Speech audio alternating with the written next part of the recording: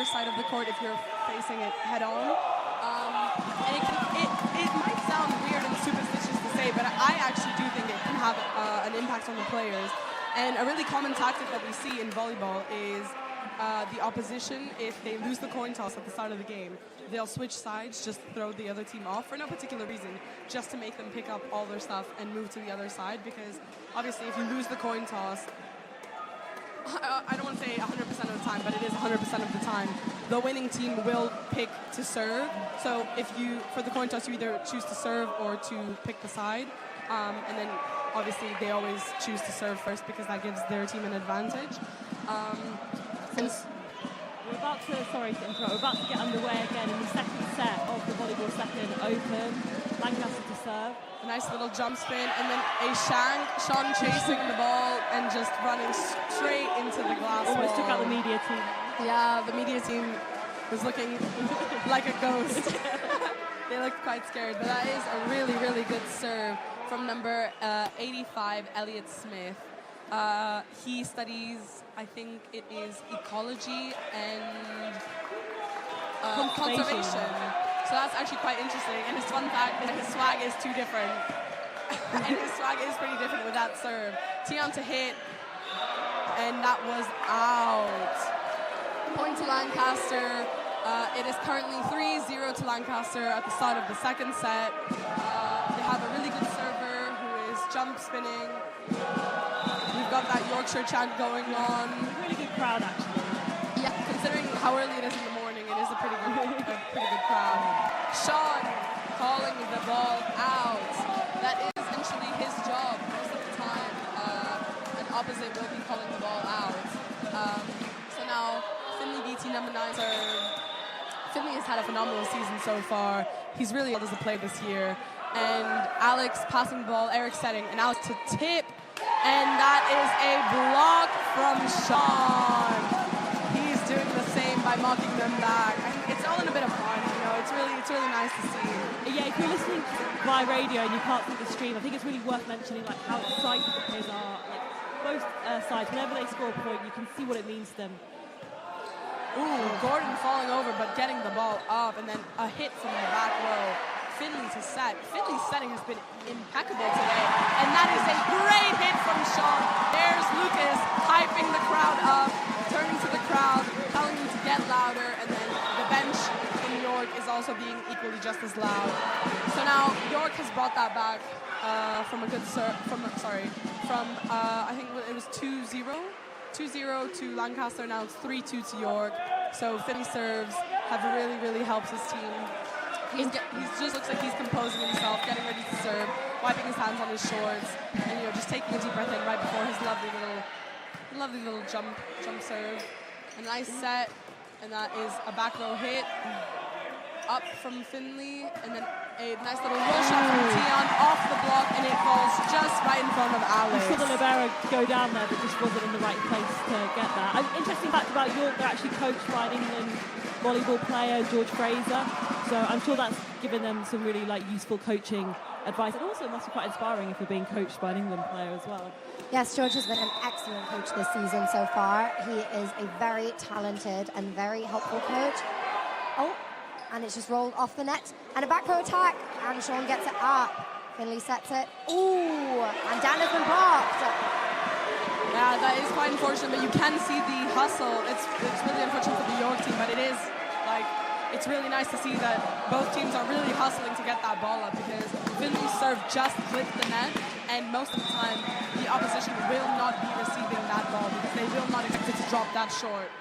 Serve from Lancaster, Finley to set, middle set, Dan to hit, Eric kind of just back digging that ball, Lucas with a beautiful pass, Sean to hit, straight down, straight back up from Lancaster, they have an odd dig, and then Lucas to set, ooh, and then that is a hit from the middle, but blocked by Lancaster. Finley is now out of the, and then Sean just sets that ball nicely over, middle hit. Touch, there was definitely a touch there, so that is Lancaster's point. So if you're joining us, this is the Roses live stream of the volleyball second open game. We are at the York Sports Centre Arena 3, and we are in the second set. Lancaster took the first set. It's currently 4 points to both teams in the second set. They have to get 25 points to win the first 4 sets. It's best of 5 sets. So far, a really exciting game, very evenly matched. So Eric to set, Alex to hit, and just tooling the block again. He is a really, really, really strong hitter. Like I said at the start of the stream, I think he's going to be Lancaster's secret weapon. Yeah, so something that's very important as a hitter is knowing how to manipulate the block on the other side, because if you do not know where to place your hit on the block, they will just block it straight down into the court. So Lancaster has just served again. Finley to set, but unfortunately it was a bit off, so they just had to dig that ball over. Eric to set, Alex hit, and they blocked it straight down. Daniel Robinson blocks that ball straight down. Sean mocking the opposition again. That was still a great hit though, just unfortunate that he couldn't tool the block a little bit better. So now it's number 89, I think, Tion to serve. So the crowd is hyping him up. He's got a jump spin serve going straight down. Eric hustling to get the ball up, but unfortunately it goes behind him. So that has just been effectively an ace as the Lancaster side has just shanked the ball. If you are just joining us, the score is currently 6-5 to York, so it's been a very tight game so far. Lancaster have won the first set, but York is making an excellent comeback. So number 89, Tion to serve again. He's doing his little service routine, getting ready to serve. The crowd is hyping him up. Nice little jump spin serve. Eric to set, Alex to hit. Oh, there was a net touch, and the point goes to York. We can see Jonah Mackey, the libero from the men's first team. And then we can also see the crowd joining him, saying that you can't do that, because like I said earlier, you cannot do that. Tion getting ready to serve again. It's really, really hard when the opposition has a really good server. So York right now with Tion, he has a pretty hard topspin to receive. And then that is just received nicely from Lancaster. And then there's a roll shot, but it is out from Lancaster. Now would definitely be a good time for Lancaster to call a timeout. And number 89 is a post-grad, so there's a good mix of both post-grad, undergrads on both teams actually. Yeah, I think our women's first team and then our open second team are probably the teams with the most post-grads and master students. And you can just tell the experience. And that is a shank from their libero, Gordon.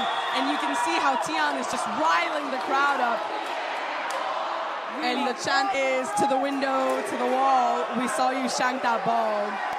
And then you can see Sean, even from the bench. Oh, Lancaster have just called a timeout. Like I said before, it is a good time for them to call a timeout, especially when you have such a difficult serve to receive. So maybe just to recap, while we're having this timeout, we're in the second set. 9 points to York and 5 to Lancaster. Lancaster took the first set.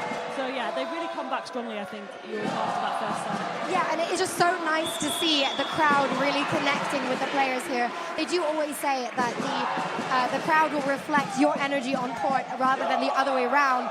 So all the points that they have been racking up on the York side has gotten the audience all riled up. The crowd is really excited and they're bringing all their best chants to make this a really, really exciting game. So Tion getting ready to serve again. So if that timeout worked at all from Lancaster, he will miss this serve. But hopefully he'll stay composed. And in that huddle, his team was just giving him some words of reassurance. So the Yorkshire chant, and it is into the net. It is hard to take that serve with everyone's eyes on you. You've got all the chance as well. The focus is entirely on you. It's a lot of pressure. That is the purpose of the timeout, to throw the server off their game. And like I said earlier, it works 99% of the time. So their captain, Eric, to serve, number 83. Nice little jump float. It received Finley putting that ball nice and high, and then a roll shot from Sam Ip. Gordon setting the ball out of system, and it's just set right over. Lucas the libero, Sean tipping the ball. Oh, a little bit of miscommunication there, but the ball is being dug over, and that is a free ball to York. The middle setting, and then a tip straight over. And I think if you're watching the stream and you saw number 5 there hit the floor, you get a sense of just how physical this game is and how physically demanding it is. You know, taking kind of repetitive knocks as well. But you've got to pace yourself. You've got to be able to kind of maintain that energy throughout. We're only in the second set. It's the nice thing about volleyball. It is just such a fast-paced game, which makes it really exciting. And number 83 from Lancaster has just served with a shank from Lucas, but Finley gets it up with the spot. Finley, the football player, turned volleyball player, and then Dan smashing the ball straight down. So, a fun fact about Finley, because we live with him, he does dabble in a little bit of football sometimes, and I think that really shone through, that's the word. But yeah, that was a great hit from Daniel, and you can really see the crowd getting riled up. Dan is just being Dan, I guess. And yeah, I think we're ready to serve again. A nice little jump float. Gordon digging that ball beautifully. Alex Lara to hit off the block. They need to chase that ball. Finley hustling, and then set right in the back. And then Eric to set again. Middle to hit. Out! That is York's point. You've got to know. So if you weren't watching yesterday as well, the men's team yesterday had to pull off some crazy shots in order to keep their ball in play. Yesterday, the M1 captain, Jake, was seen jumping into the crowd to save a ball, so you can see how kind of competitive these games sometimes get, how exciting. Dan to serve again, and it just clips the net right into the middle of Lancaster's court. So it's 12 points currently to York, 7 to Lancaster in the second set. Lancaster took the first set, but I think York are really coming back in this second set. A little bit of background on the teams. Oh, I think actually we're about to. Yeah, let this happen. That's all right. A nice little jump flow from Dan again, and that is it. Right in the corner. You can see York riling the team up. So yeah, the York people and the fans are all on their feet. Someone's got to. So we have Santiago, who's a James College volleyball player with a little pointer, and then Jonah Mackey, who's an M1 player, riling the crowd up. Dan to serve again. Oh, and a shank from Gordon! I mean, number 25. Number 25 on the crowd. York team. I mean, this is his first roses, I believe. Yeah, like, it that's is. so much confidence. You wouldn't know. He's the fresher, and actually it's funny that he's serving this well, because throughout the season he's been serving pretty poorly. Come together. Yeah, so it's nice to see that, you know, after a whole season, his confidence has improved, his technique has improved, and he can really serve where it counts, where it matters, which is at roses. Nice serve, nice up from Gordon, a nice set, and then just a hit and out.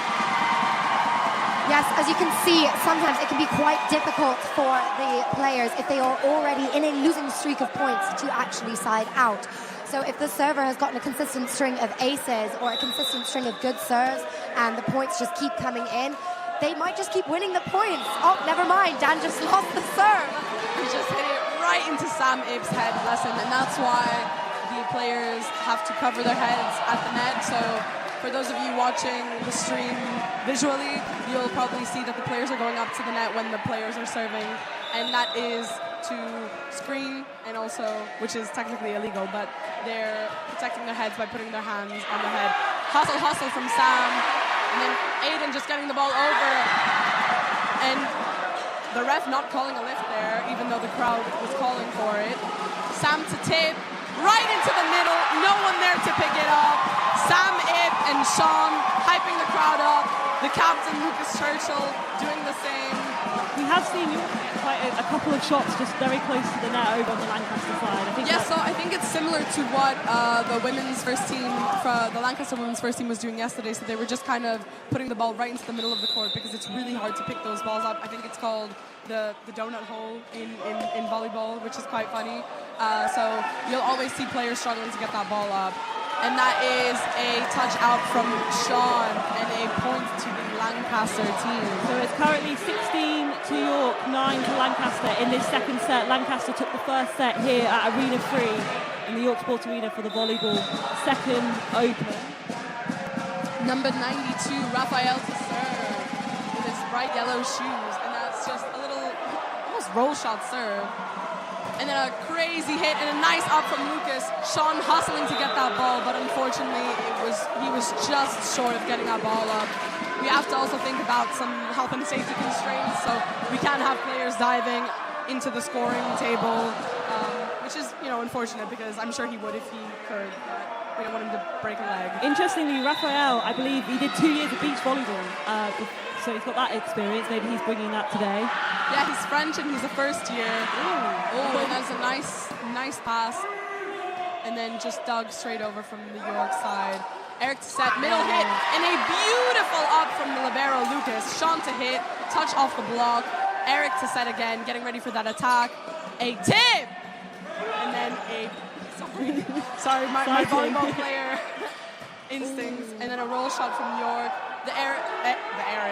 The setter trying to get the ball back up. Finley setting it middle. There's a block.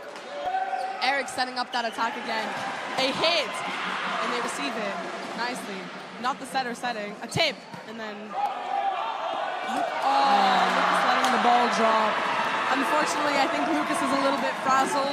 I don't want to say he's quite new to volleyball, but this is his first year on the university team, and he wasn't the captain at the start of the year. It's a lot of pressure to be captain as well. He's only in the last couple of months been the captain of his team, so I can imagine that it's been quite a lot for him to take on, but he's still been playing phenomenally.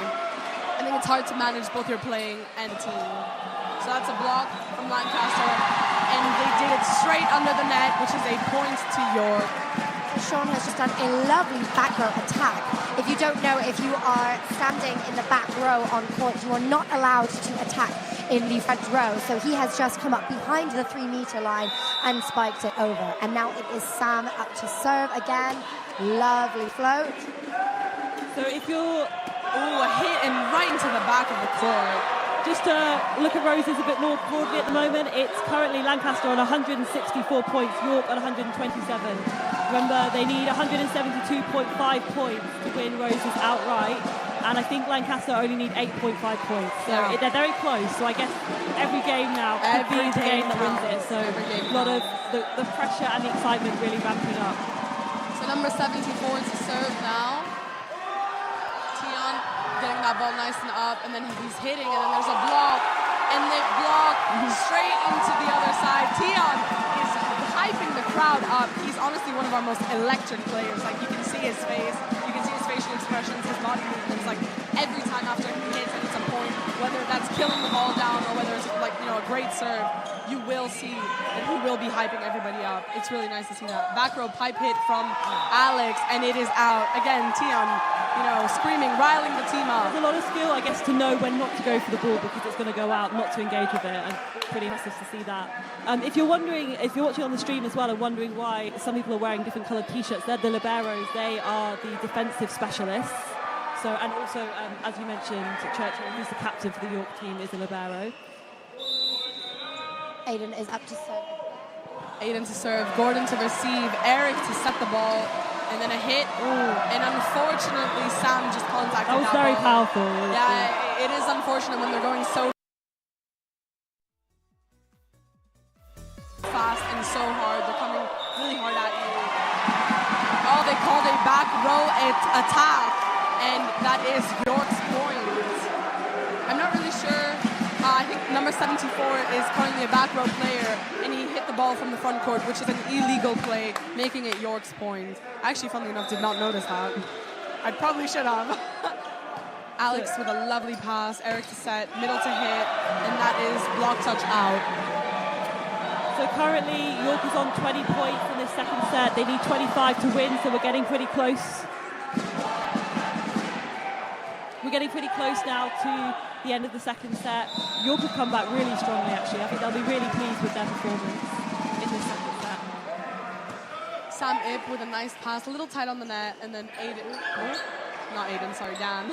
Getting my middles confused. Alex to hit. Great block from Finley. Eric to set again, Alex to hit again, tip, and no one is there to cover. Yes, that is quite unfortunate when that happens. The way that you set yourself up on the court can be incredibly important in making sure that the ball stays in play. So as you can see, what has just happened is that the York players have gone up to block, but they've tipped it over the block, and there was no one there to pick it up. Lancaster is now up to serve again. And right into the net it goes. That is quite unfortunate for Lancaster, considering that, you know, after they've just scored a point, they want to start scoring more points. It's a great opportunity for them to side out, especially when they've had some very difficult serves coming at them, and it's just a little bit of a waste of a scored point to just serve into the net.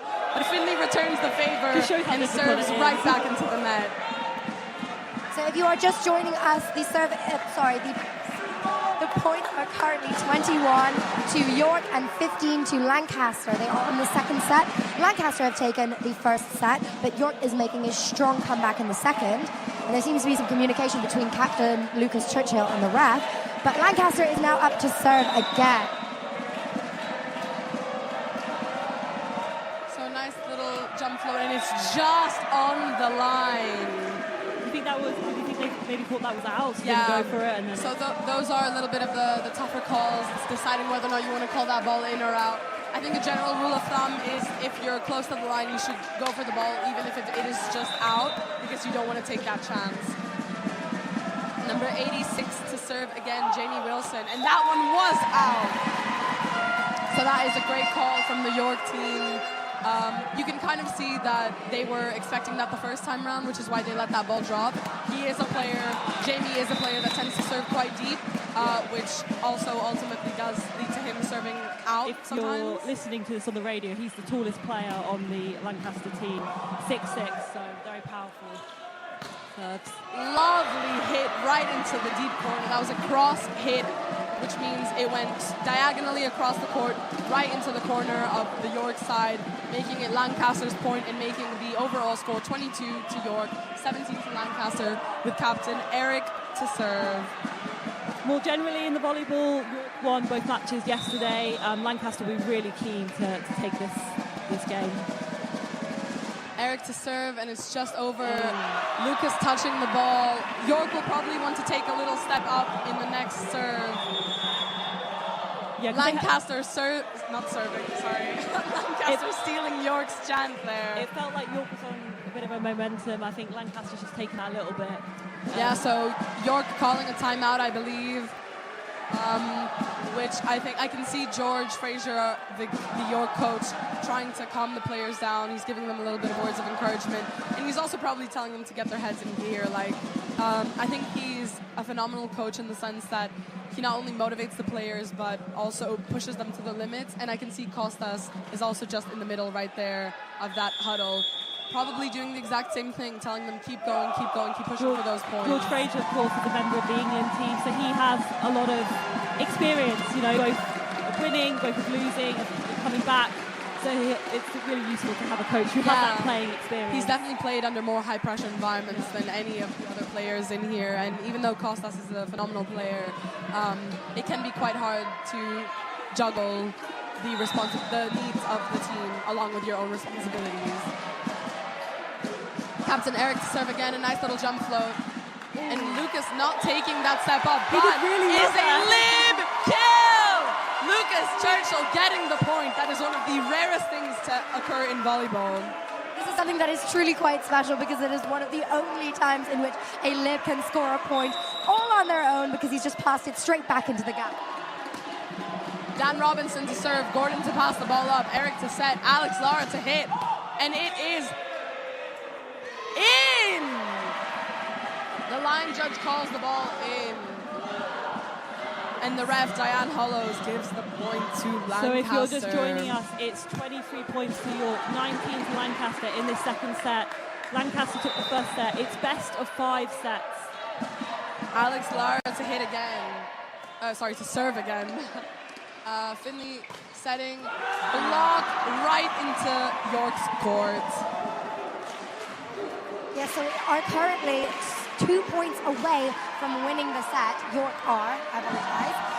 But Lancaster has just taken the point. So the question is, will York make it to the end of the set?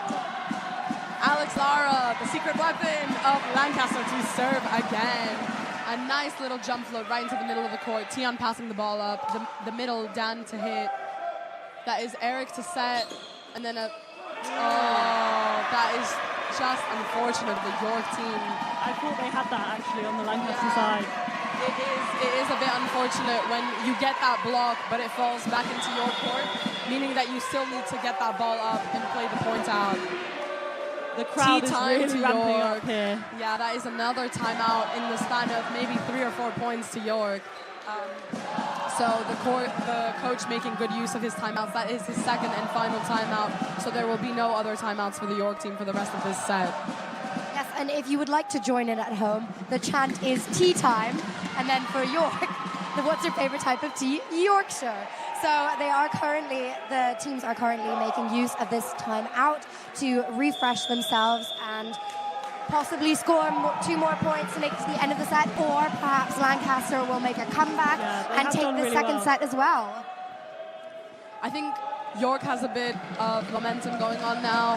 The crowd is really trying to hype them up and make sure that they finish this set in their favor. However, with Alex on the serve, it might be quite difficult for them to do so. So Alex to serve again, a nice serve right into the middle of the court. Sam to, and then block. Gordon picking that ball up, Eric to set. Tip right over, and York is not getting that ball again. I think that the short balls are really York's flaw in this game. We've seen it in both sets. They're really, really struggling to pick off. Lancaster have been very good at kind of capitalizing on that. Yeah, it's a real shame. They really should be pushing. Are really York's flaw in this game. We've seen it in both sets. They're really, really struggling to pick off. Lancaster have been very good at kind of capitalizing on that. Yeah, it's a real shame. They really should be pushing up a little bit more to get those short balls. Alex to serve again. A nice jump float.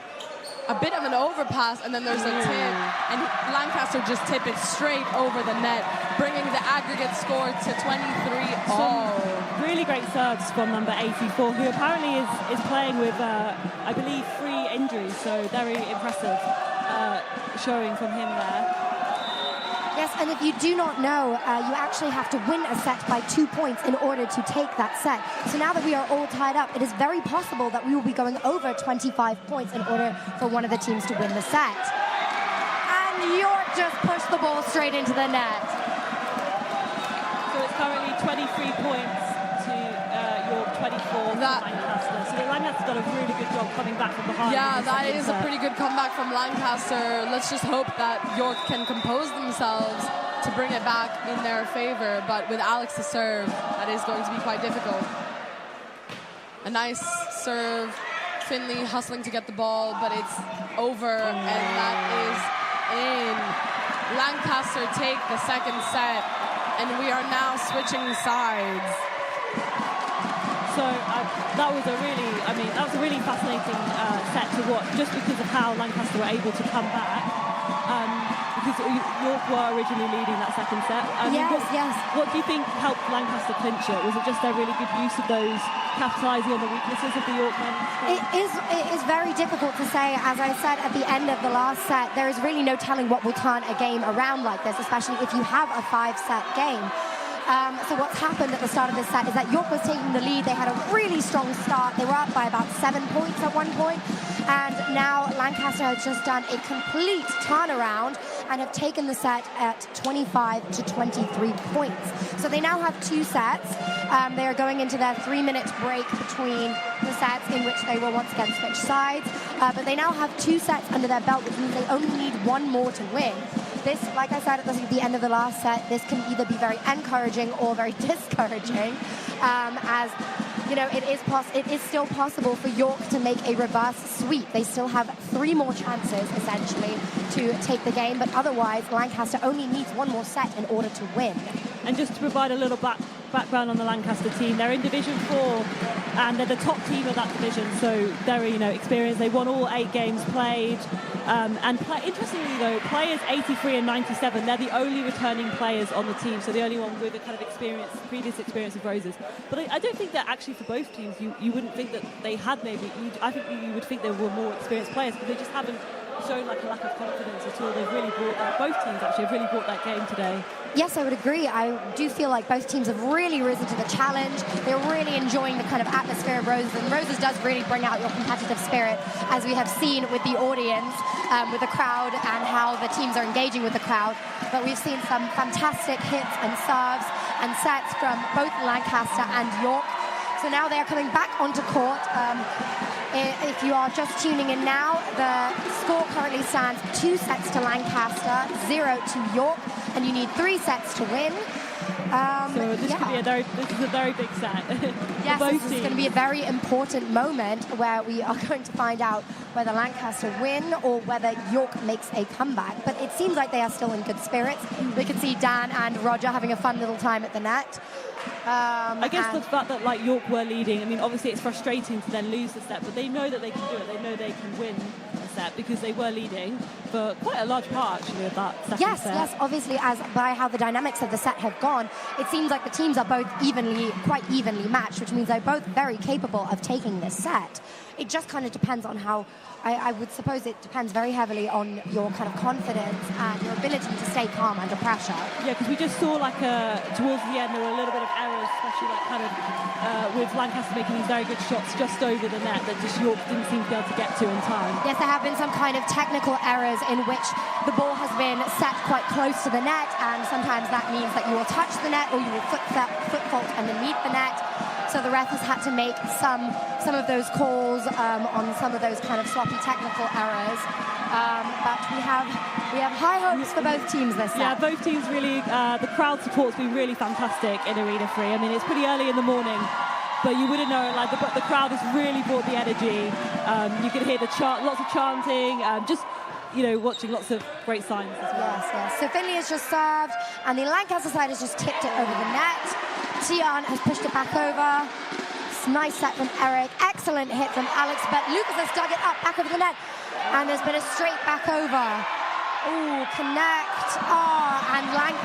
York has just let it drop, unfortunately. So that means it is Lancaster's turn to serve once again with some fantastic hits we've just seen. Before that drop, there was some excellent defence there by York, actually. Yes. That dive he made some really good effort. Impressive. But now it is currently number 83, Eric, up to serve. Let's see how this will go. Ooh, and a great float serve, really low over the net. And a set, and Tiana's hit it straight into the block. The block has killed it. This is what you call a roof.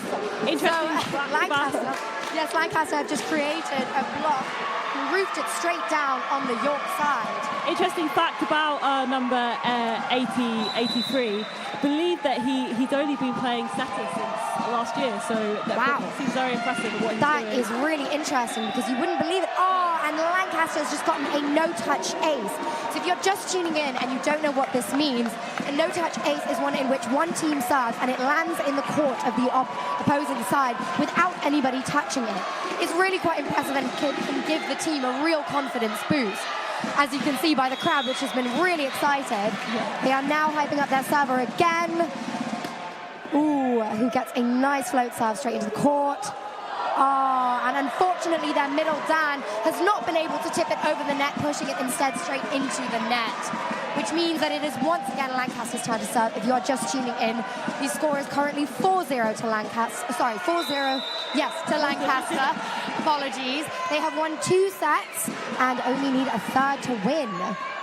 Ooh, and another no-touch ace. The ball has floated straight into the back of the court. This is really phenomenal. 83 is doing some fantastic 83 stuff. is really on something. They've really got something good going on. He is once again up to serve. Will he be able to manage another great serve? So yeah, 83, they're a 4th-year Spanish student, and I believe that they have, like I said, they've only been playing setter for the last year, but they do have 3 years of experience outside of university volleyball. Wow, They've excellent really brought it. quick attack, just straight from Lancaster into the other court. Will York be able to side out? Because they have now been on a consistent 6-point streak. You can really see with the Lancaster, like their body expressions. If you're listening to this on radio, like they are really hyped up on the court. They're celebrating every point that they've won the whole game, and they're really playing off the crowd as well. Yes, and we do say that that is quite important. Coaches always say celebrate every point, no matter how you want it, no matter how many you've gotten already, because this is what will keep the energy up, this is what will keep your confidence up, to keep you going all the way through the game. Because obviously, if you're playing a game for 2 hours, a sport that can be quite physically demanding, you may become tired, you may kind of lose your strength a little bit, but it is important to keep yourself running on this energy, on these good vibes. And it's nice to see lots of other volleyball team members from different games here to support as well. That's really nice to see. Obviously, if Lancaster win this game, this will be their first volleyball game that they've won. York won the 2 volleyball games yesterday, so they'll be really, I mean, that also will really add kind of to their fire, their determination to win. So will this time out cut off their serving streak? No, it will not. He has just served, and York have sent it straight back over. Set, and a nice hit from Alex, but it was blocked, and they picked it back up. And now a free ball over. Passed by Lucas, set by Finley, and a hit straight into Lancaster's court. Wow, an excellent side out from York. It is now their time to serve after their middle has just hit an excellent quick attack.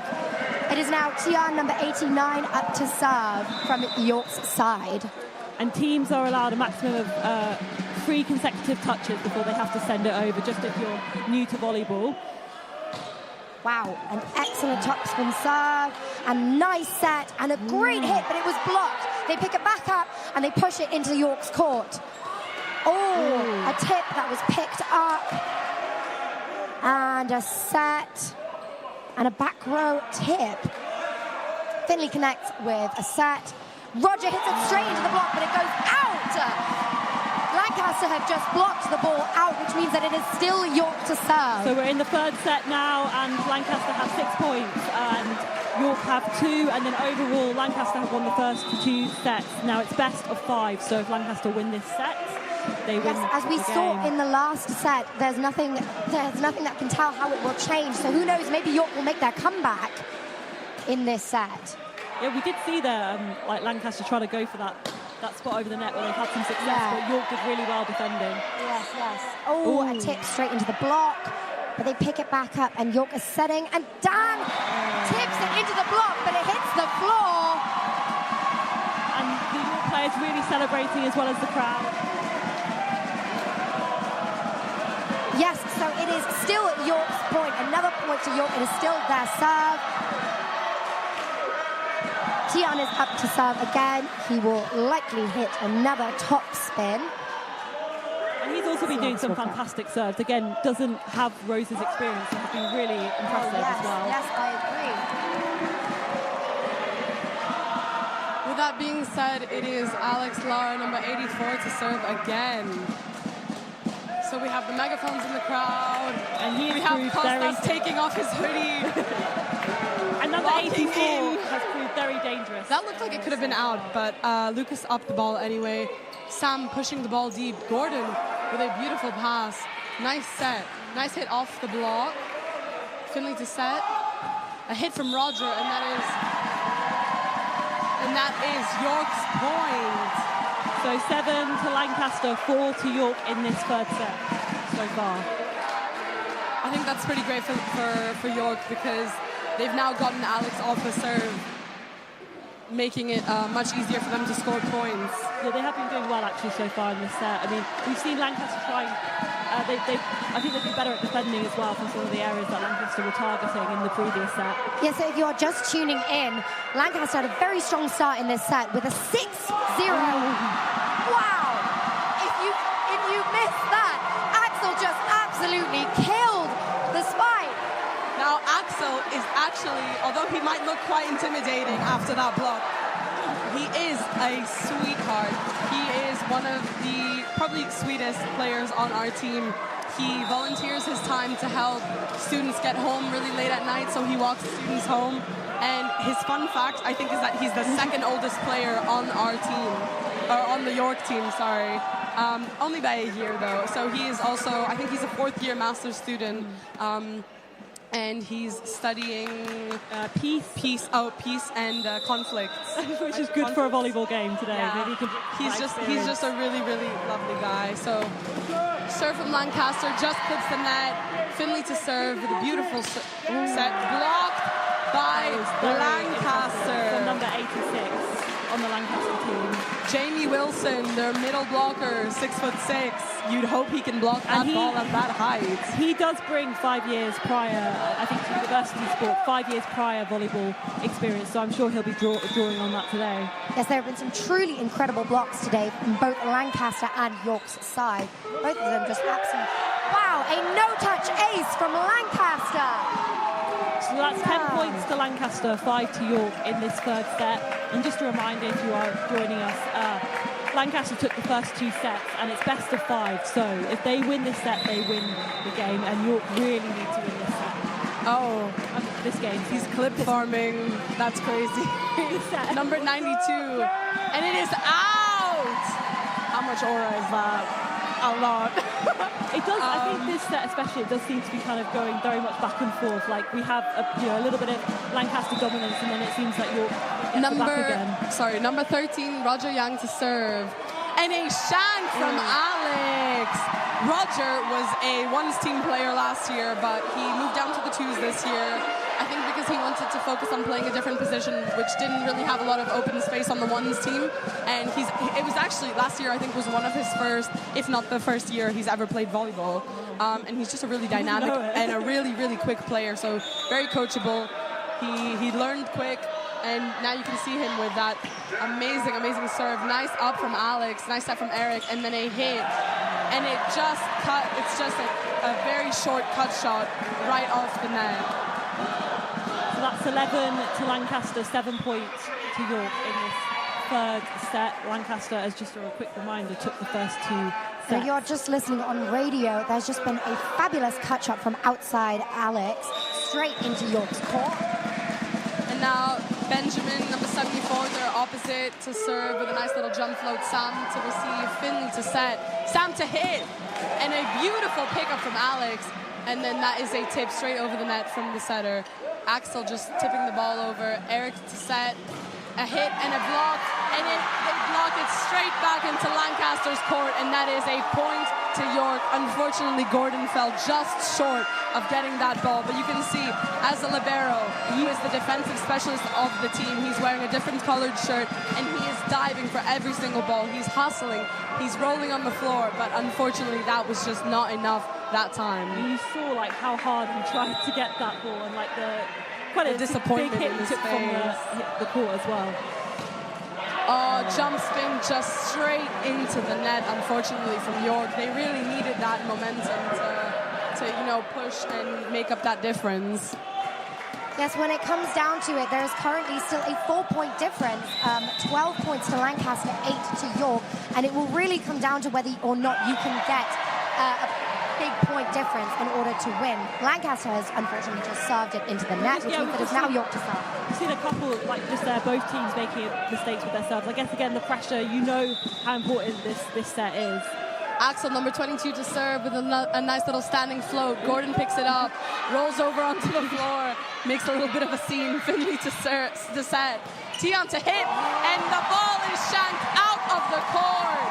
Point to York, bringing the aggregate score 10 to York, 12 to Lancaster. The crowd going wild, saying... And if you're listening on radio, it's really important to note just the energy that is going into these serves and these hits. It's very difficult to kind of have both that control and that power. Axel to serve again. Gordon picking the ball up. Eric to set. Alex to hit. And it is out.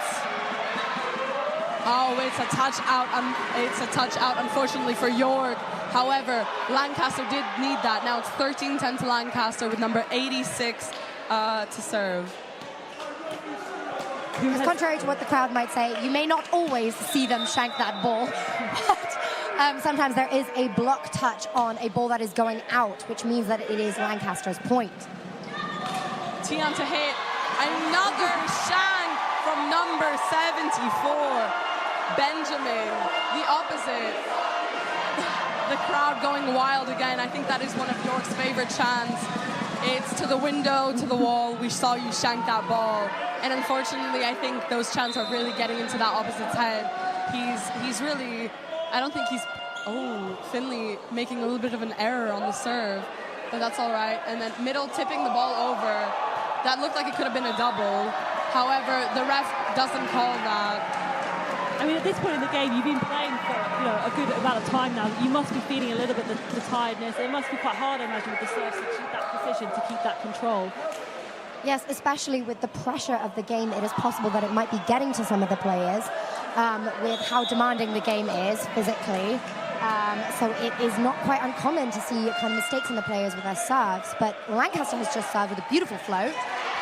Lucas upping that ball, Finley to set, and then a pipe hit from Sam Ip, and it goes out. Point to Lancaster, bringing the score to 15 to Lancaster, 11 to York. But that was still a phenomenal up from Lucas Churchill, the captain and libero. Gordon made a good call there, that it was out and not to go for it. That was pretty good. So the captain, Eric, number 83, I believe. We'll see. He should be number 83 if I remember correctly. I can't really see his shirt number now, but he is the captain and the setter of the Lancaster team.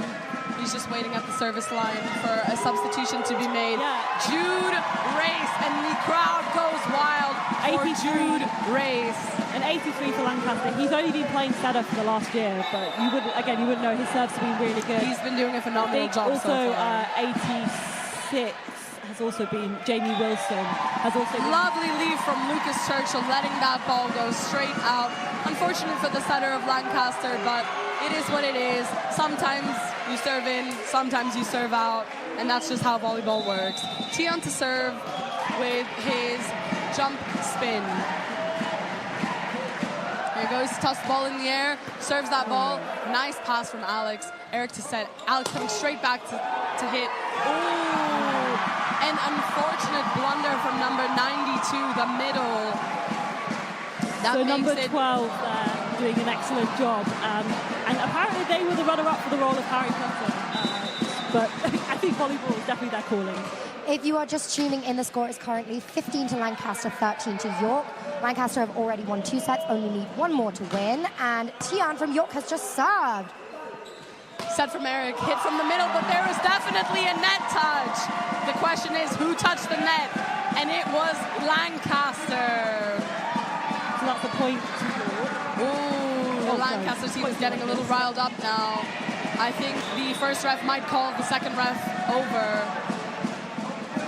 There have been a couple of quite contested, referee that is decisions. probably the most contested call of volleyball thus far in Roses. There was a lot of disagreement from the Lancaster side, but it is ultimately York's point. Jump spin serve from Tian, and that is out. What a great leave from the libero, Gordon. And I believe York have used up all their timeouts now, haven't they? So they can't pull out they can't have a break, which I guess that's also a tactic that you have to think about, like how, when are you going to use your timeouts? You don't want to use maybe them all up. Yeah, so if you didn't know, you only get 2 timeouts per set of 30 seconds, and they are often used to kind of help calm down the players if the other team have gotten a consistent string of points. But York are only 2 away now from catching up to Lancaster. It is currently Lancaster up to serve. Number 84, Alex, on the outside.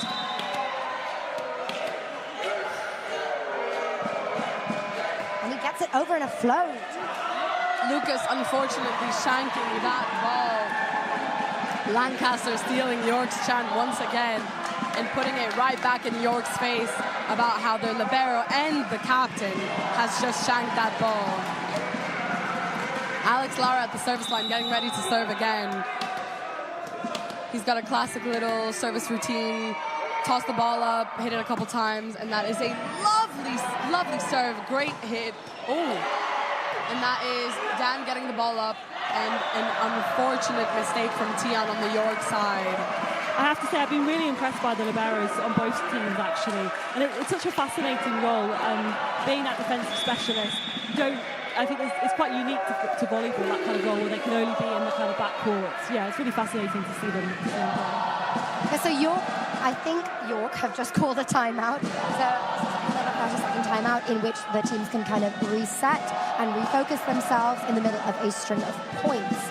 And York will be really wanting to kind of continue that momentum, get closer to Lancaster. A reminder, Lancaster currently on 18 points, York on 14 in this third set, and they're playing to 25. Yeah, so you can see now in their huddle, you have their coach, Costas, who is the M1 captain and setter, and their club president, Connor Brown.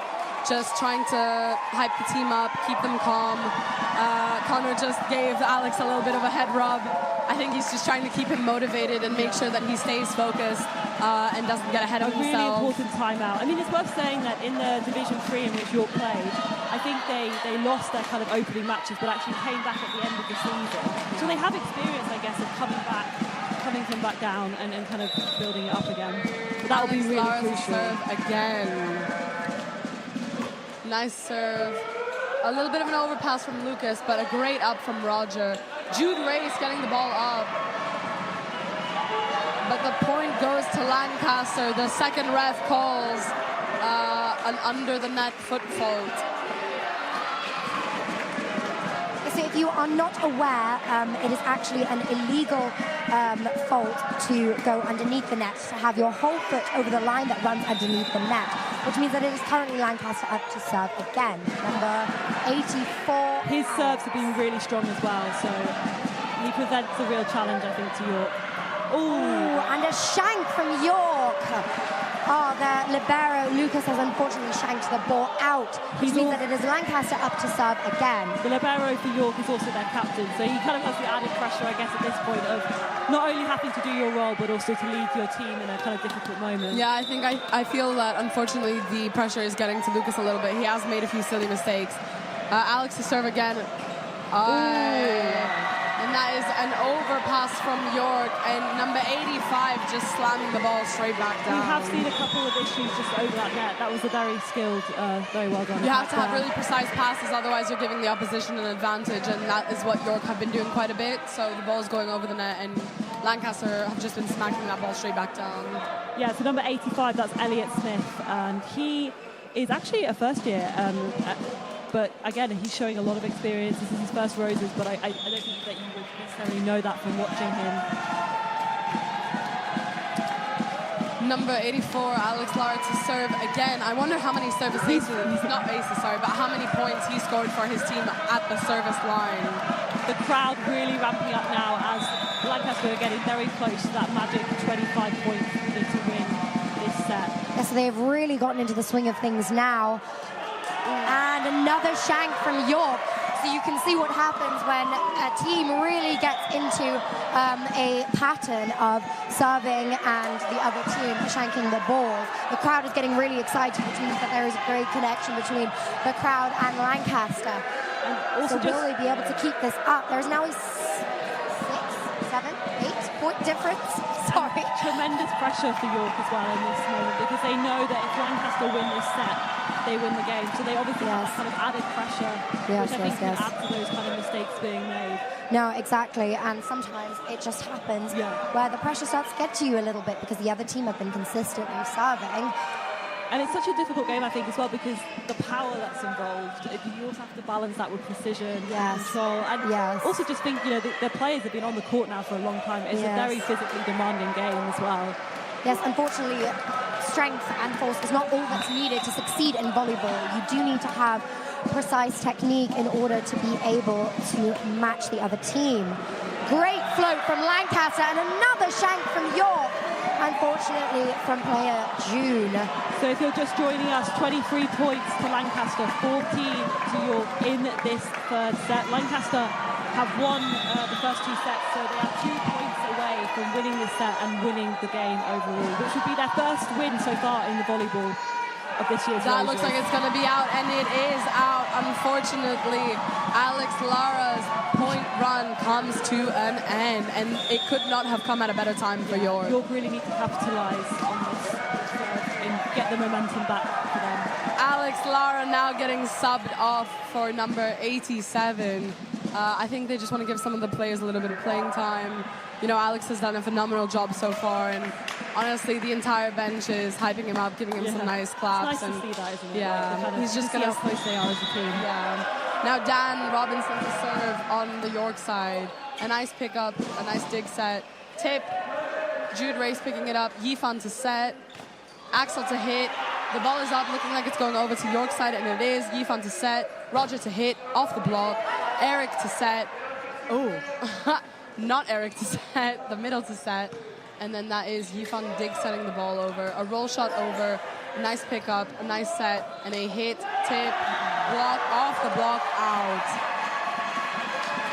So the all-important Lancaster are on 24 points. They just need one more point to win this set and ultimately the game overall. It's best of 5 sets and they have 2 sets of a crowd. You can hear them. They're very excited. They know how important this is. They are chanting one more point because indeed Lancaster only needs one more point to win. This is an incredibly high pressure moment.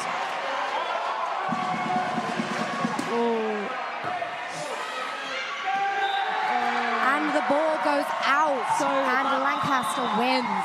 So Lancaster have won. They've won their first volleyball game, and I think also bear in mind the wider picture of Roses. I think that takes Lancaster very close to overall victory as well in Roses. So yes. We want to thank you so much for watching this game. That was really great to watch. I mean, yeah, it was really, really exciting. Both teams made an incredibly valiant effort. It's really nice to see, obviously, the Lancaster players are celebrating with their supporters, but also really nice to see all the York fans coming onto the court as well. Yes. It's really lovely to see that kind of sportsmanship and that support because everyone knows, just how difficult it is. It's such an effort on. Yeah, it is, as we said previously, volleyball is an incredibly supportive community. So this same thing happened last year as well. Anytime the game finished, all the crowd came onto the court to support their players, whether or not they won or lost. And it is truly heartwarming to see. If you've enjoyed this volleyball game as well, don't despair because there's more volleyball to come. In fact, you're going to be playing later. Exactly. Myself and Maya, our other commentator, will actually be on to play very shortly. The Women's 2 York team will be playing against the Women's 2 Lancaster team. So we've got another very exciting game for you guys. So really make sure to stick around if you're enjoying the volleyball coverage. I mean, there were so many standout. I feel like all the players did a fantastic job, but I think especially I was really impressed with the Lancaster team. Their servers, I thought, did a really fantastic job, especially Alex, I think. Lancaster had some fantastic servers and some great blockers. I was really impressed by that. As a middle blocker myself, I can truly respect the hustle. Lots of celebrations. We can see all the celebrations going on now. But yeah, it wasn't being, obviously, I think the score, obviously, Lancaster winning 3 sets, but I think actually having watched the game, it perhaps was a little bit closer than maybe the scoreline might suggest, because we did see, I mean, York almost took that second set. They were very close. Yeah, I agree. The second set finished on 25-23, so there was some real exciting play going on where there were some real moments where we weren't sure who was actually going to win. I think that we are lucky enough to get to speak to some Lancaster players. Congratulations on the win, guys. Yeah, congratulations on the win, first of all, guys. Oh, we're looking the wrong way. So we are currently joined by the captain of the team, Eric, and their outside hitter, Alex. How do you guys feel about the game? I think it was a nice game. We showed how we can fight. That comeback was incredible. I think we showed how consistency was very important in this game. And yeah, we just trained so hard for this moment. Well, I feel very tired after this game.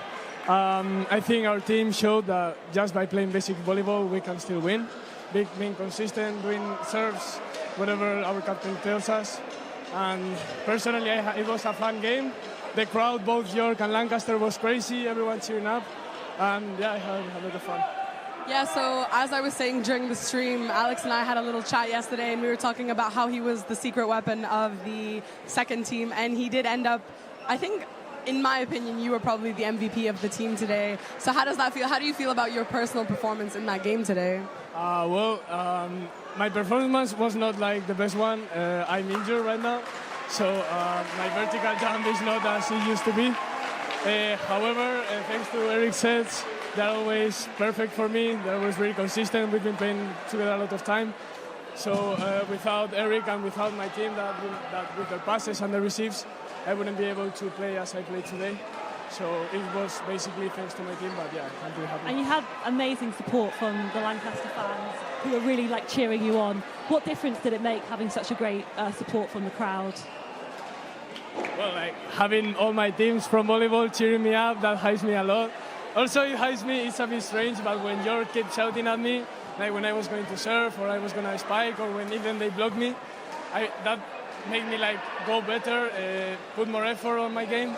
And also your cheering helped me a lot, but it was thanks to my friends with my thingy with the white monster. I drawings. think we need to wrap it up, but once again, congratulations, guys. You both played amazing, and I think this was a very monumental step for the Lancaster volleyball team today.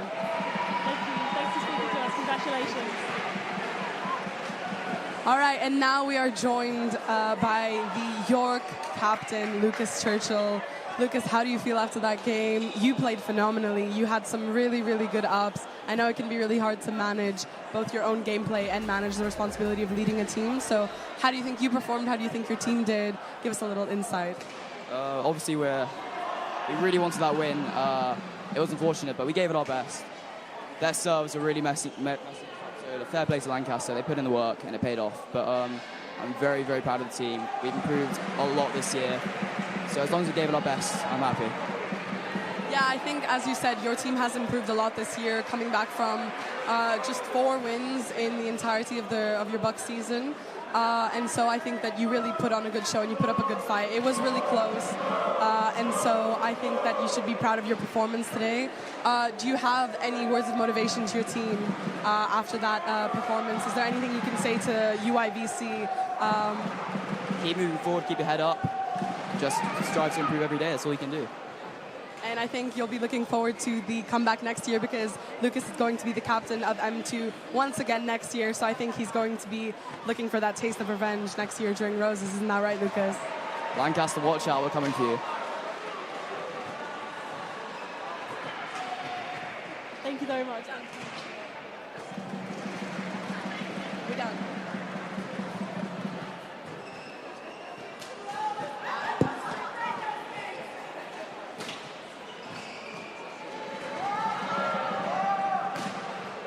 So, yeah, that's the end of the volleyball second open. That was the volleyball Open 2s. Now let's jump over to the action at the Ultimate Frisbee. Ollie Newton playing on club level as well for the York. The local York club. With a lovely throw in the end zone. Sorry, very obscure there. And That was a score. Point come out of nowhere for York there. I believe that makes it 12-6 to York. 12-6 to York, doubling the points tally again. Apologies for that, for a bit of mixed coverage. That really was unexpected. I think it seemed like the disc went behind the York player, and then it went past two Lancaster players, if I believe, and it just so happened that one of the York players was literally in the end zone, waiting for it. Yeah. Very obscure. Maybe a bit of a hesitant defense there from Lancaster. A miscommunication, not knowing who to shut that one down. But once again, York find themselves on the score sheet, and I believe that's Ollie Newton again with the assist, finding himself again on the score sheet. What a surprise! Ollie Newton has been an absolute machine in both in Ultimate Frisbee and Roses in general. He's been playing for table tennis. He played for the volleyball's men's first yesterday, and also won that as well. Yeah, I mean, very, very influential figure for the York side.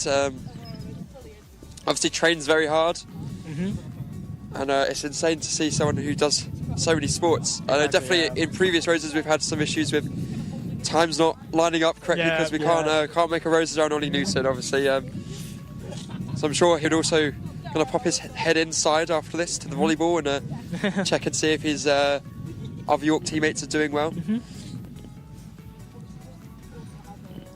Looks like the wind has picked up a little bit more, so it's getting a little bit more chilly now. And it looks like this could potentially be one of the final points to be played in this match. 12-6 currently to York if you're just tuning in. Welcome to Roses Live on the final day of Roses 2025. A chicken wing throw there by Rory to Paul. He's just here to have fun. If anyone knows Rory personally, he always talks about doing a chicken wing pull. Ollie just doesn't give him the chance to do it, but maybe he has a chance now in Roses. Yeah, we have a big points advantage. Maybe that might come up in the spirit call later as a sign of disrespect, but I'm sure Lancaster wouldn't have too many issues with that. Lancaster now looking to break this wind. Lovely throw on this far side, number 63. Looks to play it down, and that is a turnover for the York side. Possession switches. Newton to pick up. Is there another point in here for York? And they throw it deep. Can Raphael catch it in the end zone? And he does! And that's a score to York. 13-6 to York. Big celebration there by Raphael. Enjoying that one. Lovely throw by Newton in the end zone. Once again, finds himself in the score sheet. I feel like we could talk about him all day. What an athlete. But really, really lovely play for York there. As players go in, seems like they're going to call it match there. I believe that's going to end as 13-6. York. And they're going to go over and shake the hands of players, and we can see if we can get a little interview with the team captain himself here on Roses Live, where we're going to be providing your coverage for the final day of Roses 2025, ending tonight. So make sure you tune in for the final fixture, which is the women's rugby.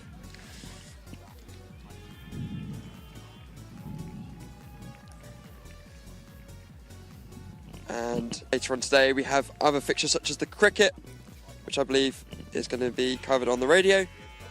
Obviously all results are going to be read live here on Roses Live, and you can check out the website, roseslive.co.uk. Also coming up, the lacrosse mixed, which is the exhibition fixture. The dance, which is a massive, massive fixture. This is in Central Hall. This is a very heated competition between the dance. The teams, both York and Lancaster, face each other a lot of times throughout the year, especially at the, I believe it's the UDYS dance comp, and also Lancaster for their own dance comp. So, very fierce rivals, the Lancaster and York dance teams.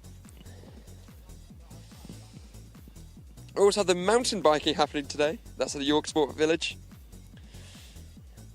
As well as the volleyball also going on. And you join us back here later, 12:45, for the Ultimate Frisbee Outdoor Mixed. I'm sure we're going to hear a lot more about that with our interview coming up. The futsal's also happening today, as well as all the rugby. This is kind of very good temperature, very good weather for the rugby.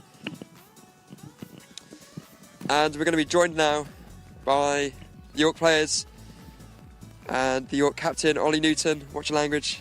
And vice captain. And vice captain Raphael. Do you want to join me just over here? I'll join you around. Here we go. So we are joined pitchside here at the York Sport Arena. Pitchside at the athletics track. How are we feeling, boys, after that amazing win in the open category for Ultimate Outdoors? Very good, very good.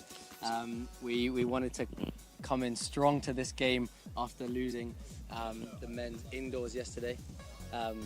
So yeah, we did that, and yeah, we were pretty much, apart from the start, we were up the whole game.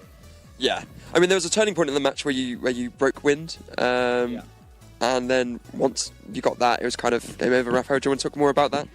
Yeah, well, we'd lost obviously the first point, and we'd been kind of trading ever since, and that was kind of the important turning point where we kind of put the foot on the pedal a bit, and basically fought a really hard upwind point to get the point. And that happened immediately afterwards as well. You broke two in a row, really good. I mean, you got basically a 3-point advantage, and from there it just started climbing, and then 4 points later, and Lancaster only get a point back. What's going through your head? What are you telling the people in those first moments? And then, what's the difference between the first half of the match and the second half of the match for you as a captain? What are you telling your players?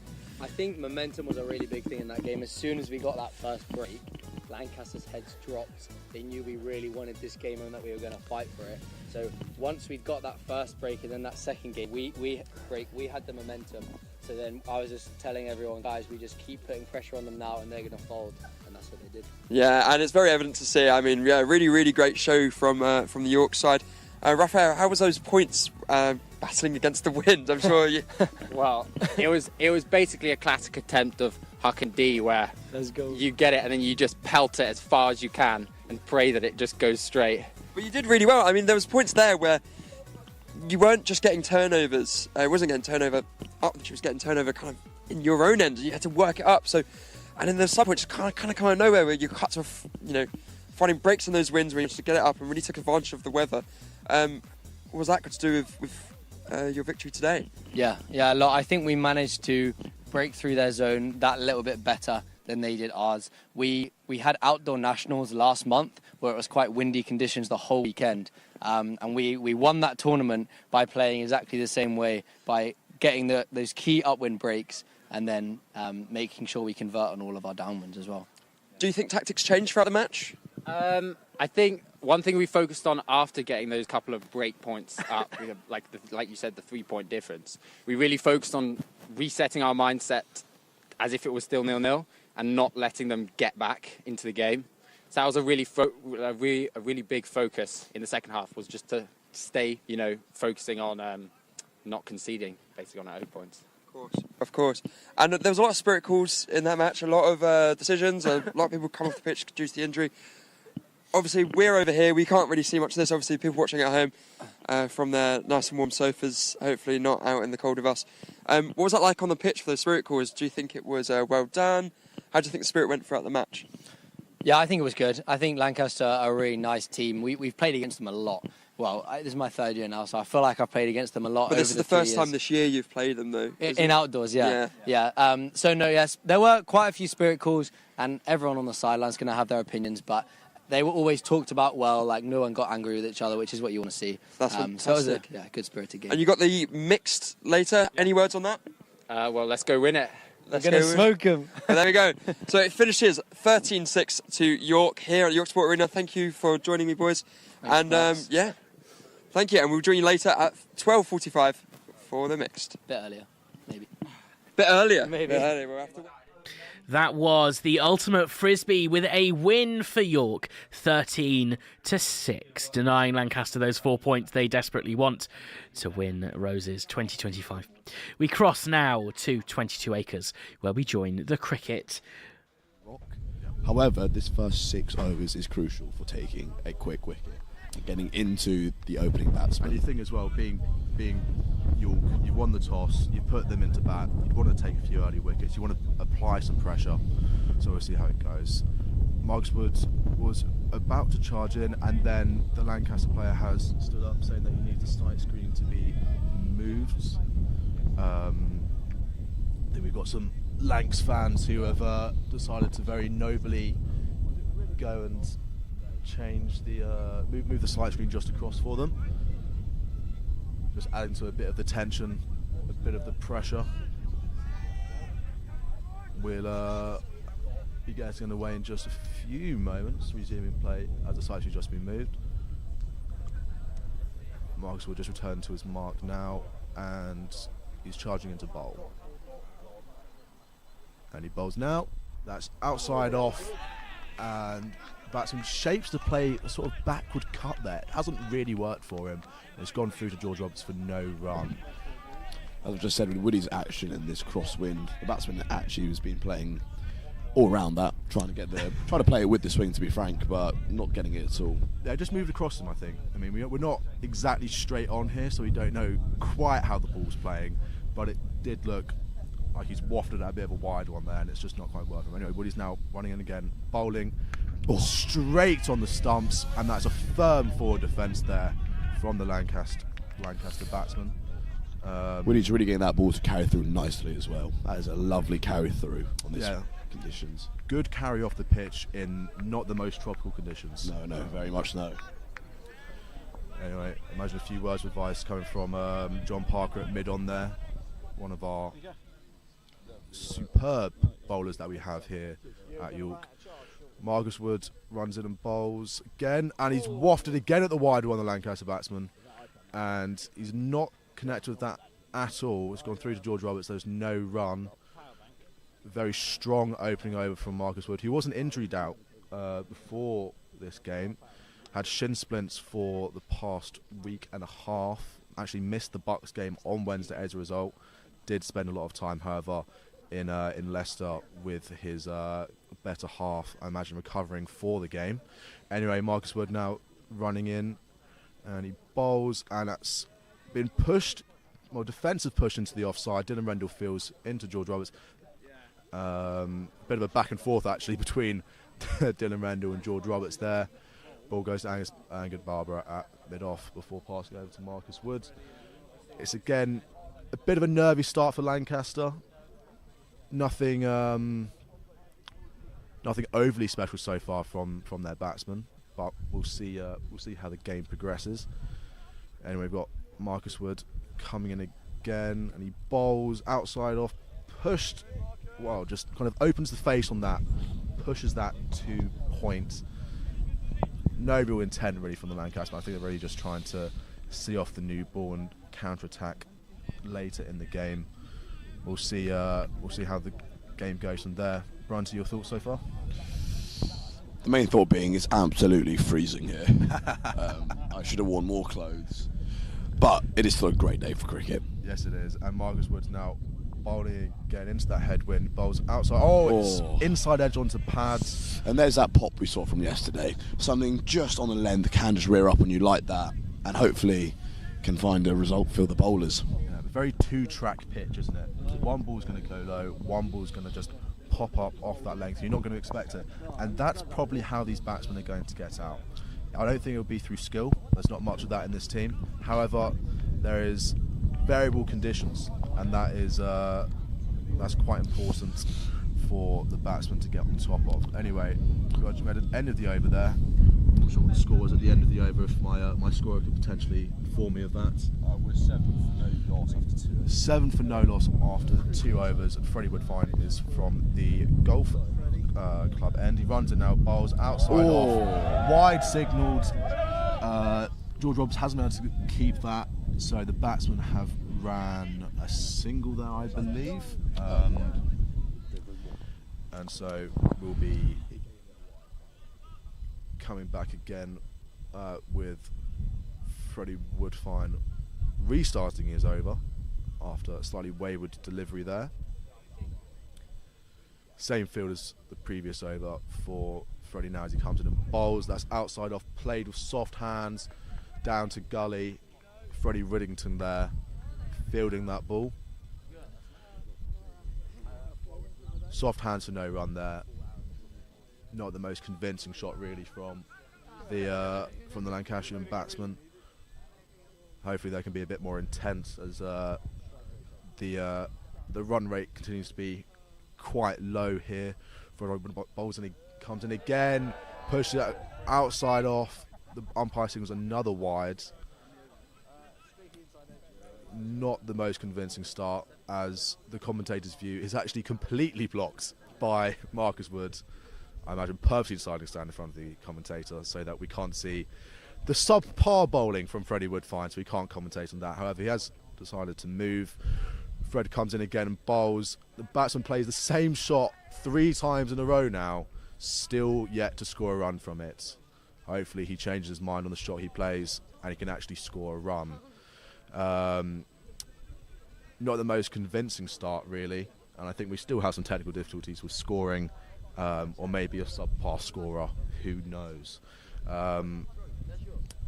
Anyway, Freddie Woodfine comes in again, he bowls outside off. The batsman's had a big heave at that. That has run for 4 through, I'd say backward point there, but not the most convincing strike, is it, Bunty? That was a real flash through backwards point, as you said. However, though, he did play the bounce well. It did come through nicely, but he has capitalised on the wider ball. If Freddie can just tighten his lines slightly, I think he can find that prosperous for himself. Hasn't really gone top of it though, has he? Though he's really had a big old hack. That's a very ugly shot. Yes, it wasn't the most controlled shot in the world. However, runs are runs in the scorebook. But if I was York boys, I would not let that get me down, because that is an inch away from finding a fielder's hand. Woodfine comes in then, goes push across the right hander again, and it is signalled another wide. I think that's 3 wides now in the over for Woodfine. Not the most convincing second over he's bowled. Potentially a bit of nerves for the young man. Hopefully he can get back on track now with this ball. Runs in again to bowl. Bowls now, and the batsman kind of softly drives that up to point, and there's no run. Umpire signaling 2 balls left in the over. Powers fielding at point is really earning his keep today. It will be one of these wickets that anything a bit too wide, a bit too short will sit up, and the batsman will look to push it through point or even backwards point, as we just saw. So Powers will be a busy boy today. Yeah, I That's why Render's got such an offside dominant field. Anyway, Woodfine now comes into bowl. Batsman again trying to make it through the offside, and Paris against Fields. I mean, just to describe this Fields for us. We've now got an overthrow there. Paris has launched it in. Roberts has missed the ball, and it's run straight through to Joffrey Roy coming in from probably wide mid wicket there. But no, just describe this field for you. I mean, it's quite offside on it. You've got a bit of a wide gully there, just for those late dabs through the third man, and then You have a 7-3 split in the field with I'd say a rather fine leg, Yes. and then actually quite an to use again quite a fine mid wicket, followed on by mid on. Just describe that ball there for you at home. That is a ball that's been put straight in front of the stumps. Batsman's played it with a very straight bat, and there is no run at the end of the over. And the score at the end of the over is. Today, mate. Oh yeah. 16 for no loss after 3. That is our scorer, Charlie Anslow, a rather talented hockey player and a rather talented cricketer. Shame about his scoring. Talented is a very strong word for both of those sports as well, to be fair, unfortunately. He turns up to them. Yeah. He appeared. he does appear. We have seen better cricketers and better hockey players in our time, unfortunately. Woody gracefully starts his run up, slowly with a few steps, and now slowly gets into his stride. Woody comes in now. He's bowling. That's outside off. The batsman's had a big old waft at that. He just hasn't quite connected that at all. As we've just seen this variation in this pitch, that one has kept rather low. Yeah. But Woody's getting that pitch to talk and that ball to move, and just a fraction away from the right-hander, causing these rather big drives through cover, which he is not connecting at all with. And that's the thing. If he just puts that slightly tighter onto the right-hander's line, he's probably going to be nicking that. That ball's probably going to be going behind to George Robertson, the keeper. And if I was Dylan Rendell at cover, I would be on my toes. And Woody comes in now, and he bowls another lovely ball that just goes over the top of off. God, this is some good bowling from Woody.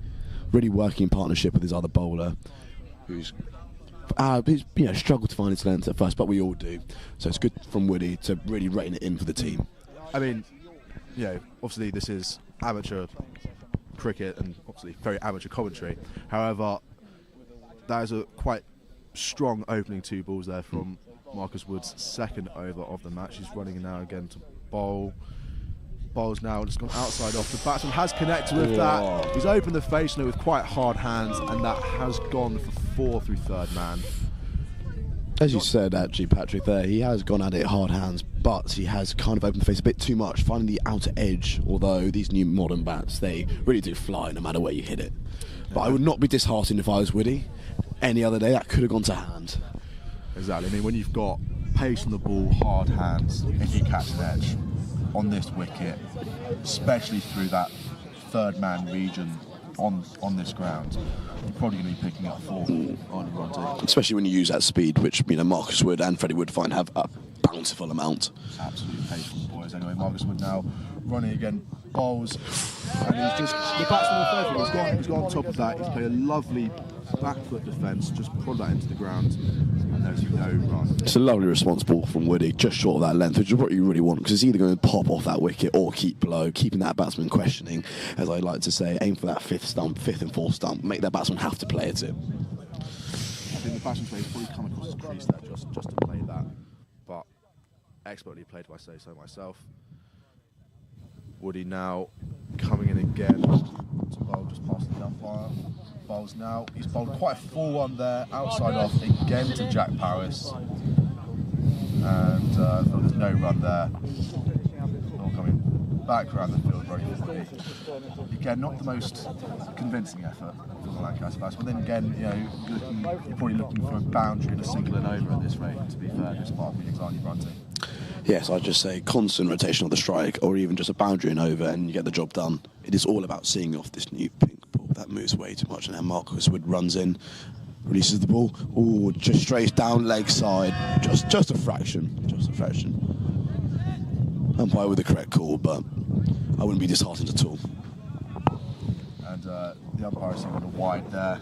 Not sure how much nearer home from the Lancastrian fans to our right. However, they've made it known to the bowler that that ball was not the most legal of deliveries. Anyway, 9th time now for a response from Marcus Woods, and he's starting his run up, coming into bowl. Bowl's now, that's all on the stumps, and to be fair to the Lancaster batsman, he's absolutely hammered that for 4-3 mid-wicket, and well, that wasn't the best finish to the over there for Marcus Woods. The score at the end of the over is 25 without wicket after 4 overs. This is a lovely run rate from the Lancashire boys. However, though, the York boys are selling it with a ball that is finding edges and lovely bounce and a bit of a low turn as well. So there are definitely positives to be taken from this. I think it's just one of them where there's just a slight loose ball in the over and they're taking advantage of it, really. A lovely expression I learned from a great cricket school with Dylan Rendell was bang bang, one brings two. So I think that's what the York boys want to find, that first wicket to bring the second quick one. And hopefully this first wicket comes now. Freddie Woodfine comes into bowl. That full toss that has just been negotiated quite nicely through to Angad Barbara at mid-on. Naively, some would say, that should have actually been sent to the fence and back. It was rather a dross ball and he hasn't capitalised at all. He hasn't, just no run there.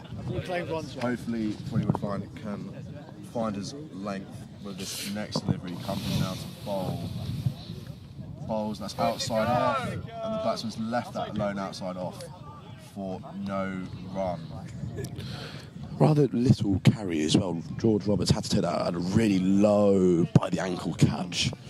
And this is a fresh strip. It wasn't like yesterday's wicket like you played on, Brighton. So hopefully, we're getting a bit better carry than we did yesterday. And more consistency as well, we hope. Yeah. Anyway, Freddie Woodfine now comes into bowl, and it's bottom edged. Generally off the toe of the bat, I think that's come off. It's not carried one bit to the batsman, and then not at all to the keeper. Freddie Woodfine really rolled his fingers on that as well to keep it very slow and low. You could tell by the loft out of his hands at first and the straight carry through at the end. Batsman was actually beaten all ends up there. And a great take from George Roberts with the bounce just before, which is always the hardest take as a keeper. Anyway, Freddie Woodfine now comes in again to bowl, shapes up, bowls now out. He's just pushed that across outside off, slightly too wide, and the umpire signalled again another wide for Freddie Woodfine. Not the most convincing start, however, there's still time in the game for Fred to really find his length and be the destructive bowler that we know he can be. Hopefully he can get it working for him here now. Bolt comes in and bowls, and he just puts that on his pads. That's quite unconvincingly plays that up to mid-wicket. And I think the atmosphere really is growing all around us, isn't it, Brunty? A lot more York boys turning up. Yes. Really build now. Sad to say, though, I do believe the Lancs boys are outnumbering us by quite a few. So if you are a Yorkshireman fancying to watch cricket and support your team, get down here. Just a quick weather update as well. There might be a bit of drizzle of rain for the next 20 minutes or so, but the weather should carry and get much nicer throughout the day. Just to explain that last ball for you, Freddie Woodfine has yet bowled another wide, pushed it across off, umpire raising his arms is a sign that no bowler particularly wants to see. And I think Freddie Woodfine's got pretty used to that sign here today. Anyway, Fred now comes in and he bowls, and that's put on the stumps, played up to mid-on for no run. Again, not the most convincing shot here from the Lancaster batsman. I think he's really waited for a pretty dross ball from Freddie Woodfine, but he had it at the start of the over. He's not really taken advantage of it that much. I think he's just waiting for the extras to really drive the score forward. What do you say, Bronte? Yes, this is the state of cricket. Wait for that bad ball and put it away. And that's a ball that's landed on his hip, and AB's doing a lovely dive to stop it just for a single. Last ball of the over. And there's a lovely quick energy between the stumps of the York boys. And if we get a score update as well from our fan, we're at 28th, no loss after 5. Said with real enthusiasm there for the game. And that was definitely not out too late last night. Decided to score this morning. And a quick question for our scorer, Mr. Anslow. Does it say what run rate they're on? It does. They're going at 5.6 runs an over, mate. Early days, though. It is early days. 5.6, so it's a lovely start for them. Who knew technology could fuddle a man that much? Sorry? Yeah, that's all right. Oh, well. Well, when you have the brain the size of an aubergine, it can do that to you. No, it is unfortunate we have such a poor quality score of us here today.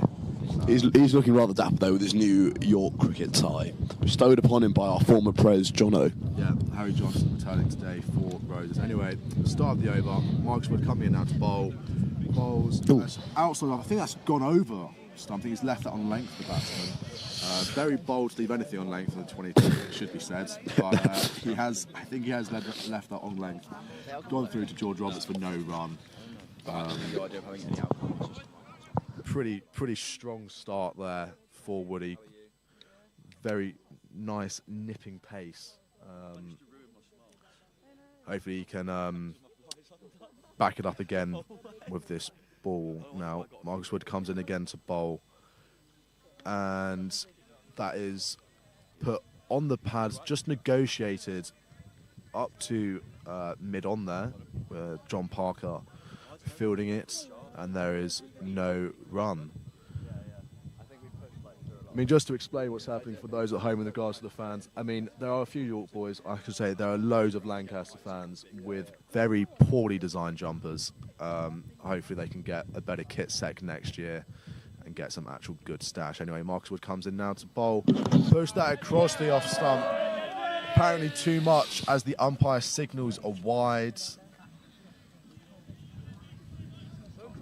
I think from both ends, we're not having the best of luck with the wind. I think that's just affecting the deliveries and pushing it just slightly too far across both of the right-handers. First two balls from Marcus were particularly good, and then that ball just slightly too wide. Marcus Wood now coming in. It's just put that on the leg stump of the batsman, who's just nurdled that down to fine leg where George Roberts has fielded that. The umpire's given that as runs, despite, I think, quite a... well, from here it looked like it clipped the batsman's pad, but of course the umpire's decision is all that matters.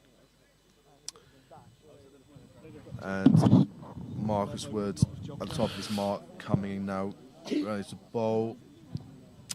He bowls now, and I think that's clipped the batsman's glove, hasn't it? And it's just drifted down to Freddie Rillington at gully, and there is no run. Runty, how are you feeling? You look pretty cold. Another weather update. It actually is starting to get a bit of light drizzle, and the wind is really, really picking up. So if you are coming down 22, bring a bobble hat, and if you have a spare one, that'd be greatly appreciated. Woody comes in now to bowl, and he's just put that outside off, and the batsman, he had a thought. One would say he had a nibble at it. Oh, God blimey. I mean, hopefully he's not a fish, because he will be caught. But, you know, it wasn't even the most convincing delivery from Marcus Woods. However, the batsman still, I think he's just trying to get this run rate up. 5.6 at the moment. Get that into 6s, get into 7s. You really are ahead of the game at this point in the match. Marcus Wood comes in again to bowl. Batsman plays up with soft hands down to point, with Dylan Rindle coming in from cover to field that. And that is the end of the over. I think a great score update would be appreciated from... You can ask me every over. It's 30 for no wicket after 6. I think we have a scorer here who's not listened to much TMS in this time, where the score does come at the end of every over. It'd be great to have a scorer that was, you know, particularly up to date with how commentary works on the radio. Especially on radio, where you can't see anything and it's all done audibly. Exactly. Thank you, scorer. No, can you see the cameras, darling? Just for context, the scorer has asked, is any of this being filmed, despite there being a lack of presence from any camera on the 22. Our wonderful scorer is an absolute space cadet. Truly lovely bloke, but space cadet. Just to explain that last ball for you, ball put outside off, nurdled up to mid-off. There's no run. Freddie Wood fine continuing from the golf club end. Comes in now for a second ball of the over. Comes in and bowls, and he's the batsman's not really got anything of that. Put it up to Dylan Rendon at cover. He's really cued it out the toe of his Keeley. It's a lovely back Keeley. I would just use the middle instead of the toe of it. Well, he has paid for the entire bat, so he might as well use it. That is very, very true. Well, batting properly isn't for everyone. Isn't that right, Paddy? Especially me. Anyway, Freddie Wood-Fine comes in now to bowl. Bowls, and he's put one outside off, and the batsman's left that, and there's no run. I think we're now seeing a few more York Blazers turn on. I think the numbers are slightly changing in York's favour on the sidelines, and the chirp for the Lancaster batsman's going to increase. I mean, it was quite chirpy yesterday, wasn't it, Bronte? It was, but all positive chirp, really happy, energetic, positive words were being said to each player on each team equally in a non-biased way, and Freddie Wood-Fine bowls, and that was a bit of a low one, 6-stump outside off, which Robbo takes excellently, and the ball is moving back around the field. I think 2 balls now left in the over.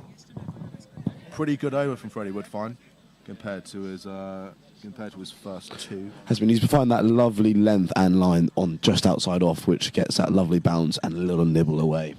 And Freddie Wood-Fine comes in from his lovely run-up. Ooh, and the ball's made contact with the batsman's outer thigh. Batsman signals he should have whipped that away, and he really should have, because it was a lovely bounce. He should have just stepped inside, put it down to Marcus Wood here for a single, but he didn't. Well, scoring runs is overrated. That's my philosophy, isn't it, Bronte? Anyway, Bronte has no riposte of that. Freddie Wood-Fine comes in and he pushes it outside off. That's the end of another over. Our scorer is going to be very motivated in giving a score update. Mr. Anslow, what is the score? That was a maiden over, mate, so the score hasn't changed. Thank you, Mr. Anslow. You always love it when a scorer is happy to be doing the scoring. Yeah. Oh, our iPad is currently on 18%. It has dropped by 10% in the last 4 overs, so that is not fun. If we could try to source a power bank, I shall go do that. Oh, I think we may have a power bank supplied by our lovely technician, who has signalled that that we can plug it in here, which is genuinely great news. However, it does mean that Charlie Anslow does have to stay with us and can't move away. As much as I'd like to. Anyway, start of the new over now. Marcus Wood coming into bowl, and it's just been pushed outside off. However, just pushed too far across the batsman, and the umpire has signalled a wide delivery. Not sure what it is for Woody today. He just can't quite find the line, can't quite find the length. And that's both batsmen really. Maybe a bit of nerves. You know, important day, Roses, on the Sunday. Biggest day of the year for the UICC. Woody comes in now, bowls again. Batsman has just got on top of that, and he's just played that to Jet Powers at points.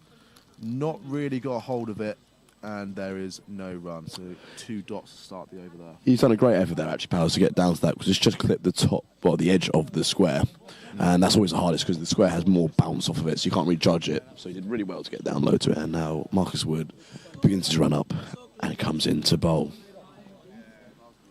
Marcus Wood releases the ball, and it's flashed. Oh no! That ball has flashed through a 5th slip. Sadly, no one's fielding there, and Freddie Wood-Fine comes to get out of the ball in a long barrier position, but sadly, it bounces over his leg and goes for 4. Freddie Wood-Fine, renowned to being typically quite a good fielder, to be fair, he has let himself down there. I mean, that's pretty regulation stop, and that would have really added to some pressure. With the Lancs boys behind him, that's not going to be fun down there. A few comments I imagine being made to Freddie Wood-Fine down there. Marcus Wood coming now to bowl. A lovely response from Marcus Wood. Ball that rears up nicely into the batsman, who gracefully pats it back down. And that is no run. The Lancaster boys really starting to get quite loud and quite chirpy on the sidelines next to us on the right. I presume that their night out yesterday was eventful and pretty fruitful, and they will be continuing that throughout the entirety of today. Marcus Wood charging in again, and he bowls, and that's just negotiated quite nicely by the batsman, pushed up to cover for no run. 2 balls left in the over. Not the most energetic of performances so far from either side. Hopefully this changes. A bit more energy in the field perhaps would be greatly appreciated, but the Baltic conditions aren't particularly lending themselves to that. Really now comes in again. He bowls and he's pushed it outside off. Played with soft hands by the batsman. Riddington misses it at gully. However, stopped by Powers at point, and there is no run there. So, last ball of the over. I think we've had 4 from it so far. Not the most exciting overs of cricket, not the most exciting of bowling from Marcus Wood. Hopefully we can make a breakthrough soon. Marcus Wood comes in again to bowl, pushed off to Dylan Rendell at cover for no run, and that is the end of the over. Mr. Anslow, what is the score? Thank you, Paddy. Score is 35 for no wicket after 8 overs. And Cheers. want both batsmen on, please, Mr. Anslow. So, great question, Paddy. We have got Dickinson on 11 off 25 balls, and Allen 13 from 23. Wides is currently outscoring Dickinson by 1. Thank you, Anslow, for your insights as ever. Hopefully you learn to speak properly. Freddie Woodfine now comes in, starts the over, and he's bowled him. He's just put one on a length that's clipped the top of off. And Freddie Woodfine has claimed the first wicket of the match. Mr. Anslow, who was that's just got out? Dickinson has got out. And what was Dickinson's figures, please, Mr. Anslow? How many runs with how many balls? Dicko made 11 off 26, mate. That was an absolute C from Freddie Woodfine, just clipping the top off, sending the bells absolutely flying. The batsman looked a bit disappointed himself, but realised quickly he could do nothing about that absolute seed. And he's signalling that the ball was just moved away from him to the new batsman. The new batsman coming out to bat. We'll get his name in a second, actually, because we've realised that none of the Lancs boys have told us who he is. Josh Little, who I believe is the wicket-keeper for Lancaster, coming out to bat at number 3. Charlie Anslow trying to make friends with the Lancaster fans, asking, does Josh Little play hockey? I don't think that Charlie Anslow knows that no one cares about what he thinks or what he says, which is unfortunate. It's a real turning point for York now, getting that first breakthrough wicket. Energy should be high in the field, and bang, bang, 1 should bring 2. So the bowlers should be on it. Yes. Dylan Rendell wants his bowling decision to be vindicated here. Hopefully, we can capitalise on the momentum that has just swung in our favour. Freddie Woodfine comes in now to bowl, and the batsman plays, well, quite a ugly forward defence. He's got down to 1 knee to finish that off, which is quite unconventional. Very unorthodox, wouldn't you say, Bronte? Oh, I would say so, very much so. But I also want to comment on the energy that has just picked up from the York boys. They are well up for this now. That breakthrough wicket not just gives them a hope, but also the energy to take another. And Freddie Woodfine comes into bowl, releases the ball all slightly straight, and a great take from George Roberts, though. Absolutely beautiful take. Bit of a low one going down leg. Wide ball signalled by the umpire. And there's not been a change of field for the new batsman either, to be fair. Render's staying with the same 7-3 fields, 1 slip, 1 gully, 1 point. It's a 7-2 field. Charlie Anslow is correcting me on how fielding works, which is fantastic. And Freddie Woodfine's just come in. He's just put it on the leg stump there. The batsman flicks off his hip. Let's run down to the boundary for 4 through square leg. Yes, that ball's set nicely up on the hip, which the batsman worked away through square leg. Sadly, Roy couldn't make it there in time. Good effort from Roy, though. I think just goes to show Wansley straight a little bit too straight. However, though, it's good to be targeting the stumps. No, absolutely. I think it wouldn't be York if we didn't put 1 on the stumps. To to be fair, that's how the wicket does play in the 2020. Woodfine comes in to bowl, throws it outside off, and the batsman's just played that up to cover for no run. I think there's now been quite a large contingent of Yorkies turned up, and quite a lot of there's quite a lot of liquids being consumed. I imagine you can guess from how I'm saying that. Do you want to sit, Patrick? You can guess. I've been offered a beer by our scorer, but unfortunately I am on air, so I won't be partaking in such. I will be. And Woodfine comes in now to bowl, and that has just been played off the pads for a single 2 square leg. Joshua Roy coming in from mid wicket to field. I believe there's 1 ball left in the over. Again, not the most convincing over from Lancaster, but they're just accumulating, aren't they, Bronte? Yeah, it's just, as I said earlier, it's about this little ticking over, capitalising on the space you get in the opening overs of a cricket match. Just so for those who don't know, in the first 10 overs, you're only 8 overs. It's a 40-over game. You had to have 2 fielders out.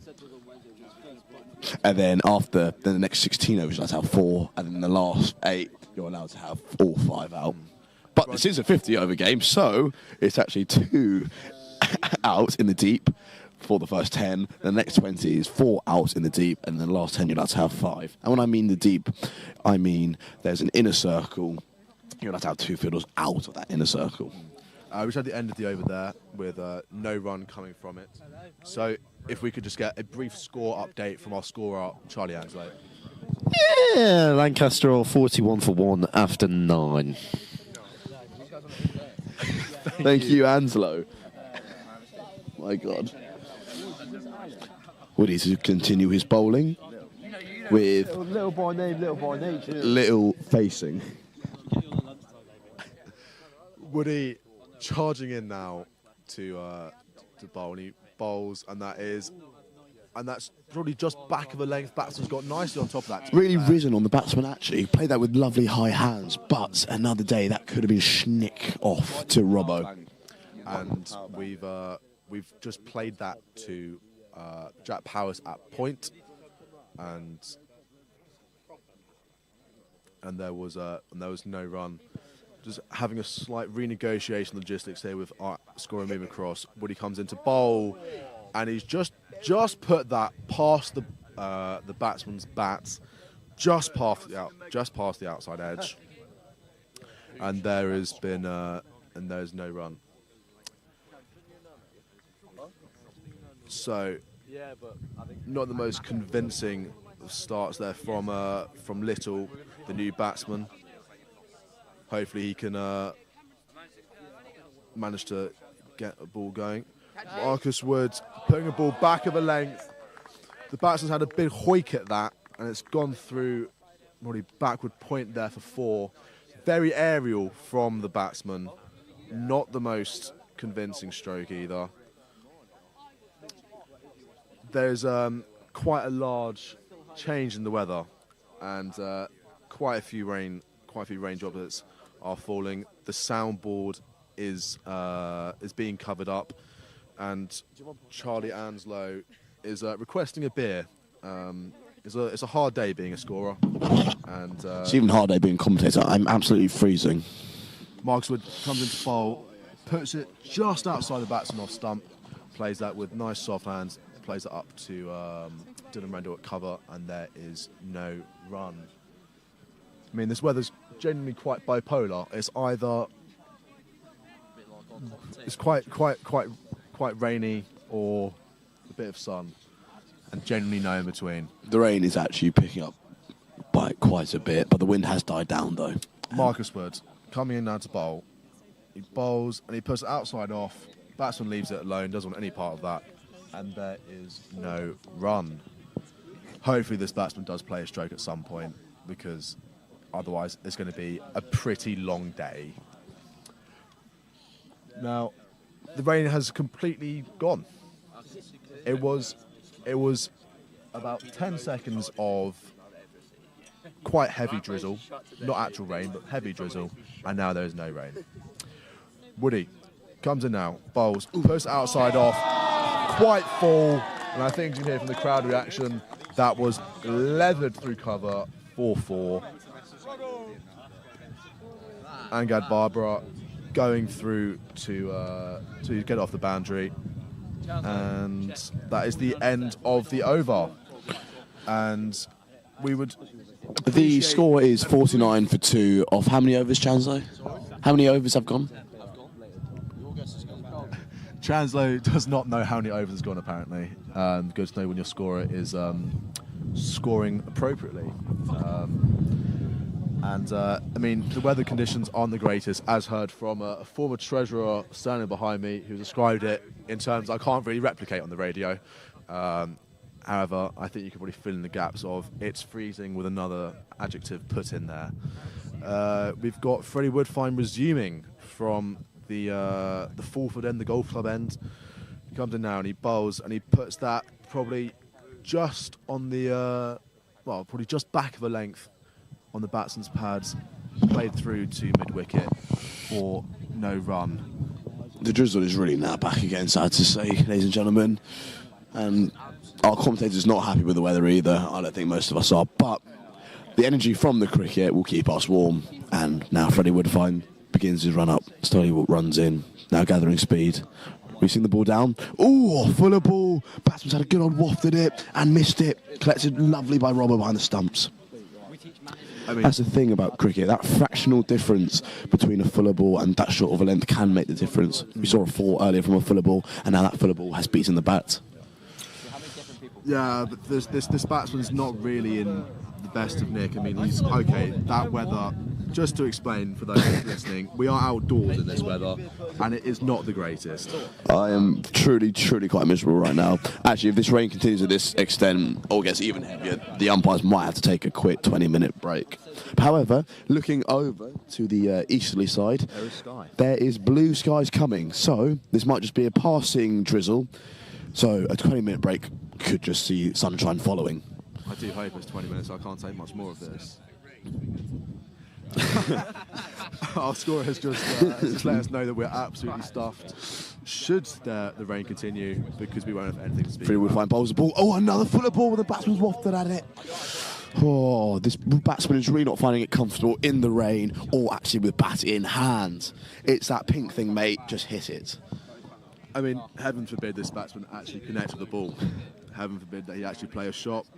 Heaven forbid he scores some runs. And heaven forbid the sun comes out. Yeah. It would be a great shame, wouldn't it, for anything good to happen right now, wouldn't it? Yep. Oh, okay, that is actually quite violent, the rain now. And Freddie Woodfine begins his run up again and approaches the stump and releases the ball. Oh, hit in the air and taken it first slip.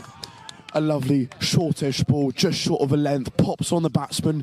Batsman goes to play a square cut, gets caught at first slip by AB. Lovely take. And by AB, Brunty, of course, means Adi Medeo, our expert first slipper. Apologies, I only know nicknames. Apologies. The batsman is upset with himself, bat in hand, so he comes back, head bowed. New batsman comes in to the crease now. Quite a distraught batsman, really. He was outscored by wides. And we're getting the new batsman's name, Joe Davies, who I believe is the Lancs skipper. Charlie Anzo realising that play cricket does have the scorecard already updated, so the batting order is actually on there. Good to know that Charlie Anslow knows how play cricket and scoring works. Charlie Anslow also mentioning the fact that he's getting more mentions than the actual players. That's because he is more interesting. Chanslow, what was the previous batsman's figures? He made 13 runs of 29 balls. Thank you, Chanslow. We might ask some stats from Chanslow later as to how the game's gone. 6th over this for Freddie Woodfine as he comes in again, hoping to back up his previous wicket taken. Oh! He's clipped off stump. Bowled He's him. clipped off stump. 2 is 2. To leave it as his first ball, a nervous leave. There's very regulation ball on the off peg, and the batsman's left it, castling the stump. That's the end of the over, though. Oh. The skipper has gone for Lancaster. For a golden duck.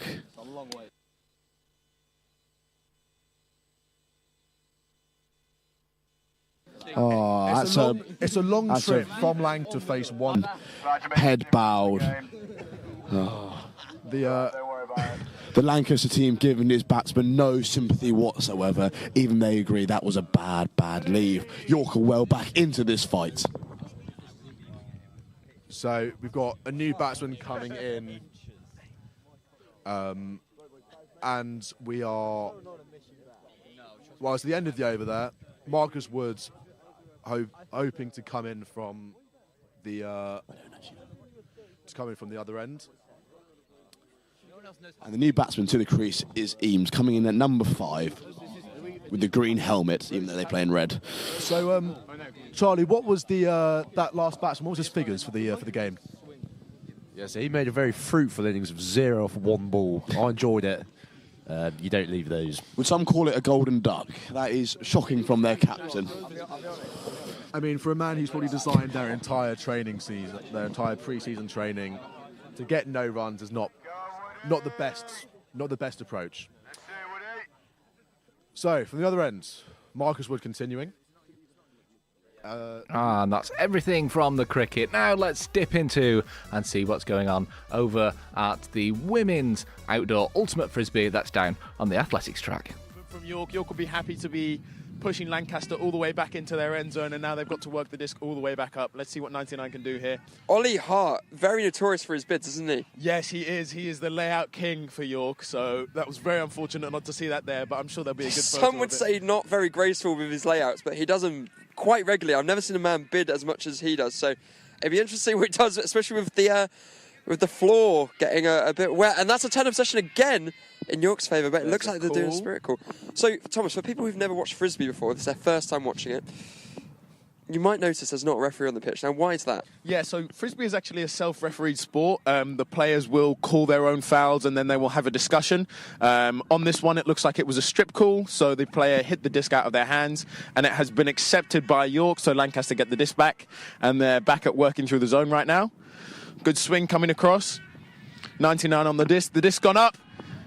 And Raphael has managed to catch that. A lovely D play there by Raphael. He now works it over to Ollie Hart on the close side towards us.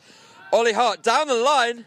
Oh, that's good yards from York. York seem to be playing a bit of huck and D at the minute. Get the disc downfield and then make Lancaster do all the work to get it back up again. Here we go. Bailrigg in the centre. A few big kicks by number 30 of York. Not quite the catch Lancaster wanted. Almost got the rescue. Something you did quite a lot in that first match this morning, Thomas, with the rescues. Not quite getting the first catch. Was that because of the disc being wet? Because the weather? Is it the wind? Or is it the hands being cold? Yeah, I think it's the hands being cold. Obviously, today has been a lot colder than yesterday. In the end zone, it's Ollie Hart catching it, making it 3-0 to York, making advantage of this downwind. Really good cut there from Ollie, getting away from the person marking him to catch it in the zone. I believe that was Rory with the assist, potentially. Didn't quite see that. It was number 30 for York. What's his name, Thomas? That is Matt Barber for York. He threw that assist there. Very nice. Yeah, that is York's second break in a row, so they're really going to be feeling the momentum now. Lancaster are going to need to get their heads up and get a few points on the board. Fortunately, they've got the downwind now, so hopefully they can utilise that and get a point back.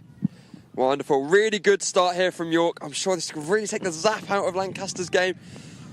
Obviously, Lancaster doing quite well in their indoor fixtures so far at Roses. Yes, I believe Lancaster Open beat York's Open in the indoors, and the mixed, I believe, went to York. So Lancaster will be hoping to equalise the scores here on outdoors as well and make it 2-2 overall. Yeah, and then unfortunately the women's fixture has been forfeited on Lancaster's side, I believe, due to lack of numbers, unfortunately. Which, is a shame to see because the game's for everyone and you want to see that, but it's good that we managed to have the mixed fixtures, and also we've got to see some of the amazing female matching players play in the open game earlier in the form of Chloe Bailrigg as well as Izzy, who managed to get 2 scores actually in that match, so being very influential in that game. But here we go, Lancaster with possession, Bailrigg strolling over to the disc. Strolling to the disc. They might be feeling tired after playing the open match. Yeah, a lot of familiar players, but the sidelines looking a bit more busy than they did during the Open. Definitely. I think a lot of people trying to hide away from the gold, but hopefully it starts to warm up near the latter half of this match. Yeah, definitely. Obviously, this was originally scheduled for 12:45. It's now been moved forward to 11:15. due to that cancellation of the women's fixture. A deep throw into the end zone, possibly, for Caught Lancaster. by 99. Just outside. Can they find something in the end zone now? But they work it back, and a that's big an unfortunate drop. Big drop by Bailrigg. Some of the Lancaster players possibly a bit disappointed by that. Now, York working it up the upwind. Lovely catch there by Sparks on this far side. Down to Izzy. Izzy now with a disc. Yeah, looking to find someone up. Managed to find him. Who's out on the far side, Thomas? That looks like Eamon Dyer on the far side. No, I played in a tournament for Eamon earlier this year at Yindoors, which is the York Indoor Tournament. Had the great pleasure of playing with him, and what a player he is. Oh, shot's gone through. Lovely shot by Newton over to Izzy, number 18, just outside the end zone, for Rory to catch it inside, getting away from his mark. Yeah, that's towed in. And that is 4-0 to York. Not quite. Oh, bit of a delayed celebration. People not sure what to do. I think people were a little bit unsure if Rory was in or not, but he was. Very noticeable by his bright blue shoes, Rory. Very, I think. Distinct. Distinct's probably the word we're looking for there. Really, yeah, good description, Tom. Very good. But no, Eamon, really great player. Kind of fundamental in your match earlier. Playing alongside, obviously, vice captain Raphael, yeah. as well as Ollie Newton, who was extremely influential. Also extremely influential on other parts of the York team here at Roses. He also competes in the volleyball as well as table tennis. Such a great athlete, and it's good to see him play here again in this match. I think. God, what is this, 16th fixture today? And Something it's not even, like that, not yeah. even 11. What a crazy man. We term him the absent father of the York team because he just turns up and plays and then he's got to shoot off to a volleyball or a table tennis fixture. What was he like as a captain during that match earlier? He is a very inspiring captain. I think he doesn't place too much emphasis on winning and losing. Obviously, he wants to win, but he really makes sure that we put our 100% and all our effort in, and I think that's the most important thing. He's done a really good job at keeping a really positive environment in the team. Oh, that's good to hear. Here we go. Lancaster possession now, going upwind. I think the pull has been bricked, so because the pull went out of bounds, they're going to take it to about a third up the pitch, and play's going to resume from there. Looks like York are going to be playing some kind of zone. Yeah, that looks like a zone setup. It's good to do when the other team's playing upwind because it's harder to take those long shots, and they're going to be forced to move the disc a lot. Wonderful. Here we go. Lancaster in possession, number 11 in the middle. Looks to find a pass over to number 46 with that brilliant moustache. Playing it down, trying to switch sides. Swatted down by Matt Barber. Wearing the quite, I don't know, some would say problematic red gloves. Yeah, I don't know how I feel about them, actually. Yeah, I'm not really too sure. Lancaster player just went down, but looks like it's not going to be called. And possession is switched again over to Lancaster, where York, unfortunately, not being able to catch it. Ollie Hart struggling to kick a bottle off the pitch. And it looks like Lancaster going to pick up number 11 on the sideline. Over into the middle, number 4, playing it over to the far side, number 56, looking for a pass. Oh, just gets out of it. Another big D. There, and Matt loves swatting the disc out the air. It's quite a fun thing to do in Frisbee because if the disc hits the floor for any reason, it's your disc on defence. So one of the things you can do is just swat it to the floor to get possession back. And it's also quite beneficial as well because you get a bit of momentum, gets the players moving. Also, it means that when the disc reaches the floor faster, there's less opportunity. Oh, big catch by Raphael. Grab there by Raphael.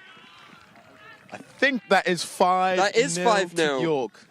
102, Raphael, vice captain of the Open team, catching it there in the end zone with a lovely turn of play, making it 5-0. Bit of domination here by York early on. Bit dissimilar to your match earlier, Thomas. What do you think's changed? I think, obviously, York are riding the momentum of the win earlier. I think these break points have been really, really beneficial, and I think that point there really shows you the power of downwind. If you can get a turn when you're playing downwind, the hucks and the long shots are so much easier because the wind will just carry the disc further. Now let's see what Lancaster do here. Now they're working from 5 points up. This is quite abnormal. Usually the mixed games in Roses historically are quite well contested. I believe last year's was won by Lancaster, if I remember correctly. I couldn't tell you, to be perfectly honest, Max. We're going to have to fact check that for you. Potentially someone in the studio can help us out with You can check all the previous fixtures on Roses Live, actually. You can. And talking about Roses Live, that's where you can find all the results from today, as well as all the streams and radio broadcasts. All the coverage today is done by LA1, YSTV, URY, as well as Bailrigg FM. And also reports coming in from York Vision and the Lancaster student newspaper. And this is all volunteer work, so do bear with us if we do have some technical difficulties or streams having long problems. disc in there. Caught by Eamon. Lovely defensive play there by Eamon. But as I was saying, you can catch all the updates, especially on the scores and the points tallies on roseslive.co.uk. Yeah. Here we go. York working up the pitch on this far side, away from our cameras. It's gone over, but there might be seconds there. Nope, swatted down by a Lancaster player. Down by Lancaster. And now Lancaster will try and use this downwind momentum. Obviously, their long shots are going to be more on than if they were working upwind. Unfortunately, there was a turn there. Here are those fish charts on the sign. Now, I spoke to Bailrigg, the captain, earlier, and he said that he can't tell me the story behind that fish, the name of the fish. He said it's not safe for air, so we can only just imagine and assume what happens there, but they are called Lancaster fish, famous for their tournament fish bowl, which I believe happens over the summer. Yeah, I'd have to double check that, but that makes sense. I'm really intrigued as to why they're called Lancaster fish now. I'm going to have to maybe save that for the end of Rose's celebrations. Maybe that's an off-camera discussion to be had. Yeah. That looks like a Lancaster turn in their end zone. Bit of a danger zone for Lancaster because York, a lot of break-win points. Let's see if they can get it out their end zone here. Obviously, don't want to concede again, making it 6. Yeah, pretty convincing. The long huck has gone up. Rory has a bit of a tussle there. Is that going to be called? Are they going to? I think that was. There's a foul being called. They're going to discuss it now. So, if you were Bailrigg and Anya Johnson, the Lancaster mixed captains, what would you be saying to your team right now? I think I'd just be saying pretend it's 0-0. Because at this point, it's very easy to get your head down when you're sort of 5-6 points down. But if you're going to bring it back, you need to start playing like there's a chance, and you need to give yourself hope that you can bring it back, and that comes from playing as if there's no score. Now, if you're only just tuning in, you're wondering why we're having these conversations. It's currently 5-0 to York, scoring on, I believe that was 3 break-win points currently. Yeah, 3 break-win points. Obviously, now the temperature and the weather's getting a bit better, so maybe those break-win points are going to be a bit less out of the blue because the wind's less strong. But the wind is such a big feature of the outdoor game. Yeah, I think that is probably the biggest difference between outdoors and indoors is that you have to. There's a lot more tactics that come in around the wind. Constantly battling the wind. Exactly, and it makes or breaks games. The element is the third player, really. Yeah. Here we go. What can Lancaster do here? 5 down. Currently the hands. Good swings on the disc, making good progress down the field. That's number 38 to 99 now. Trying to find something, faking that forehand. Stillcam's getting progressively higher. That's a good shot from 99. There might be seconds on that Nice recovery there, just bouncing off the body. Like, what can he do in the middle here? Now, Bailrigg looking for something. Little trade-off. Hammer into the end zone. Can it be caught? Caught by number 21. Kind of stolen off one of the female matching players there, potentially. But nonetheless, a point for Lancaster, making it 5-1. Yeah, that's big for Lancaster. I think they needed that momentum to get going. Spikes on the floor by the player. Maybe try not to do more of that, as I believe a disc was put out of play in the last fixture due to yes, maybe there was a bit of tacoing, which is what we say when the disc gets bent from spiking. And why is it important to replace the disc to make sure that doesn't happen? If the disc is bent, then it just makes everyone's throws harder. It's irregular, and obviously the wind is a big factor, and your throws become a lot more unpredictable if the disc is bent.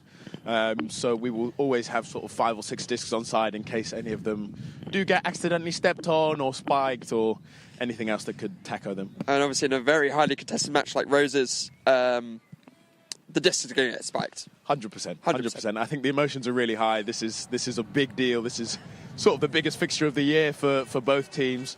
2 really good seasons from both sides. I mean, Lancaster have gone undefeated in Bucks, but their final, which is a big shame.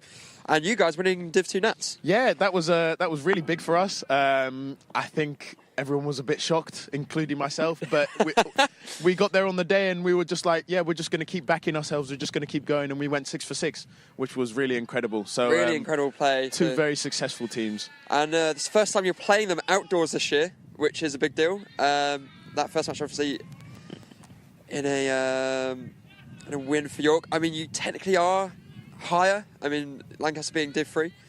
Yeah. Here we go. Chloe Bailrigg on the close side to us, the right side. Good cut by Sasha, clearing out now. Eamon's come back in. Eamon, searching for someone potentially He's definitely looking for that In the long middle, throw. Ollie Newton making a lovely break. Oh, good flow by York to work it down. That is the power of the downwind point, and that's the power of good flow. An amazing There's celebration. An interesting there. celebration out there. I believe that's fish related. Yeah, it did look fish. Okay. Oh, they're doing We're it going again, just in case we didn't see it. Did we get that on camera, team? Did we get that on Hopefully camera? Little wave to the camera. I'm sure our audience at home enjoyed that. But I believe that makes it 6-1 to York. Quite a convincing lead so far, Thomas, early on in this game. Yep, Lancaster will definitely be hoping that they can sort of start the trading game at least and convert this downwind point again. The wind has picked up a little bit, and we've got some sun, which is quite nice. Hopefully the disc has dried off, and there will be fewer unfortunate drops. And hopefully see some more of the audience come outside and show up. Yep, I think now that it's not 9:30 anymore, people are definitely more happy to come down and watch. We've got quite a few people in the dugout. I guess I'd call that a dugout. Spectator stand. Spectator stand, yeah, that's probably the right word for it. Pre-team tactics going on at the minute. York are probably deciding whether to do match defense, where they go man for man and women for women, or a zone. If I had to call it, I'd probably say they're doing match. Zone tends to work when Lancaster are playing upwind because the long shots are harder to pull off. And shout out to the other live streams going on today inside the York Sport Arena. We have volleyball, we also had badminton earlier on today, and you can tune into all the other stuff happening right here on roseslive.co.uk. We also have the dance later, which is a highly competitive, highly competitive fixture between Lancaster and York. Obviously facing each other quite a lot throughout the year, so it'll be interesting to see how that goes. And obviously we have the finale tonight, the women's rugby, where afterwards we'll be having the trophy lift, where potentially will be red ribbon on that trophy once again for the 4th year in a row, which from a York perspective is a bit of a shame. Here we go. On the right-hand side, deep throw into the end zone. Caught by Daisy by the looks of it. Not quite in yet. And Daisy finishes the job to Chloe Benilocki. Can we see another celebration here? Looks like it. Have they planned this? We not very well if they did. Seemed like it kind of. I think it got abandoned actually. Half-assed. Got abandoned. Oh, that's a shame. There was a very, very small amount of celebration practice and training, but clearly not enough. We're going to have to go back and rehash that. Would that be a? I mean, I know it's roses, but would it something like that come up in a spirit conversation, Thomas? Potentially, I think obviously this is roses. Emotions are running very high. As long as you're not trying to be malicious, I think it's okay.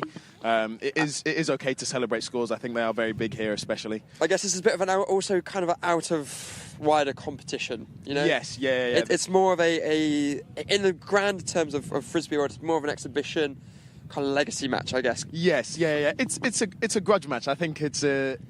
Not really. Obviously, there's no malicious feelings between the York and Lancaster players, but as a university, you are representing and you really want to bring it home. So I think there's definitely those feelings in there. And like you said, this isn't a normal match in terms of spirit circles. So celebrations that might not normally get used are going to get used here today. And for people just tuning in who have never watched Ultra Frisbee in their life, what is a spirit circle, Thomas? A spirit circle happens at the end of the game. Obviously, the matches are self-refereed, so at the end of the game, the players all come together to give feedback on how they thought the calls were handled, how they thought the knowledge of the rules went over, and just to ensure that if there was any feedback, positive or negative, that it's heard by both the players so they can officiate their games better in the future. Wonderful. Here we go. Lancaster in possession now, working down this left-hand side. 38, search for someone. 7-1 currently to York. Disc has gone up. It's been contested by 46 and Eamon. Eamon has managed to come out with that. Great D by Eamon right there. He takes it to the end zone line. To Ollie Hart on this left-hand side. Throw down the line to Daisy. Daisy with the disc now. Looking for Sparks in the middle. Rebecca Sparks. Potentially looking for Eamon. Caught by Daisy. Using that stall count. Here we go. Daisy in the centre. Not being able to find... No call by Sasha. Here we go. Lancaster back on the disc. They have to do something here now. 7-1. It's a very convincing scoreline. The wind's less brutal now, so maybe could open up an opportunity for Lancaster. They just need to string some passes together, and that's not what you want to see. A drop near the end zone. Ollie Hart eager to get it started again. Looking for it. Looking for the hammer. Oh, another unfortunate drop. Maybe this might still be wet after the rain. Maybe a bit too quick there. Maybe Maybe a bit of nice inside shot. A bit of overdoing, and another drop by Lancaster. Seems to be drop after drop after drop. And possession switches again, once again, in York's favour, just outside the end zone, looking potentially to get another point and extend their advantage to 7. 6 to 7. Yeah, the scoreboard is covered by our eyes. Anna's picking up the disc, resetting to Sparks. And once again, disc switches again to Lancaster. Might be some tired legs out there. This point's getting quite long. Yeah. It's especially grueling on an outdoor point because it's a lot more pitch to run compared to indoors, which you saw on Friday. Here we go, number 7 on the disc, playing earlier in the open match. 99, just outside his end zone. A lot of pressure. Managed to get the pass off. To work through the zone. They'll be looking to continue the momentum and get lots of quick passes once you've broken through that initial zone there. Here we go. Passing it through. Lancaster stringing together a few nice passes, keeping it safe. This is what Ben and Anya would want their team to do, is just get a few passes down on the pitch. Oh, unfortunate not to get the recovery there. Foul called there. Maybe not the best throw to give your players. It seems could have been a lot simpler than that, but as it goes, there was a foul called on the catch, and I think it's been uncontested by York, so Lancaster will retain possession of the disc. Maybe a bit fortunate there, maybe a bit harsh from York. I don't think they were getting that. So hammer thrown over, good swing. Here we go, Lancaster.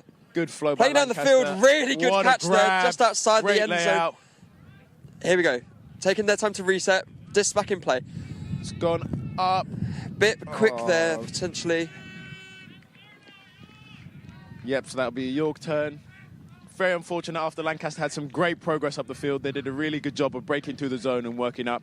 So that'll be heartbreaking for them to not convert that. Here we go, York working up the pitch.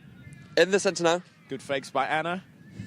Back to Eamon. Eamon on this right-hand side. Eamon's Throwing it down, thrown it. trying to find... Might be a little bit too much from Eamon there. Couldn't quite find it. Ollie Hart in that end zone there.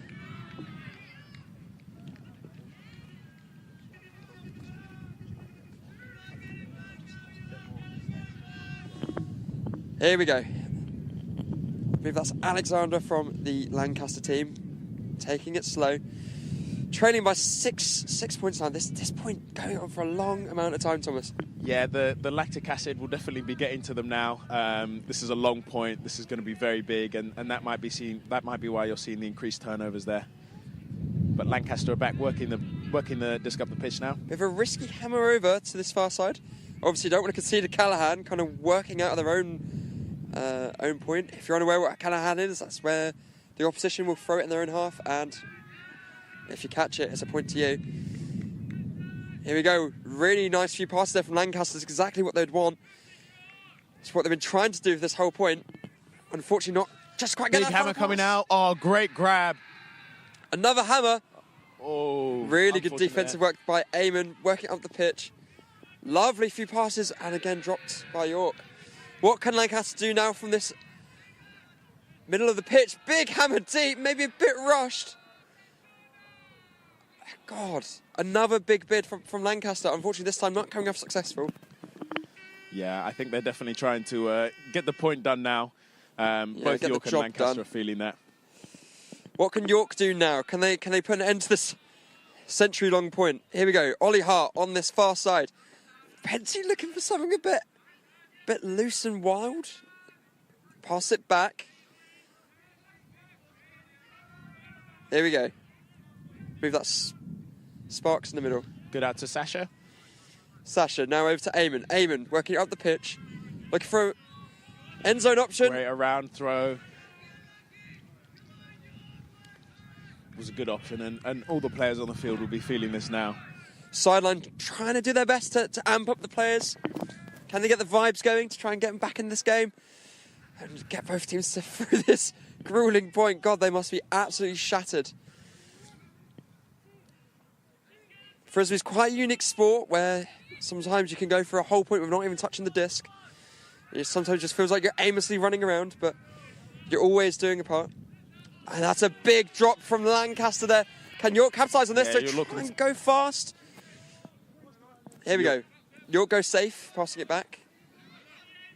What can I do here now with Eamon? Eamon over to his far side. Back to Eamon. Eamon fumbles, catches it in the end zone. Just grab it in the end zone. Yeah, that'll be big. I think both teams will be happy to have that point over. The tired legs will come off and they'll get some fresh ones on. And that becomes 8-1 to York. Big score difference here. 7 points difference. I mean, Eamon, interesting there. Fumbles it and then catches it in the end zone. What's the rules behind that, Thomas? You're not allowed to intentionally mack it. That's called macking it, which is hitting the disc up into the air so you can grab it later. But because that was very clearly unintentional and he was just trying to get the second grab on it, that is okay. Now, would that be something that potentially the other team could bring up and contest? Or do you think, I mean, obviously uncontested in this match, but if, say, for instance, this was a bit more competitive, this is the final, and it's all tied, do you think that would have been a bit more of a call?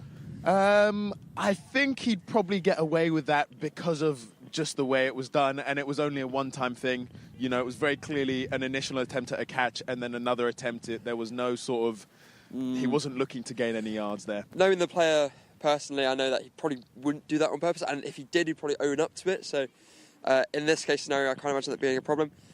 As both teams... I think there's been a timeout called there. Yeah, 8-1, and that's the game so far at the York Sport Arena. Pretty dominant performance from York so far. What's your takeaways from this, Thomas? Yeah, I think York have done a really good job of using the momentum from the open game and bringing that energy into the mixed one. They've had lots of break points. Both teams have had a few unfortunate turnovers, but I think York are just making the most of the turns and converting more often. It's just been a game of accuracy at the end of the day. Wonderful. And you can catch all the other sports going on today. We have a lot going on. What are you looking forward to, Thomas, for the rest of Roses Live? I really want to hear how the volleyball's going on, actually. I know the twos are playing. I know some people down there, so I'd be interested to see how that's going on. Well, we can definitely hear it from out here, and I believe you can actually tune into that live.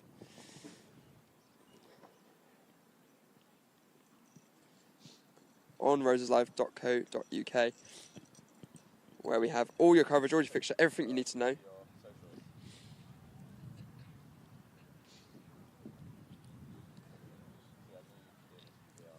Both the teams just having a timeout after that really long point to sort of rest, recover, and go over their tactics again.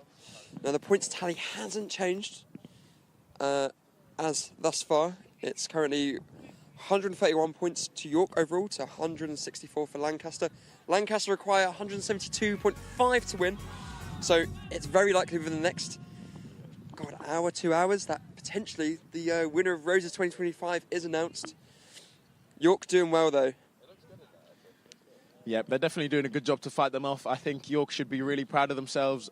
We've definitely done a lot better than last year. I'm pretty sure this time last year, Roses was already decided, so York should be really proud of themselves. They've had some really good fixtures across the weekend. And shout out to Lancaster as well. They've also performed very well, and the points show that. Now, make sure you tune into our Roses Live studio, who will be updating you on all the scores. But if you're only on this, at the moment, we had a few fixture results come out in the recent few moments. We had Korfball with a dominant win from Lancaster, 44-1. But that was only an exhibition fixture, so that didn't count to the points tally. Same goes for Quiz Bowl, which actually was a York win, but also exhibition fixture. Snooker also kicked off. Well, how'd you say it? If it was snooker, did they queued off maybe? Queued off. I like that. I like that. Queued off. That's good. It's very cold outside. Motorsport as well. That finished. Also exhibition fixture. Final day of Roses now. Still, I mean, stranger things has happened. Let's see what York do with this match here. Izzy on the left-hand side, playing it back to Chloe, to Sparks. FMP is playing it between themselves. Izzy on this lower left-hand side to Chloe Benlockie. Back over to Sparks in the middle. Chloe Benlockie looking for potentially Ollie Newton on the far side. What a pass to get off. And Ollie playing it down this right-hand side to Eamon. Eamon looks to catch it. Big D from Lancaster. Big D from Lancaster, yeah. That was a little bit of a floaty disc from Ollie Newton, but... Big fish chant there. They got them hyped. Currently sitting at 8-1. 8-1 to York. Pretty dominant display. I think this is an important point for Lancaster. They really want to convert this downwind point. They've managed to get a turnover, and if they can convert the break here, I think that'll be big for them. Big for their morale and their momentum. Loss. Ooh. close to the floor. Yeah, looks like it's going to be a turnover for York now. York regain position, working against the wind. Claire Bailrigg to pick up. To Izzy, number 16. Little 1-2 plays there. Really good give and go action. Yeah, Izzy will be looking to reset now. She's managed to find Raf. Good throw. Raf in the middle. Over to Ollie Newton, number 8. Lovely little give go from Chloe Bailrigg and Ollie Newton. Again, had the pleasure to play both of them at Yindoors earlier this year. Also streamed on YSTV.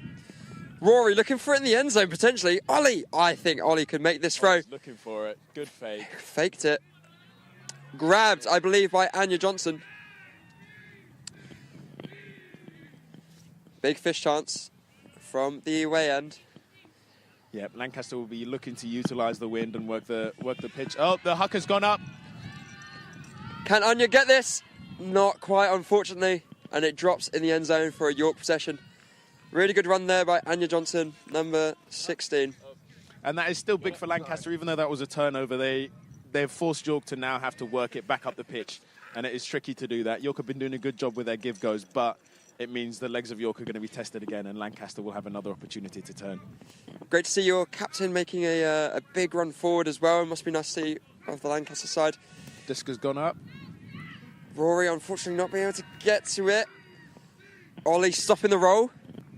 But possession switches back over to Lancaster. What can they do for this advantage in terms of a Disc has possession? gone up, big around throw. And I think the wind just took that a little bit further than he was expecting. Yeah, potentially not the correct run there. Maybe cutting a bit sharp.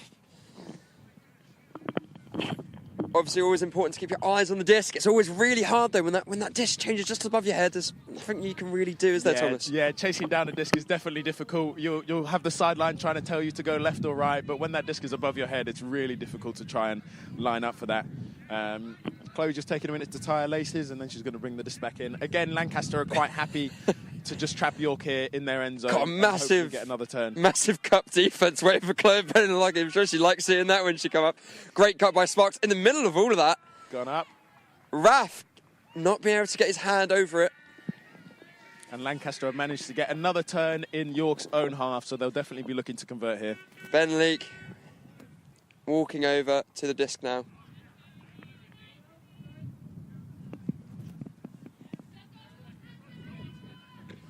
Here we go, Lancaster working down this right-hand side. Just outside the end zone, almost a point there for Lancaster. 8-1 it currently stands. This has also been quite a long point, really long points in this match in the last 2 or 3. Yeah, Lancaster playing chilly here, which is what they need to do. They need to be patient. They don't need to rush this. They've got time, and they really want to score this point, so they don't want to take any... Oh, disc has gone up. Bailrigg just outside the end zone. Can he find potentially Anya Johnson trying to getting away from the mark? Good reset. 84 now with the disc, with the hat on. Good grab, number 99. Raf doing pretty imposing high mark, big long line. Just put a shot in. It's caught by number 4, Sam Boswell. Lovely throw. Did you see that, Thomas? That was a great throw. Great inside throw by Adam. Managed to create the space and find Sam. Lancaster will be very happy that they've managed to secure their offense point. 8-2. Now, 2 really long points there. Really interesting results from that last one. Obviously, downwind, kind of in their advantage, but a lot of turnovers. But you know, there's still time. Yeah, there's definitely still time. Lancaster will definitely have a bit more morale after that point. That was a long point, and they'll be very happy to have scored that. They're going to need to put in a big shift and try and get a break here upwind. York will be looking to just convert this as another downwind point. The wind is on their side at the minute, but Lancaster, yeah, they'll definitely be hoping to put a big shift and turn the tides on this one. No better feeling after getting the point after getting the score after such a long point. I imagine that's, yeah, as you said, heightening the morale. Let us know where you're watching from today. Feel free to follow us online at Roses Live on Instagram and also TikTok. Join us on the socials. Let us know where you're watching from, who you're supporting. Are you a Red Rose or are you a White Rose? Who do you want to see come out on top of this match? It'd be great to hear from you. And just behind us, we also have the tennis going on. That's just started. I believe you can also catch that live potentially. Again, all live streams are done voluntary today, so if there are problems, please bear with us. Yeah, huge shout out to York and Lancaster. I think where most of the sports teams are competing, they do a really good job of working together to try and bring you some great coverage of all the sports that are going on this weekend. I believe 11 concurrent live streams at some point this weekend, which is incredible. For reference, that is more than the Olympics. It's the biggest student broadcast in the world, voluntary. That is crazy. That is absolutely crazy. That is a fact. More than the Olympics, and it's all voluntary. It's all voluntary. At one stage, last Home Roses, we had, at one time, 220 people working. Wow. And it's the biggest student broadcast live stream. It was the biggest student varsity in Europe, so massive credit to the events teams as well. But the broadcast 100%. side is absolutely massive. Here we go, Ollie Newton, passing it around the middle. Lovely, good go. Looking for something, maybe. Yeah, just looking to work through that zone. York are being very patient, and now they've got the break. They're looking to capitalise on that momentum. Great grab. Maybe something in the end zone here for York. Ollie Hart. Mountains of space. Great grab by Anna there. 9-2 to York. Getting another downwind point. Very dominant display here, York. That's definitely probably taken a bit of the zap out of Lancaster's morale. Some very fishy chants going on. Apologies for any crude language that can potentially be heard. We hear a lot of responses from the Yorkshire chants from the Lancaster fans. That's a staple at Roses throughout the years. So. Yeah, I think that home advantage is huge. Whenever you're hosting, I think it's really nice to have the numbers. And I think Lancaster have done a really good job this year at bringing a big away side and bringing a big away support.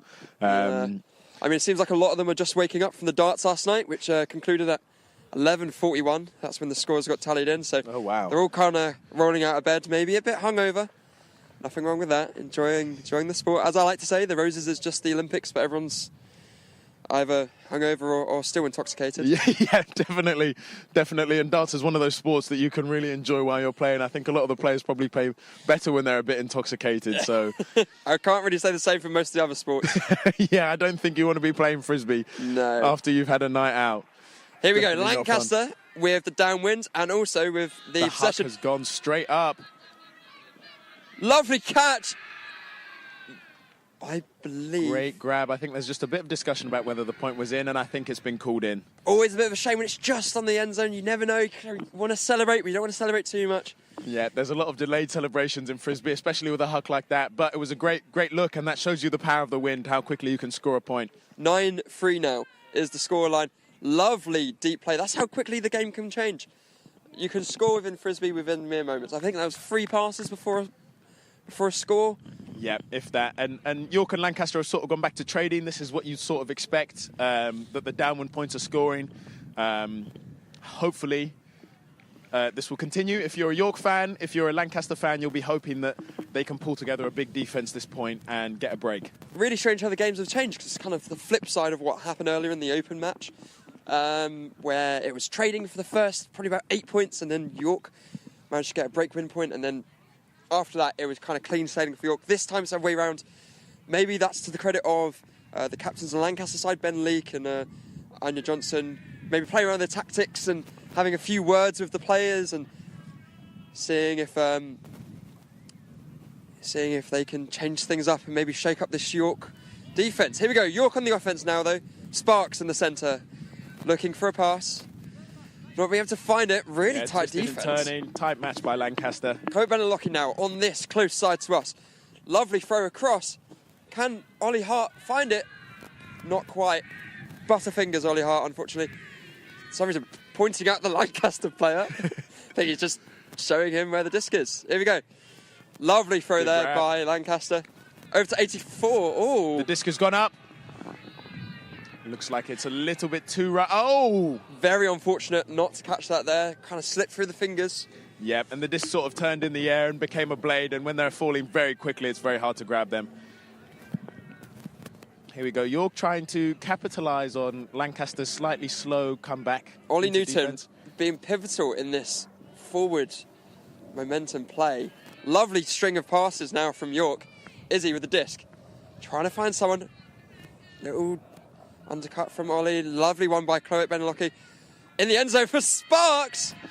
Making it 10-3 to York. And that's everything from the Ultimate Frisbee Outdoor Mix. We've got a very tense game going on right now. It's the Badminton Open first on 11-10 to Lancaster. Needed 4 points there for Lancaster. Let's dip in and see what it sounds like. Louis coming back in the shuttle now. Right, let's figure out what side he's standing on. Okay, I think it's 11-all. What a big, great serve return from there, Louis. Great serve, capitalised on the return from Lancaster, straight down the middle. At least I think it's the middle. It's a bit hard to tell from the angle we're from. Great shot attack from from Louis Louis. there. York now taking the lead. Like I say, you can never underestimate the power of a comeback in badminton. It just takes a few points to reverse the lead that a team has had. We saw it in the second set with Lancaster taking it back from York. Big smash from Andrew. Layup from Louis, but not going over the net. Again, Lancaster defence, great. Not letting Andrew's smash go through. Are they now tied? I believe that is 12-all. Sorry. And we've got Andrew serving now. I believe that makes it 14. Oh, that's a good leave. 13. 14-12, 14-13 now. So Lancaster on 13, York on 14. Oof. Again, point for point here. It's no not a big comfortable gaps. lead. Yeah.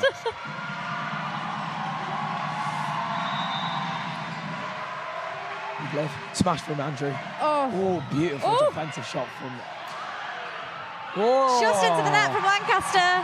Louis throwing his entire body to defend that shot there. Lancaster unfortunately hitting in the net. We're on 15-13 now to York. Lancaster side getting about it, getting very supportive. You can hear their chanting all the way from over here. It's great to see. Oh, and then miss serve from Louis there. That's a crucial point. He's going to be feeling that. Thank you. Right, so 15-13 at the minute. Actually, I think because the Lancaster side is serving, make it 14. We'll see. I'll see in a sec. We'll find out. Yes, 13. Out the back there from Andrew. Big lift. He's not happy about that. He is all smiles though, I think. Laughing at himself for his shot. Oh, and again, 2 repeated lifts out the back. That has tied up the score, I think. York, momentary lead. 16-15 to Lancaster Oh, now. I'm sorry, they're in front. Lancaster have taken over. They're both desperately trying to reach that 21. Oh, and York back on it, 16-all.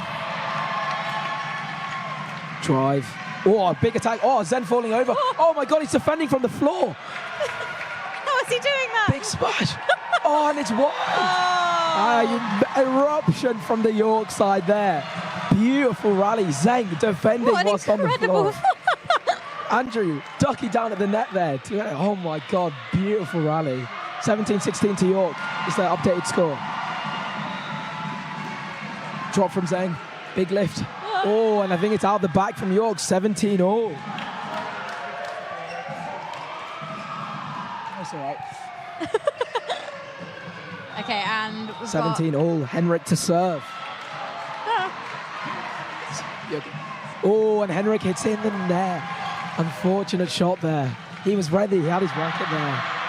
Louis to serve, 18-17. This is tense, everyone. Oh, Andrew just picking it up. But it's gone wide.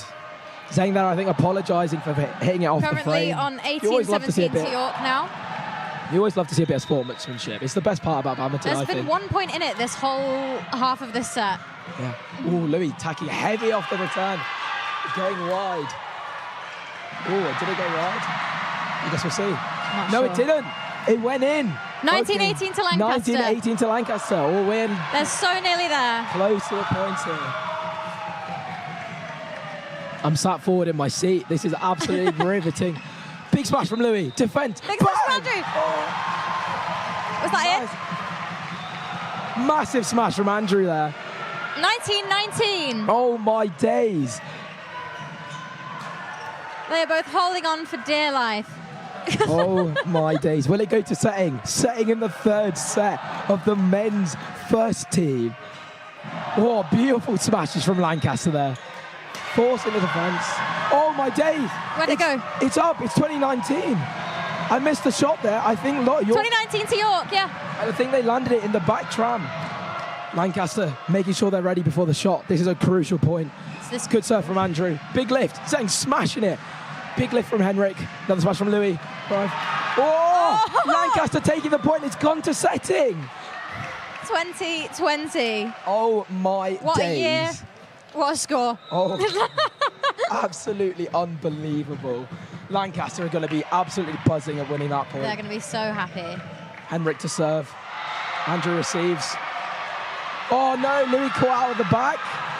Great shot from Zheng there, pressuring Louis.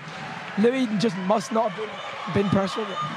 Sending to the back, Zheng taking a bit of breathing space. It is match point for Lancaster here. Zheng to serve, Louis to receive. Oh, and it's in! Louis hitting it out. Not out, sorry, hitting it towards the back. A question there. I could not tell if it was in or out. Zheng Still leading in play. And it was in, 21 all. Oh, and a serve off the net from Louis. Oh my days. This is incredible. Point for point, the pressure is on. It's all on Andrew here to receive. Oh, wait. Zen No, serving.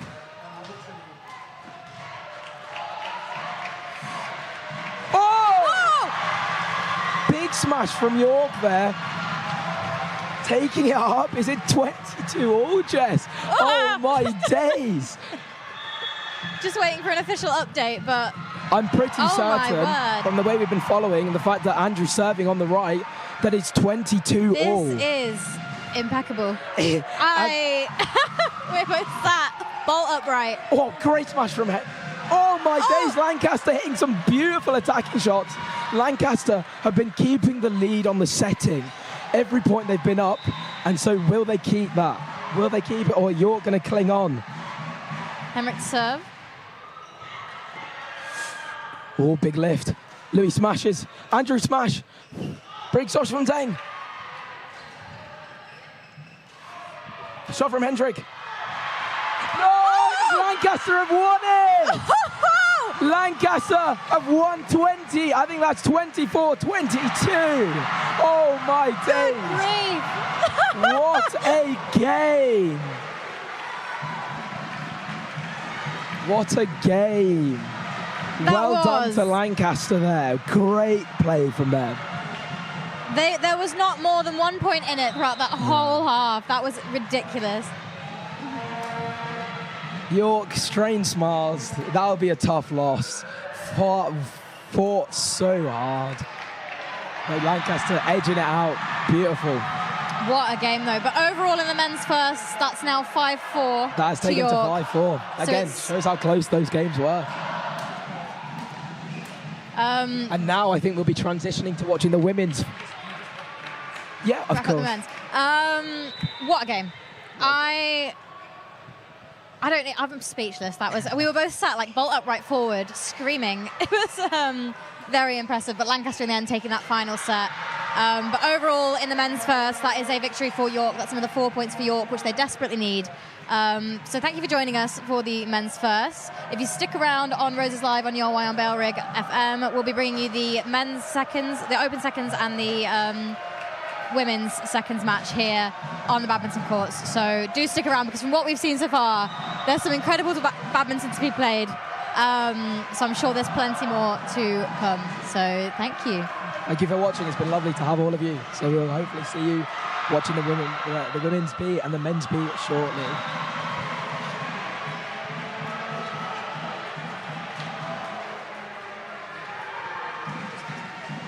All right. So we're told to keep speed, which is always a dangerous thing to add to me because I'm a very big chatterbox. But it's I believe we're sorting out whether the teams have been swapped around. I'll have a look. Right. Has the been swapped? So which bit?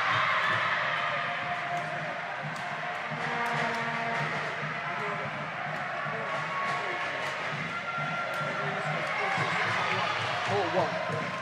We're on this one. They're not playing.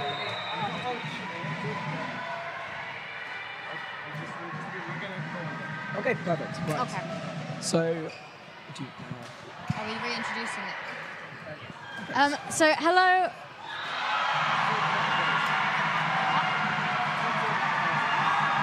About the first. About the Still on first. the first. Okay. Okay, so yeah, like we said, fantastic game, Yeah. York in the end.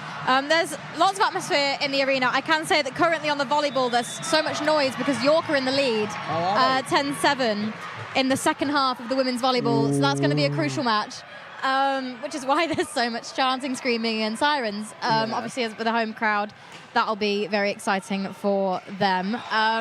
But just as much excitement on this half with the badminton. The men's put up a massive fight, the women's first as well. Fantastic matches. All very, very close. Everyone, like we've said, been training ridiculously hard for Roses. This means the world to them. So plenty more to come in the seconds coming up very shortly, I hope. So I think York will be very happy with that. I think because like we said last year, they lost the men's first. They won the women's as well, however, last year. So we've got now a 2-2 lead on the fixtures today for York. But as we were saying, Lancaster playing some absolutely great games. I mean, look at that match at the end there. Like, they have every reason to be proud of the way they played today. I mean, they pulled a 5-4 in the men's A's, and in the women's they played some really, really great games. Honestly, I was watching them on the side with bated breath because they were just some brilliant, brilliant shots from Lancaster that were just pressuring and pressuring. Really, really great games.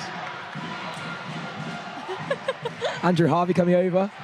Should we interview you? Should we give an interview to the player here? Yeah. Come on, there we go. So we have Andrew Harvey from. Well, yeah. So if we're still on the ones, are we? We're with Andrew Harvey from the men's first match that we just watched. Fantastic match. How are you? We just watched you play. No. How are you feeling? After the match, not great, but I think we won the whole thing, so pretty happy with that. Played well as well, so yeah. Was there anything about that game that you would change? Anything that you felt like you were lacking, or didn't feel like you were fully on it? No, I think most of it was fine. I think it took a bit of time to warm up, but I think it was harder to play on the left side, obviously, because it's hard to see the shuttle from without a background.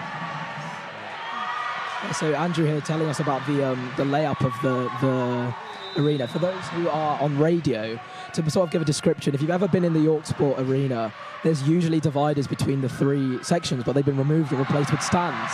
But that means that the lights have been lifted, and it makes it quite hard when you're standing on the opposite side of the court to follow the shuttle. And so that's something that both teams have been struggling with today.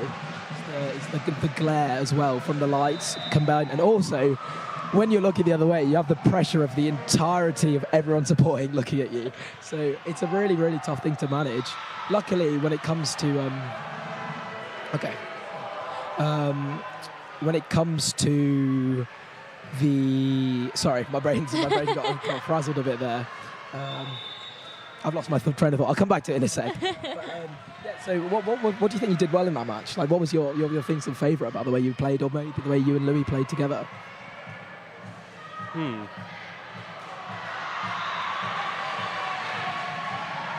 think it was just an all-round, played quite well. Good follow-up. I think we made a few mistakes, like serve return and serving. I think we struggled in the third set, keeping it in. I thought the shuttles were quite quick, but overall I think we played quite well. So.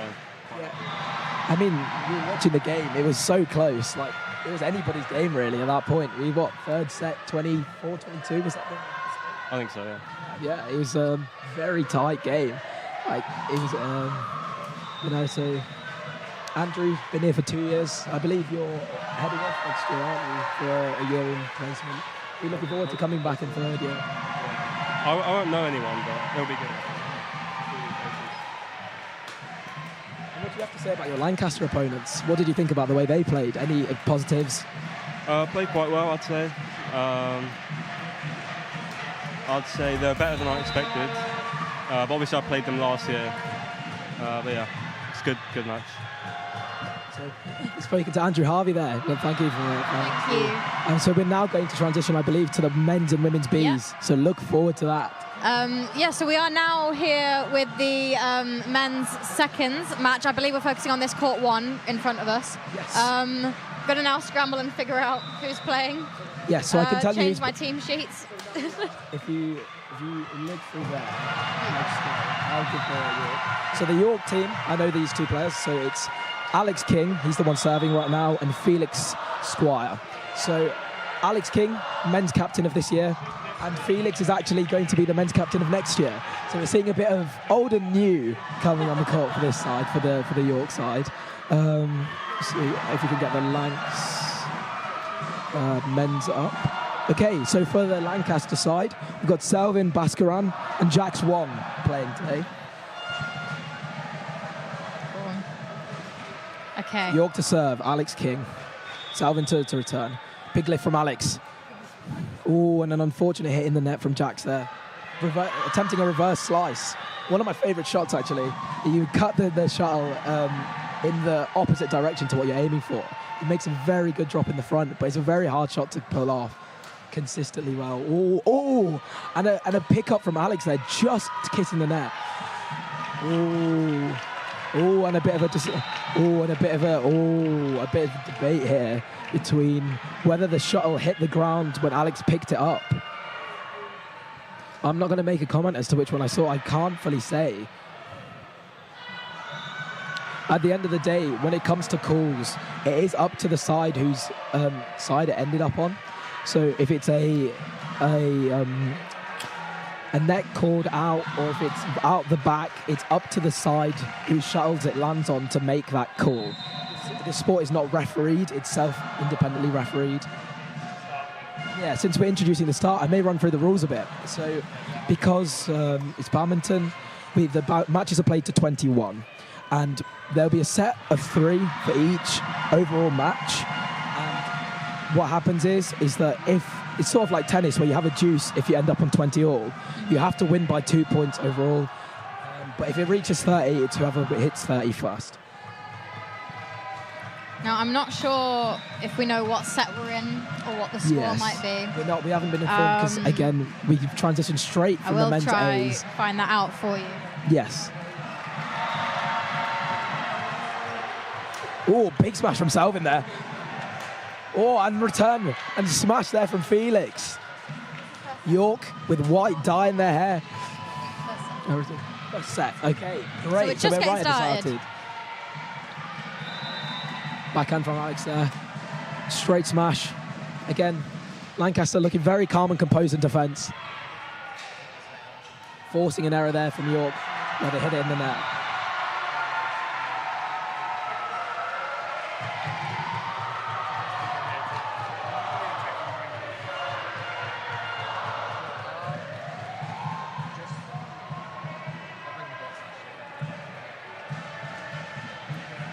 Big flick from Selvin there.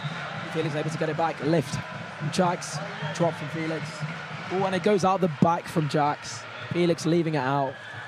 Picking it up. Really good defence there from York. Oh, sorry, Lancaster. Oh, big flick from Alex. Great smash from Selvin. But Alex returning it. Oh, lovely tape. And Jax finishing the rally off there with a kill. So just some wider context, Lancaster won this fixture, the Open Seconds, last year, 7-2. But off the back of York's sweep in the first, I'm sure York's seconds are really, really keen to keep that streak going. So it should be some good badminton. Great drop, but unfortunately just wide.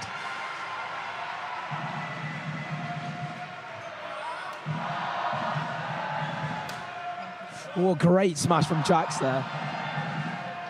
Can also say we've got the badminton women's seconds underway with York's Natalie and Eleanor versus Lancaster's Louise and Elizabeth. Fun fact, Elizabeth's first time playing roses for Lancaster, she was previously part of York's badminton team. That is correct. Switching sides. Yeah, Elizabeth was played for our team. She was here when I was here. She graduated very recently and is now playing for Lancaster. Now, that has obviously created some thoughts about whether to trade her us, but honestly, she seems like she's having a great time, and she said that the team there are lovely, so it's all good. And again, whilst this is a competition, at the end of the day, there's no ill will towards Lancaster at all. It's just it's a tournament where we're able to celebrate everyone's achievements. Absolutely. Like, everyone's put in so much work, and I'm sure Lancaster are happy to have her as well, stealing her away from York. Okay, and the men's seconds here back underway. Selvin to serve. Big lift from Felix. Oh, and Alex, an unfortunate shot on the net, but he was ready, but he could not get it over.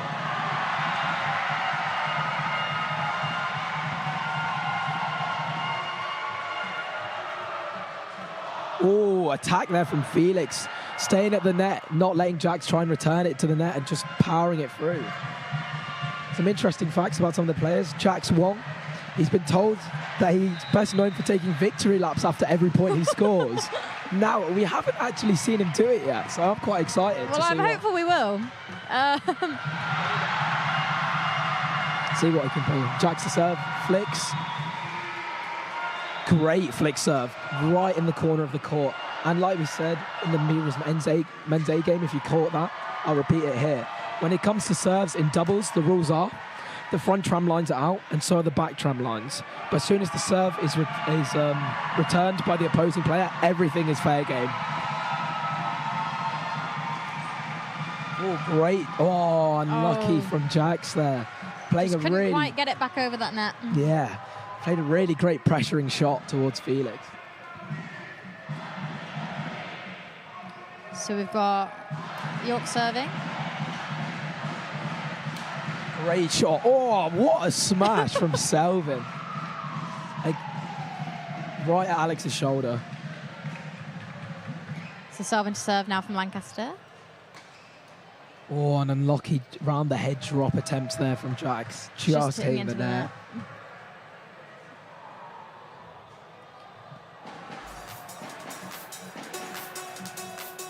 And Selvin just hitting into the net as well from Lancaster. Ooh. So York to serve now. Just letting it drop. I think that was out. And we've got Jax to serve. Jax serving. Smash from York there. Lancaster couldn't quite respond.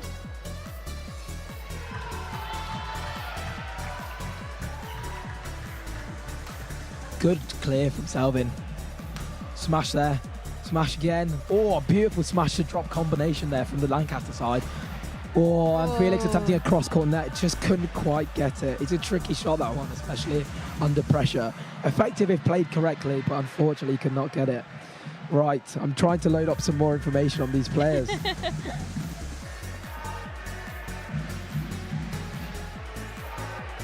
Oh, some more interesting facts. Selvin Blaskaran, he can play the drums, is what we've been told from Lancaster. Ooh. Something that may have been good to have for a supporter of Lancaster. And maybe that arm strength is really playing in because he's hitting some absolutely cracking smashes. Just going to... And Jax Wang, we've been told, is obsessed with the number 13. Not really sure why or what, but a strange one to pick. Yeah, but a very interesting one nonetheless. That's very Taylor Swift. Maybe. Maybe he's a Swiftie. Yeah.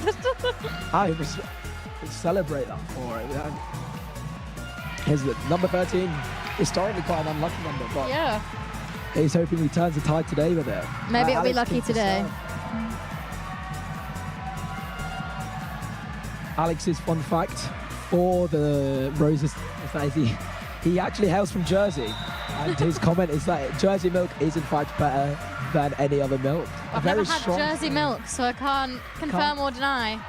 I'm the same, unfortunately, but I'll take his word for it. He looks like a man who would be honest about his milk preference, perhaps.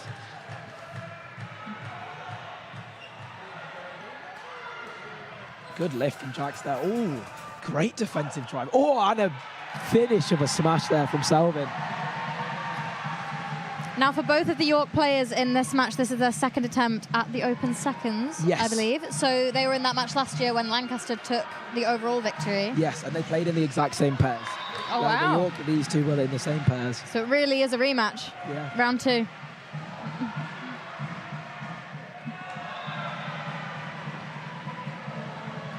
And we've got Alex serve. Smash from Jax. I thought that was a string on then. Oh, lovely shot from Selvin to finish off. Jack's checking his strings just to make sure they haven't snapped in half. It's the worst feeling when you're playing a great rally, you're in it, your mind's focused, and your strings go, and you have to change your racket. There's only so much money uni students have to be buying rackets after rackets, and so usually we only have 1 or 2 spares. Oh, great smash from Selvin, converting it to a drop. And tending to leave it, but Selvin is it's hitting well some in. Powerful shots. Yeah, Selvin is hitting some absolutely cracking shots, but York defending them well. Oh, flick serve from Felix, sending Jax the wrong way. A moment of hesitation can make all the difference. Oh. Jax trying to hit around the head again in the net. Sad. And now I believe we're leading into the set. I might try and see if I can actually get the score. Yeah. Alex. Just trying to find the score for you as they take a quick little water break in the men's Open Second match. They can't quite hear us through the glass that we're currently sat behind. I thought it was halfway. Just going to confirm this for Hey. Sorry, I just realised I was shouting into the mic. But what I've been told from the men's York captain is that was 23-21. Oh, wow. Win in the first set to York. Yeah. Well, there we go. I didn't see a halfway break, so I just assumed that we were powering earlier through on. it. But yeah, a win to York. Hendricks there from the men's A coaching the Lancaster side. So if you're just joining us, we're with the men's Open Seconds badminton, where we're 1 set in, 1 set to York, following a sweep for York in the first matches for women and the men's across both fixtures. Now this one's worth 2 points, as is the women's seconds, whereas the first was worth 4 points. But every point counts in Roses as both sides inch closer and closer to that crucial 172.5. My memory is impeccable. Let's have a little look. Obviously, we'll keep you updated if there's any major changes. We're currently York on 131, Lancaster 164. Lancaster very close to taking it, but it's all to play for. So we started the second set here of the men's second game. 1-0. Big smash. Oh, big smash from Alex. Converted it back into a lift. Jack's going for a drop, smash, and Felix has lifted it wide. Unfortunate. Good pressure from Lancaster there.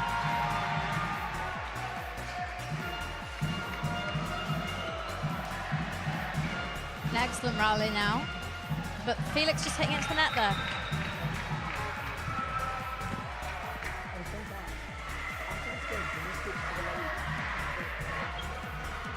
And that was... okay, so we've got Selvin to serve now from the Lancaster side. Oh, just kissing the net. That's always a tricky one to return. Excellent answer from Alex there. Net tapes are always tricky because badminton is a very quick, rapid sport. Fun fact, it's widely noted as the fastest racket sport in the world. I can believe that. We see. Fastest smash ever recorded, I believe, was approximately 565 kilometers an hour. Oh my God. No wonder the rackets break. Yeah. it's a ridiculously fast sport, and here reactions are crucial. And so minor deviations caused by things like net cords or net shots that bounce off the net or slices can really impact the quality of your game, because you're predicting a shot from all of your senses. Your eyes, your legs are already moving. That was the Badminton Open seconds. You can finish that game over on roseslive.co.uk. For now, we're going to join the action courtside for the tennis mixed. You are trying to play tennis. Doesn't look like he has a second one in his pocket, so we might have to... Let's hope he gets this first one in for his sake. Oh, and he does. It's a strong serve. And a really good return. It just sneaks the outside tram line. Just on the outside tram line. Yeah, that's the kind of shot where when you're returning it, you kind of half expect it to go out, so you're never in as much of a worry to get it back. But yeah, maybe they should have been. So that's going to make it 15-all over on court 3 here. First serve's in the net. First serve's in the net again. Just again, seeing these York and Lancaster players just not get enough power over the net. First serve is in, but the return is not. Second serve. Second serve's in. The return just goes into the net again. It's a frustrating shot to try and hit. Definitely. Really. Yeah, the serving as a whole has been pretty strong. We have been seeing a few second serves here and there, but it's really not that big of a deal. It's make a mistake when you're serving than when you're playing a point. Serve was that in? I believe that was in, but I believe that was in. The return is. Yeah, it was a very fast serve, so it's quite tricky to tell from where we're sat. And I want to say that is... I believe that makes it 40 love towards York, if I'm counting. No, they'd be serving from the other side. Oh, he's serving now. First serve is just in the net, unfortunately, but that's why they've got for a reason. Second serve's just long, unfortunately. So we'll find out, well, now what the score is, really. Okay, so it's now 30-40. With Lancaster leading, I want to say. Where's this first serve going? Oh, first serve's out, just first long. Serve is out, just long. Gutting, because it's so close to hit line and being a really good serve, but it just goes over. Just that shred too much power into it. Second serve far more out, so that's a double fault. We'll find out what the score is now, but I believe that's going to make it deuce over here. That is going to make on court 4. And I mean, this is the situation we were in last game, and it ended up dragging on for quite a while. So I'm hoping it's going to be a fairly short. Let's have an interesting game. Max to serve. So we've got quite a lot of background noise. So I believe that point win somewhere on court 2. We've got far less spectators on this court next to us, unfortunately. Well, it does make it easier to see what's happening. I believe that was just that ball was just out. York. So I want to say that's advantage to Lancaster, which is it's a good change of events from the last set. That's the situation they want to be in. Lancaster just dominated the last couple York. of games. I don't know about domination. I think the points have been fairly equal.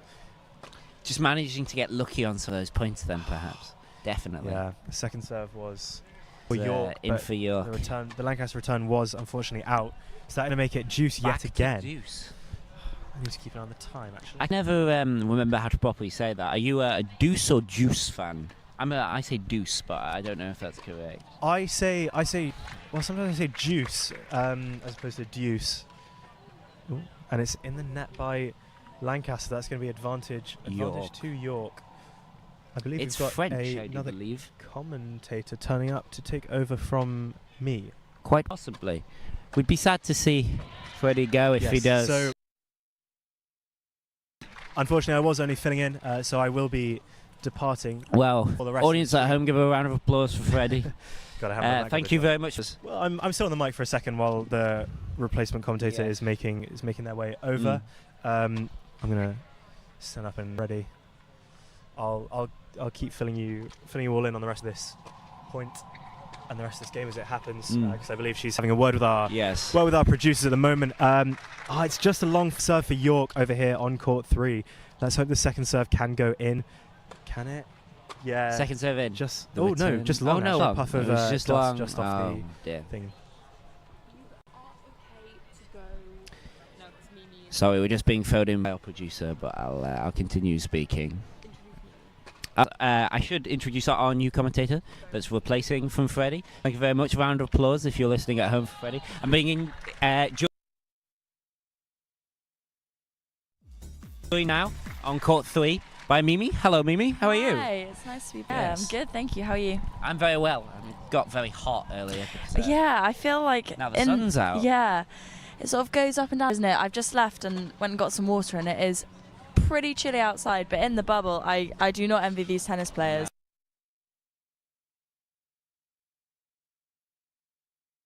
No.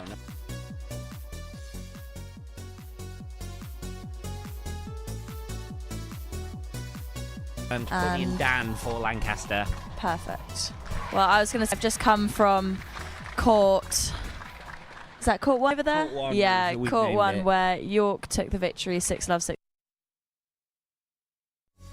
Oh, wow. Well done. Yeah, it was a fantastic game to watch, though. Really good from both pairs. This is the start of the second set. For York won the previous set against the Lancaster lot, but Lancaster just being able to secure points in the last couple of games. What's the score here in games? Currently, there's what first set went to York, and I believe that makes it Love 1 to York. I believe they won this game. Perfect. I got slightly distracted there at the end, but it was advantage's last time I checked. I got slightly distracted there at the end, but it was advantage's last time I checked, and I do believe Lancaster served a long ball, a long second serve, so I do believe it went to York. So York leading in this set so far, but like I say, we're only one game in. Interesting game going on in the middle as well, yes, isn't it's it? quite hard to commentate. Yeah. Freddie was saying earlier, because the wall of people ahead of us, we can't properly see. A lot of supporters here. Game 2 of the second set for the fourth pairing to begin. Down to serve.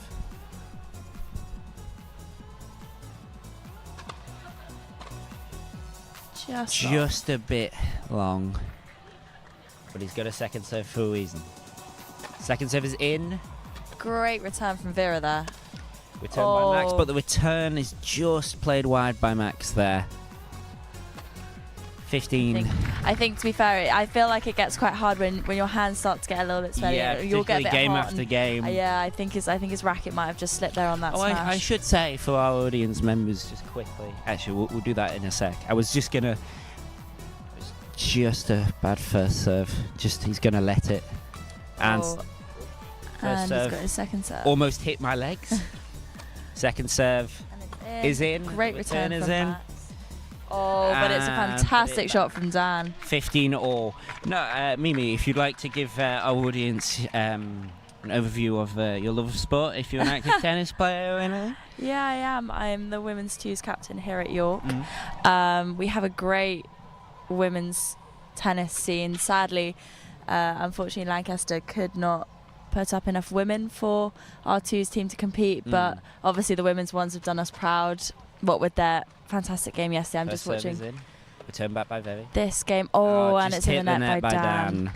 We've noticed this a lot on a few of the courts, that a lot of these shots, particularly from the back and some from by the net, just end up clipping the top or the centre of the net. Just can't get enough power behind the ball.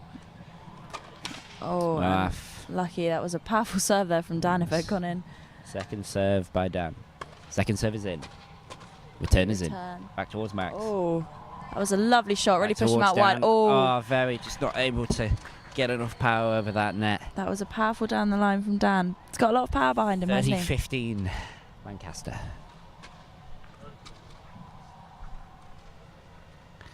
Dan to serve. Towards Very. The serve is in, return is in. And he went down the line, but Max was able to get it and did a lovely classic cross-court volley. 30 all, I believe that makes it. I think so. No, just played wide by that first serve by Dan. Takes the second serve. Second serve is in. Yeah, nice return from Max. Nice return by Max. Both players playing deep and wide with a lot of power behind them. A lot of power behind them and mostly focusing at the back. Max comes into the net. Beautiful volley. 40-30. Oh, sorry, 30-40 as Lancaster are serving.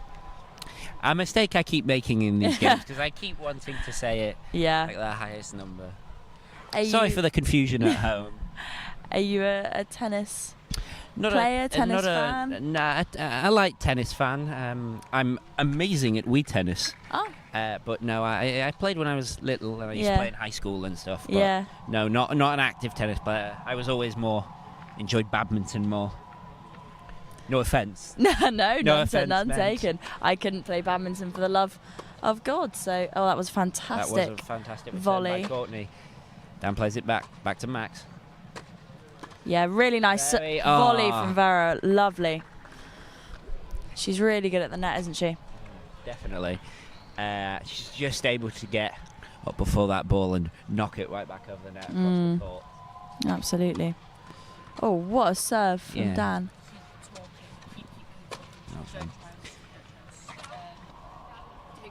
Back by Dan. Dan to serve. Dan to serve. Yeah, whatever you got. Just some overheard cheering by the crowd. First serve, just out. Plays the second serve. Second serve is in. Oh, what a return. Return is also in straight down the far left of that court. Straight down the line. A lot of power.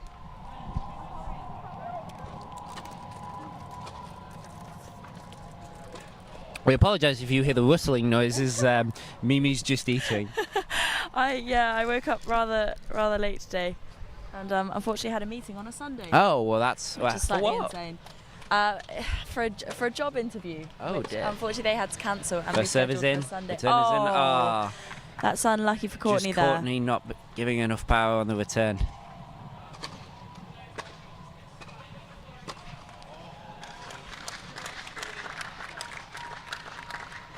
Advantage up. Vera to serve. Play towards And Courtney. Just long. Just long. She's going to go for the second serve.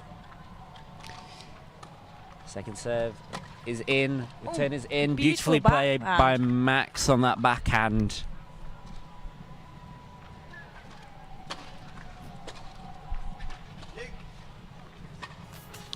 And how's it looking down the far end of the pitch? You mentioned you were there earlier. Yeah, I mean, obviously we had a great game earlier, but I believe now Katie and Peter are warming up for York, and I can't quite see who's warming up for Lancaster, but that'll be C3. What a volley from Max over here to win that point. But yeah, sorry, Katie and Peter on the far court, C3 for York. And obviously, we've still got Ellis and Holly playing in the middle court, seed 5 for York. And Katie and Peter for Lancaster. Playing against Katie and Peter will be Louisa and Dom. Excellent. Dom is, I can tell you, is the president, apparently, of the Lancaster lot have very kindly written what departments and what they all do. We did notice first pair, Aidan and Lucy, are both final year Greek mythology students. Wow. Earlier, which you don't often That's see. amazing. Yeah. Greek mythology as in like that's their course? I would assume so, Yeah. as opposed to just classics. That's so cool. But I'd no. love to study Greek mythology as a course. I feel like it would get very retiring. Anyway, sorry, we digress. We've just seen the end of a game for York court 3 over here that we are got watching. that point on court 3 on the second, which I believe makes it love 2 to York In on this this second second set. set. Absolutely. Jinx.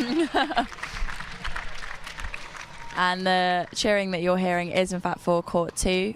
A lot of spectators for court 2. Not so much this court, but we've got a couple of claps and a couple of woos. Yes, I believe it made slightly funnier by the fact that Ellis, who is playing for York, did in fact go out last night. Yes, we did notice there was a suspicious amount of Red Bull cans as people were entering. And is a couple of dreary is faces. playing this game not quite on his 100%, but playing very well indeed. So maybe that's the way to and go that's why forward. important. He's come here and he's given it his all. Absolutely. Very to serve for York. And it's Return is in. Max. Sadly, Just playing it a bit too low on the return there. Was an It's hit the attempted net. smash. That's 15 love to Lancaster.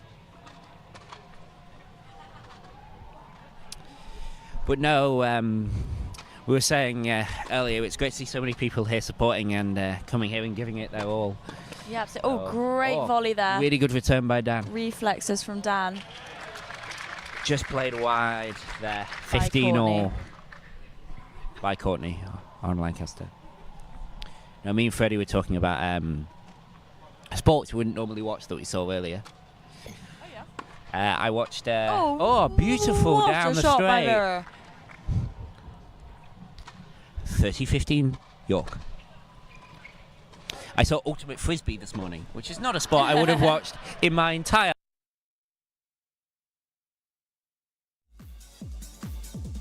life.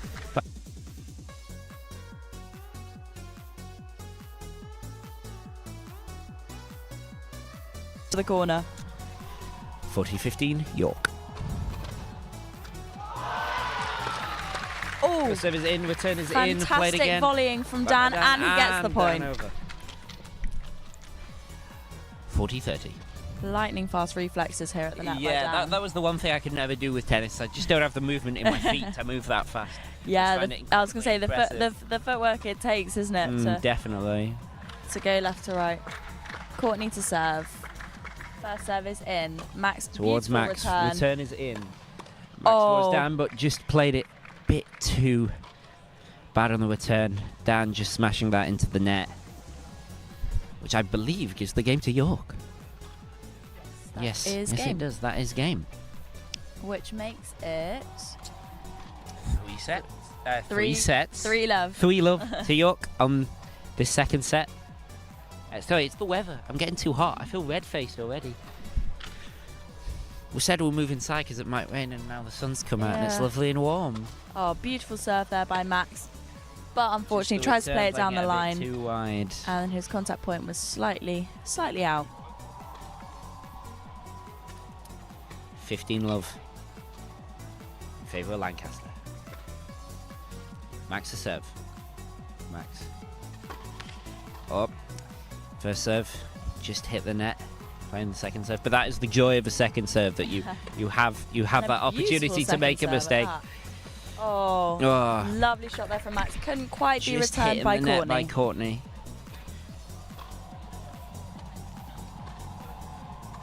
So I believe makes it 15-15, if I'm counting correctly. Yeah, 15-all. Yeah, 15-all. Why not? I'm not a counter. It's very hard to keep track of all these games happening at once. Beautiful serve there by Dan. Nice and a volley that went to Courtney's feet, and she couldn't quite get it over.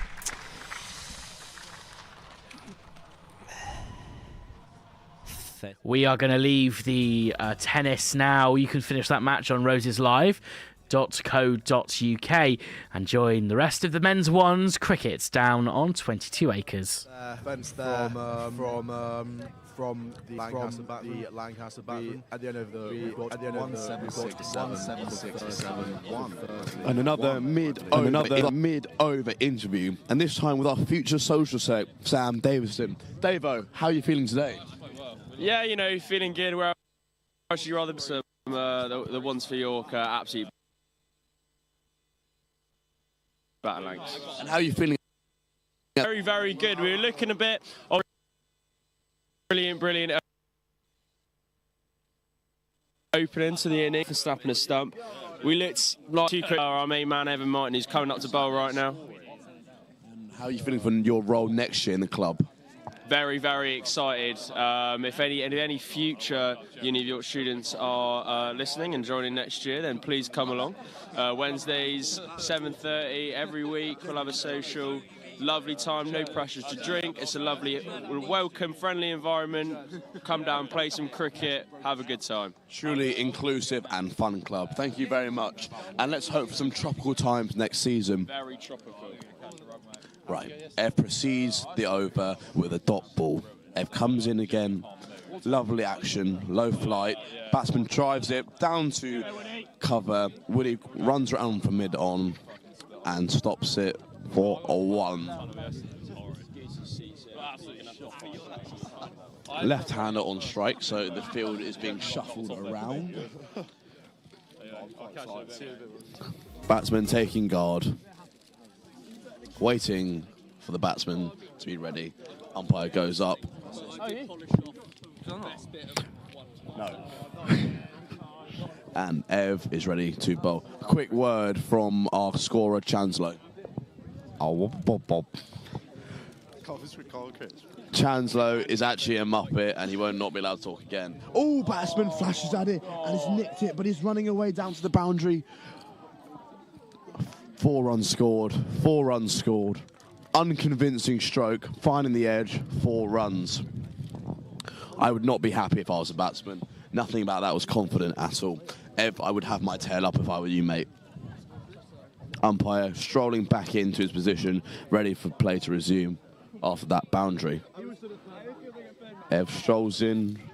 Bit more flight on this ball, bit fuller. Batsman shows the respect and blocks it out. Dot ball.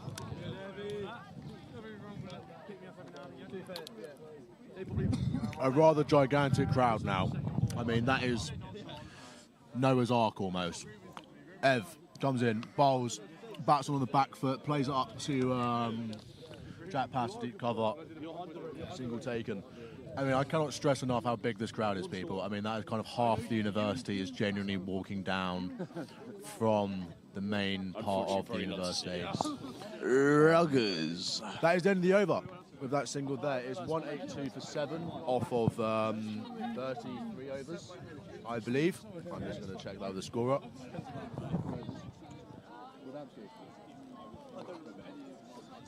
He's too busy readjusting his seat position to actually give me an answer. It's more than fair.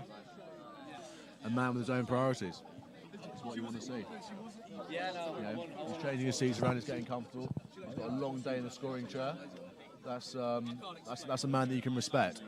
FDR continues, comes in now, bowls outside off, defended into the offside, and there's no run. And we'll just check now with our scorer. It was actually 32 overs. I'm really bad at this. Brunty, what's going on, champ? I'm cold again. FDR bowls a full toss, batsman slashes it away, down to square leg, 4 runs scored from the batsman, loose ball from FDR, 4 runs scored. Oh, the sun's come out. It's nicer now. Oh, it's beautiful with the sun out, isn't it? There's a bit of sun, there's a bit of warmth, and there's even more people in the crowd. Everyone just walking towards us. I think all listeners should come down to the ground with the sun out, get a tan, enjoy the cricket. Look at the amount of people. FDR approaches his mark again. Does his pre-bowl routine, bowls it nice and full. Batsman shows respect, dot ball. It truly is amazing the amount of people that would come all the way across the 22, go past the cricket, and go and watch rugby. It really shows how much no one likes the sport. So, FDR comes in again, bowls, batsman defends that, into the offsides, and there's no run. And with commentary like that, you can't understand why no one likes this sport, because it is a bit dull right now. Spin from both ends from Rendell, no one's really wanting to see that. FDR comes in again, bowls, batsman on the back foot. Touch of a drag down, batsman waits on the back foot, punches it away, past extra cover, 4 runs scored. The flighted balls seem to be working a little bit more than the shorter, flatter ones. Maybe a bit more flight, getting the batsman to be indecisive in the air might be the tickets to get another wicket. That rhymed, I think. Brunty, you're nothing if not a poet. And I don't even know it. That's the only response to that rhyme, ladies and gentlemen. That is the only response to that rhyme. That's my commentating done for the day. Will Brunt, been a pleasure talking to you. Hopefully it actually would be. But I have to sit next to him for the next 7 hours. And then 8. Oh! FDR comes in, bowls, batsman plays off the back foot up to cover. Not the best stroke. Few runs came off that over though. Now up to 190 for 7 on 33 overs. Run rate probably just climbing up a little bit, but nothing dramatic really. Hopefully these batsmen can actually do something that's of note, get some genuine commentary going. It's pretty difficult. A lot to ask for them to actually just play the sport that they're meant to play. I believe from the way that things are going, AB looks like he's warming up. He might be coming on from the Fulford Golf Club end. Ev's coming in now from the Pavilion end. Comes in, bowls, slightly full ball outside off, pushed up to long off for a single. Brunty, what are your plans for the evening? What's going on? Well, I'm looking forward to the lunch break because I will be going to abuse that lovely Asian food that they serve outside the sports centre.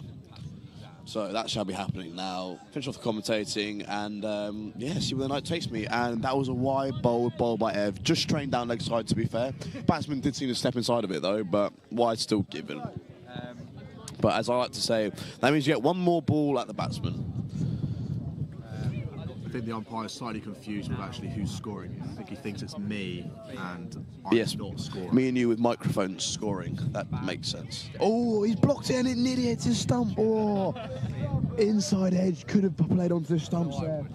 Good stuff from the boys. Ev really finding his stride here. Really making a mark for himself at the Roses. Ev comes in. Lovely flighted ball. Batsman, back foot, block, respect. Ev fields it himself. Dot ball made. I might come in with something else. I think there's something that should be noted is the amount of freshers we actually have in this ones team. Ed Martin coming in, bowling, chips it back up to the bowler, nothing to match there. We've got three freshers in this one squad. A great number. We've got 2 more years left at the university and be stalwarts for the team. Ev drops one a little bit short. Batsman flashes it, pushes it straight to cover though. Great field from Addy. Dot ball. You can really hear the atmosphere as well building up behind us. I think there's a ton already for one's rugby that's going to be getting underway shortly. Yeah, the York One's rugby team are now running through the tunnel. From everyone. Of 34 overs, 6 wickets. 7 wickets actually. 7 wickets, I apologise.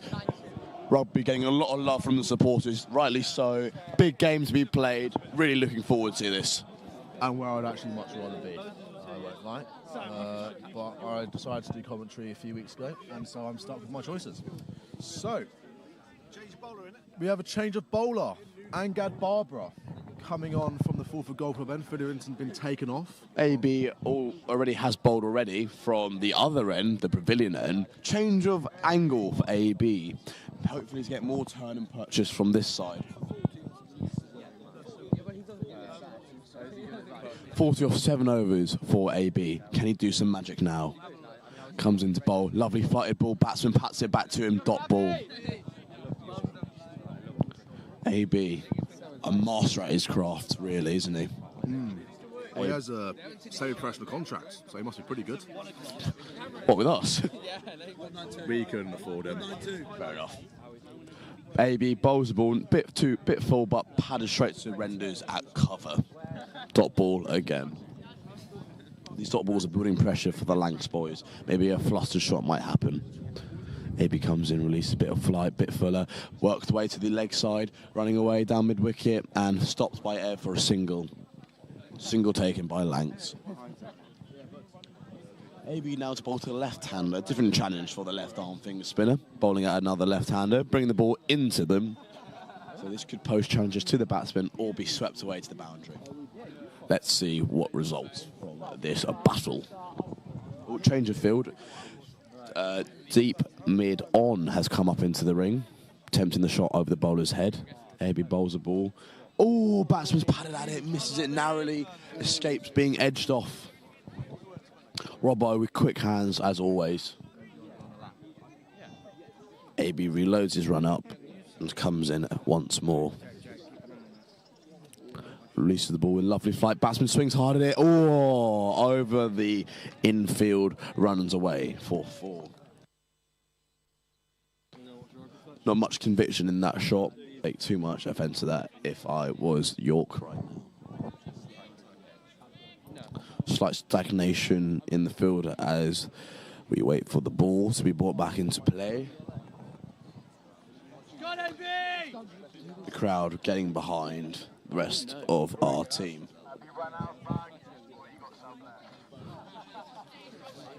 lovely chat being given between.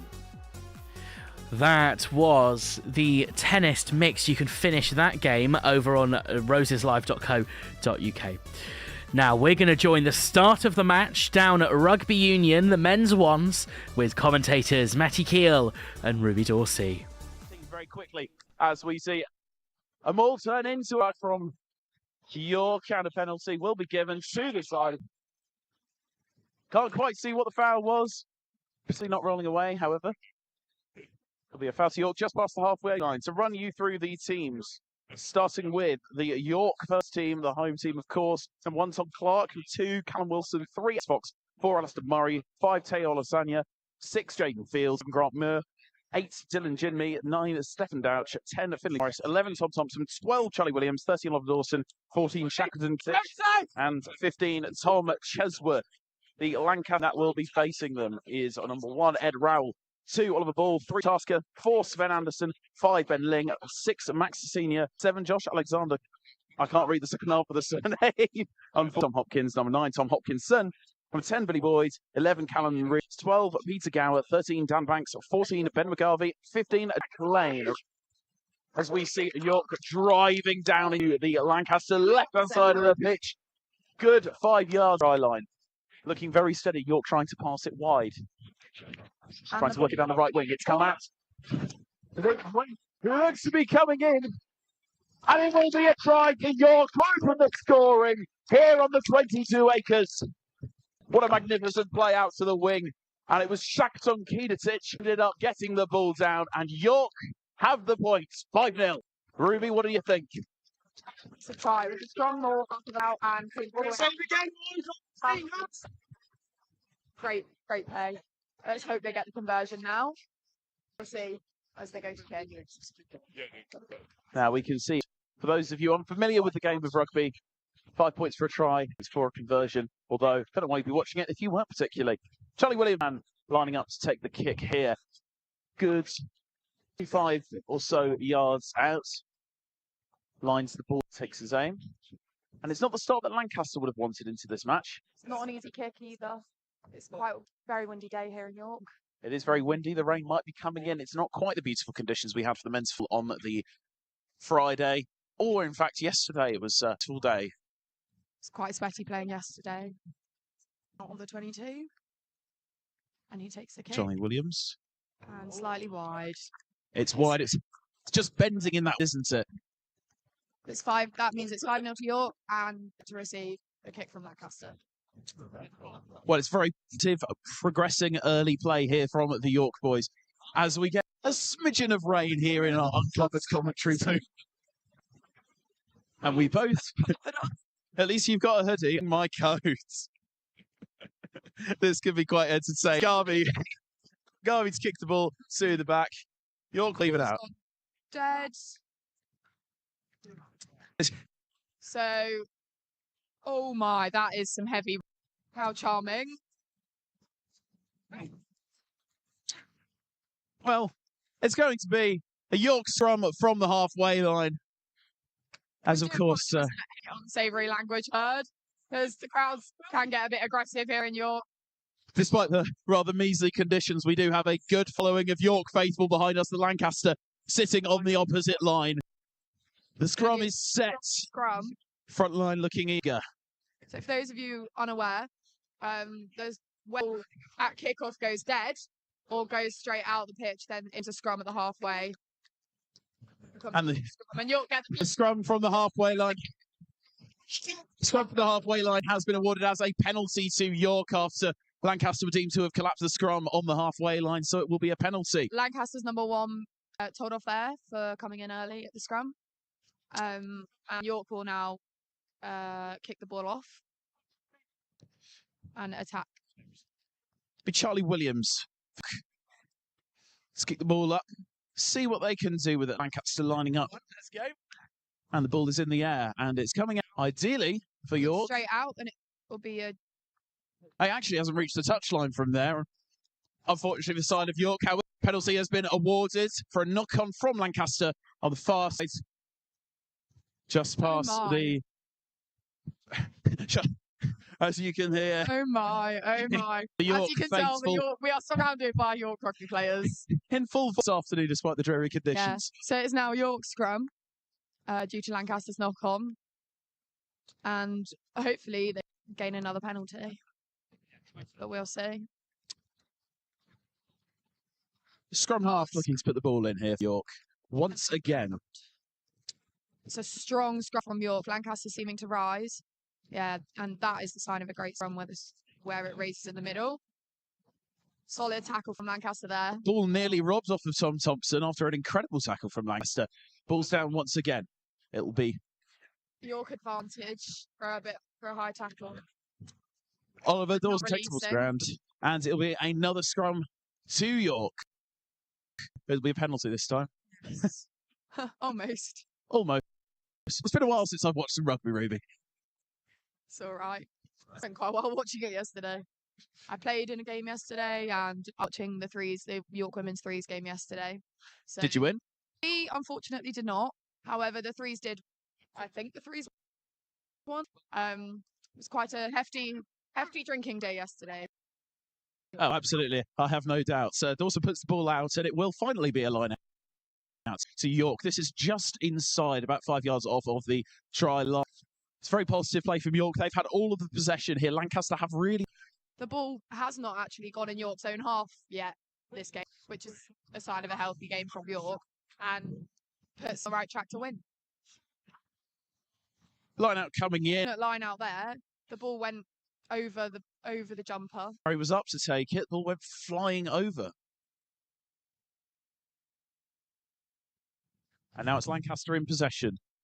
And they've kicked the ball from comes their own out. 22. And unfortunately have not made touch, as they would have hoped to do, because when you kick the ball, for those of you that aren't familiar with the rules, when you kick the straight from your own 22 and the ball goes out, you take the line out from the point where the ball's gone out. And now Lancaster have the ball and are running with it. Apologies for the language of herds coming off of the incredibly faithful support. Hopkins off. It's Rowell who takes it to ground for Lancaster. Strong challenge there. Mauling forward. And it will be a penalty.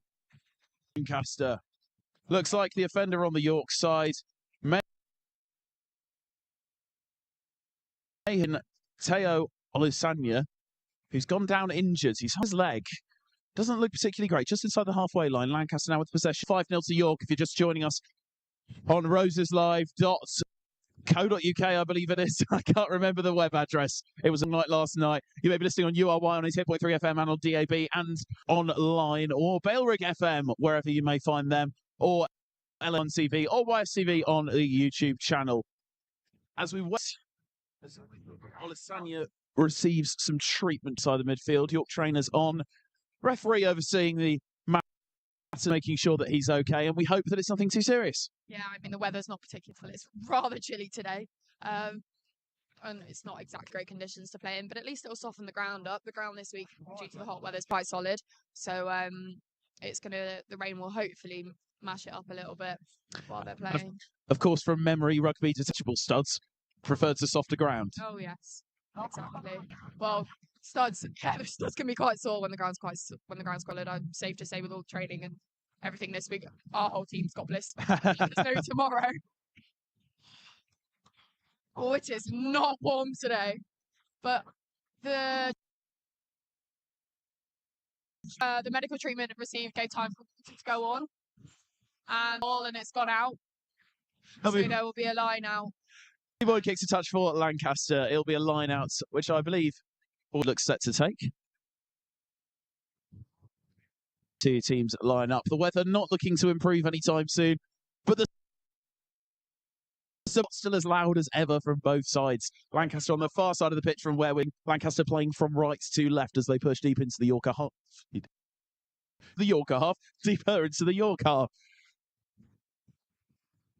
Lancaster players appealing.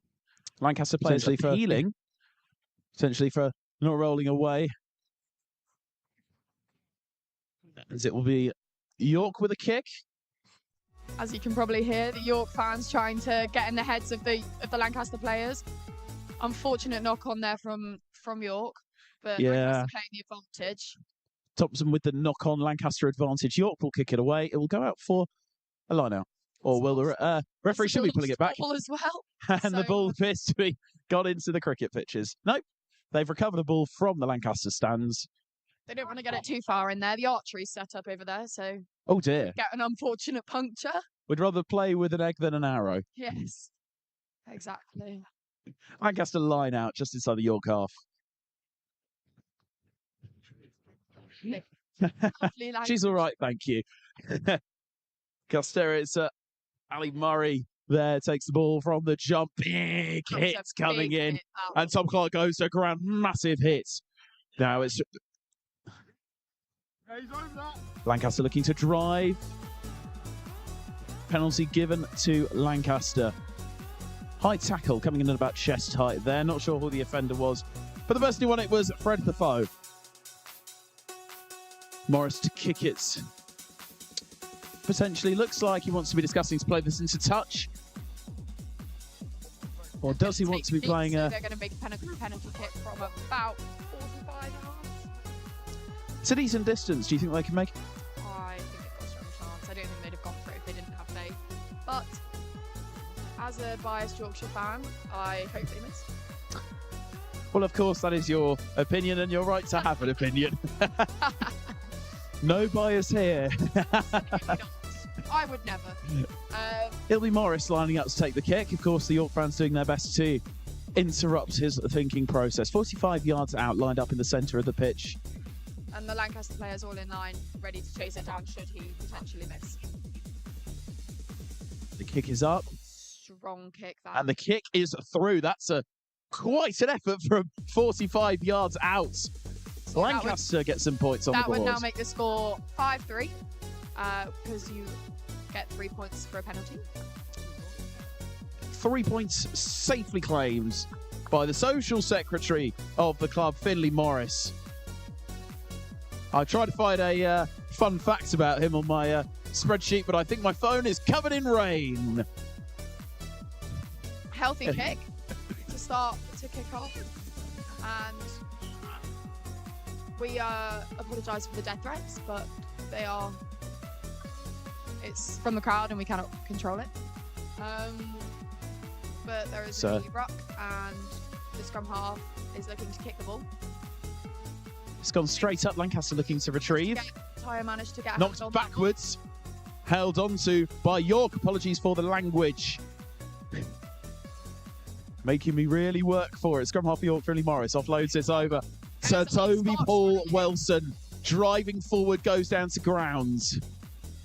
Retrieved and passed away by Dooch.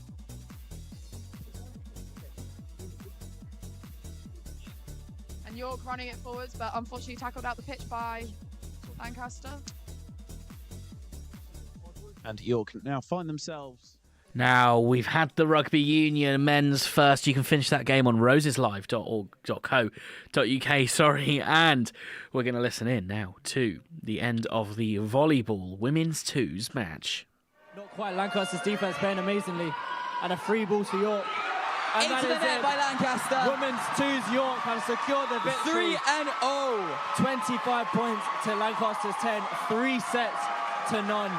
Crowd storming the court right now on both sides, except York's is just a bit more exciting. York screaming for the victory. Everybody's clapping. The women's two team, they played amazingly today. Lancaster into misery right now. Let's see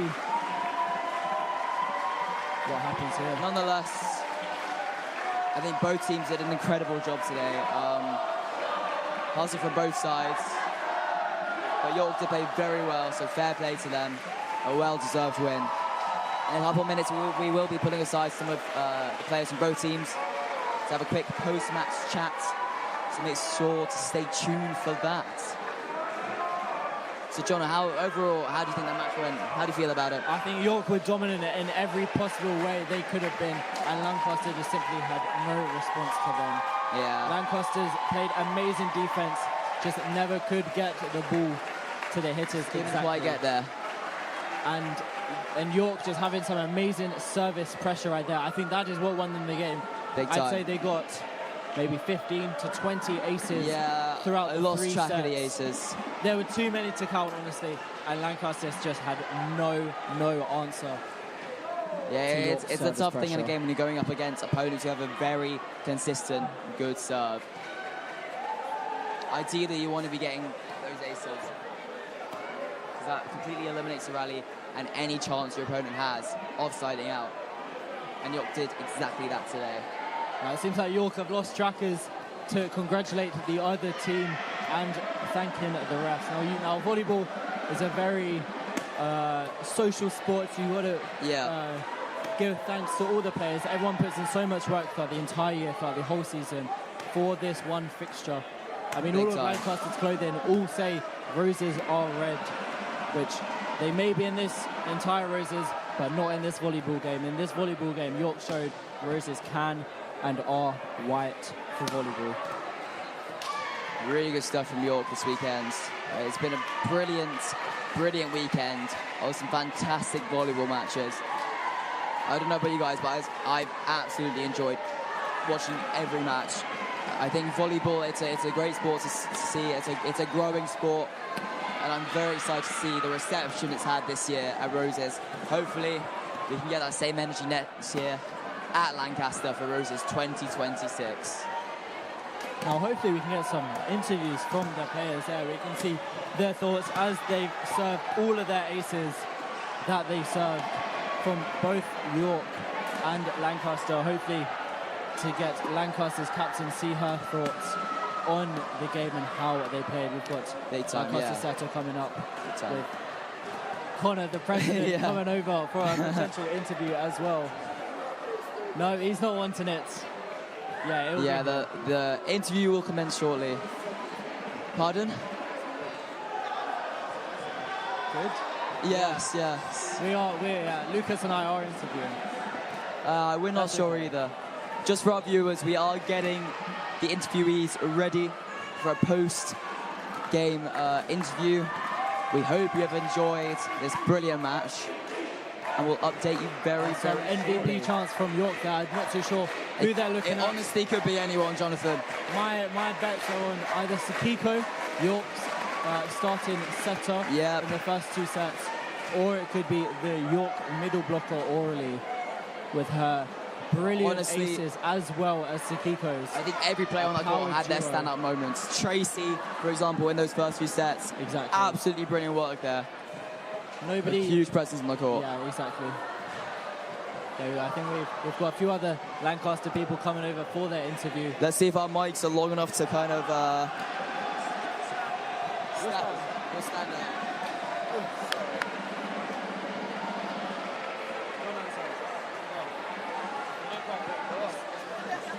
Okay, we are now commencing the interviews. Hello, everybody. So, unfortunate loss today. How are you guys feeling? It's okay, we'll have a comeback. This is, just one time. Next year, when it's in Lancaster, we'll have more supporters. The atmosphere is actually something we're used to. Unlike here, and the green floor, it's a little bit, light. Let's say that. I think it's a learning curve. No, sorry. Sorry. Sorry. I think it's a learning curve. I mean, we know what we've done wrong. We know how we should be able to fix it. So I think that's what we're probably going to work on in the next year, and then that will be what we smash York with. And in regards to that game, we saw that there were a lot of service aces from York. What was the thoughts in the timeouts of how to counteract those aces from York setter and middle? If you want to comment on it, I mean, I know that. I think just move more, communicate more. It's like a little bit of a circle in the middle where it's just kind of like, oh, who's supposed to go and get it? Because I feel like it's a new team as well. We did have a year to practice, but most of us had an injury or we were busy, so it wasn't really enough time for us to come as a team. And I'm pretty sure the second team York as well, they just won this year as well. Just unlucky for us, I guess, just unlucky. And most of the players in our team, they haven't played like professional volleyball before. So it's something new and build up for next year. So now looking ahead to next year, do you have any last words you may have for York, or any comments you have for next year? Just watch out. We'll have a comeback. We'll always come back. Thank you so much, guys. We're going to buy you. Had to get that on, Mike. Let's get ready for next year then. Thank you so much for your time. My hands are very sweaty. Thank you. Thank you so much. So that was the Lancaster setter and number 77. I believe that was their captain. Yes. That's okay. So now we're going to try and get some York players. Yep. Hopefully get their win thoughts. And here we go. We have York's libero captain, Deb, representing Brazil. Repping for Brazil. And we've got Maya, York's secretary, representing Greece. Of course. Guys, what are your thoughts on the game? It was a lot of emotions. Oh, it is okay. A lot of emotions. We have some people on our team leaving, so it was really like give it our all. We really want to show that York isn't here to play. We're here to win. And I'm just really proud of how my team has developed this season, of how everyone has improved. And I think this just shows our capabilities as athletes and how together our team was, and all of our teamwork that we have been working so hard for. Each of these ladies is so talented, and I think each of them showed this today. So I think that was so apparent in our game. And I would really like to thank the cheering as well, because they kept the energy high all the time. We couldn't have done without anyone who was here. Everyone added to it. Yeah, I couldn't have said it better. I want to ask you guys, we asked Lancaster the same thing. Your guys' service aces, there was so much pressure on the serve. That was... Yeah, we lost track of the aces. It was absolutely brilliant today. What were your thoughts going through your head? What was George telling you about how to keep the service pressure up? What was it saying? Well, I think playing your own game, playing at your own pace, don't let them pressure you, don't let them get to your head. You know how much you have trained for that, and you know how much you deserve that and how much you can serve. So I think that was vital, knowing where to target, thinking before serving, and really visualizing that ball on the target was also key. I mean, we don't serve, so we don't really go through that, but I can imagine that's what everyone was thinking. Yeah, I was going to say in trainings, Deb was making all of our players serve and serve and serve, and it was 10 minutes of serving, 20 minutes of serving, and only serving. So I think it was really nice to see all of that pay off today. 100%. I think it's one of the things that we most developed this season, and couldn't be prouder, really. And as we just asked the Lancaster players, do you have any last words or words in anticipation for next year's Roses at Lancaster? So I'm here joined by the captain for next year, and I know she's going to do an amazing job. Of course, having your Roses away is not easy, but if there's one person who can keep her head in the game and who will lead this team well, is Maya. I don't know what to say. I'm really excited. Obviously, it's going to be away, so I'm really looking forward to that. We just need to bring the energy. We need to train hard all year. I've seen what Deb's done this year, and I want to replicate that. I want to be the captain that she was, and even more, if that's even possible. But yeah, I just want to make my team proud, represent them, and make sure that, we're developing as a team all year long. And, Roses are white. Less words, just have fun. That always helps. Thank you very much, guys. Well done. Thank you. Thank you so much, guys. Well done. Congratulations. And I think, that's it for today. It's been a brilliant weekend of volleyball, and we were delighted to have it end with such a superb game. Thank you to the viewers. We've had a great time. Thank you very much. Thank you very much, Donna. Very much. So yeah, that was the women's twos volleyball with the York win, Lancaster defeat. 3-0. 3-0 in sets.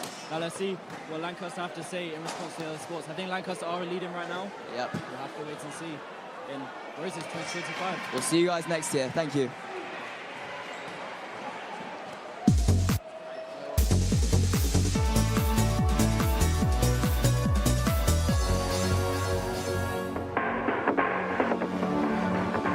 Thanks for listening. Roses Live is brought to you by URY and Bailrigg FM.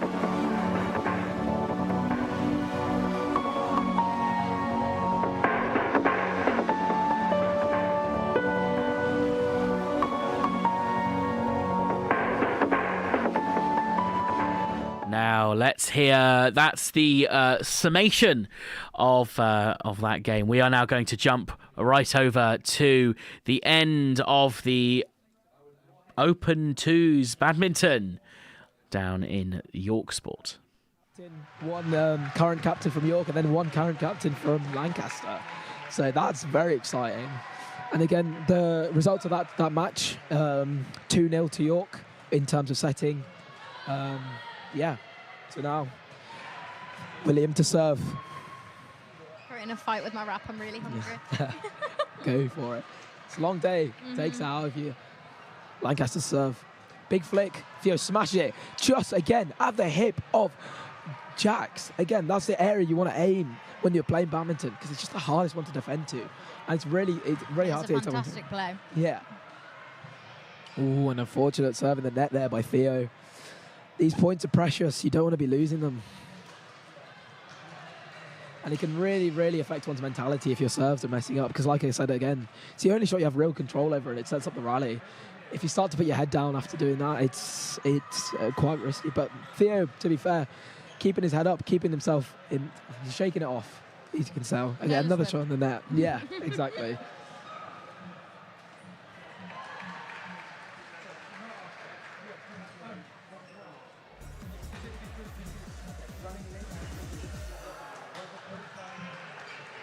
Big lift from Theo.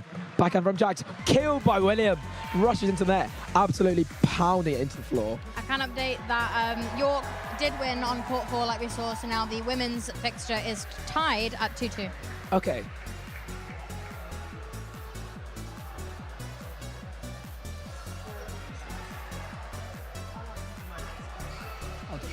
Good shot there from William.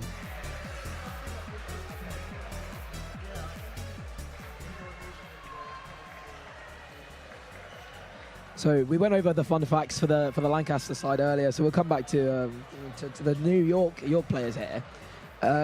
So William, his fun fact was that we talked a lot about racket string breaking today. He's once played in a full match with a broken string. That is impressive. Yeah, because that's perseverance. That's a good quality to have. I don't even know how you could do that, 'cause every single one of your shots is completely messed up. But yeah, and his favourite shot, he says, is a cross-court smash. We may see a few of those today. Let's see. Theo's fun fact, he's born with facial hair. One that I think is maybe a bit less true to his word, but you can see his luscious locks on display today with the Yorkshire face paint on as well. And then his favourite Rose's memory, downing 3 Red Bulls to counteract his 2 hours of sleep before my matches. I think that's probably away in Lancaster. It's hard to get good sleep when you're away. And I imagine that some of these Lancaster people are unfortunately running on tough sleep, which again just shows how good they're doing with that in mind. It's very impressive. I mean, I slept on the floor in Lancaster last year and I was only doing the media and I thought I was going to die. So I don't know how they're getting up and doing this. 8:30 in the morning as well for the men's A, and then even for the a lot of them have come to support, so they've been up bright and early. So really commendable. You can't tell. Honestly, you couldn't tell. Great smash from Jax there. Oh, and a lovely drop there from Selvin, keeping the pressure focused. Brilliant to achieve. Big smash off the return serve again. What? Another smash down the line, and it lands in. Beautiful play. Selvin and Jax trying to keep the lifts up, but could not. Oh, great return of serve from Jax there. Like, rushing to the net, smoking it. But unfortunately, he got returned by York, and now we're through.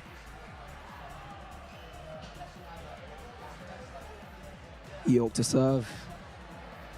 Theo lining up. Big lift. Oh, you could kind of see it in his eyes there. He went to look up. All right. Thank you, So Lancaster serve. Oh, what a return of serve. Deceptive backhand right into the side tram lines there. Lancaster not really sure what to do with that. Ooh, and Jax hitting a deceptive one as well with a slice backhand off of the serve. That is a difficult return of serve to hit well. Oh, William full smashing it. Another lift from Jax. Oh, a great defensive try from Selvin, completely mixing up the oh, I think that was a double hit there. Okay. So we've got York serving now. Oh, big smash from William there. Jax is sending back the shot. Theodore to serve to Jax. 18-12, first set. Is that where we're at? Yes. Amazing. Big smash. Oh, and he goes straight down through the middle. Again, aiming more or less to Jax's hip. A really hard place for very defense. clever shots. Yeah. Like we were mentioning, as I heard, we've just been switched to radio. It's really hard to defend a shot to the hip of your racket arm because you just can't get that rotation around it. It's a good point to aim for. Good return from the York side. Oh, and Lancaster hitting it right into York's open space. Both of the York side were on the left. Lancaster cross-courting it into the open space on the right. Oh, William again trying his backhand deceptive return. Oh, and Lancaster hitting it wide. Jackson doing a little spin out of frustration. Quite literally trying to shake it off, we'll see. If you're just joining us, the overall scores were on 2-2 on the women's seconds and 3-2 to York on the men's on the open fixture seconds. William hitting in the net. Lancaster putting some really good lifts in there, just trying to keep the pressure on William and knocking it back. We're on 18-all here on court 1 for the open seconds fixture. Court 2. So that's the court we're not on at the minute, I believe. Don't listen to me ever. I'm never right. No. No. It was, yeah. Oh. Okay. So court 1 are currently on a break. I believe that means someone's hit 11, unless we're further into the match than I thought, and then that's not right. Someone is verifying that right now. Unfortunately, you're currently okay, so now we're back on that court that we just mentioned was on 18-all. Is that this court or that court? That court. So court 2 is on 18-all. Big one. I think that's 2018. I just seen York win 2 points. This might be it. I don't know if it's set or if it's match, but it's still big points. Will Lancaster be able to claw back those points, pull it to setting? Whoa! And now hit the shot. And that is set. That is a set. You can tell by the fact that between sets, you don't usually shake hands with your opponent because it's going to be about going back on court with them. So whether that's first or second set, I'm unsure. I'm sure we'll get an update through very shortly, but that was on court 2 for the men's. Absolutely great shots there. You saw, Lancaster's just clawing away. But, I mean, 2018, they must have been fighting that for a long time. We're jumping back now to court 1, I believe. Yes, we are. We are back on court 1. For Lancaster, we've got Jackson Selvin, and for York, we've got Theo and William. Are we a set in, or is that halfway through a set? Check. We're going to find out. We're a set in because we swapped. We think we're a set in. Yes. Do we know who the set went to? I believe it was York. Yeah, York. And that was unfortunate out return of serve. Again, like we're saying, that game was really close. So I'm really excited to see what they'll produce here. We'll be getting third set. I feel it's fully capable. It wasn't like it was York's take. Whoa, showing a dominant show of force there, Lancaster. I mean, everything has been very neck and neck. Selvin attempting a flick serve there. William attempting a backhand, just caught wide of the court. Selvin shove. Ooh, nice net. Big smash. Forces the Lancaster shot out. Lancaster just not being able to get around it. Big smile from Theo. Good net play from both teams there. Oh, just wide of the court. Well left from William. I think that might be 5-2. I'll keep an eye on the scores for you. I'll try to find out. Unfortunate missed return of serve. I think it's 3-5. Big lift. Backhand from William. Forehand from William. Oh, unfortunate frame there. Hard to celebrate with him, but he's looking over at us, probably hearing us here talk about him. Oh, he's good shots. Oh, a great shot from Theo. Big defense, though. Great drop from Jax. And again, a very strong smash. Oh, was it wide or was it in? To be determined. What do we think? A bit of debate there. Figuring it out. Something 4. That's what I just caught. So Lancaster on 4. I think York on 6. Score? 10. 5-5. Oh. There we go. Just getting. Very misleading hand signals. Yeah. Trying to figure out the score. 5-all. 6-5 now to York. We're locked in. Jackson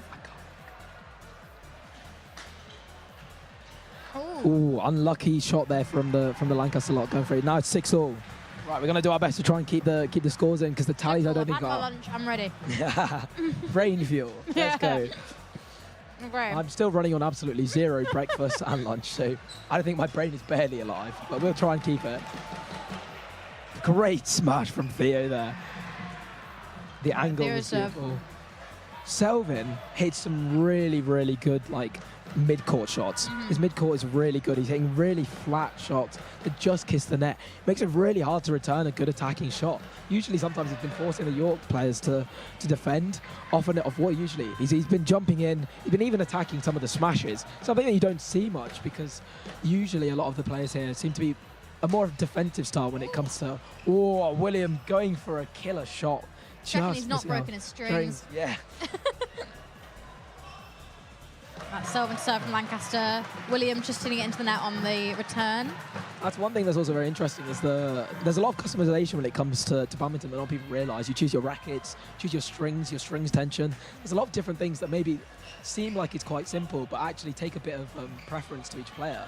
There's differences such as having head-heavy rackets, which produce more power, stiff rackets, lighter-headed rackets, all playing into each player's preferences. Adds a bit of fun as well to being able to find a racket that you truly like and truly enjoy. And even string tension, it's something that applies to all sports as well, all racket sports is this. But usually with badminton, string tension can actually make quite a lot of difference because of the fact that the shuttlecock is a lot lighter, and so the power that you generate when you hit it is quite massively affected by small change in string tension. And it also affects things like the sweet spot on your racket, which is the area where you produce the most amount of power and most amount of basically the cleanest place on the racket you can hit it for it to go well. It can actually shrink with higher tensions, but there you usually get more crisp and more direct feedback of power. So usually with professionals, you'll see them stringing at 33, 36 pounds of tension. Like you get high 30s. Usually what the average of what you expect to sort of uni sort of level is 24s to 28s. Depending on each person's preference. Because you also got to think about it like this. Professionals have the money to buy more rackets and strings. The Yorkshire and Lancaster students, unfortunately, don't have much. Yeah. But they're doing fantastic. I have lost track. I'm very sorry. No, it's all right. I was my waffle. It's just something I thought. I was learning about string tension, and now I don't know what's going on. But we've got someone on the floor. Selvin's on the floor. Selvin going in there to defend. And we've now got Theo serving for York.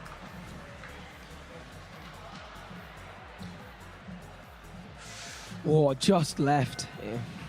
Just out there. And Theo serving for York again. Ooh.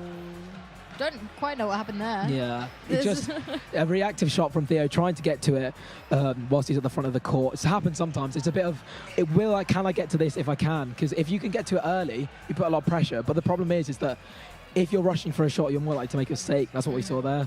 Now, an unfortunate hit in the net there from Selvin with a drop. Theo to serve. Oh, no, sorry, William to serve. I think it's 10 to York. We'll see, depending on... Quick break to tie his laces. I'm trying to get someone to tell me. Don't want any injuries today. No shot. 14-12. Okay, we've got an updated score. 14-12 to York. And Williams to serve for York. Ooh. A smash very from helpful. Theo, but right into the net. Yeah, you can see he's not happy with that. No. But that's the thing. Badminton is such a mental game. People forget about it a lot. You've got to be able to pick yourself up, even if you're not playing your best, even if you make mistakes. You've got to get your head up and keep going, because if you drop it, it's the same with any sport. If your mental attitude is not there, you really can play so much worse than you're capable of. It's usually a negative feedback. Great smash there from Theo. I think they're on 15-14 now. Yes. To York. Doing my absolute best for you all. Theo serving. Big smash from William. Oh, lovely some from Theo. great attacking shots there. Straight down the middle, I think. Yeah. It was wonderful. So they pushed them out wide and then gave the finishing dot middle. See, there we go. That's what we're talking about with Selvin's mid-court shots, man. His return of serves and anything at the front of the net to mid-court, he's really, really good. Jax is also playing some beautiful drops and cross courts. Really, really good. Theo and William, Theo in terms of the player base which I've seen, Theo's very more of a technical player. He likes to keep it more mid-court and focus. William's quite a big lifter and smasher. He's like more of a, but he can put off some pretty good deceptive shots. I've been wrong-footed many a time by that man. I'll be honest. I don't know where we are now. I think we're on.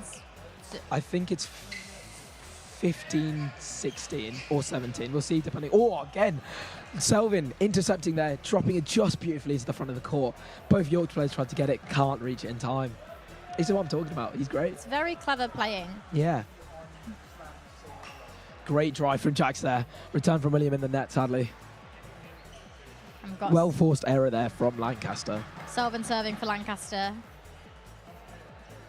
Oh, again with Theo showing a bit of frustration there. Again, it's completely understandable.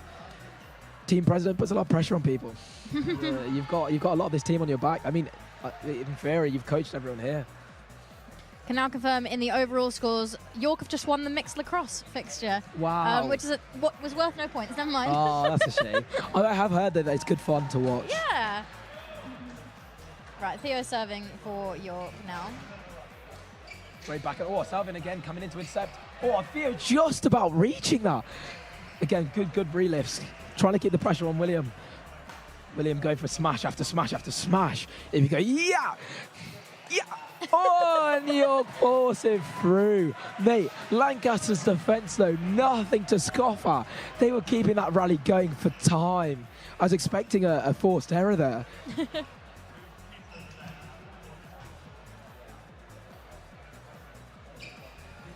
Theo serving now. Theo serving. Oh, great shot Good from Selvin. shot from Selvin.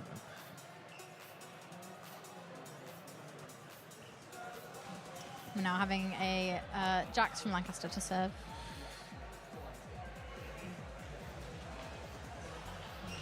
Ooh, good cross court. Oh, and William finding the shot there.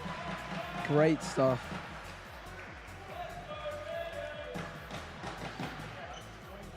William to serve. Ooh, nice flat serve there. Another smash from Theo.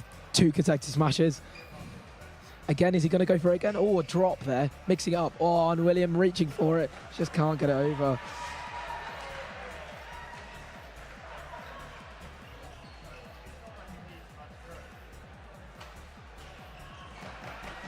Well, William just about catching the wrong footing there again. That's the whole communication part. Both players went for it right down the middle.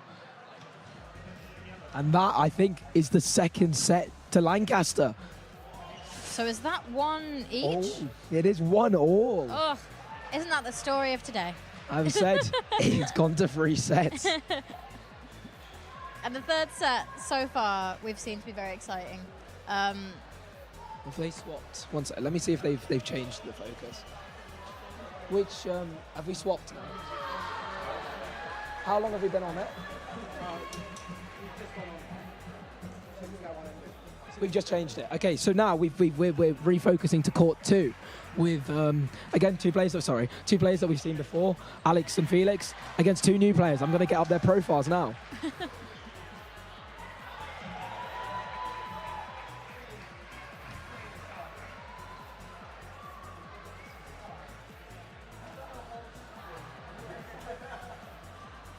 Just trying to get the latest on the scores for you overall as well. Okay, so on the Lancaster side, we've got Chris Tan, and we've got Juan Domingo. I hope I haven't butchered that, but a very cool name. And then it's Felix and Alex again. Yes. On the York side. We saw them play on court 1 earlier. To help distinguish them, Felix, so surname Squire, Alex King, but I can't, it's on the opposite side. So the best way to distinguish them, Felix is the one with glasses, Alex is the one without. Nice and easy. And then Juan is the taller player of the 2 on the Lancaster side, and Chris is on the other as well. I think you might be able to see their surnames on the live stream. Hopefully you can. All right, York to serve. We might be able to get the scores actually, because this court is being scorecarded. I'll see if I can get it. Do you want me to Trying to ask them, yeah. Oh, a great shot from Juan there. And it's been forced out by the York side.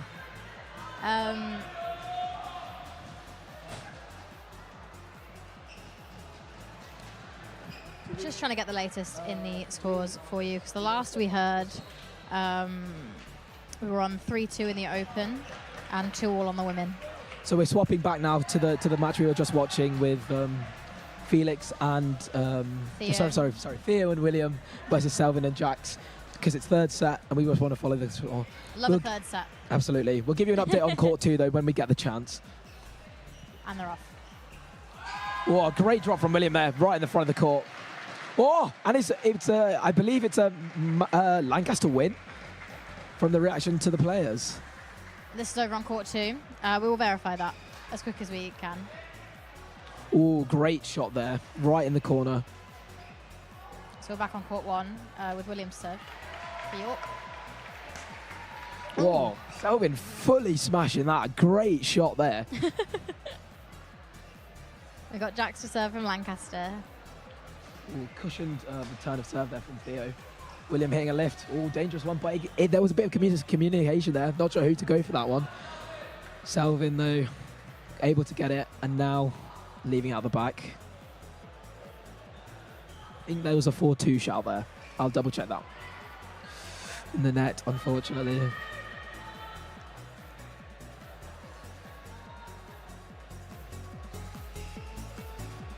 Well left by William there, going to hit it, but deciding last minute to change.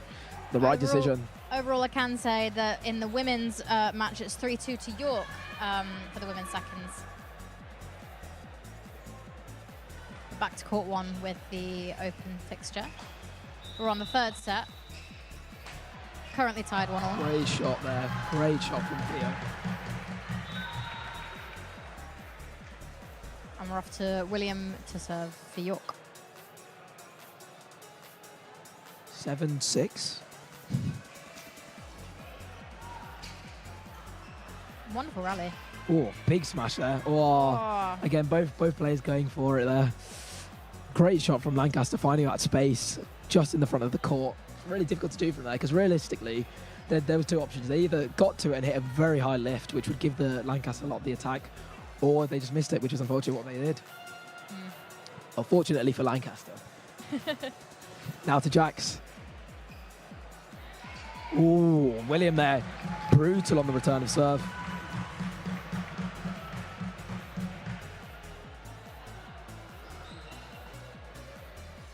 Ooh, some good drop there from Jack. Sorry, Jack. Serve and serve for Lancaster. Very powerful shot from Theo. Ooh, and it's gone wide. So we're back to York to serve. William taking it. Gentle start. Ooh, well left from Selvin there. Okay, so I believe that takes it to 11, and they're swapping sides. I'm going to do a score check. Theo. So we're halfway through set 3, which means we must have hit 11. Theo. Just not quite sure exactly. We're trying our best. Theo. He's too focused. No, I don't want to break their locked in. concentration. They don't want to speak to us. I don't want to break their concentration. But Lancaster up at the 11. Not sure what York are on. Yeah. But whoever takes this set takes this match. Which is another vital point overall in the Open seconds fixture, worth 2 points and roses overall. That's Lancaster now on 12, I think. Yes. Yep. A bit of playful laughing there when they swapped over, because it's something that commonly happens when you're swapping over in the first set. You forget who's receiving, and so you get a bit of mix-up. But I think they sorted it out in the end. Oh, big deep lift from there from Theo. Oh, but not enough.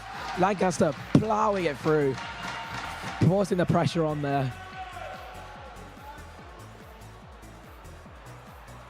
13 there to Lancaster. I'll try and hopefully figure out the York score too.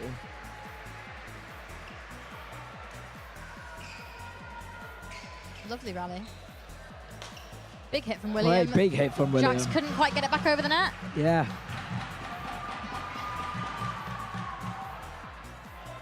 And now we got William to serve for York.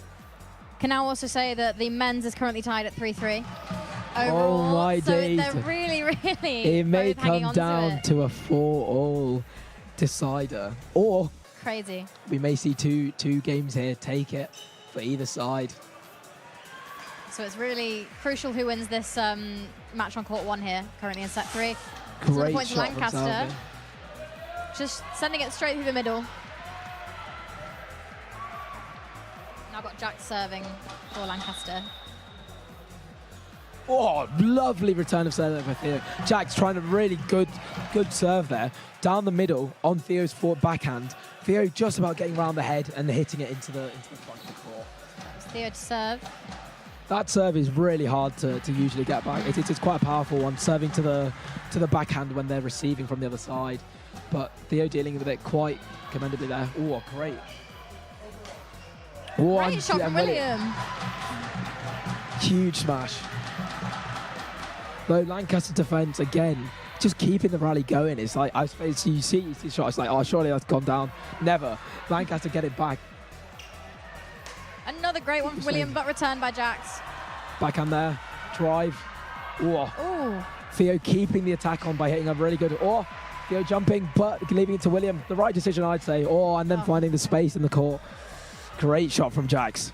Honestly, keeping that spatial awareness of where your opponents are is really hard. So keeping it and being able to pressure it as well. Great, showing of a great player. Good backhand, deep clear from William. Usually quite a difficult shot. Theo trying the cross-court forehand, unfortunately going out wide. Can also let you know that over on the other side of this arena, that York have just won women's volleyball. Well, see, and we can hear the celebrations of it, I think.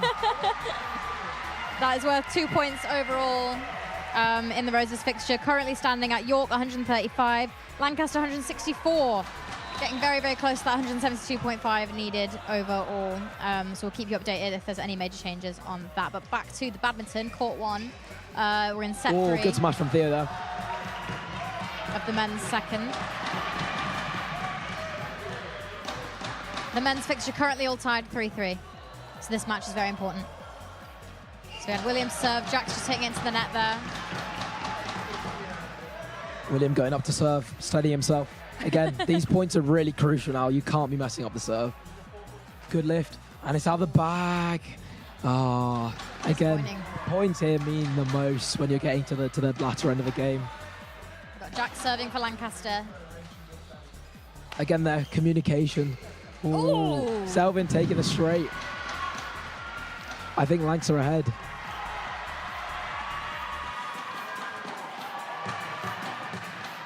We've got Jack serving.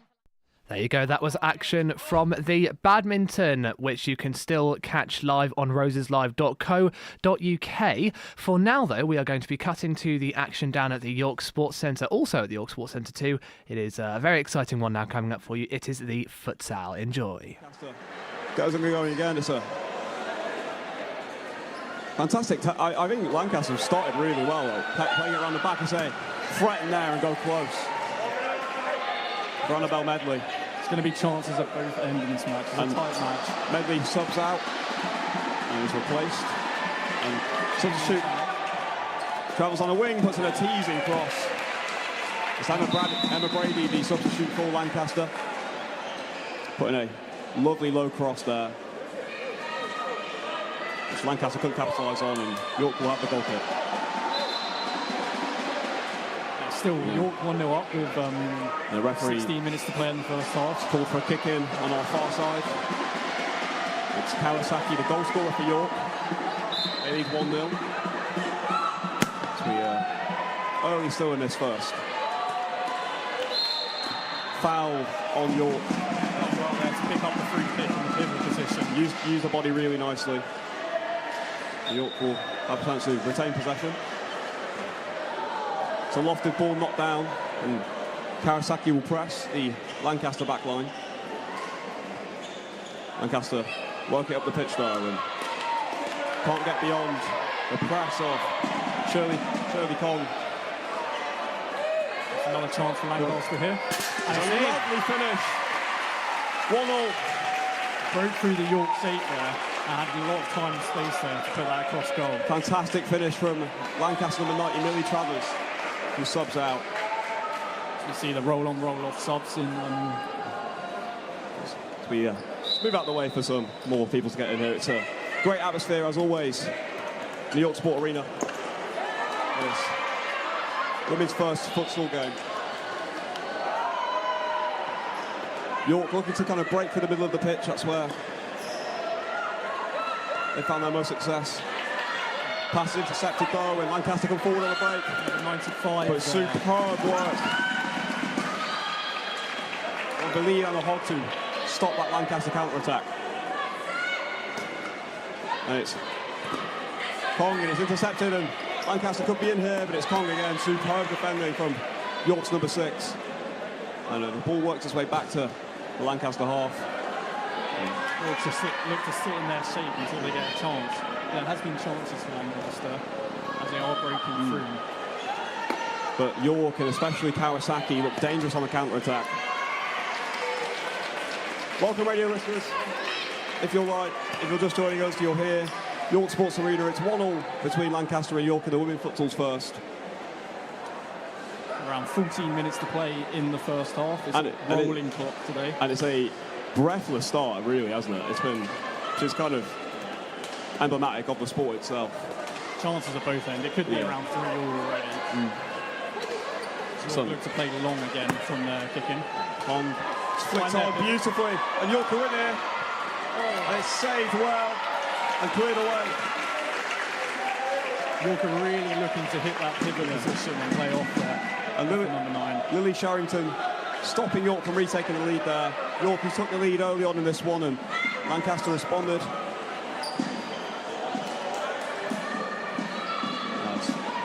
It's looking like it's going to be a tight game all the way to the end at the moment. It's going to be a tight game in two different styles of teams, which is, I think, probably what you want to see. Lancaster break through again. Superb work from York's Vivas, who turns, but her shot is well wide. Be a goal kick for Lancaster and Sherrington, and a chance for us to catch up, Brett. Sherrington gets us going again here, and Lancaster will come down our near side. Intercepted, but ball goes out for a kick in for Lancaster. Lancaster's number 95 is in the back row. He's looking quite dangerous with the ball in terms of playmaking. I think that's why they've managed to break through a few times. Some composed stuff back there from Lancaster as they keep hold of possession as they have done so well in our opening few minutes here. He's been won by York again, though, up the pitch. York won high in York 72. That is at least first corner. Alice Hawkins wins the first corner for York here. Lancaster is setting up in the classic Y corner shape to defend this. We're waiting for the ball to come in here. It does. Back to 48. It's just wide. It looked like it might have took a deflection, but goal kick. Interesting decision. Given, interesting decision. It's lovely work from Lancaster's number 90, but good goalkeeping from Evans. Let's go long again, York, hit the pivot. And they've done well to win. Oh no, Lancaster ball, but York really trying to get it to stick to whoever they've got in the most forward position. At the minute, it's number 72. Got two Hawkins. Very competing styles here. Lancaster looking to play round the back and play through the thirds, and York looking to get it into their pivot and stick it up the pitch. It's probably a good tactic early on in this game with the nerves. Especially as it goes on, maybe Lancaster will fade. They've got the shorter of the two benches. York a full complement on the bench. And to my knowledge, Lancaster with 3, Alice Hawkins could be in here. It's a block from Lancaster. Lancaster break on the break. And it's a good save. Massive save. The rebound home. It was Lancaster's captain, Annabelle Medley, with an initial shot. Will turn home on the rebound. They've won the ball on the edge of their box there and just broke it all the way through. Lily Travers, I believe, with that goal. To a good save by Annabelle. And York now, for the first time in the game, down 2-1. 10 minutes to play in this first half. We believe it's 10 minutes. Our rolling clock here in Arena 3 hasn't been the most consistent throughout the days, but we are just underway here, and it's been a fantastic start as Kong looks to put a ball over the top, and Lancaster could be in again. It's a fantastic save. Lancaster are really finding space down the right-hand side. Allegra Evans keeping Lancaster at bay for now. Getting busy in here with the crowd. Crowd standing. heating up.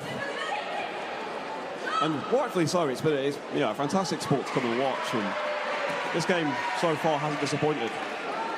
And now York will look to hit on the break. Lovely ball into Hawkins. This fantastic defending at the back from Fran. Lancaster number 94. Another corner here for York. York's second of the game. Just crossed in. And Lancaster on the break once more. Lancaster now stopped by York's low block. They'll recycle and go again.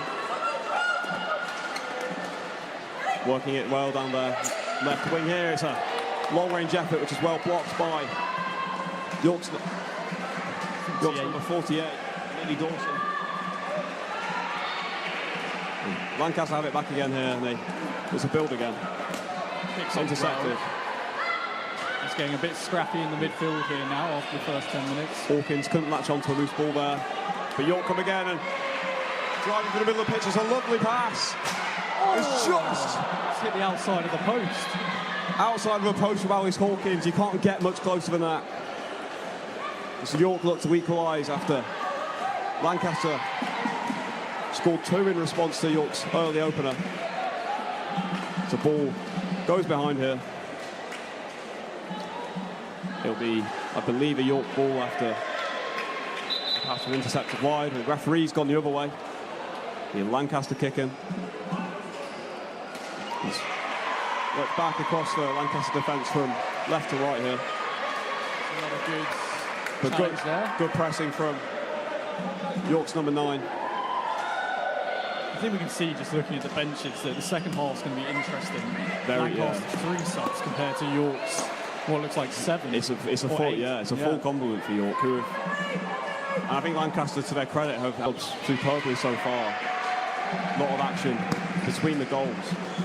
As a stray ball from the back evades all York attackers, and Lancaster will get the ball back here.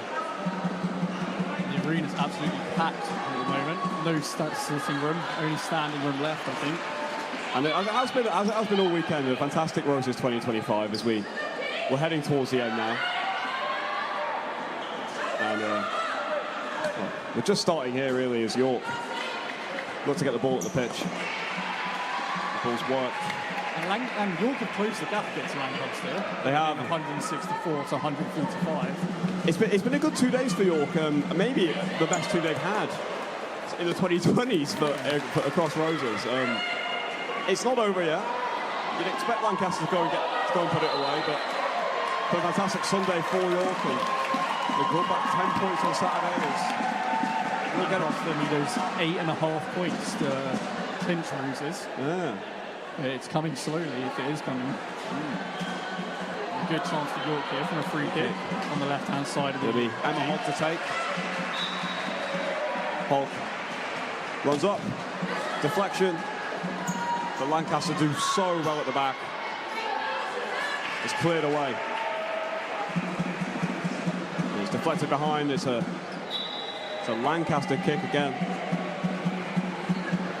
As they lead 2-1 here. It's a poor pass though, and the York goal scorer comes forward. Big block. Time at the back here for York now. With a minute left. The roles have almost changed here as Lancaster. The last few minutes have been forced to sit behind the ball as York have gained a bit more possession, but they'll win it back here with their captain, and we'll get playing again. Lancaster 2-on-1 to the right-hand side. 2-on-1. It's a lovely 1-2. It's a superb save. Well blocked. Cleared off the line. Great work from York at the back. York scrambling. Lancaster come again. Just wide. York will want to get through these next 40 seconds and get into half-time at 2-1 at the moment. As Fran for Lancaster just put that one over the bar. She aimed for the top right-hand corner as we see it. And York can't make it stick up front.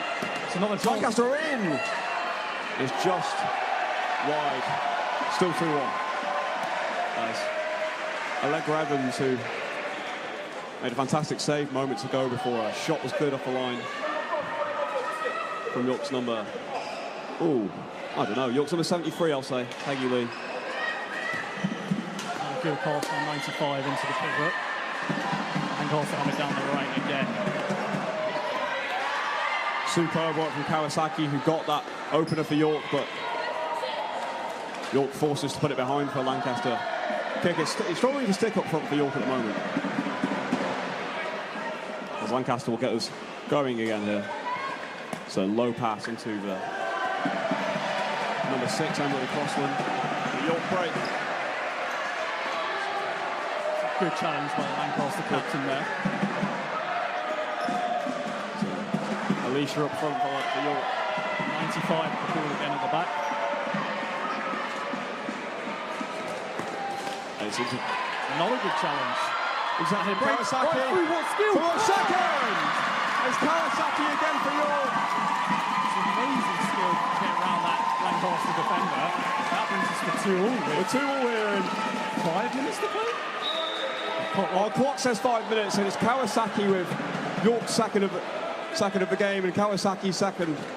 It was superb footwork again from a number 22.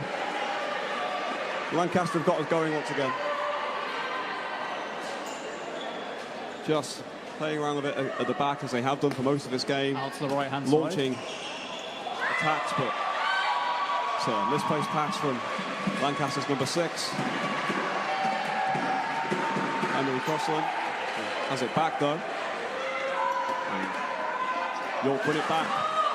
It's Kawasaki again, who's been dangerous.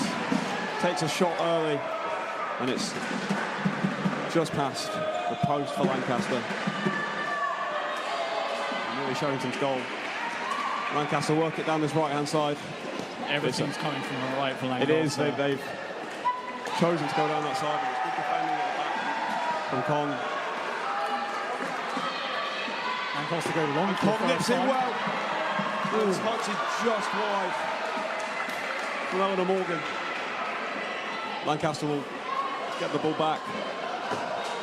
And York getting momentum from Kawasaki's second goal as they level things up. It looked like Lancaster were kind of beginning to dominate. When she's on the pitch, York do look a lot more dangerous on the attack. And she could be released again here, but the pass is a bit too much on it from Peggy Lee. And Lily Sherrington will get us going again. And once more as the ball took us behind after an interception from York from her long throw. We haven't seen any timeouts yet from either side. 1 minute timeout is possible from both sides. I think we get 1.5. Wonder if we'll see those later into the second half. That sounds sensible. As the ball rolls back to Allegra Evans, who finds Kong. And it's a good press from Crossland for Lancaster as the ball goes behind. Kong here with a lofted pass. It's flicked on well. No one running onto it though. Just over the head of York's pivot there. And Sherrington will take the ball and play it out from the back once more. Lancaster start building on this right-hand side. And you can see, just from where we are, that Lancaster, when they start with these goal kicks, Lancaster hit the post. That was a great drive. Great effort from 95.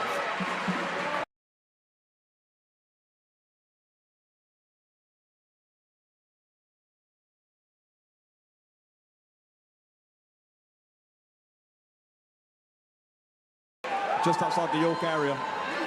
Switch out to his right-hand side.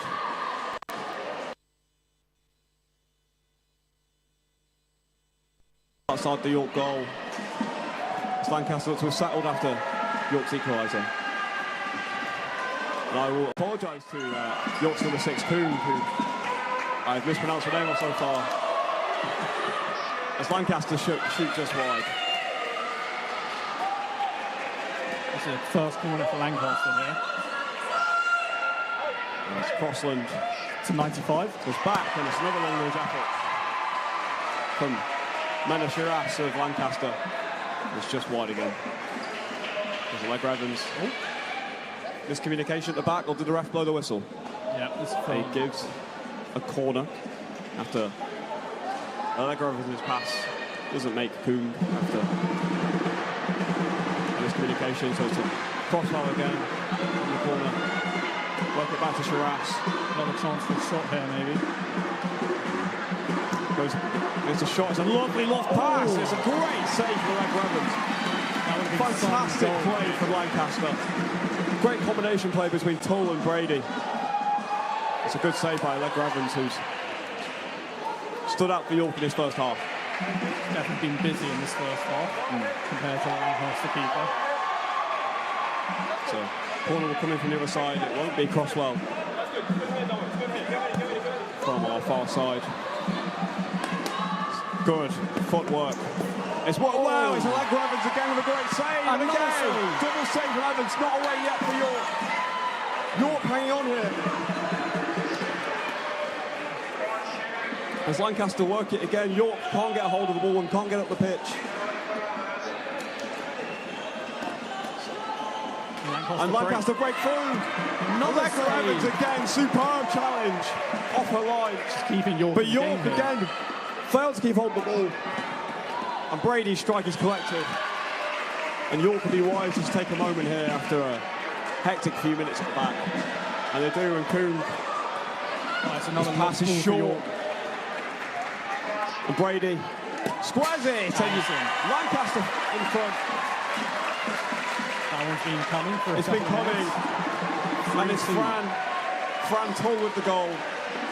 That's 3-2 for Lancaster now, and we see our first time out for York. And York with a timeout, which I think is needed in this breathless first half, in which swayed back and forth until Lancaster kind of rallied after York's equaliser, which came from Kawasaki and got off first here. Caught free in the York Sport Arena. You see Joe talking to the players here on the right-hand side. So it looks like an impassioned speech from the women's first coach. As Lancaster, with their short bench. You also see Junior over there for York, who's men's first team coach. Very nice. Good to see all areas of each of these sports teams coming out to support each other today. As we take a small timeout break here. We've got a minute and a half to play now as they come back onto the pitch. If you're just joining us, it's 2-2 here in the York Sport Arena. It's 3-2 to Lancaster after Kawasaki opened the scoring for York. Lancaster 2 in response before Kawasaki got another. And it was Fran Tull. The goal that put Lancaster 3-2 up. As we get going again, as the ball rolls through to Lily Charrington in the Lancaster goal. Space down the right here for Lancaster again. And Leg Evans once more forced into an easier save this time, but apparently it's back now.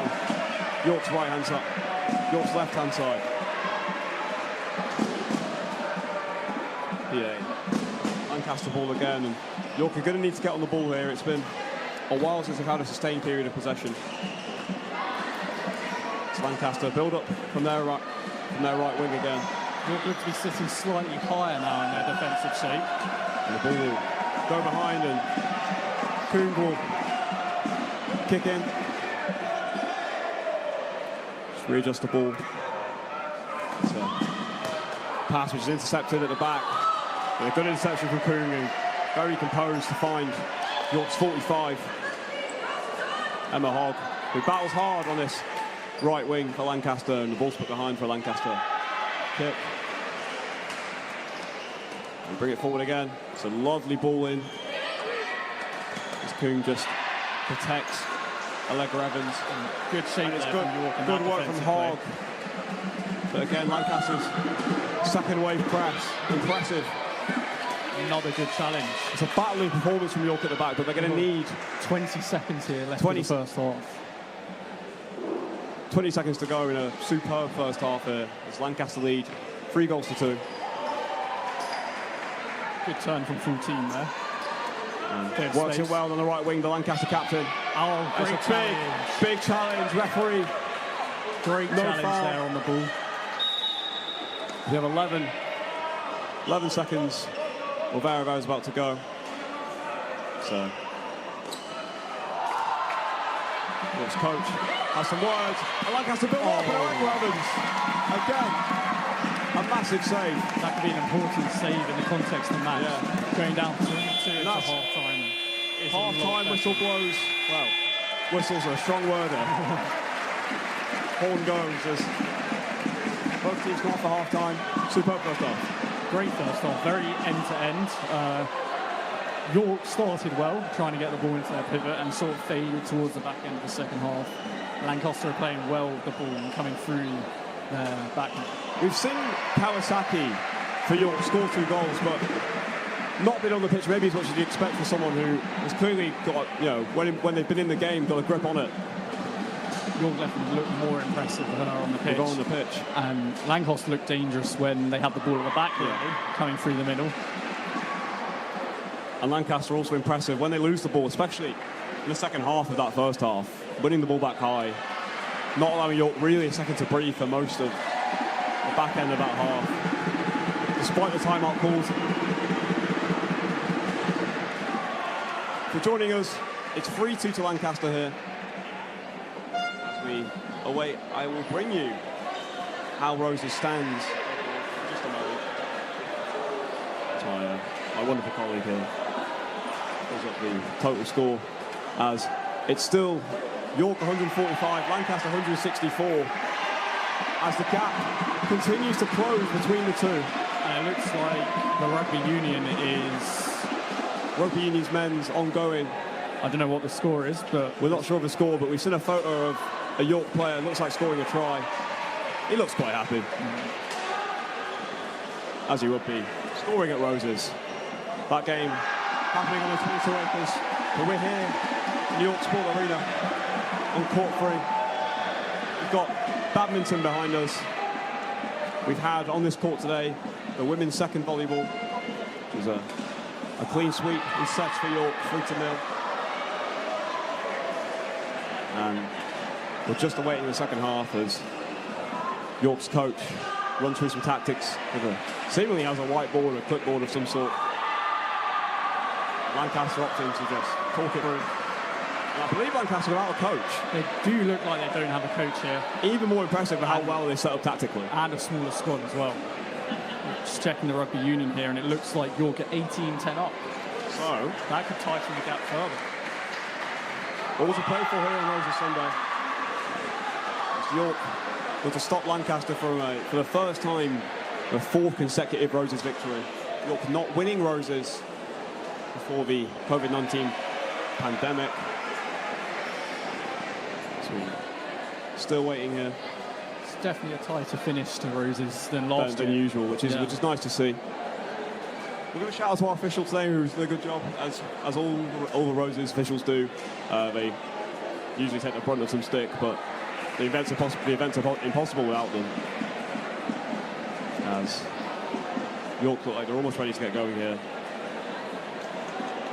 Just having some water, staying hydrated, which is impossible. Well, it's possible, sorry. Massively important in a kind of cardio-intensive sport. It looks like there's a lot of Lucas aids over there on both benches. About a minute and a half left of this half-time break. Oh, we've been given a timer. That's great. Yeah, a minute to go here until we're back. 3-2 to Lancaster if you're just joining us. And what was a quick stop for York, where Kawasaki from the right-hand side buried a low shot into the bottom left corner pass. Lancaster goalkeeper Lily Sherrington. Lancaster got 2 goals in no time really to put themselves 2-1 up before Kawasaki re-entered the game and again finished from the right-hand side. This time her high, still powerful finish, beating Sherrington. And then Lancaster grew into the game a lot after that. Lancaster began to dominate, where Brady, I believe, slotted home from a rebound after a succession of fantastic saves from Allegra Evans. The York goal. It looks like we're about to see the second 20 minutes of this game now. And if it's anything like the first, it'll be a great watch as York got to get themselves back into the game.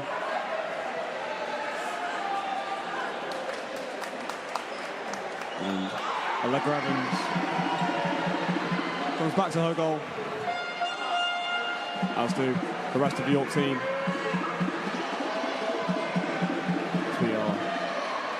almost ready here for the second half.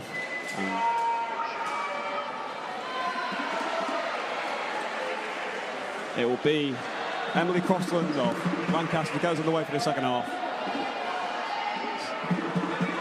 Lancaster shooting from all left to right, right to left. And we're on the way for a second half as Crossland goes back. And it's a good press from York though. They start quickly, but the ball rolls through for Sherrington. A superb header from York's Emma Hogg there to get the ball back to Allegra Evans and stopping a Lancaster attack. There's space on the right-hand side here for York. It's a finish. Kawasaki again. And Kawasaki again threatening from that right-hand side. Her shot just past the post. Is this going to stay in for Lancaster? It is. It was just gone behind. Allegra Evans will get York underway. York starting the second half better than the end of the first. This ball's put in. It's a fantastic turn from York's number 9. Holds off her player well. It's a good turn there. Really good turn. Another corner here for York. From Alicia Vivas, who will put the ball in here from the corner. And this looks like it's going to be a shot. No. Hogg back to Vivas, but it's intercepted by Shiraz. Oh, it's a good challenge. Challenge from Kawasaki. And Lancaster with the ball deep in their own half. Pass intercepted by Kawasaki. York could be in here. It's a low ball and it's intercepted well at the back. Space to have a shot there on goal. And Fran Tull to pass it. Fran Tull, who has the on-man on, I believe, stopping a dangerous York attack as the corner results in a goal kick for Lancaster. And game's back underway with Shiraz, who pass it intercepted again. It's been a good start to the second half from Alicia Vivas, who's pressed well for York, pushing Lancaster back. In a similar fashion to how York were pushed back in the first half after their equaliser. And Allegra Evans picks up the ball. York opts to go long again, finding the pivot. And Evans holds it up well, but her touch just takes her out of play. But the important thing for York is they're getting the ball up the pitch and they're keeping Lancaster in their own half. Definitely looks like a higher press from York this half. As again, almost getting the ball there. Pushed out for a goal kick by Vivas, who's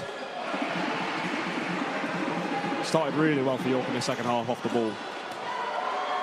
It's Crossland looks to hold it up for Lancaster.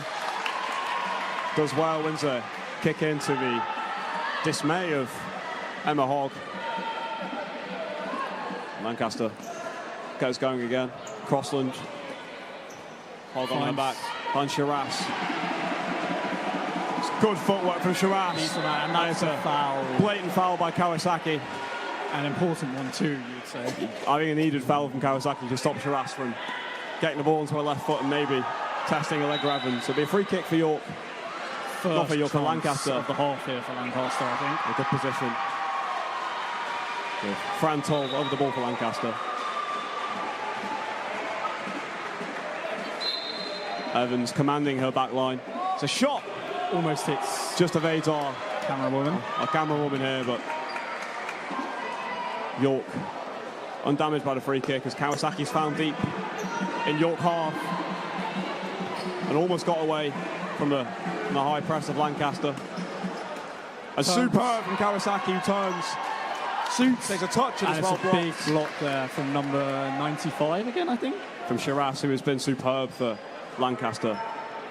Dictating play from deep. And Kawasaki into Hogg. Just long range, low effort. Well wide of Sherrington's post. As Lancaster in no hurry to get this game underway with their 3-2 lead. As we are into the 15th minute here. Oh, into the 5th minute really here of our second half in the women's futsal's first. In the York Sport Arena as Allegra Evans in the York goal. A long throw, which put behind by Lancaster for a Kawasaki kick. Who inbounds. Another kick on, but further on the pitch this time. Chance for York, who possible chance for a shot here from the kick on. You do see that sometimes. May just roll it gently here. No. And it will be Vivas with that. Passes too long for Hogg, too long for both Hogg and Kawasaki as the ball now back in the York third. Good turn there from number 94. Fran Tull for Lancaster. The Shiraz again. Ooh. Hits the woodwork, Shirasa. Lovely cold effort. That was a vicious shot. On the left-hand side of Evans' goal. Striking the outside of the right-hand side post. As Hogg finds Kawasaki in the middle of the park. And Lancaster come forward. Through Fran Tull and Emma Hogg, bundled over by Fran Tull. We might see our first booking of the match here. And there's a booking there for, I believe, the Lancaster, number 94, Fran Tull. As York will have a free kick here, so we've got 14 minutes remaining in the second half. A much more, I think, even second half so far. Yeah, York have had more chances. As Hogg's effort just over the bar. But Lancaster dictated play well, they controlled it well. And if I'm correct, if that's recorded properly, that might be a £12 fine for the card there. Expensive weekend out for Lancaster so far. Lancaster goes underway again here. It's Shiraz and Medley, who is the Lancaster skipper. I think I've got her and Fran Tull confused. That's a good challenge as Lancaster. But Lancaster come forward. It's a big chance for Lancaster. Good challenge. Good challenge at the back from Hogg. And Kawasaki will come away with the ball. Oh, she's lost it. Bit too much from Kawasaki. And Lancaster get a fourth. 4-2 here. There's an uphill challenge from York now. Annabelle Medley, the Lancaster captain, with the fourth goal for them. And York are in here. Oh, it's a good save. Vivas put through. And Sharrington, a superb save with her feet. Corner ball York. As Kawasaki comes out of the game for York. She didn't find as much space on the pitch this time as she did in the first half. Lancaster clearly having a word at half-time about Kawasaki. Ooh, chance for York. Millie Dawson back in. For Lancaster in the break again. Just wide. York winning dangerously in the second half. Millie Travers just wide of Evans' goal. We may see more of that coming into the second half. As York desperately look to get back into this game. To keep not only themselves in the game, but York alive in the Roses competition. And it's well worked up the right-hand side from... Great challenge there. The Lancaster skipper, but it's a big challenge. And York have a chance. It's Vivas. Oh, she's taking good footwork. Oh! Just wide. Off the post, sorry. Not away from Lancaster. This game definitely isn't and it is over now. yet. The game's opened up. And it's good defending from Emma Hogg. To deny Millie Travers at the other end. Good footwork and composure from York. Finding space again up top. Vivas, who's been impressive with her hold-up play in the second half. York working it from left to right. Lancaster, though, pick it back up. And big chance for Lancaster. 5-2. And that is the danger when you're chasing the game. You leave space at the back for the counter-attack, as we've seen there. Millie Travers with that goal. A right-footed effort from Travers on the right-hand side of the goal into the roof of the net. Nothing Allegra Evans could do about that one. And York now, with it all to do with over 10 minutes to go here. A foul against York. And Lancaster retained the ball. Second foul of the half for York there, so pretty safe from the penalty. There's the third foul. York, 2 more fouls for York here, and Lancaster will have a penalty. And York are going to have to be careful not to let their frustrations boil over if they want to get back into this one. Especially with 10 minutes left. The second half has been incredibly 50-50. Lancaster doing very well to get 2 on the break. 2 fantastic finishes from the respective players, Millie Travers and Annabelle Medley. It'll be Medley now with the ball. It finds Travers, both goal scorers. Linking up there. And Medley back into the middle of the park.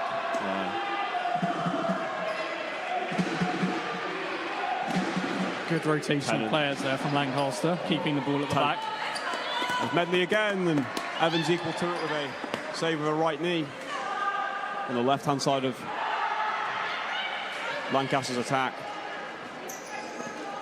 And Lancaster now maybe getting some momentum from those goals there. Tempo of passing's been great after that. After that, Travers, 5th for Lancaster. And it's given away loose from York. A big 50-50 challenge there from Millie Dawson, who tried to win the ball back for Lancaster, but for York, sorry. It's Darcy Tennant in front of us, who finds Travers. A shot blocked. Lancaster's 2 best players do look like they play at the back. I think number 98 and number 95. Everything's coming from Shiraz and Tennant have been the difference makers for Lancaster. As they have it again here, it's Travers, tries the back heel. Some good defending at the back. And Peggy Lee did enough to get the ball behind, and Allegra Evans will get us going again here. And York just coming off the boil in the last few minutes after Lancaster took a 3-goal advantage for York. Away again. York look like they're tiring slightly, which is interesting with less subs, more subs, sorry. But good work there from Dawson for York, putting the ball behind for Lancaster. Lancaster kick. And York are going to have to... Referee blows his whistle. And he having a word with both sets of players as Lancaster will inbound the ball. Again, working it around back to goal, but it's a good challenge from Kuhn. Vivas brings the ball forward, but the pass is stray. York are struggling to get out of their own half here, struggling to find the pivot. And it's a testament to the importance of momentum in these games. I think it's in both halves. Lancaster gets some, but maybe a chance for York on the break, but the ball just runs out and away from Peggy Lee. But just joining us, it's 5-2 to Lancaster here. They led 3-2 at half-time. 5-2 to Lancaster here. They led 3-2 at half-time. Goals in the second half from Travers and captain Annabelle Medley. I've just been told that Roses might hinder on this game, the outcome of this game. And just to reiterate that, Roses hanging on this game, allegedly. York have it all to do to keep Roses alive in the final 6 minutes. If Lancaster can do what they've done for this entire game and hold on to the ball well. Yes, it is currently Lancaster 170. So winning this would give them the required points to get over the line. As York again look to try and get going on the attack, but nothing sticking up front as we're well into the second half now. And York will need 3 goals from that haven't seemed likely after Lancaster's double in the second half. As Kuhn will find Evans, but the pass is stray again. As Crossley passes wayward, and York will come forward. But again, Lancaster are controlling this game well now. It's going to require a mini miracle of sorts from York to get back into this one. Crossley, pass intercepted, and a big challenge. York do only have the 1 foul left. As Crossley will inbound to Medley, the captain. And Medley skips beyond one. Shot blocked by Dawson, and again cleared away. And now Kuhn, pass intercepted. And Kuhn's long ball found. Again though, superb work at the back from Tennant. for Lancaster. And yeah, a lofted ball, too strong there for the oncoming Fran Tong for Lancaster. As Allegra Evans will once again kick off for York, who need a goal sooner rather than later if they want to keep Roses alive for the Yorkshire outfit.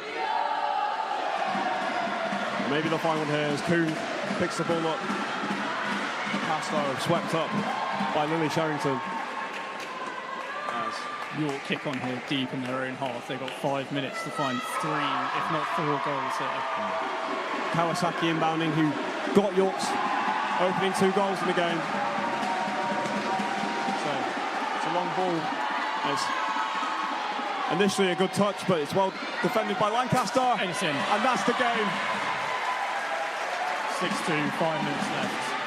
Crossland for Lancaster, who surely seals the game there, and surely seals Roses for 2025 with that goal. York kick off to Kung.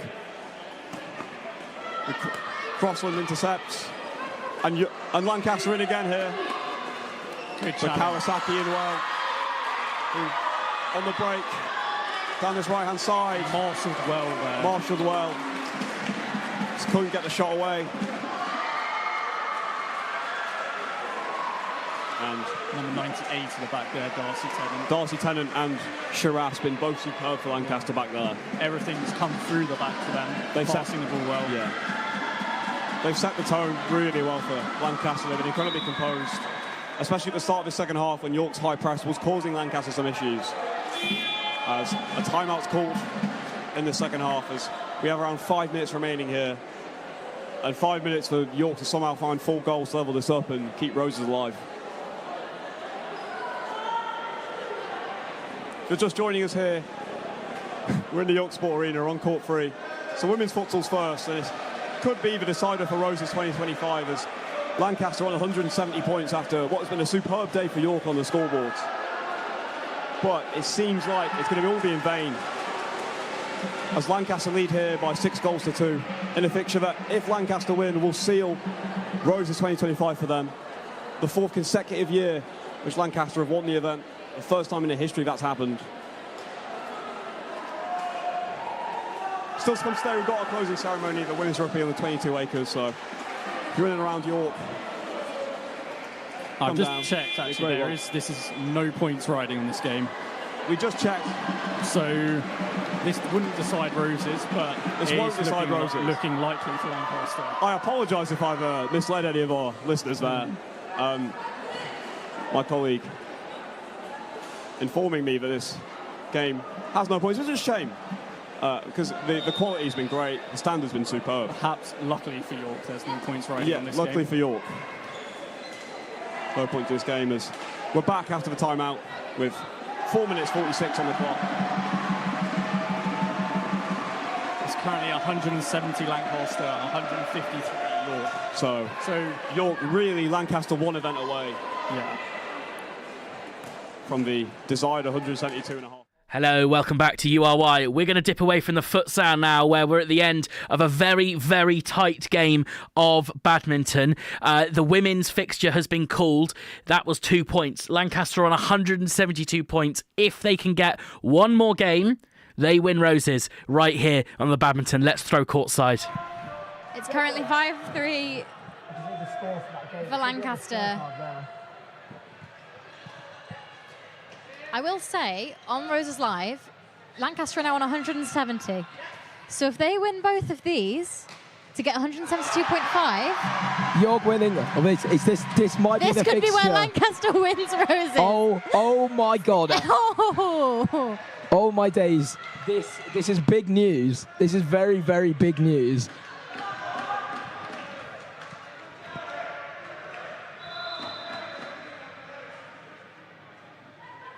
So if you're just joining us, we're really at crunch time for the badminton, the Open. The entire arena has surrounded this one court. The pressure they must be feeling is indescribable.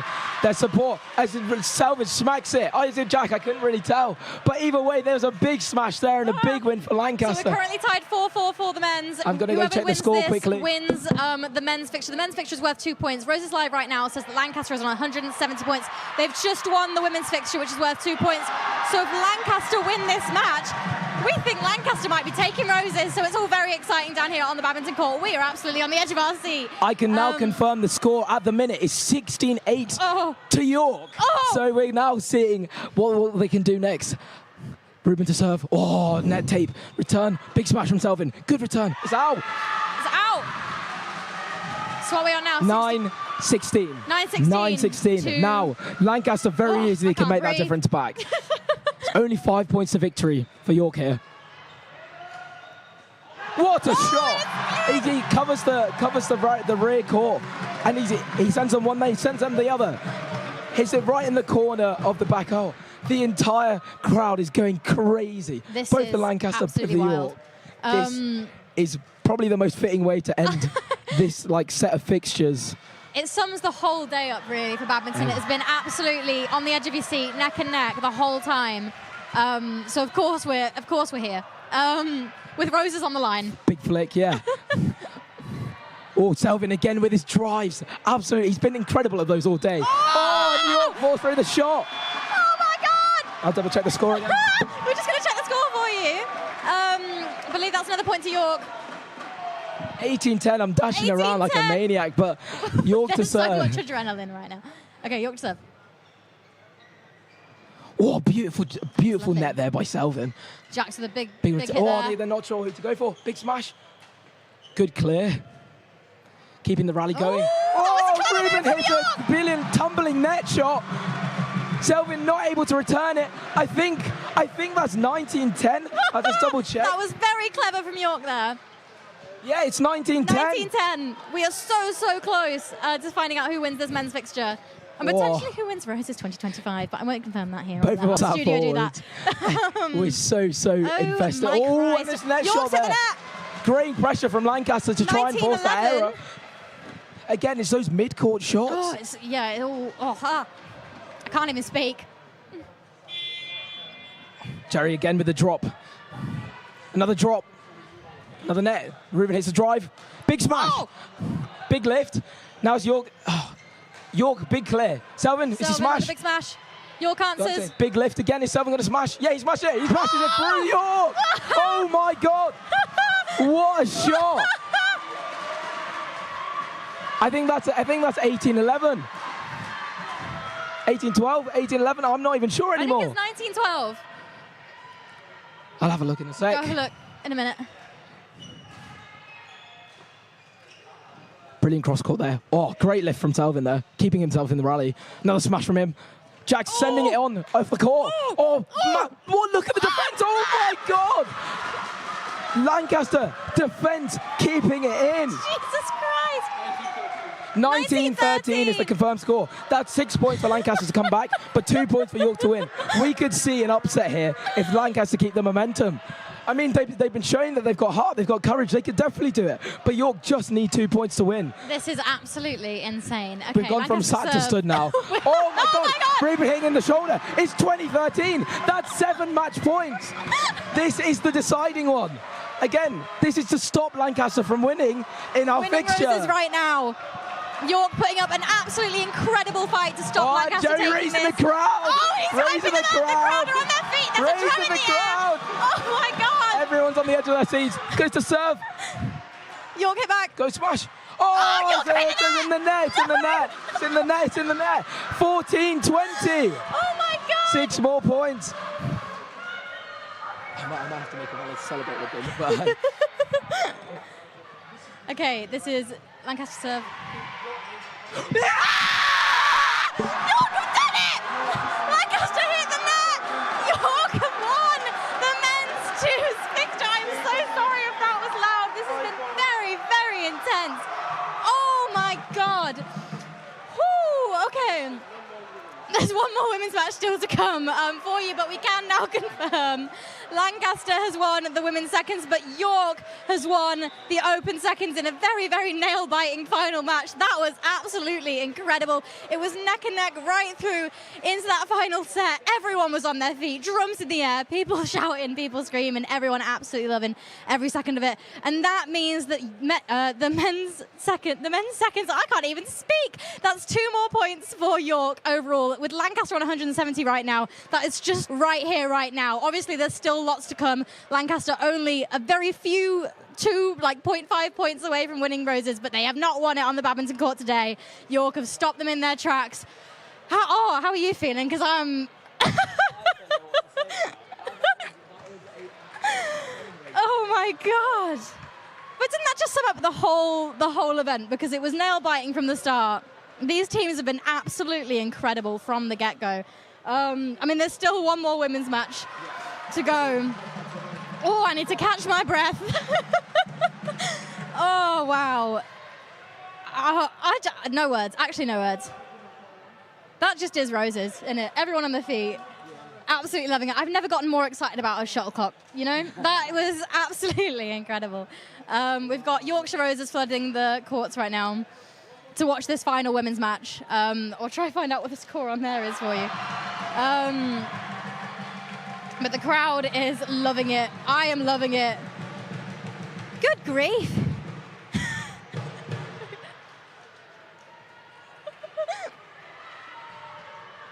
This is absolutely insane. I'm going to check Roses live overall. York currently on 153. Lancaster again on 170. They need 2.5 points to win Roses, but they have not won them here.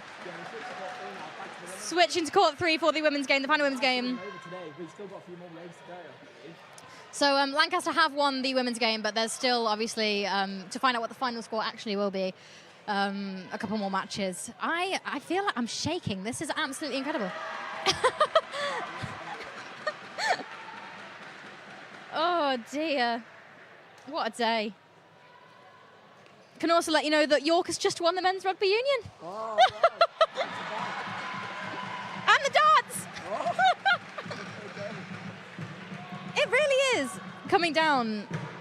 Lancaster winning also though recently the snooker volleyball. So they again, Lancaster are not wanting to let it go. I think at this point it will take a miraculous summit from York to cover that distance before Lancaster is able to. Absolutely, but I mean, it's really to the line for this Roses. And compared to last year where York had lost before the end of Saturday, they've put up a much bigger fight this year, making for a much more intense game here on the Sunday. It's not over yet. It's very much not over yet, and it is not over on the badminton courts here in the sports arena. Oh, big klaxon. Now, back to the action. Back to like clocking. It's 11-6 to York. They're on their first set. Just trying to regain my breath. Now, all of the supporters have transitioned to this court now to give both teams their all. Because even though the overall fixture has been decided, this match still means lots to the players who, again, they've been training 3-4 times a week, doing boot camps, not drinking, getting ready for these matches. So it means a lot that the supporters are still here to watch them see it through to the end. It's been fantastic. And again, still, you can just see it's still two from there. I actually am shaking.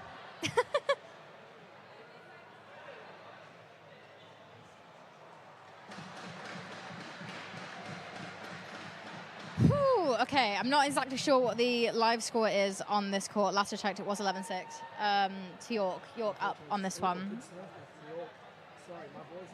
My voice also, I'm feeling a bit scratchy now. I got very into that.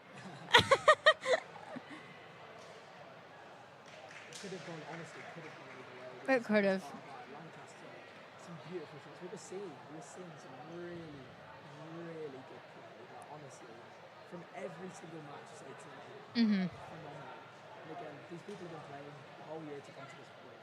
and I think it's really commendable. And again, Lancaster, again, they're the underdog. Like, if we're being completely honest, They're sleeping on the floor. They've travelled all the way here. as the Yorkies on the commentary, they're becoming very useful. Challenges to this really happen. But again, great to see. And you can see the ladies there, smiles at the Lancaster Yeah. event for them. Yeah, they're all doing this. Great. It's a shame we didn't get to do more interviews today. It's just mainly due to the intensity. It's just so fast-paced. When one game finishes, the next one starts. You might be able to try grab someone from that match that just finished, if possible. Yeah, so, yeah, bear with us. But again, we're sticking on court 3 at the moment with this women's match. The overall women's fixture obviously having already gone to Lancaster. But every match is an important match here at Roses. They've trained so hard. So, sorry, my throat hurts. I got really into that. And I'm clocking back in. That's a point to York. Not quite sure what the overall score is right now, but I will try to find out for you and let you know. Yeah. So York serve. I wish I knew the score. That would be really, really helpful. Honestly, I think that was a York point again. Now, what an exciting game of badminton that was. We're going to cross over to the mixed tennis, where 1 point is up for grabs. Could it be the one that tips Lancaster into victory? All right, here we go, Al. Come on, mate. Come on. Double fault from Al Lewis, so what puts us at love 30. To switch again to Sam Lowe here, what do you think's going on with Alex here? Why do you think he's double faulted twice now? I think you could just see him there looking up at the ceiling of the bubble. Maybe there's a particular area where the sun is impacting significantly. But They- he's feeling the heat. They do not call him the weather specialist for no reason, eh? Hello guys, we're live on the mainstream here at... Where are we, Ryan? We are in the York tennis bubble, watching the final match of the mixed doubles between Alex Lewis and Hattie, Leslie Miller, and the York team of Arthur Ferrer and Kiana. You're joining us at the very end of this match. Alex and Hattie have just won the first set and are now looking to serve it out. As we've been saying on the commentary, it is very warm in here. Very warm. Yeah, that's right. So this is the last match for Roses Tennis 2025. And York lead the fixture overall today, 5-0 for the mixed, and Lancaster are leading the final match on court 2, 6-3, 6-5. And what's the score in the game? Any ideas, Ryan? 15-30. Just as a reminder, you're joined here by Ryan Teasdale and Luca Matalini. Alex with a lovely serve to start out and a great passing shot by Alex. Wow. Kian had no answers there, and Alex showing his experience as a final year. This could be the final 2 points of his Lancaster career. Just going to quickly give you a recap on on this year's weekend for the tennis here at Roses. So we had the Lancaster men's twos winning 6-3 on Friday, bringing 2 points to Lancaster. Mm-hmm. We then had the York women's winning 6-3, bringing them 4 points. And lastly, what did we have, Ryan, yesterday? It was the men's ones, and they won 6-3 as well. They being York. So on aggregate at the minute, it's now a York win of 3-1 in total. So this is the fourth fixture, the mixed doubles. So we are 5-0 in the mixed doubles to York, and Alex now with a second serve at 30-all, looking to make an impact. Big serve into Kiana, lovely volley. Big volley session back. Kiana doesn't get there, hits into the net. Now match point to Lancaster. If you're a Lancaster fan, you are beaming. Scenes here on court 2. It's getting energetic. I can see Don Boardman, chairman of Lancaster, really firing up on the sidelines, getting really invested in this match. Yeah. Fellow housemates actually for him on court. Yeah. Hattie Strong and Alex. bond between them. Let's see what York can pull out here. Match point down. Here we go, Al. All eyes go to Alex Lewis as he prepares to take what could be his last serve for Rose's. For Lancaster. Well, yeah, for his career. Yeah. Here we go. Represented the club well. Here we see. Silence all around the court. Big first serve. Arthur First serve goes in. With a slice return. Oh, I thought that was out. I thought that was out too. And now it's volleys between them all. Oh, and it's away. It goes deep. Alex and Hattie win. That's a Lancaster win as the final match of mixed doubles. Final match of their Rose's careers. Hattie and Alex can be proud, but so can the York pair. They put up a very, very good fight, didn't they? Big respect between the two. It was a hard-fought match. Yeah. But a fantastic effort by Alex and Hattie. Showing great sportsmanship all round, shaking hands, both going to their respective fans. Yeah. And just a quick word from Sam Lowe as well on how well they dealt with the conditions today, because it has been tough, hasn't it?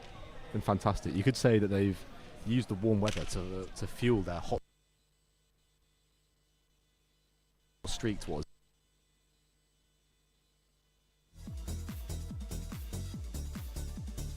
Overall, it was a York win. Yeah. So overall, it was a York win, 5-1. Lancaster getting one at the end there, and fighting till the end there, and you love to see that. Exactly what Rose is about, eh? Yeah, to be honest, we've encapsulated it really well. Roses are red, roses are white, roses are pink, eh? All that noise. Looks like we are finally getting an interview. Oh, not finally, we're getting the final interview. A special pairing, and a team that I have admired since I joined Lancaster University last year. Alex Lewis, my captain last year, led me well. Proud to have been led by him, and Hattie returning from a year out in industry to have a fantastic win in the mixed doubles today. Hattie and Alex, how do you feel you played today? Hattie first. Yeah, the standard on the courts was amazing. Alex, yeah, what a teammate, played really well, served unbelievably well. He was a demon at the net. We both played really well. Got good chemistry on court. We worked well together. So yeah, really enjoyed playing with Alex today. Thank you so much, Alex. Can we hear from you now, please? Yeah, a cracking result for the team. Thought played about as well as we could have done today. Very consistent.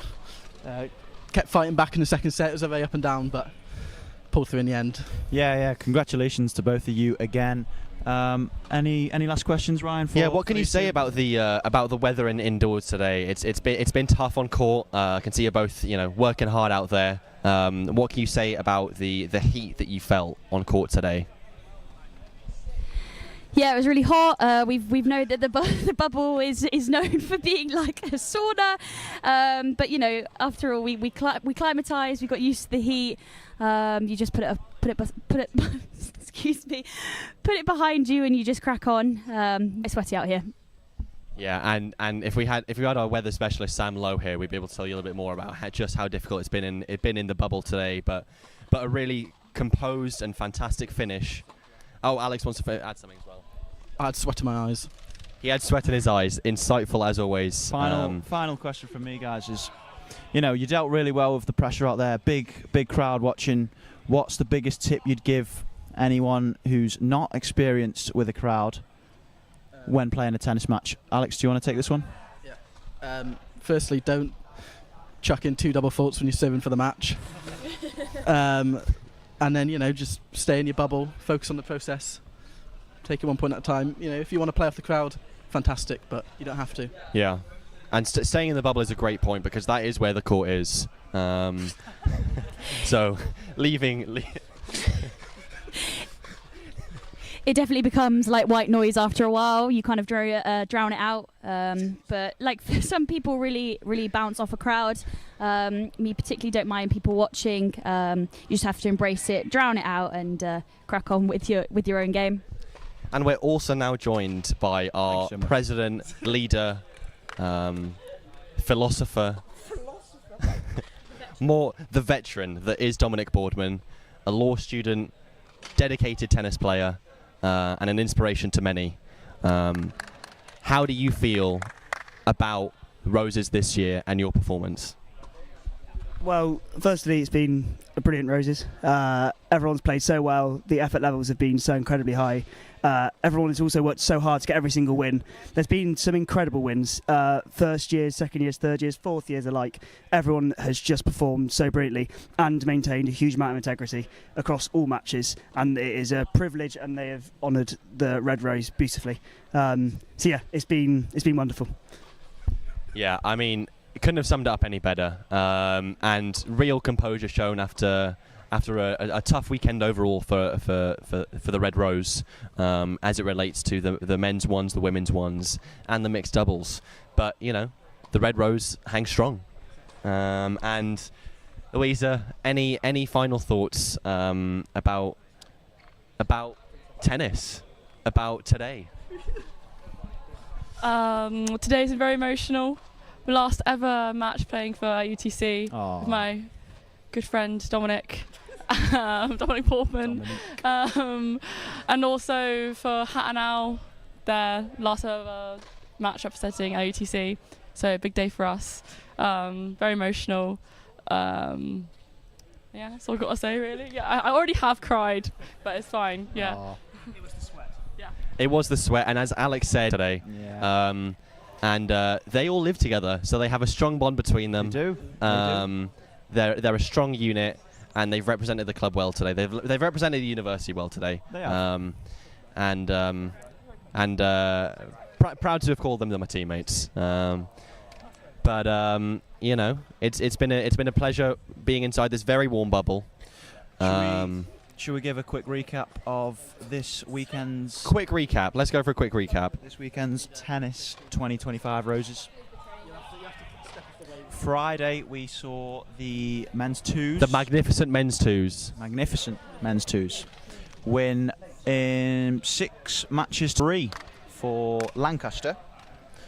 And then Saturday came along. Yep, Lancaster were ready and confident, but unfortunately the morning saw, from a Lancaster perspective, a York win, 6-3 again, except going York's way this time. Yeah. And then the men's one stepped on quite late onto court, only about 4:30, having been scheduled for about 2 because of how late the women's finished. And again faces tough set of fixtures. And unfortunately, from a Lancaster perspective again, had to hold the loss. Indeedo. But it was great commitment from everyone. I think having finished my second year now, very proud of the performance. Even despite the loss for the men's ones, I was proud to see a lot of freshers stepping up. Some of the veterans of the club stepping up as well. And putting in some really high performance efforts. Dom, just out here on court, in the bubble, we just saw York tennis team taking a big group photo. Maybe you can catch that on their socials. And just as another quick interview, we now have Evan Thomas, my personal inspiration, role model, mentor. Messiah, even. Wouldn't quite say Messiah, but he's up there. Evan Thomas, he's a wonder how to do watch you on the feel court. About your performance this weekend? Oh, I was amazing. Honestly, they look crap out there, York. Apologies for the language, guys. Sorry. He is a man of humble words and composure. He always knows how to address a situation in just an apt way. As I say, my inspiration.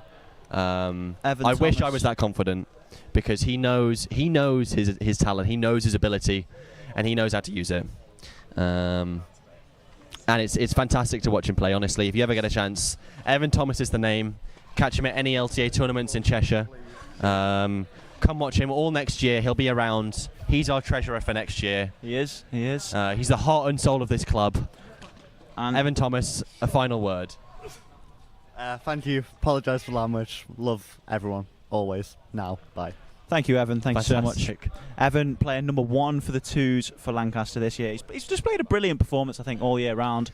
I think the twos, they remain in the same division for Lancaster. No promotion, no demotion. So smiles, no smiles necessarily, no frowns, just in the middle.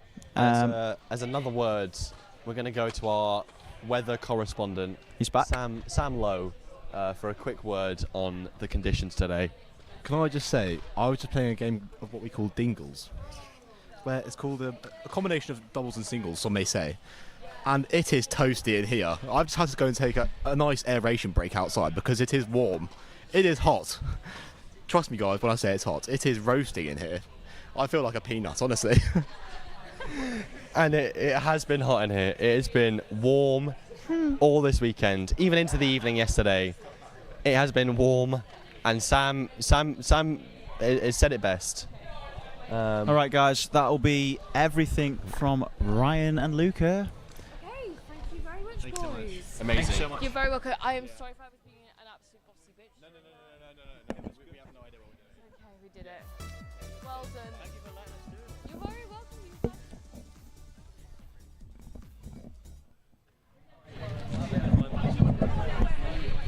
All right, that's that over at that venue. Let's jump across to the cricket to see where things are over on 22 acres. Pool, to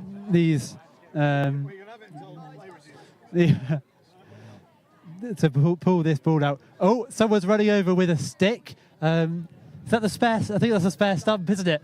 And maybe going to try and use that to hoik the ball out. You're listening to live commentary of Hedges here on Roses Live, University Radio York and Bailrigg FM. It's a new sport they offer this year at Roses. It's hedge trimming. Hedge trimming with competitive gardening. We've got it all.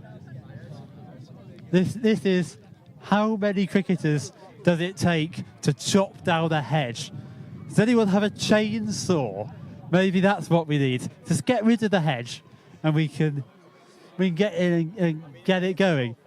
This is quite comedic. So 1, 2, 3, 4, 5, 6, 7, 8. At least 8 people over there. Well, that's the bit of the cricket. You can catch the rest of that sport over on roseslive.co.uk. But we are going to take you now to the we're going to take you to the Rugby Union Women Wands over on the 22 acres court pitch. And let me tell you, it's an exciting game. This is a big one to watch. 4 points up for grabs. And Lancaster really, really want them. Tackle on her. Referee calls advantage. Will Lancaster play from here? And yeah, with a big carry. Lancaster come back down left-hand side, trying to keep the ball in the forwards. Katie Jackson does enough to disrupt that ruck, but referee calls advantage over. Penalty for offside. The hooker was offside. What will Lancaster do from here? They look like to clear up to touch. It's still in the field of play. They did not make touch. Great covering tackle by Adelaidson. Pressure on at the breakdown. Those rucks are very intense. They're very scrappy. And you can tell there's a real fight over who's going to get that ball. Yeah, both sides clearly want this. This is the 4th match between Lancaster Ones and York Ones this season. So I'm sure York are hoping to put some wins on the board. Last year, of course, it was one of the highlights for York at Roses 2024. A really good 17 points to 5 victory. That game was full of breakdown, clear-outs, turnovers after turnover, but it was York that got that victory on the final day of Roses 2024. This will be something that Lancaster have targeted. Obviously, you mentioned Buck season. The last 2 times Lancaster have played York, it has been very, very heavy wins for Lancaster. Do you think that Bucks form will play a part? Yeah, I think that definitely it'll help with the confidence. Oh, turnover there at the line now, and here we go. Charlie Norris on the accounts cat. Gets the ball out to Kate again, out to the fly half. Can York bring out one of their strike moves? Good pressure by Lancaster. Ball is still there.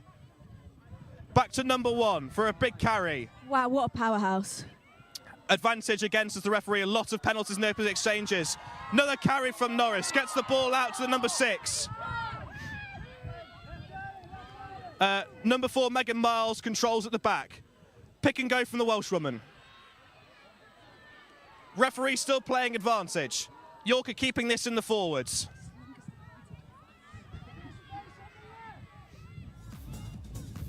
Pomerol out to the backs. Oh. And that broke down there, and we'll be back for the advantage. Referee calling a different penalty advantage there. Not rolling away there at the breakdown. You'll go quickly, tap and go from Pomerol. Charlie Norris with a big run up. Big carry. Takes 2 Lancaster players to bring him down. Keeping it in the forwards. Big carry. Now into the 22. Can York get quick ball here? Out to the right again. It's Norris with a big carry.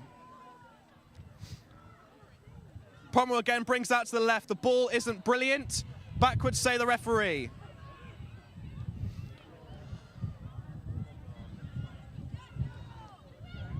Good footwork there from the number 6. Pomerol against the left-hand side. It's the club president, Jennifer Cox-Kersley, with another big carry. York keeping possession here, but they're standing quite deep. Another big run up from the loose head prop. Another advantage from, and it goes out the back. That is, I have to say, that's probably, what, 5-6 penalties on the bounce there for Lancaster? Yeah, you can really tell that everybody really wants it, but because of that, they're sort of starting to lose their discipline. It'll be really important for them going forwards that they sort of regain that composure and stop giving away these silly penalties. Applying this massive pressure is York, and it's really causing a lot of gain on the pitch, leading to these increasing penalties. It's a really brilliant watch. It's such a drive. And Set piece here from York. Norris again with a big run up, rugby league style. He keeps going. Is the ball there for Pomerol at the back? Yes, it is. Out to number 2, Fionn Wick. Quick ball here for Pomerol. Out the back to the fly half. Katie Jackson, the inside centre. York closing in onto the try line. Out the back here. Jocelyn McNabb there keeping the ball alive. And that is another penalty for a high tackle. We're in Lancaster's 22 now. It's really not a place you want to be giving away silly penalties. We want to be looking for the turnover, really. But I think everybody's getting a bit caught up in the moment. Yeah, you want the captain sort of speaking in the ear soon, reminding the official, of course, that Lancaster have been conceding quite a few penalties. But on the other hand, they're still disrupting York's attack. It's not quite flowing yet. They've done well to survive this amount of pressure. I definitely agree. I'd say nobody's looked comfortable and settled into the game yet. It is definitely still all to play for. I wouldn't say any team looks far in the lead at the moment. The referee is now speaking to one of the co-captains. York kick to touch and throw in here from Wick. Oh, it's untidy and it's another turnover, and Lancaster survived this period of pressure. Can they clear their lines? They're keeping it in the forwards to get some gain line, and then there's a little knock-on. But the referee goes back to the knock-on in the line-out, and we'll have a scrum to Lancaster. This will be a good opportunity for York to have another massive scrum. This would be an amazing opportunity for York to have a good massive scrum. They always perform well in these scrums. And even if they don't, they always have a great defensive remake-up after the end. So just a reminder for our listeners, the score is 7-0 to Lancaster. Lancaster with an early score courtesy of Chiara Rivetto. And there's an early substitution here for York as number 16 Marta Bellis comes on. Oh, sorry, no, number 16 Stavin. Abby Stavin comes onto the field. Apologies if any listeners can hear some fruity language. We are quite close to some Ultra supporters, but that is not us. That is not anyone of Rose's media. Can Lancaster survive this scrum? You'd assume that this would be a really good time for a nice long exit kick, regain some of the territory that we've lost from Lancaster. It's a hell of a battle in that front row, but they get the ball out. And a lot of pressure there on the fullback. Really good pressure on the kick. Can York capitalise? It's in the hands of Emily Baird. They're keeping the ball alive. Emily Baird, the offhand champion, has kept the ball in our hands, and I'm so incredibly impressed at this play. Jennifer with a smashing ruck. It's that was brilliant. The club president there with a big bruising carry. Oh, big outside break from Megan Maycock, the tight head prop. Huge carry. Just on the outside of the 22. Here's Katie Jackson. one of the players of last year's win at Roses 2024. Although she was playing at open side flanker, she's converted to inside centre this season. Again, it's the club president, Cox Kersley. Megan Maycock, very much someone to trust with the ball. It's completely safe in her hands, and she will drive it through. And no release there at the breakdown, and Lancaster survive again. I'd say they definitely really need to gain some territory back. And maybe this line out will be a good time for them to do that.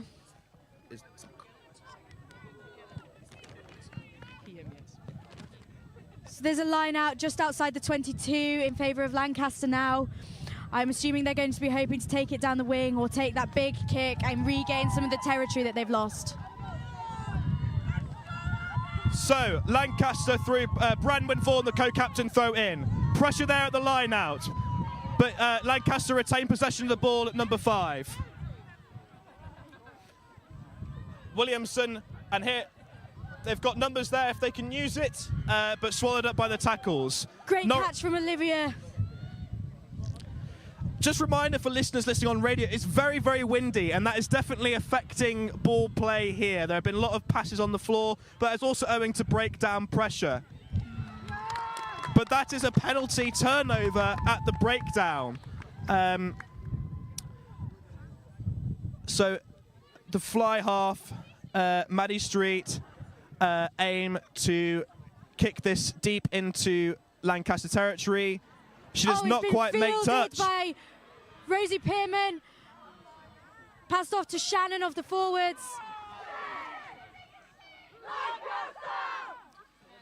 Again, the chants are coming out thick and fast. We apologise if anyone picks up any fruity language. It is, however, brilliant to see all that support. It's amazing on both ends and quite entertaining. Just a reminder, this is the closing game of the actual tournament. How big is it that they've chosen women's rugby as the closing tournament of Roses 2025? Truly amazing. It's a sport that deserves so much more attention than it receives, and I'm so confident that this game will bring some highlights and draw in new players. As we go into the game, I'll be bringing out some facts and trivia. Obviously, of course, this is the year of the Women's Rugby Union World Cup, which is going to be played here in York with 6 pool stage matches. More on that as we come now. But Lancaster go forward through the forwards. Pomerel digs it out, going out to the fly half, Maddie Street. What will York do here? Katie Jackson with another run-up. Another strong run onto the middle of the pitch, which it might be a bit wiser to sway out onto the wings. Especially on the weaker side, such as the left, where less players are congregating. York trying to use the offloading game. Maycock with the offload to Miles, the Welshwoman. Keeping onto the right-hand side on the blind side. Can they keep the ball alive? York making decent ground here. Pomerel brings it back to the open side. Big run up from the number 6. Can they keep quick ball? York is staying really dominant in the contact area, I've got to be honest. Oh, they've got an overlap here if they can exploit it. Oh. Lovely footwork there from the inside winger, Jayan Orbin. Amazing work from Jeanne. Truly an amazing carry. She really took that offhand and drove it home, and it's really gained some pitch ground. York trying to keep the ball alive. Oh, and it's been lost there at the breakdown. Oh, but referee says not rolling away there from Lancaster. Again, another breakdown penalty. York are doing really well at running towards their support and supporting their own players, and I think that's what's allowing them to be so dominant around the breakdown area, is that there's always multiple players there to support them. Ref calls time as a player goes down injured. Your thoughts on Roses 2025? It's been a brilliant show. It's truly been amazing. The amount of sports that is able to be viewed, it's like a full range. It's just one of the best weekends of the year. It's so much fun, getting to play your matches but also support your friends, discover new sports. It's been really, really great fun. My grandma discovered ultimate frisbee yesterday, so it's really been a weekend. And the player going off there is Charlie Norris. Off goes Charlie Norris, and in comes Imo, another powerhouse. But will the team be able to remain the same without that hand? A lot of early involvements there from Charlie Norris, who has gone off for a head injury assessment, but the ref calls penalty for not rolling away at the breakdown. It looks like York are going to play another set-piece move, are they? Let's see what they're doing here. Oh, no, Street is going to try and kick this to touch. Referee is just pointing out the exact mark, and Street all ready to clear into touch, seeing if she can get as deep as possible. She makes touch nice and high, and York are just on the 22. The ball is actually stuck in the tree, so I'm hoping a new ball. There we go, there's a new ball coming along. Hopefully somebody will be willing to climb that tree later. Apologies for the state staff. I have to deal with that in a bit. But yeah. Again, ever since that early try, it's just been York dominance. But then York will be frustrated they haven't capitalised. Yeah, they're really getting into some really good opportunities, but just sort of failing at the final hurdle. But, you know, they are really dominant, and you can see a try is soon in their future. They're working hard. The work rate is staying up from both sides, actually. The line-up was slightly messy there, but Pomerol picks up at the back. Can forwards keep possession? Looks like it's so. Big run-up from the number 4. Again, another advantage, offside. York keep it tight through the forwards. Cox Kersley with another big bruising carry.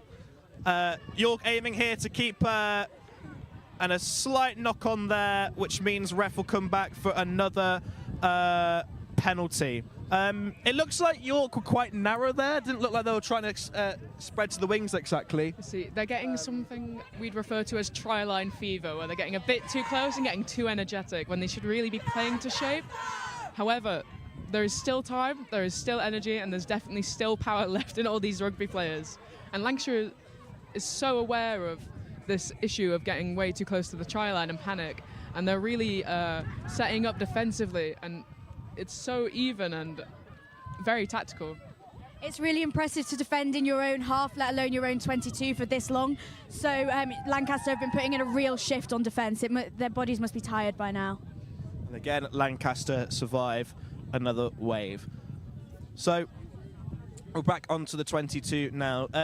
You mentioned about getting a new sort of scrum specialist coaching, is that correct? We did. He is called Dave, and he's a brilliant, brilliant man. He's been teaching the freeze a lot, and they've improved so much. That was played yesterday, and you could really see all the improvements that these people that had never touched a rugby ball had made. He's been doing scrum machine sessions, and it's really made a shift in the York scrum's ability. I mean, yeah, it definitely seen the improvement there. Just a reminder for our listeners that the York thirds won the fixture, but it was the Lancaster twos that won there. No, actually, so Lancaster has won both of their fixtures so far, so it's all to play for here today. Oh, okay, apologies. I must have seen an incorrect score there.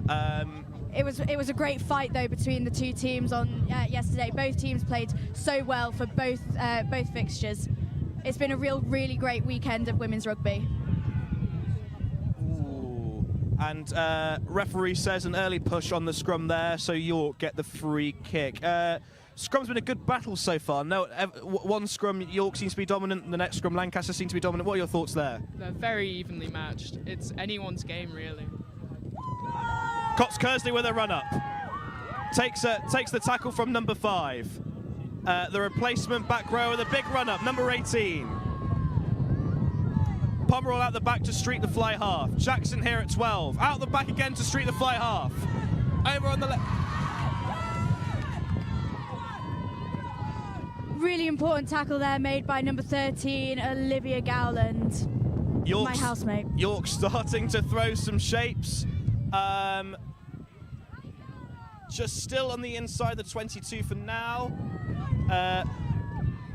Another carry with the forwards.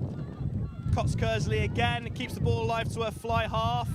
It's breaking down a little bit. Can they keep support? Can they keep ruck ball? Yes, they do. Out the back to Jackson. So Casey Jackson converted from open side to inside centre this year. How do you think that's gone for York this year? She has tucked to it like a bird to fly. It's really the position I do think she was born for, and she might disagree, but she is a brilliant player when it comes to that position. She's such a powerhouse, and she's able to run straight through these lines, and if not straight through, take at least 3 players with her. Here we go, Jackson again with a big double tackle. Ref says play on. All went backwards. Maddie absolutely fighting with that ball. She is not letting go for dear life. It's brilliant. And then John saving the ball once again. Ref says play on. York now back to almost inside the half. Some really dominant tackles there from Lancaster, really pushing them back into their own half. Oh gosh. Oh, lovely clear out from Bailrigg Geary and Talia Treble with massive tackle there. Referee calls advantage playing the 9 there. Apologies there for any language you may have heard. As referee still plays advantage. York still wanting to keep this in the forwards. As with other Bucks fixtures, there'll always be some spicy chat on the sidelines. Oh, charged down by Chiara Veto. But it was offside. It was an amazing play. If that had gone to plan, there would have been a very clear shot to the try line. Really, Lancaster has really got their game on. It's brilliant. Street clears again to touch. Another throw in for Lancaster, for York, sorry. York are really putting up a fight after the last time they played Lancaster. It's really clear that they've been working on everything that went wrong last time, and so it's really nice to see an evenly matched game. York now just on the outside of the 22. What can they do here? Will they try and set up a maul and drive, or are they going to launch a set-piece play? Let's see what they launch here from the line out. Very clean take there. Pomerol to Street. Norris back on the field from a head injury assessment. Oh. Chased down by the replacement for Lancaster, Bajamo. Oof, heavy collision there. Great hands from number 17 on York's side there. Oof. Again, the handling is not. It's nervous out there. It's. Definitely from both sides. I think that the pressure is making everybody nervous. There's also a lot of wind here today, which is never going to make it any easier for anybody. And an unfortunate knock-on in there in front of the Lancaster Ultras. It's really great to see so much support out from the 2s, the 3s, and teammates past from both sides. It's really great. Massive support for the women's rugby as our closing ceremony. So Lancaster, do they have an opportunity? They scored their first try from a similar position, scrum just inside their own half. Players with the windy conditions keeping quite narrow to the ball, but we'll see what they can do here from their scrum. Williamson throws in the scrum half. Pressure from York, and interesting set-piece play. They've kicked for territory, and the ball has gone dead. Not quite a 50-22, so York have the ball. Good territory gain there from Lancaster.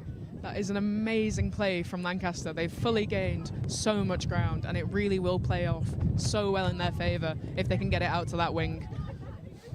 Going from being in their own 22 for so long so far, I'm sure that this is going to feel much nicer to be in a more dominant attacking position. And for those listening on radio, it's just starting to spit with rain.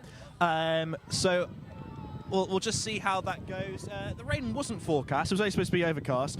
But York try and survive. Great take from York. The pressure is on for York.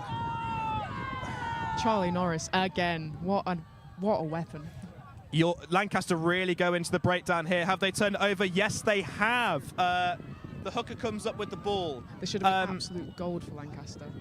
Williamson to the big number 5, Caitlin.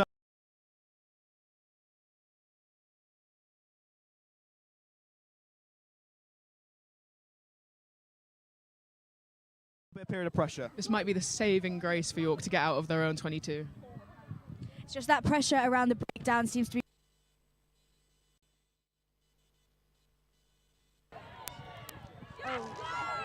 Nice dominant tackle from Bailrigg Geary there. But Cox Kearsley kept the ball alive, and York still make keeping the ball alive again. Charlie Norris, he has returned from a head injury assessment. Advances again, Pomerol pick and go. Oh, a good pick there from the number 9 on York's side.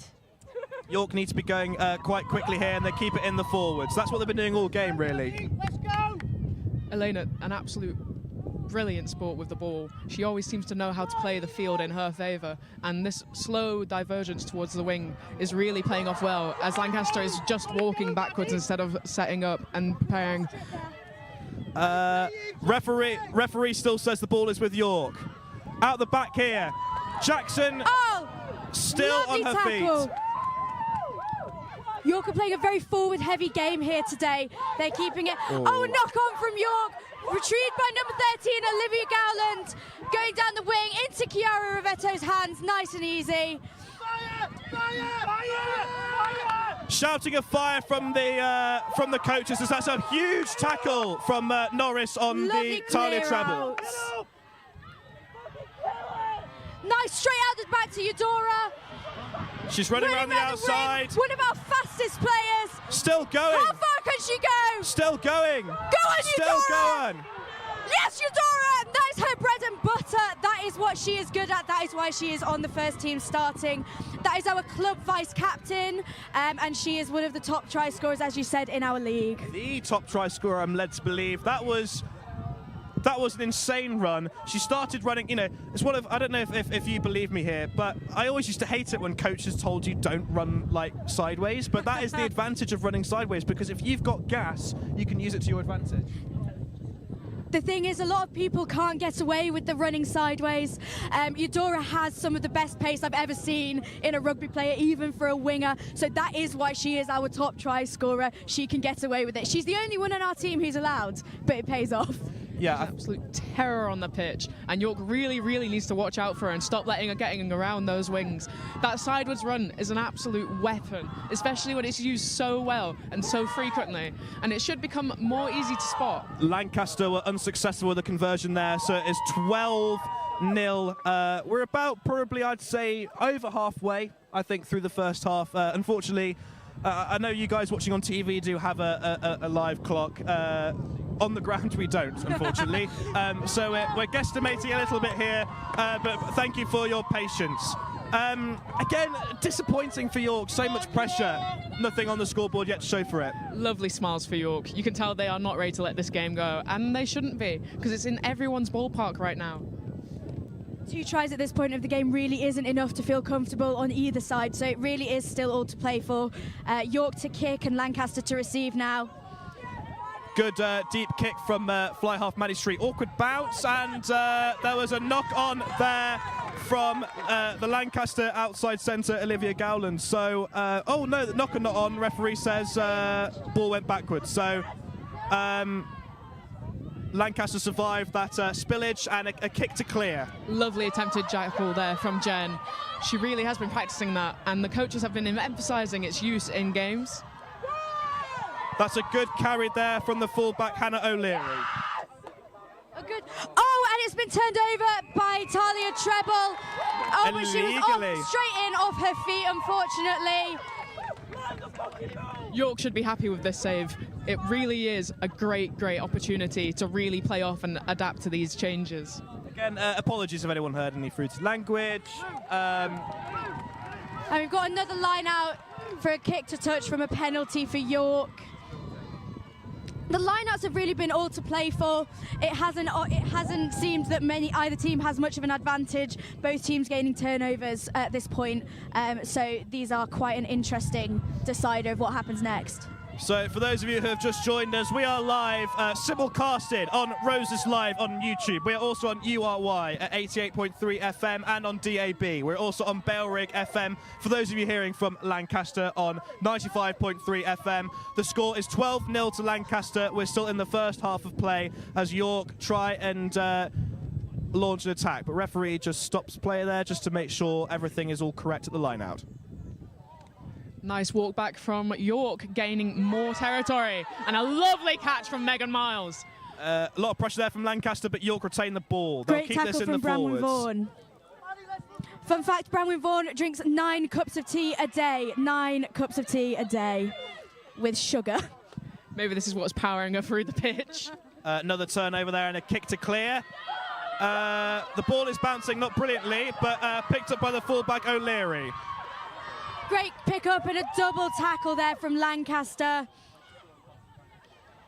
Again, it's a very forward heavy game. I'm sure that everybody's starting to get tired now. Was there a little knock there? No, but it is a turnover again for Branwen Vaughan and her 9 cups of tea. I think that carry sort of sums up York's game so far. You know, carry dominance, but not being able to do anything with it, which I think will be very frustrating. It is purely about sticking to shape, and York are slightly losing their heads when it comes to this, but there is always a chance, and there's always the ability there. As you can see now, they are set up, and there they go. That was amazing carry from Charlie. Strong, powerful carry. That took about 3 players to bring Charlie Norris down, and York keep the ball alive. York keep getting into these really good scoring opportunities. They need to just make sure that the frustration of being so close so often doesn't get to them, so that they can keep that level head for the rest of the game. Fully agree. Fortunately, there's not really been much of line breaks yet for York yet, and there's a little ball is still alive. And obviously, I'm saying, unfortunately, from a York perspective, as Pomerol brings out the back to streak the fly half. Can she bring it out the back? And it's a turnover there. Ref says Lancaster not rolling away. Fun fact about Jocelyn, she is the child actor of Topsy and Tim. She is Topsy. Now that is a fun fact. Yes, and because of that, she is technically a BAFTA. Yes. Wow. My fact sheet was correct. Well, no wonder Lancaster's nervous. They're playing against a BAFTA award-winning actress. So that was a good deep kick there from York. That's put them into such a good opportunity. This is the time for them to score now. Do you think they'll do a catch and drive here? They can get the ball down? They may do. There was also an opportunity for a front lifter carry, which would be such a good idea at this point, as the wing is quite empty. Maybe a cheeky 1-2. Cheeky 1-2 would be preferable. So would a try. Let's go. The reserve hooker looking to throw in. There's a bit of pressure, but the ball is still there for York. Not the clean take that they would have wanted. However, they are still in a really, really good opportunity. Big carry there from number 1. Oh, it's been stripped. Yeah, there was no release there from the tackle. No release, that's okay. Branwen, don't fight. Looks to be a quick tap and go here. We'll come to you just in a second. Norris with a big run up. Still going. So close to the try line. So close to it. She's got it. He's got it, sorry. He's got it. That was a great try from York. They really worked for it. Lancaster made them earn every bit of that, but in the end, it was exactly what they needed. This should be a massive confidence booster. The crowd is going insane. They knew this was going to happen, and it's just needing to happen a couple more times. A couple of words on Charlie Norris, please, for the listeners. He is a truly amazing man and a very big inspiration. He has always been a brilliant try scorer. In trainings, he is an absolute powerhouse, and I'm so proud of him.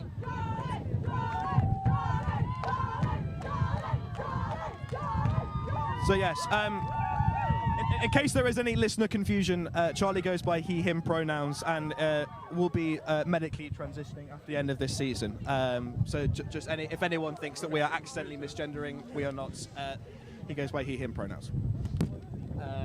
But that was a great finish in the corner there, and fly off Maddie Street looks to convert the try on the left-hand side. This will be a difficult conversion for her to make.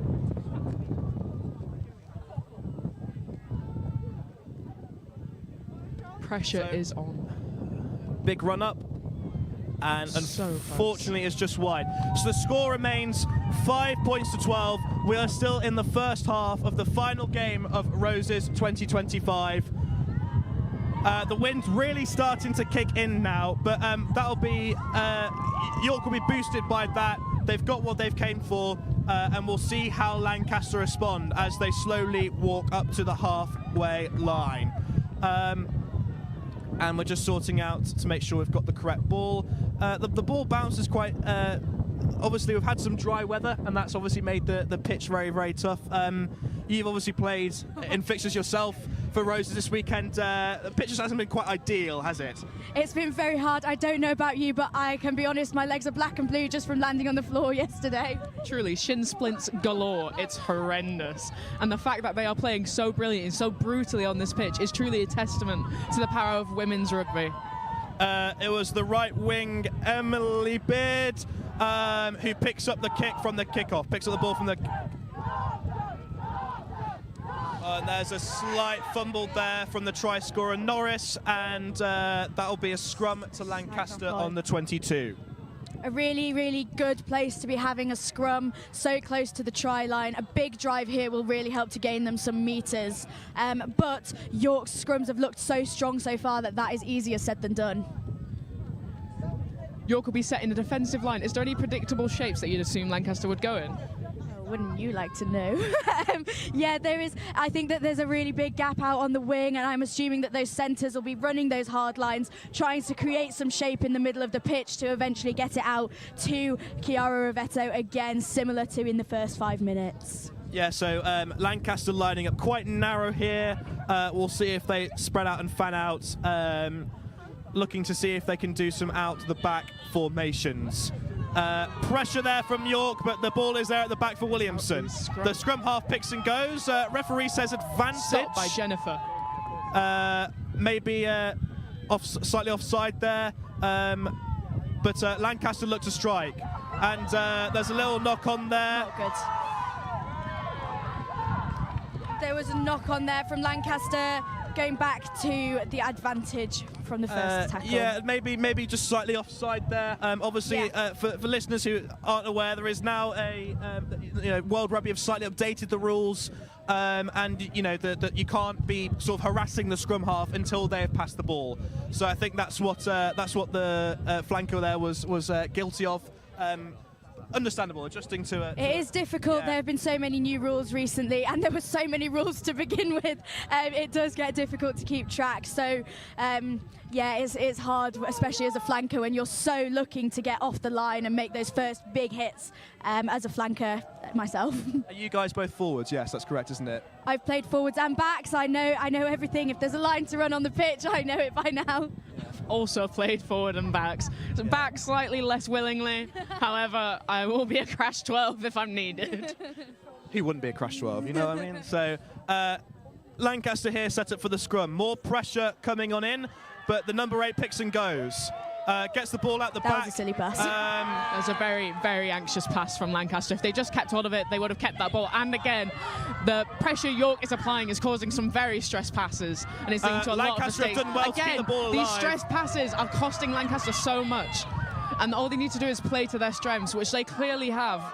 Street unlucky there to have not...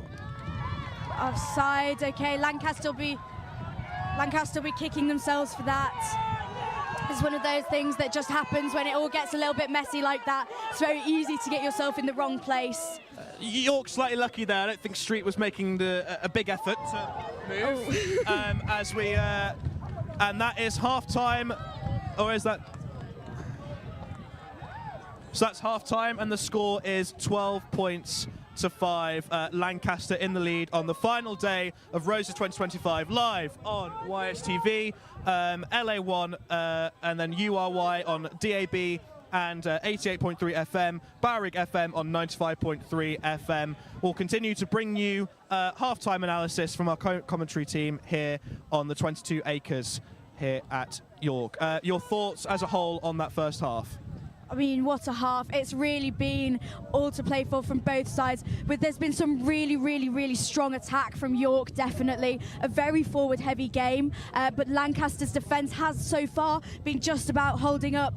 We've really been drilling that, so I know that everybody's going to be quite proud of the way that they performed in that half.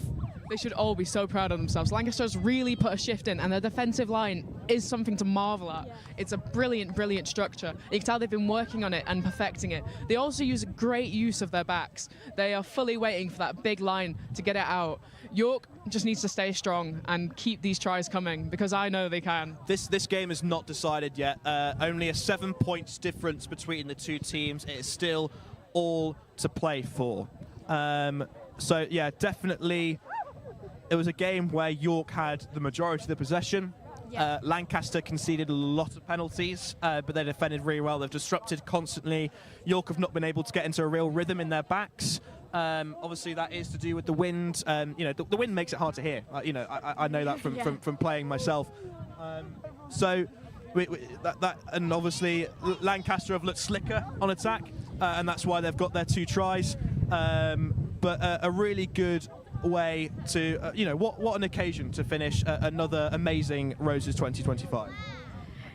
Yes, definitely. I think York's possession has been really, really strong. And I think that, judging by the noise, there's been a lot of moments where everybody thought, this is it, this is their time to score. And they just struggled to capitalise on that a few times. But their try that they did score, what a try. They really worked hard for it. And the big carry at the end, I mean, nobody can deny that they definitely earned that try. Especially with Lancaster with the 2 early tries. You can tell that they're really ready for this game, and they were so ready to take that advantage of that early time.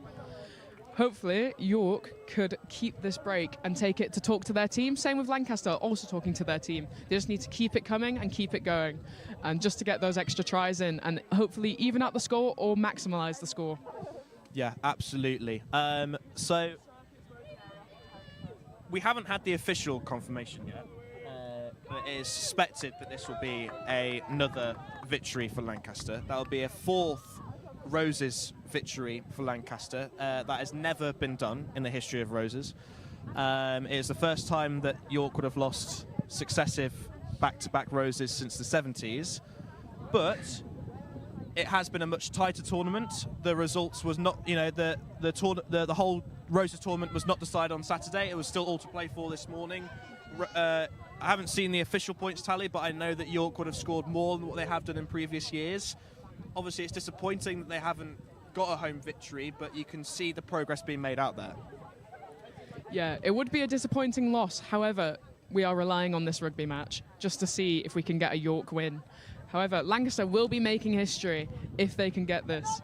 And if they cross that finish line, it'll be brilliant.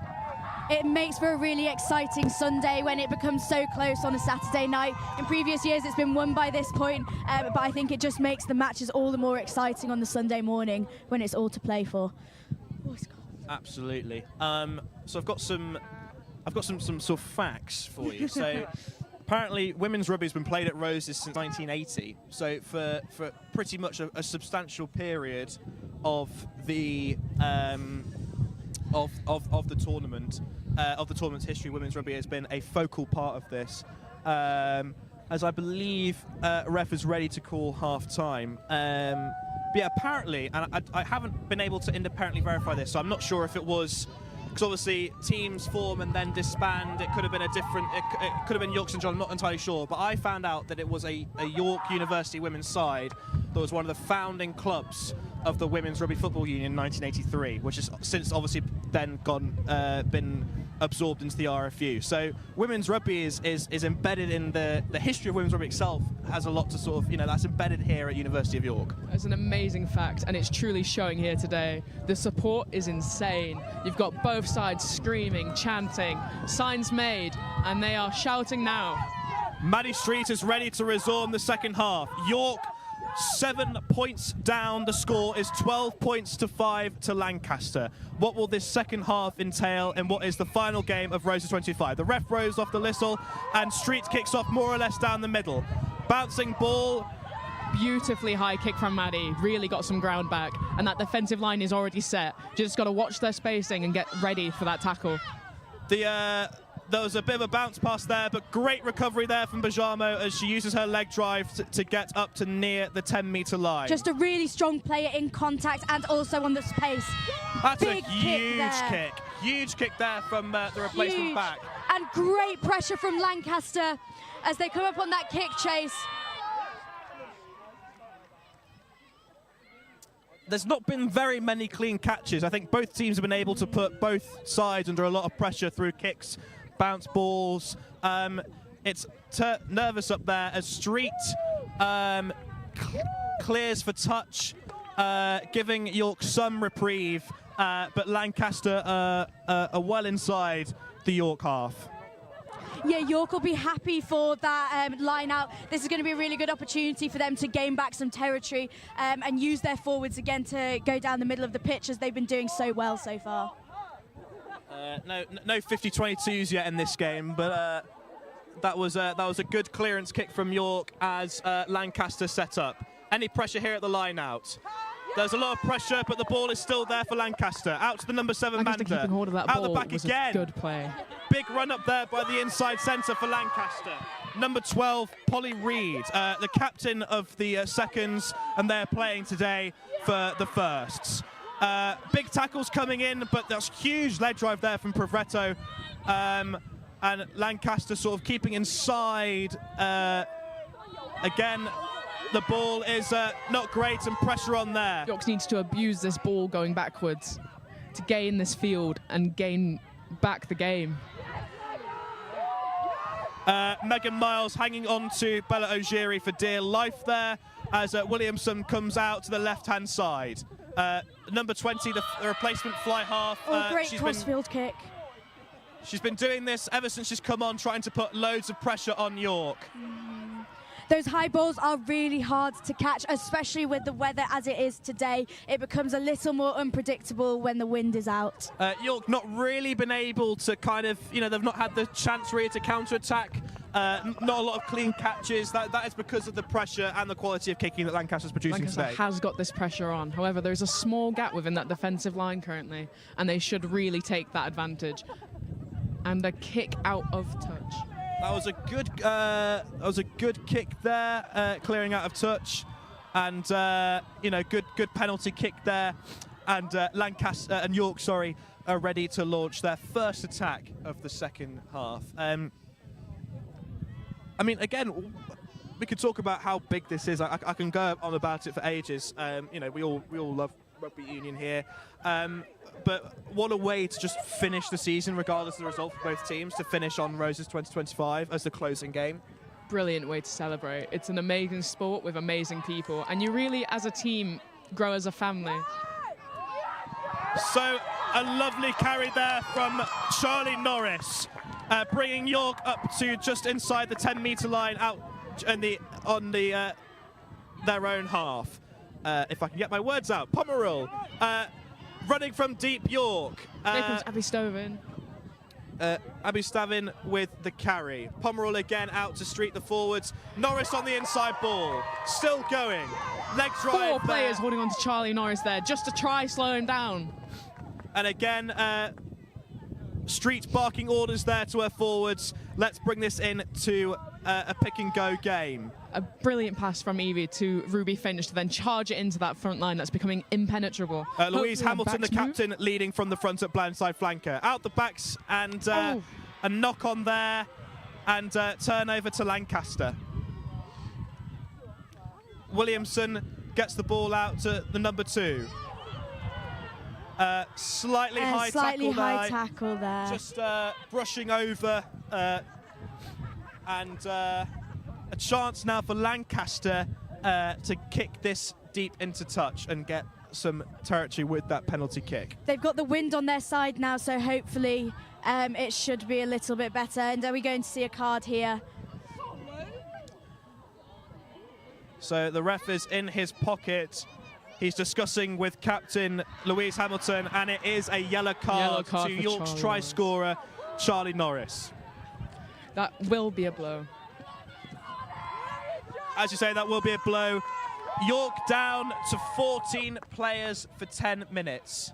It's just one of those things, high speed, nothing, of course, intentional, but, the referee applying the law there, and York are down to 14 players for 10 minutes. How do York see out this period, and how do Lancaster take advantage? I really think that Lancaster can take advantage. They've been so strong on the wings so far that having that one less number in the defensive line is really going to benefit them. Of course, that is a bit of a problem for York. However, they still have really, really strong forwards, so they can still play the game that they want to play. They just have to make sure not to let Lancaster dictate how they play their match. Still yet to be a catch and drive here in this game, as I believe Lancaster have turned that over. Good pressure there at the line out, and York look to play. Katie Jackson under a bit of pressure there from, I believe, Bajamo. Yes, that is correct. And York look to go through another big carry there through the forwards. Stavin again, the replacement front rower with a big carry. Ball in open play. Here it is, the club captain. I mean, her carry stats, Jennifer Cox-Kersley, the captain of the club, the president of York, sorry, it must be ridiculous. As York look to play here, and they've knocked it on, but referee calls advantage over, and a York player has gone down. So that's referee the time off for an injury over there. So, let's have a look. So, you know, York have had a tough season. Injuries, players on placement, players have graduated. But we are going into a World Cup year. If listeners aren't aware, there's going to be 6 World Cup games played here in York. The University of York is going to be used as a training ground for at least 4 teams, I'm led to believe. You know, the impact that could have on not just the women's team here at University of York, but University of York sport itself, that could be not only massive, but, you know, very timely when people are very concerned about closing this gulf between York and Lancaster. Hopefully it will draw in some new players and some new faces. It would be a really, really great opportunity to then capitalise on these sorts of situations. Yeah, and some thoughts on how do you think this World Cup is going to go this year? I mean, obviously, Red Rose is the favourites, but it still could be anyone's tournament. Could be Canada, could be New Zealand, could even be France.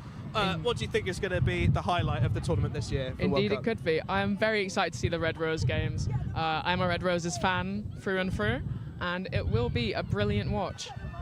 It's really exciting for women's sport to be able to see people at the top of their game playing and training every single day, especially in the place where we get to train ourselves. And that was a huge turnover there by the captain, who, and the ref has brought that back, playing the ball on the floor.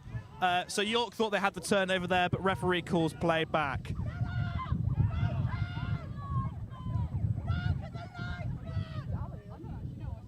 And huge shouts there from the coaches and the players, pointing out that York are being too generous in the meter they're giving Lancaster. And the coaches bring on the reinforcements for York. Big set of substitutions there, 5 players on, 5 players off. That's going to really help York out, some fresh legs to keep up the energy as we go into the second half. So hopefully improve the atmosphere. Next break of play, I'm going to ask for your hot take regarding this year's World Cup. So just keep that in mind. I'm interested to know what your hot take is going to be about the Women's Rugby World Cup this year in 2025. Of course, Lancaster still with the 1-player advantage as Williamson looks to feed into the scrum. Scrum just off the centre of the pitch, inside York's own half.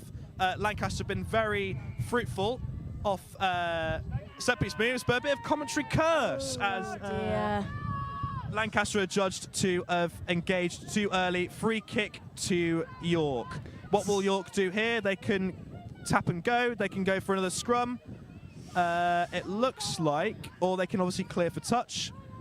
Street's having a word with the referee.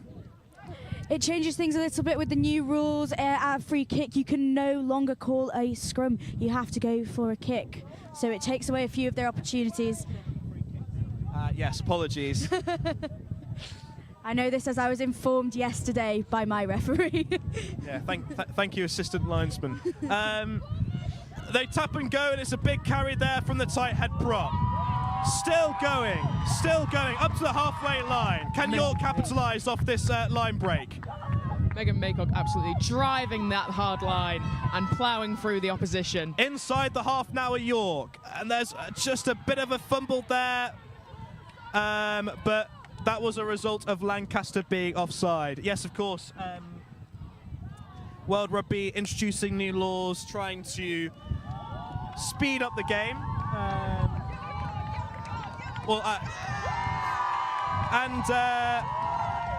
We've talked a lot about Lancaster's indiscipline throughout the game, and it's going to be a yellow card to one of their replacements, so it's all even, 14 on 14. Yeah, so that is Kit. It's actually Kit's debut on the first team today. Only took up rugby this year at university and has progressed from the bench on the 2s to playing for the 1s at Roses. So a really great season for her. York looking to tap and go. what's going to be the set piece play here. Ref just make sure it's on the exact mark. And big run up from the number 19. What a great dominant take into contact there from York. The loose head prop with another big carry. The vice captain, Ruby Finch. Pomerol digging out for the ball. It's a bit slow at that breakdown. Katie Jackson out the back. Still going the big inside centre. A talisman for this University of York side. Cox Kersley, the club president, with another massive carry. Lancaster are doing really well at keeping their energy up on defence. The line speed is staying up. They just need to keep making those more dominant tackles. And then we can make sure that they are capitalising on the holes in York's attack. Okay, and there's a bit of a messy ruck there. Big carry there from the replacement number 19. Ref says play on. Lancaster appealing that there was a... there's and an injury and a medic on time off on the York side. Referee quick to the whistle there. We hope she's okay. Medic straight onto the field, and an opportunity for players to reset. 14 on 14. Even it's not going to be long before York will probably be back up to a full complement. Yeah. This yellow card period could very well decide the match. York getting their player on very soon, actually, I'd imagine now, will definitely challenge the Lancaster side somewhat. So they're going to need to make sure they're on it with that defence. So we've got a break in play now. So I'm just going to go back to my original question. Do you have a hot take for this year's Rugby World Cup? I do think the media coverage should be more for the Rugby World Cup, the same way it is for the Football World Cup. It really isn't, and it's a shame. Yeah, I mean, obviously it is all over BBC, BBC iPlayer, BBC Sport. Not obviously, but as you point out, not all of the games will be live on terrestrial television. So yes, there is definitely still a huge disparity. I'm thinking particularly within the women's game itself, between PWR to actual international games, Six Nations, you know, TV coverage, attendances. There's a big disparity there, and that's what they'll want to close this World Cup. Yeah, I think that they're definitely working hard towards it. More and more international teams becoming pro as well. So I think that's really nice to see. And we're clapping off the York player. We really don't want to see anybody from either team get hurt. It's not about that. So big respect to her as she goes off the pitch. And everybody will be looking now to keep a cool head as we restart play. Do you have a hot take for the World Cup, just quickly? Yes, my World Cup hot take is that we can't just be backing the Red Roses. I think that an international team is going to come out and really shock us. I think of players in America, for example.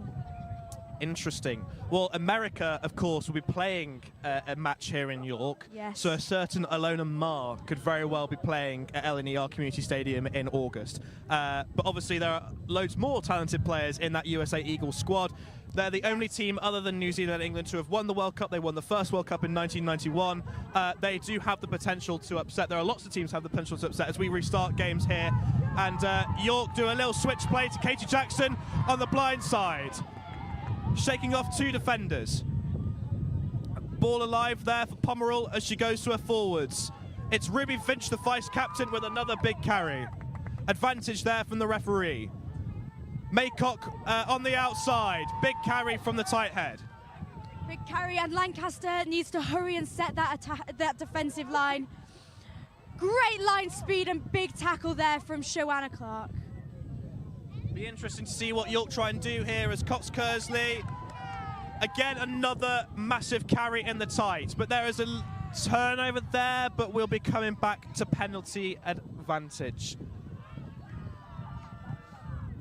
As it begins to sort of spit with rain again, it's sort of threatening to rain as York look to see what they're going to do off this set play. They're looking to go sort of rugby league style, big run-up carries in the forwards, trying to get that forward dominance as the ref just has another word with the two vice captains, the two co-captains, sorry, of Lancaster. Tap and go from Pomerol. And it's a big run-up from the number 4. Great carry there from number 4 in York. Megan Miles, I believe, the Welsh woman. Megan making miles up the pitch. Very good, very good, very good. Megan has been doing really well today. I feel like we've been saying her name constantly. She's been making those really dominant carries. To make it clear, there is 2 Megans. They are often referred to as the M&Ms. Other sweets are available. As York score! That is a try for York. Brilliant try for York. They should really even out the playing field, and now it is really anyone's game. This conversion may really make the difference that is needed. As you pointed out there, they just scored just to the other side of the right-hand post as we're facing from the commentary tent. As you can hear on the mic, that has caused absolute chaos here on the sidelines. There is love for this team, and there is love in the air on both ends. Both are rooting for their team. If this conversion can be made, we'll be up to 12 all. What an exciting last 20 or so minutes. But yeah, York just kept stuck to the plan, stuck to the guns. They kept carrying in the tide. All started off a tap and go. They were starting from just inside the 22, and they kept it in the forwards for a brilliant score just on the other side of the right-hand upright. Can Maddie Street convert? The crowd hushes as she lines up. Rain starting to pour down.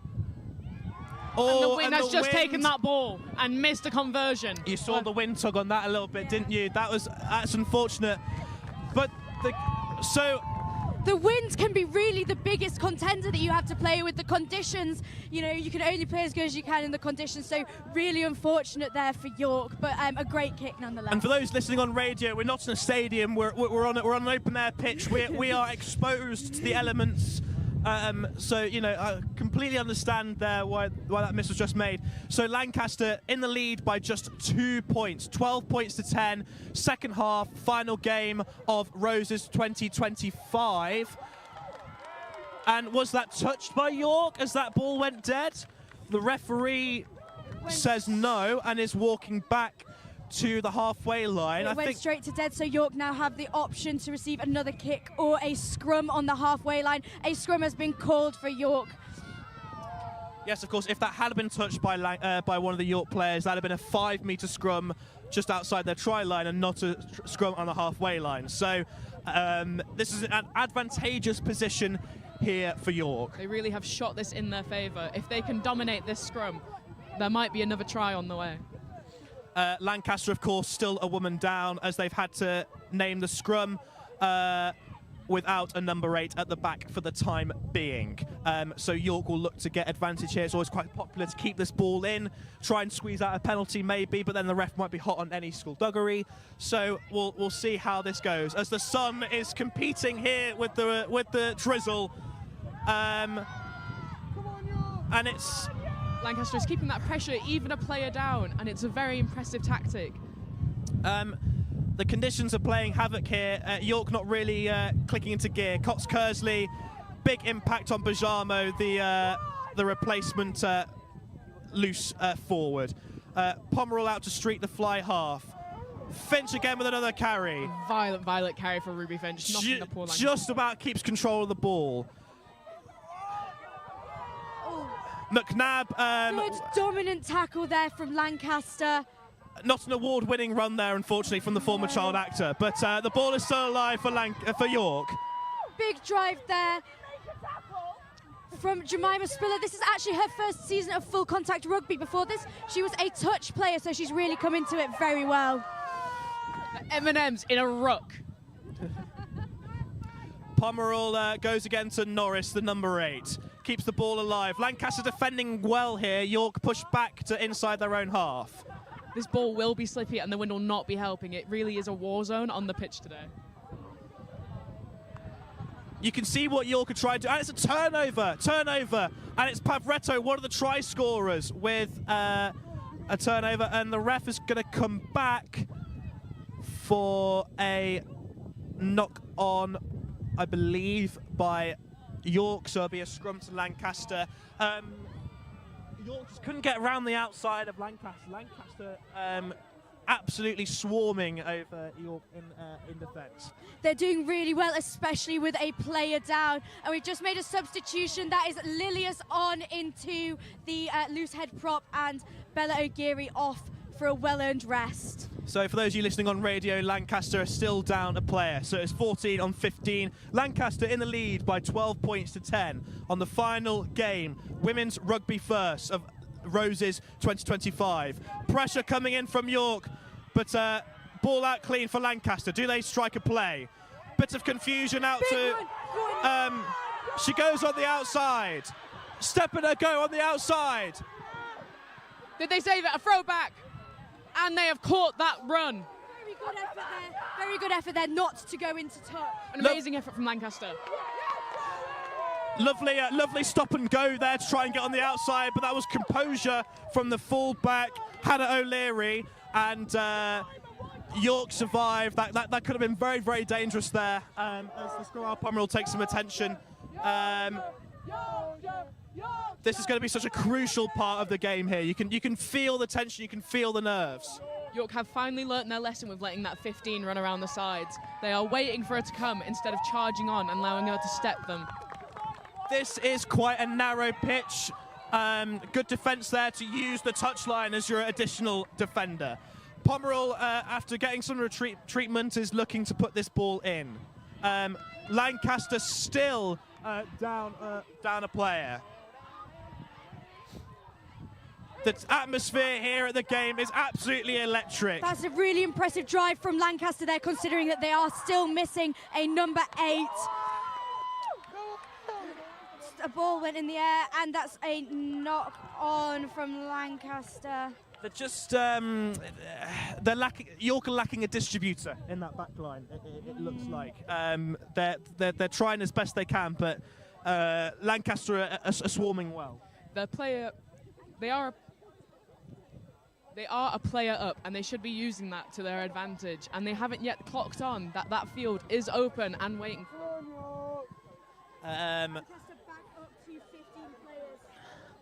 Lancaster has gone back up 15 players, and they are going to use that to truly get back up at York. But it's York again with a scrum just on their 22 line. Pomerol barking the orders to the back line as pressure again from Lancaster at the scrum, but out to clear. What will Street do? Out to Katie Jackson. Straightens Katie up. Jackson giving a spin, removing the ball from the grasp of Lancaster. Gravin again, who has been on for quite some time, the replacement front rower, as the rain starts to really sort of pour down, and you can tell that with the conditions, it is a turnover. Pavretto, the opening try scorer, with some big handoffs, turn out again, and referee comes back for the original knock on. What is Lancaster's friend here? So they're going to really want to capitalise on the space they've got out on the left wing here. A scrum is such a great opportunity to create space. It ties up all the forwards, and so the backs can really do some techie back stuff. There is no real big worries from these massive York carries and forwards getting in onto these Lancaster backs, so they should be using this time to really get out on this wing, as you said. Just a reminder that the official Roses result hasn't been decided yet. York men won the previous fixture. This match could very well decide this tournament, which is exciting. We don't know yet. Mathematically, anything is in contention here as Lancaster switch round to the blind side. Great covering tackle by Charlie Norris. Violent tackle from Charlie Norris. Really took her down, and they are struggling to get back up from that beautiful, beautiful tackle. It's Lancaster's turn to go into the forwards with pick and going. Still on the feet, up to the 22-metre line. Really good groundwork there from Lancaster. That's something that we've been working on, making sure we keep that ball nice and secure. They keep that ball nice and secure in their rucks. With a game this close, it could be that the referee is looking for... Nice there, a penalty to York. I'm not really sure what that was. Yeah, I don't know what happened there. The ref is saying offside. To be fair, it looked like the height at which Lancaster was coming at the ruck was potentially suspect. So it could be for sealing off, but we're not quite sure yet. York should be looking to use this advantage, and the line out that is sure to come afterwards So- could be a big play. 2 points down. Obviously, anything could happen in this match. Drop goals, if listeners aren't aware, are quite rare in men's rugby. They're even rarer in women's rugby. Anyone in the York team who'd back to nail a drop goal? I fear we haven't really practiced it, but it would be amazing to see Maddie Street pull off a drop goal if she got close enough. Same with Emily Baird, who's been practicing her kicking and has gotten so good at it. What about Lancaster? On the Lancaster side, we did ask, and it was laughed down by our coaches, and we were told definitely not. Oh, and the referee calls there the throw wasn't straight. Now, a reminder again, we've been talking about new rules to rugby. If there is no competition at the line out, the referee will say that and it doesn't matter if the throw is slightly askew. If the referee judges that the opposition are trying to compete, then it does have to be straight. So again, it is a bit of confusion. It's windy, it's wet, but that is York will rue that throw not being quite straight. The problem is the wind, and it's holding both teams back, I'd say. Lineouts are one of the times where you really want the wind on your side, but nothing to be done about that today. So Lancaster here on the attack, and it's a knock-on there. It's crowd is going insane. That is a truly good opportunity for York to take advantage of. For the radio listeners, the commentary tend to sat on the York side of the supporter base, so you probably don't need me to tell you who made that knock-on. But York now have the opportunity for the scrum. So we're still within the second half. Time, the time. If York want to win this match, the time is coming upon them to make something of it. And referee. Oh, a knock on York. But Lancaster scrumming illegally there, and despite the knock on there, York have the reprieve. Also, for those watching or listening on radio, we were blessed with lovely weather in the week. It is cold today. The wind is making it feel like 8 degrees. It's probably about 12. It can't make its mind up whether it's going to rain or not. That is playing a factor here. It really is, and it's such a difference from yesterday, where the main contenders were the very, very hard ground and the high heat, having to take water breaks to get ice onto the pitch. So York clear their lines with that penalty kick. They're on the halfway line. What will they do here? We're still yet to see a catch and drive. We're still yet to see a 1-2. Let's see what York do here from this line out set piece. And a great contest there from Lancaster in an impartial way. So that was good competition from Lancaster, but they didn't keep the ball in field, and York have another go. Obviously, because it's cold, because it's wet, York throwing to the front, very easy for Lancaster to jump and compete. That was clean. Lovely snatch from Louise. A lovely snatch from Louise. Oh dear, it's working in Lancaster's favour. The ball was not straight. Oh dear. It's another scrum to Lancaster. This is going to be tense. Really, for both teams, they don't want to be on the halfway line. They want to be in the 22. They want to be in the other opposition's 22. With a game like this, with minutes left to play, this is getting very, very, very tense. Lancaster won't be feeling comfortable on the halfway line, given that they are only 2 points ahead. They would really want to be spending this in York's half, potentially in their 22, hoping to make that margin a little bit bigger.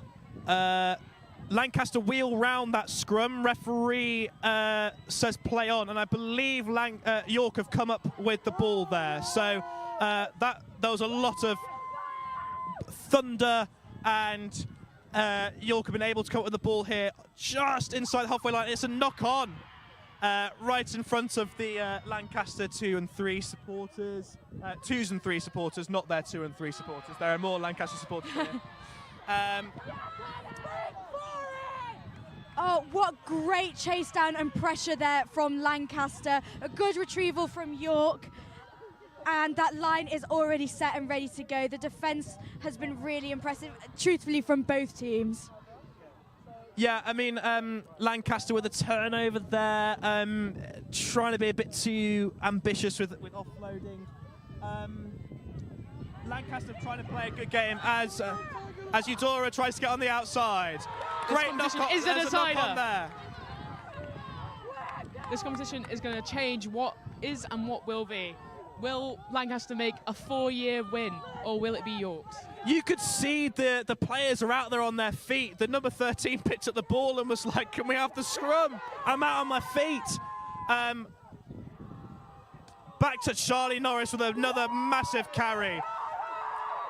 Keeps the ball alive. Fionn was on hand to receive that ball.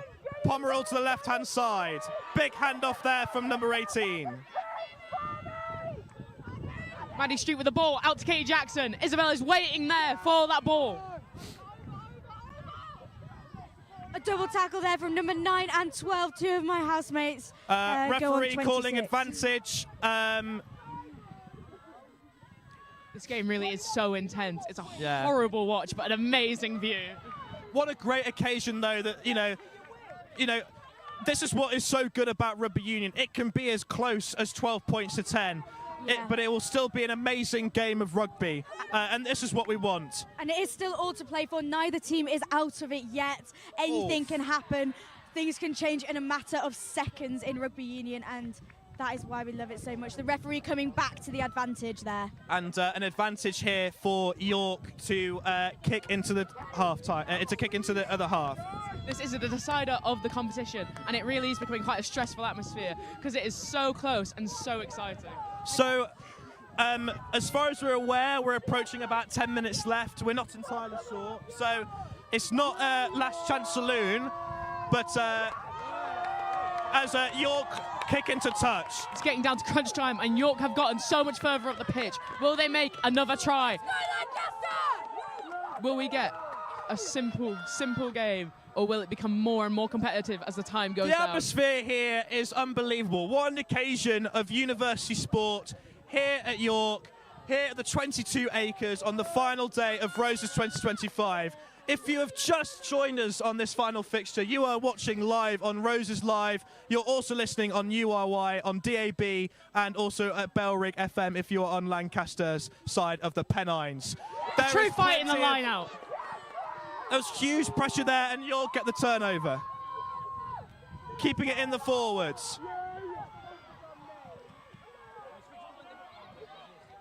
Coaches and captains are biting their nails watching this. This will be the competition decider. I'm not surprised. I'm not surprised they're biting their nails.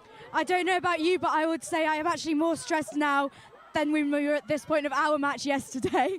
Absolutely. It's a completely different position to be watching the rugby go. York go out the back, moving. but it's read really well by Lancaster. Another advantage. Lot of that was a bit of that was Johnny Sexton-esque as they tap and go.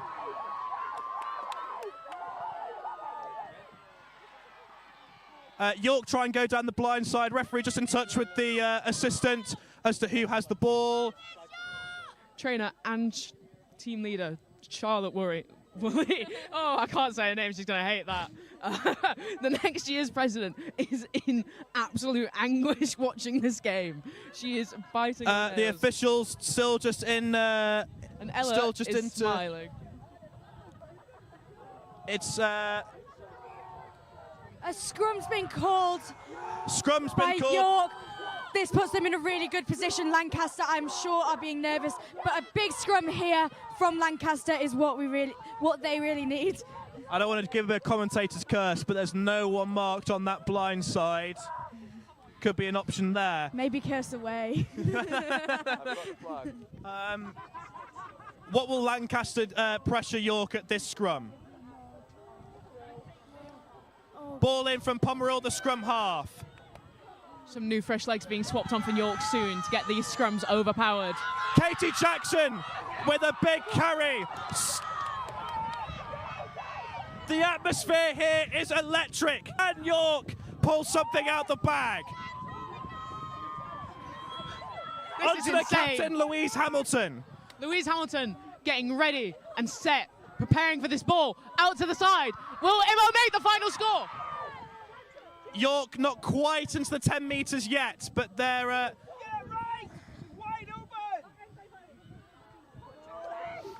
York has many teammates on this side micromanaging. It is a great listen to hear them shouting orders from the side of the pitch. No one is hearing anything though. This is where the halfbacks have to control things. This is where Pomerol and Street earn their credit. No Harden books, unfortunately, in this university sport. But yeah, this is where their value to the team is realised. Advantage here from the referee. Apologies if you heard any choice language from the fans surrounding us. A drive. Will they get across the line? It is so intense. This is a decider of the competition. This game means everything. This is the final game. Regardless of what happens, this is the final game of Roses 2025. And they've scored! They've scored! Amazing! This has put York in the lead. Who's coming up with that ball? It's number 18. Imo, a brilliant player and an amazing colleague. I am so proud of her. Izzy Garraway in shock at the side, a personal friend of Imo. The screaming is insane. Will they have this? Will the conversion seal this win? So York are now in the lead, 15 points to 12. It is all still to play for. Kick to come. It's a tough day to be a Lancaster player in the York crowd. Tough conversion coming up for Street on the left. We interrupt the women's first rugby to bring you a breaking news. This afternoon, as of 26 minutes past 4, after an intense and close competition that has come down to the wire, we can announce that Lancaster University has crossed the threshold of 172.5 points and is officially the victor of Roses 2025. For this year, we can announce in this competition, Roses are red. This win is absolutely historic as the first 4-win streak in its history of the competition after 60 years of Roses tournaments since 1965. The winning score, Lancaster has just gone over 172.5 points and York remain on 154. As the second home loss for York, this intense and close battle will be a bitter pill to swallow for Team York and a triumphant return for Lancaster University. And it's 4 points to Lancaster. University of Lancaster take the win in the outdoor women's Choose Roses game. And with that, the full-time whistle goes. Some York players collapse to the ground. The end of the game. Well done, Lancaster. What colour are roses? Red. Red.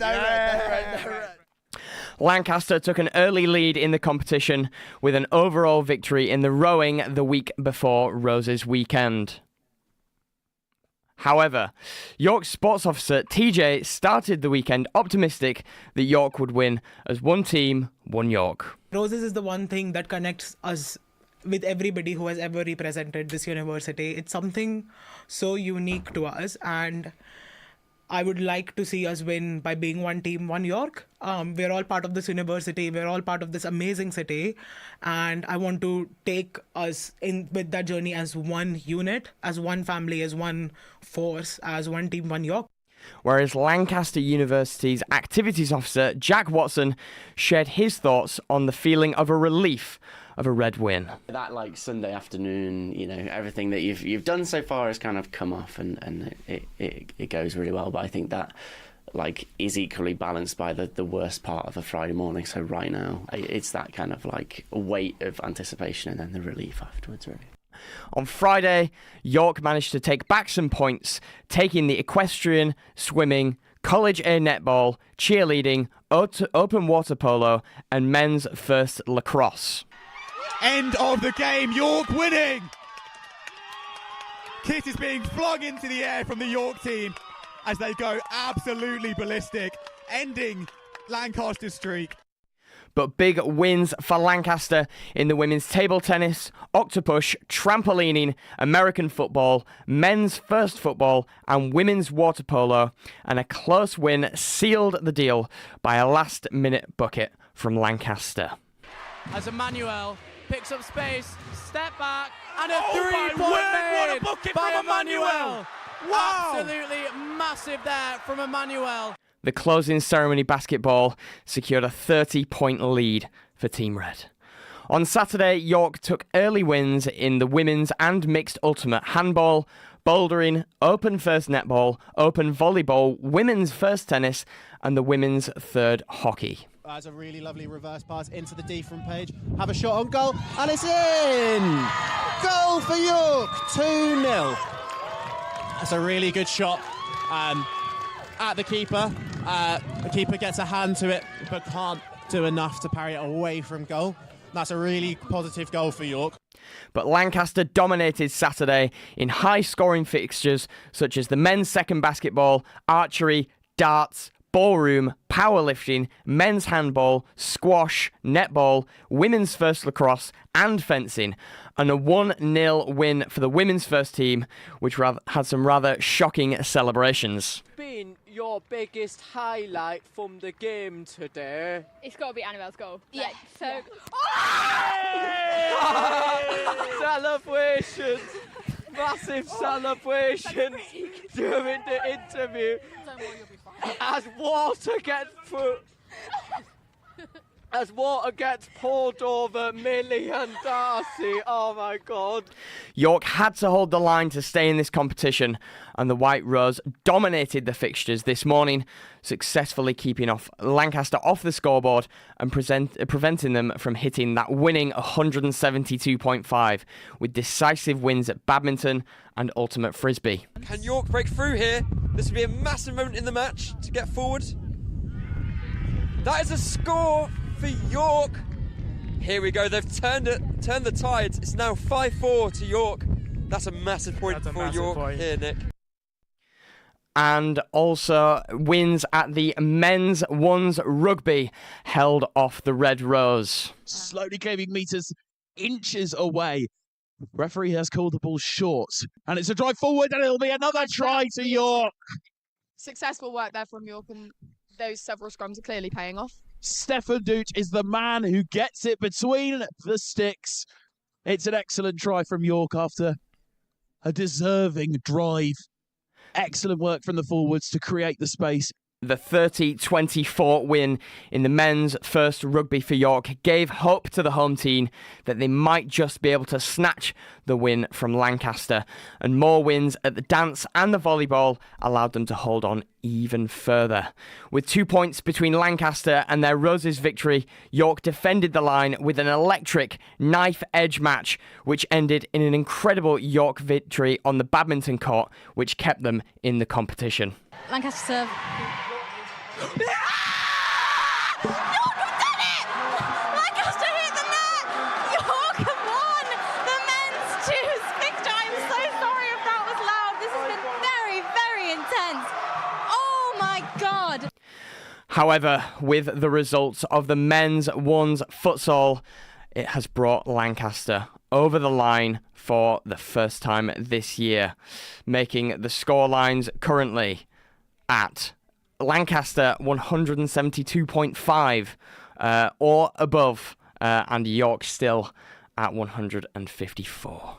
What a historic win for Lancaster, but what a valiant effort from York. Particularly today, York has given incredibly little ground, demonstrating their incredible resolve and resilience.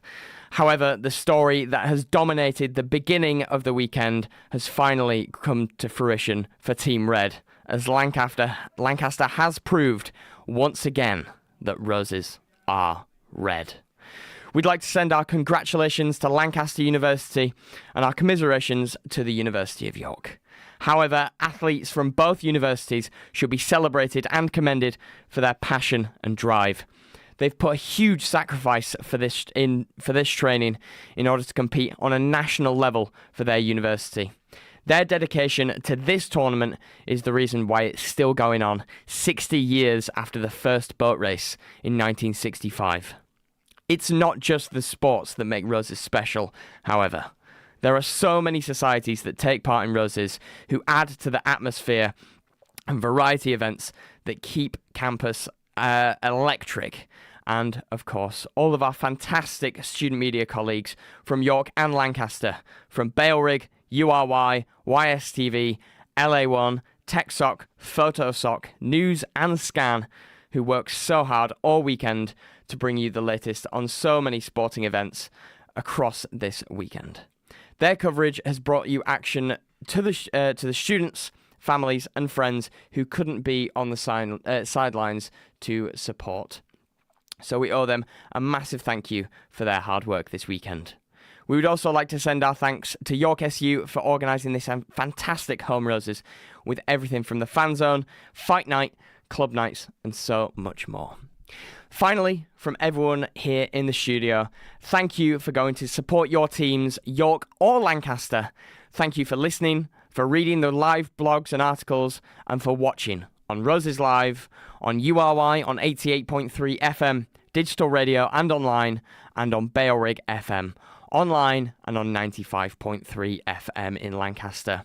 We will continue to bring you all of the fantastic sports as we can reveal that York have just taken the rugby, the women's first rugby, 15-12. But I'm afraid it's too little, too late for York.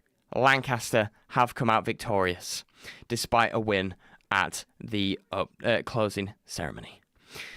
A final congratulations to Lancaster University on surpassing the 172.5 threshold compared to 154 points for York.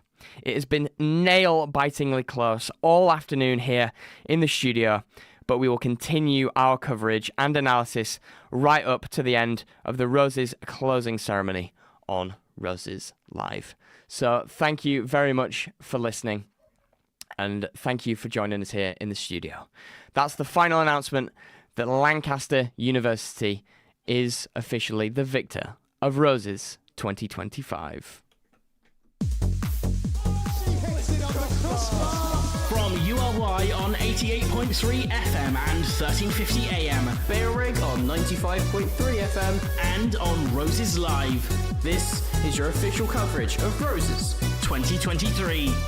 That is the closing score. So we can reveal that it is 15 points to York and... my apologies, 15 points to York and 12 points to Lancaster in the rugby, but there is still one fixture going on that we will bring you now, which is the cricket with Sam Randowich. Coming across from the, as we watch this game from the pavilion end, coming across from our right-hand side, blowing across the pitch. That's the direction the weather's been coming from all day. That's where I've been looking as this ball is bowled. And a big swing and a miss, and it's through to the keeper. And there is no run. Robert's out there going for a bit of a walk. He's going to have a word with himself. He's going to come back, get ready to face the next delivery. As people gather behind us for the closing ceremony of Roses, but we will continue playing and we will continue watching here at the cricket. As this ball is bowled, and there's a big swing on that one. It's going to go through towards the boundary, but it is going to be picked up, and there will be... they take one run? Did they take two runs? I think he only took one. It was just a little nick off to his leg side. Yes. He only took the one run. As Roy is now to face the batter, number 18 for York. Their fourth batter up to the crease. Correct. 3 wickets down. So number 5 in. As Ellis comes in now. And he bowls. And there's a big appeal for a catch, but not given. He threw the ball up into the air. But the umpire does not seem to think that that was a nick from Roy, the batsman. Nope. The two batters having a chat in the middle as we end the over. Can we get a score update? Update of the score. We are at 122 for 3. After how many overs? After 23 overs. So we're approaching halfway. Normally in 2 overs time they would take drinks. We have already had a break fairly recently, so I don't know whether they will or not. I imagine they probably still will, knowing how cricket works, as that ball is going to be picked up in the deep, and there is no 1 run. Well, given Lancaster might want to get home at some point this evening, I'm not sure. They might want to play through the break just in order to speed on towards the end of the game. But we're approaching the halfway point, as you said, and you're currently trailing by that measure, and they need to reach a score of 300 within the 50 overs, and they are currently on 122 for 4. So your simple maths tells you, as you've got a bit of a delay for a movement of the sight screen at the golf club end. Yeah, so the maths would tell you that you want to be at 150 at the halfway point if you're chasing 300. But of course, if you're a bit short of that, you can make it up in the second half of your innings as Todd comes in, and no, he thinks about it and doesn't bowl. A bit of argy-bargy over at the batsman's end. Discussion between Roy, the batsman, and the Lancashire wicketkeeper. So I think what happened there is the batter decided to pull away as the bowler was in his delivery stride, and the wicketkeeper has given him a few choice words. As we do get a ball, it will be a dot ball. Sam, may I ask, you mentioned the screens at either end of the pitch. What is the purpose of those? So these are, they're the big white sight screens we can see at either end, as this ball is hit in the air and it's going to go down. Misfielding, to the great joy of the York fans around us, but it's still only going to be... Did they get a run off that? They scored a single off that. They've swapped. Yes, around. they have. They could have scored 2 if they run the first one a bit harder, I think. But just to answer your question, Alex, it's so that the batter can see the ball clearly against a solid background. All right. As this ball is just pushed back to the keeper. So we've got these white screens, and our ball in this 50-over game is a tasteful hot pink, Sam. It is. It's a little pink ball. That ball is defended. There is no run. Supposedly quite good in the first 5 or 10 overs or so, and then it gets a bit soft. It's quite easy to hit around, and it will also, I imagine, be quite wet as well. As there is a gathering of student union staff behind us, I believe, trying to establish the current situation of the game. Yes. Before they head over to the closing ceremony, which will be kicking off, and of course you can watch that on roseslive.co.uk in the not too distant future, I believe. I am not privy to the exact start time, but judging by the volume of people gathering away behind us and to our right, I don't think it can be too far away now. Yes. Hopefully some of these people will stick around and boost the crowd for this cricket match as well, which may or may not be finished by the time the closing ceremony ends. I mean, I don't know how long the closing ceremony is going to continue, but we have more than half of these overs still to go, Sam. I think we may still be here for a little while. So, we have got Roy on strike,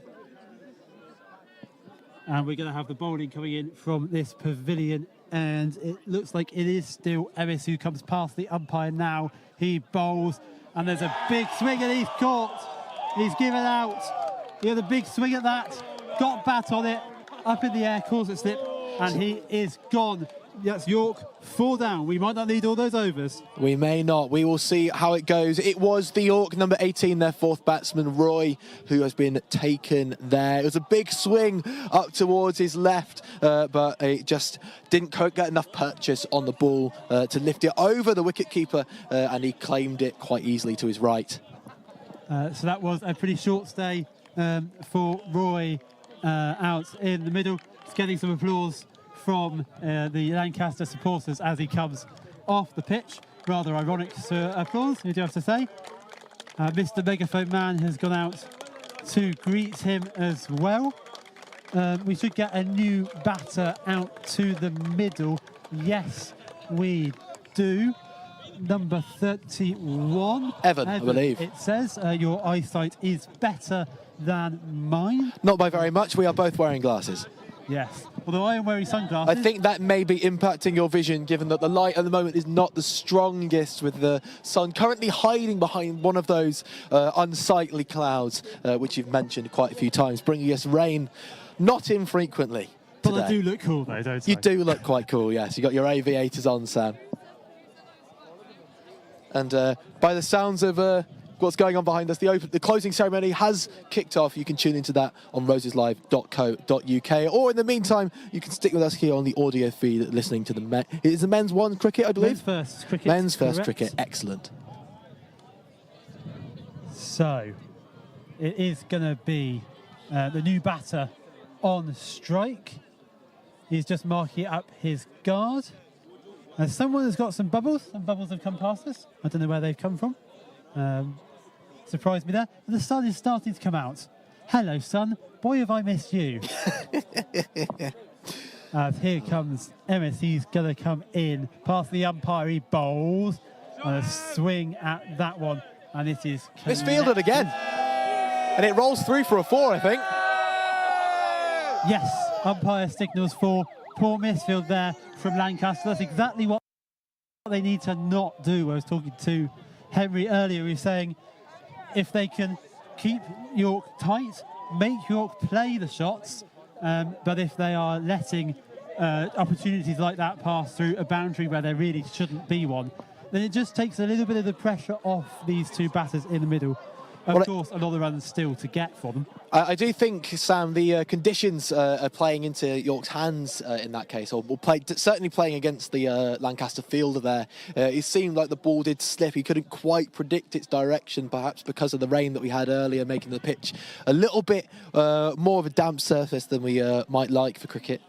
Yep, and that ball, that was defended. He had to raise himself into the air to push that one down into the ground, and there was no run. So, a small break in proceedings as the Lancaster fielder dries the ball with a towel. He does. And then it's coming back in again now. He's gone past the umpire. He's bowled, and that one is defended. Quite high in that one, up towards his hip, I think. Yeah, perfectly good. Batters try to creep forward a bit, pushed back by that delivery, and there is no run. Looping the ball into the air. Back to the man with the towel, who gives it a scrub. Tries to get rid of some of that moisture from the ball. Of course, the grass now will be wet. Well, you mentioned the ball might be softening up by this point, about halfway through the game, given its plastic nature. Yes, and making it hopefully slightly easier for the perspective of those two York batters out in the middle to get going. Roberts, who has been there from the start, so he has been in play for every ball of this game so far, fielded for the full 50 overs, and has now been batting for York from the start. As in comes the bowler now, he bowls, and that one is going to go for, no, it's picked up by the fielder at square leg, and there is no run. Do I have what?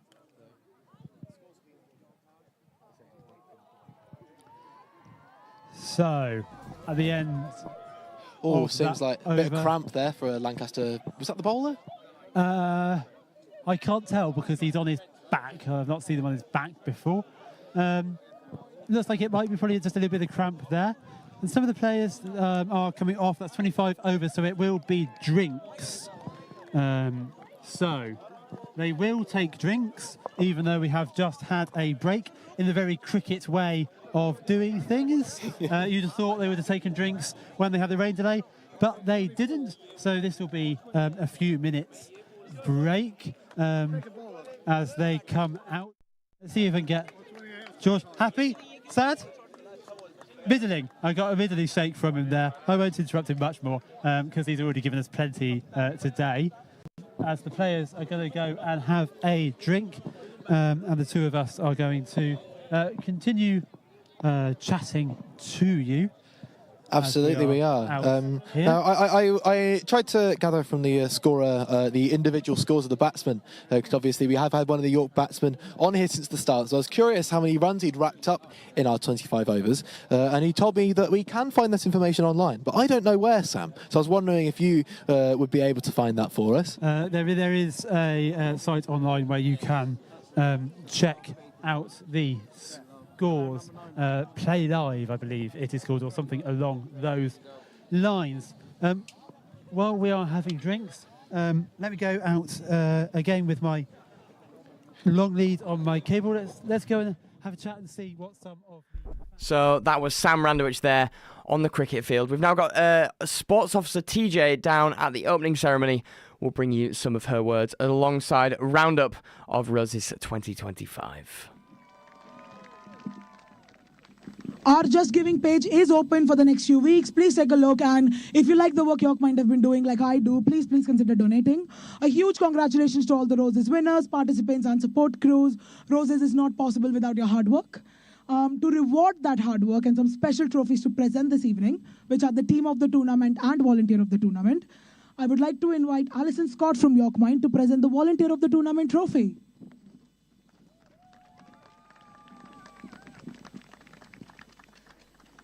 Afternoon, everybody. We've been very privileged to be the beneficiaries of Roses once before, which is absolutely fabulous because the demand for our service is higher than ever. In York, we've got some recent figures looking really at adolescents. 1 in 6 people in York, young people in York live with a mental health problem. 1 in 9 live in poverty, which is probably not what people who look at York immediately think. And 1 in 12 will be referred to mental health services every year. In secondary school pupils in York, and I thought this was quite a worrying and rather shocking figure, the national average of how happy you are, the national average is about 25 out of 35. In York, it was 14.9 out of 35. So our young people in York are having some significant issues at the moment. There are linked to the social determinants of our mental health. Things like poverty in particular have a real impact because they have an impact on housing, they have an impact on diet. And although I am an older person and therefore there is a danger that I will immediately go, social media is a really bad thing. That's not actually what I think. I think social media is actually really positive. And we have lots of our communities that say how much they get from being able to be on social media. However, what I would say again from our young people, 91% of young people have social media accounts, not really a shock there. 71% receive messages from people who are strangers. And rather worryingly, 25% receive unwanted online requests, which is quite a high number and is probably having quite an impact. Our services for young people at York Mind, just as a quick reminder for those who don't know, we provide counselling for 12 to 21. We have an LGBTQ specific support group. We have our Chat Chit podcasts, which somebody will know about very much because I was definitely on them and was talking very much about the importance of sport for mental health, which is absolutely huge. There are very few people who don't find benefit from doing some exercise for their general well-being. Over 2,000 downloads of our podcast, over 10,000 hits on our Your Mind website, which is specifically designed by young people and updated by young people. We have drop-ins on a Thursday night at York Mind, so any young person can drop in, and we go around the city on a Monday night to various different locations. We tend to use the Explore libraries as well, so those are open access too. And we have a young people steering group, which influences locally and regionally. So they've made 50 recommendations that regionally the health board are looking at being able to implement as well. This all costs to run, and your fundraising is one of the things that helps us to stay open. And I would just like to point out that as the CEO of York Mind, I often find that what gets to me are the bits that don't work quite so well in everything. And I can occasionally get a bit ground down by thinking that everything is a problem. But a young person did say to me not so long ago, they said, the thing is, once we actually do get into services, they tend to work. And I think that's really important for us all to hold on to. We can't run without our volunteers, so I know the importance of volunteering. And volunteers across this weekend here from yourselves have given their time in a really busy period to be able to steward, fundraise and raise awareness both of the charities. And the Head Roses event volunteers have done a fantastic job in leading this team of volunteers across the weekend. And the volunteers this weekend have given over 500 hours of volunteering. I know what it's like to try and run events. You absolutely can't do it without volunteers, and it's hard work when you do it as a volunteer. It's not an easy thing to do. Volunteers and staff have sent in nominations over the weekend for the Volunteer of the Tournament, and it was a difficult task choosing from a team of talented, committed and engaged volunteers. The Volunteer of the Tournament was nominated for being helpful because they went the extra mile and they provided great support to the teams, spectators and other volunteers. They championed the commitment to making Roses a fun, inclusive and accessible event and were a pleasure to work with. So I'm pleased to announce that the Volunteer of the Tournament goes to Sam Roberts. Now, having said that, and in the best, the best way of all ceremonies, he's not actually here to be able to receive his trophy, but we will make sure that it gets to him. Thank you. Thank you so much, Alison. I think we can all agree mental health is really important. That is why we chose York Mind. And I mean, the stats speak for themselves. My only message will be, if you're struggling, please reach out. I know I struggled reaching out and it took me many years to take that first step. But when I took that first step, it really helped me. So if anyone is struggling, we do have amazing charities like York Mind, which can help you. So please don't hesitate in taking that first step like I did. Now, I would like to invite, of course, the University of York Vice-Chancellor, Charlie Jeffrey, the Lancaster University Vice-Chancellor, Andy Schofield, and the Lancaster Rescue Activities Officer, Jack Watson, on the stage.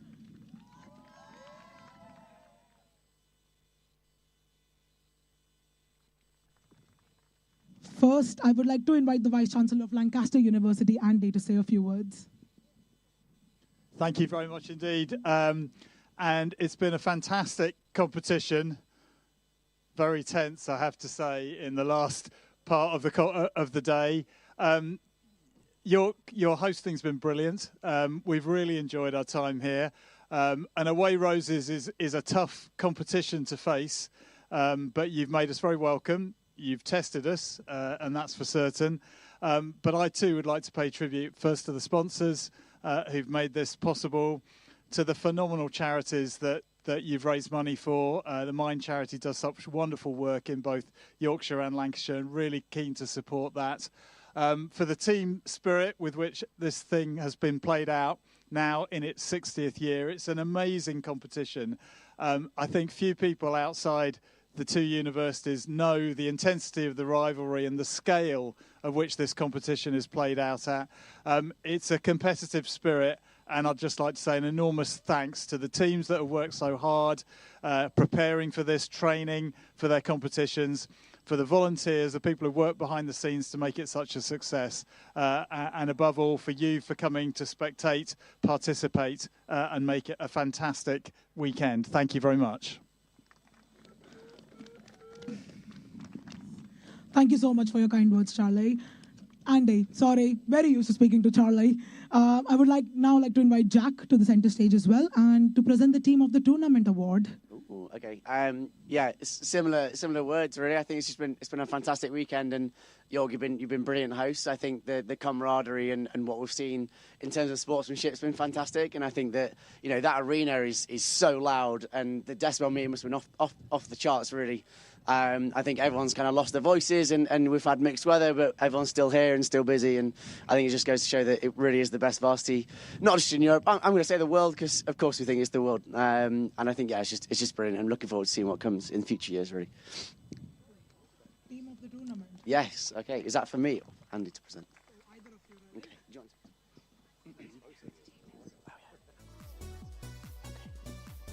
I've been told.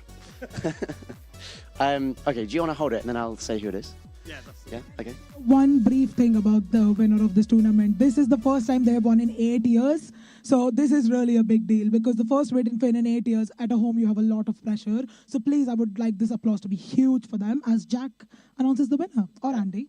The winner is York Lacrosse Men's First Team.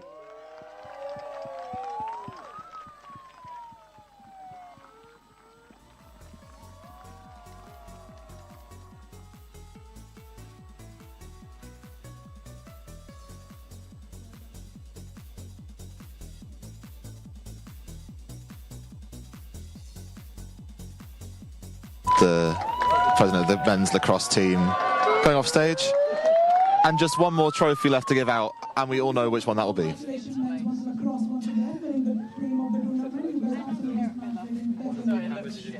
And now, ladies and gentlemen, as we are coming to the close of Roses 2025, which I can't believe I'm saying this, I have to say this has been the best Roses I have been part of so far. I know I'm a little bit biased, but we have never seen crowds like this. We have never seen spectators like this. We have also never seen athletes like this. From what I've been told, this is the closest Roses it has been in 16 years. It has definitely been the closest I have been part of. So just from the bottom of my heart, I have to say I could not be any more prouder of our athletes, of everybody who helps organizing this, because as Jack said, this is the best varsity in the world for all of us. And now I would like to pass it on to Charlie Jeffrey to give away the coveted Carter James Trophy. Well, how do I follow what TJ has said? It has been a quite extraordinary weekend. There are two upstart universities down south. They have this thing called a boat race. Yeah, they've got absolutely nothing on this.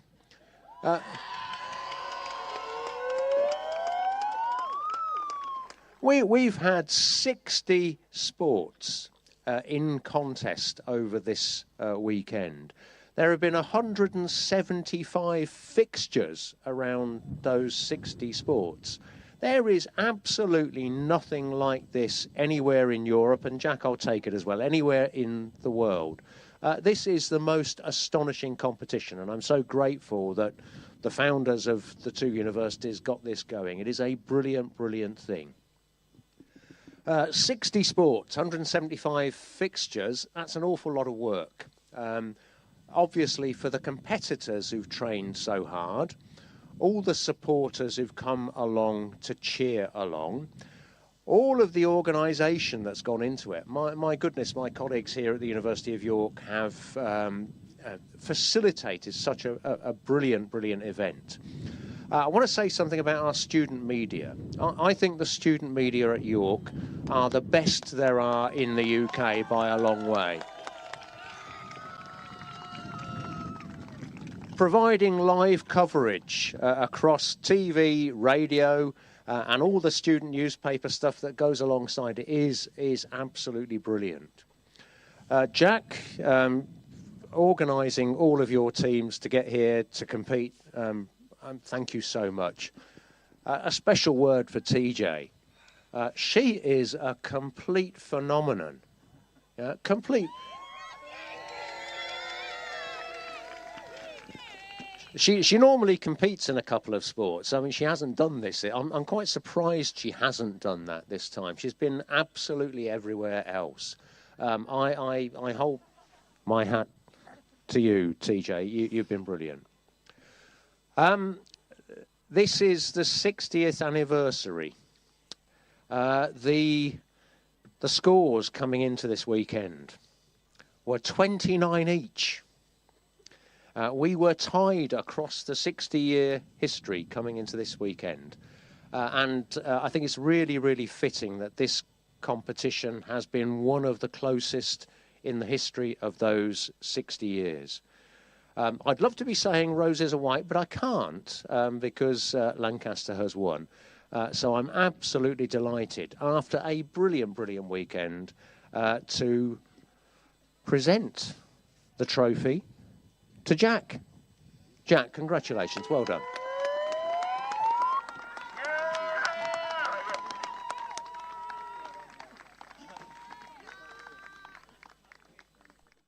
There you have it, scenes down there from the closing ceremony of Roses 2025. The Vice-Chancellor of the University of York, Charlie Jeffrey, as well as Sports Officer Tanisha Jane having a few words of their own, giving their reaction to the biggest story coming out of both York and Lancaster at the moment, that being that Lancaster are the winners of Roses 2025. Without further ado, now let's take a look back at the action from today's fixtures. From URY on 88.3 FM and 1350 AM. Bailrigg on 95.3 FM. And on Roses Live. This is your official coverage of Roses 2023. That is the closing score. The final score there. Good evening, my name is Ollie Whitmore. Welcome to Roses 2025 official coverage, the roundup show of Sunday's fixtures. It's a pleasure to be back here in Studio Red to take you through all of the action you may well have missed on 88.3 FM, 95.3 FM, or indeed on roseslive.co.uk. Joining me in Studio Red, fresh off of his announcement of the Roses 2025 winner, is Mr. Joe Brealey. Hello, Joe. Hello. How are you doing? I'm a bit tired. It's been a me long too. weekend. I think that's a shared sentiment among not just student media, but also the hundreds of athletes who have taken part in proceedings today, and indeed across the entire Roses weekend. But not only those two groups of people, I would probably be a bit shattered listening or indeed watching all of the action which has taken place over the course of the weekend, particularly the lead up to Lancaster's victory today. I know we were sat here in the studio watching York's utter defiance and kind of really brave defence of the badminton and the dance, which are two very key fixtures in their off-putting of Lancaster's victory, which was perhaps becoming more and more inevitable as the day went on. Yeah, I mean, not only that, both rugby fixtures were defended. 16-12 in the women's ones and 30 points to 24 in the men's ones today, including the closing ceremony was a York whitewash in the ones. So, you know, it was a fantastic defiance from York. They really have given it their all today. But unfortunately, the points that Lancaster had built up from Friday and Saturday just could not hold them back. And the big points were today, and York managed to get those big points. And the final score, I do believe, no, not the final score, there's still the cricket to be decided. So there is one fixture left, 4 points remaining to go to either university, and it's 176 points to Lancaster and 160 points to York. 16 points between them, a razor close finish. But Lancaster has come out victorious for 2025, the fourth year in a row, making history here as their second away victory in a row. And it has never been four entire Roses won on the bounce. In its 60-year history as the 60th anniversary. So really significant from Lancaster, but I don't think we can call this a red wash because York really did put up stiff resistance, but unfortunately they just couldn't claw that lead back. Lancaster got out of the gate early, and then they just held on, and they kept going, and they've managed to push it over the line. Indeed. Of course, Lancaster University did come flying out of the blocks on Friday, taking quite a significant advantage in as far as the points are concerned. York managed to get some way back into Saturday, but Lancaster very much still on top at the end of our roundup show yesterday with myself and our wonderful Roses statistician and veteran Sam Randowich, who, we must stress, is still commentating the cricket men's ones, which Joe mentioned just now. You can find never coverage stops for Sam Randowich. No, you can find that live on roseslive.co.uk. But of course, as is our duty today on today's show, we are going to take you through some of the action which you may well have missed if you were prioritising a particular sport that might have been your favourite sport, or for whatever other reason you may have been missing out on the action. First and foremost, we'll take you through a result which we were not able to broadcast live on air this afternoon. That was the futsal men's first. On Roses Live, we're still actually waiting for that fixture to be confirmed. Mm-hmm. So when that is confirmed, we will let you know what that result is as soon as possible. But on yesterday's roundup show with myself and Sam, the one highlights package we were unable to bring you was the darts, which of course we cut to after the roundup show yesterday. Now let's take you through the action from the Darts Open first yesterday night. He wasn't in the double five there, leaves the double 10. Pure darts! York take the opening leg, that's huge in front of the opening crowd. Bailey Barrett's loving it. The basher himself jumps into the crowd. Excellent performance from Bailey Barrett. Yeah, it must be said, excellent performance from Bailey there, keeping his nerve. Owen, valiant performance, an early loses bashing. out in a decider, and York go 1-0 up here tonight. You can't blame Owen for that. It was good performance, just that crowd really got Bailey through over the line, I think. That crowd really made the difference there and threw the weight behind Bailey. Owen tried to stop Bailey's power scoring, but in the end, it proved too much for him, and Bailey ran out a 2-1 winner in that game. 1-1. Excellent game of darts from both sides. That wasn't Will losing it, that was Ben winning it. He kept his composure really well in front of that crowd. Yeah, what a game, what a performance from Will, taking Ben all the way there. But on his doubles, Ben, calmness personified there as he does Lancaster. He dismembered him. We thought maybe a bit of nerves towards the end, but no, he absolutely held resolute. And what a result for York. There you go. That was the coverage of the highlights from the Darts Open first. Very, very important fixture, of course, as is the case with every single Roses, and one of the most anticipated and watched as well. That took place on Saturday night. It went in the way of Lancaster, 6 games to 3, those games each being best of 3. Before we go any further in today's show, let's bring you some post-match reaction from the athletes themselves. Interview Callum O'Day, who was the winner tonight, won the deciding game and secured the points for Lancaster. So Callum, how did you feel up on that stage tonight? It felt amazing, mate. As soon as I went up, heard the crowd chanting, loved it.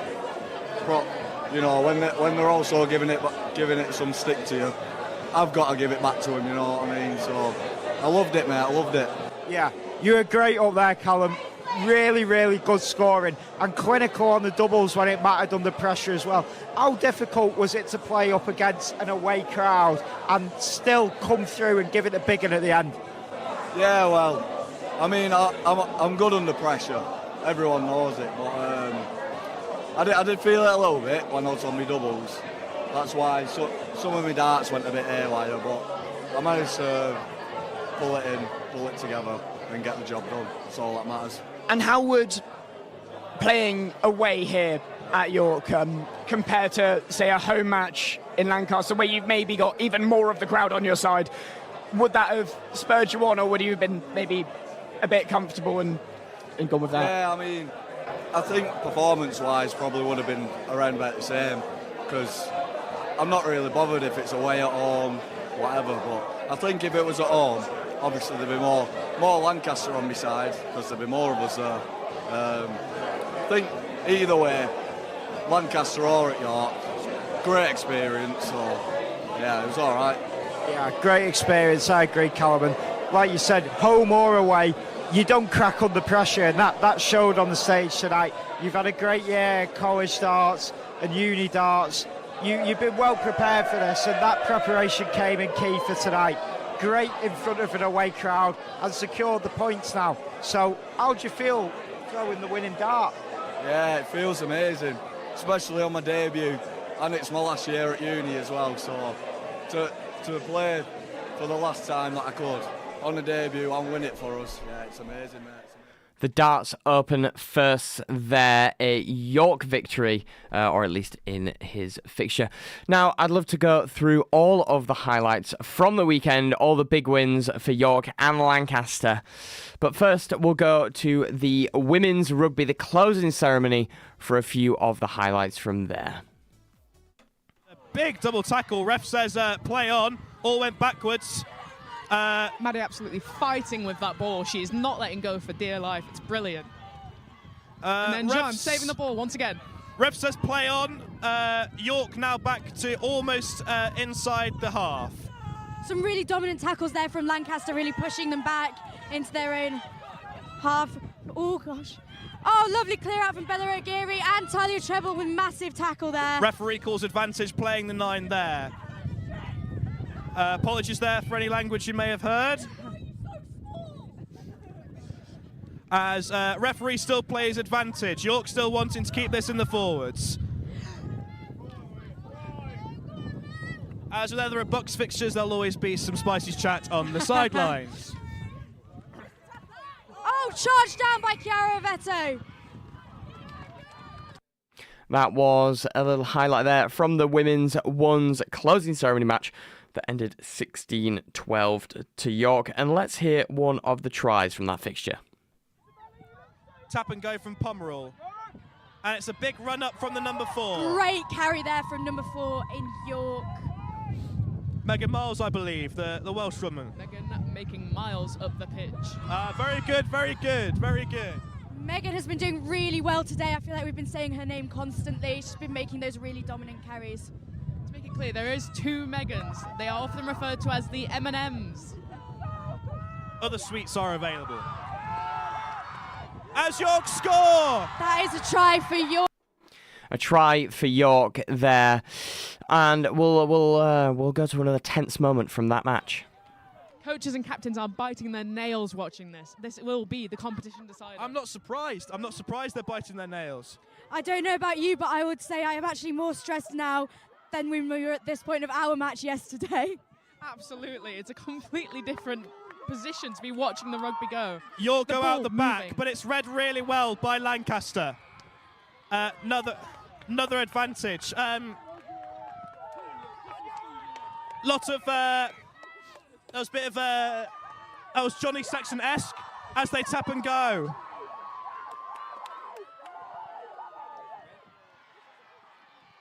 York try and go down the blind side. Referee just in touch with the assistant as to who has the ball. Trainer and team leader Charlotte Woolley. Oh, I can't say her name. She's going to hate that. The next year's president is in absolute anguish watching this game. She is biting her The nails. officials still just in. And Ella still just is into. smiling. It's. A scrum's been called Scrum's by been called. York. This puts them in a really good position. Lancaster, I'm sure, are being nervous, but a big scrum here from Lancaster is what they really need. I don't want to give a commentator's curse, but there's no one marked on that blind side. Could be an option there. Maybe curse away. What will Lancaster pressure York at this scrum? Ball in from Pomerol, the scrum half. Some new fresh legs being swapped on for York soon to get these scrums overpowered. Katie Jackson with a big carry. The atmosphere here is electric. Can York pull something out the bag? This is Onto the insane. captain, Louise Hamilton. Louise Hamilton getting ready and set, preparing for this ball. Out to the side. Will Emma make the final score? That was a moment there where Katie Thompson really drove the ball through. We were watching here in the studio, very tense. All eyes and ears were on the rugby. And finally, York managed to break through once again. York not quite into the 10 metres yet, but they're...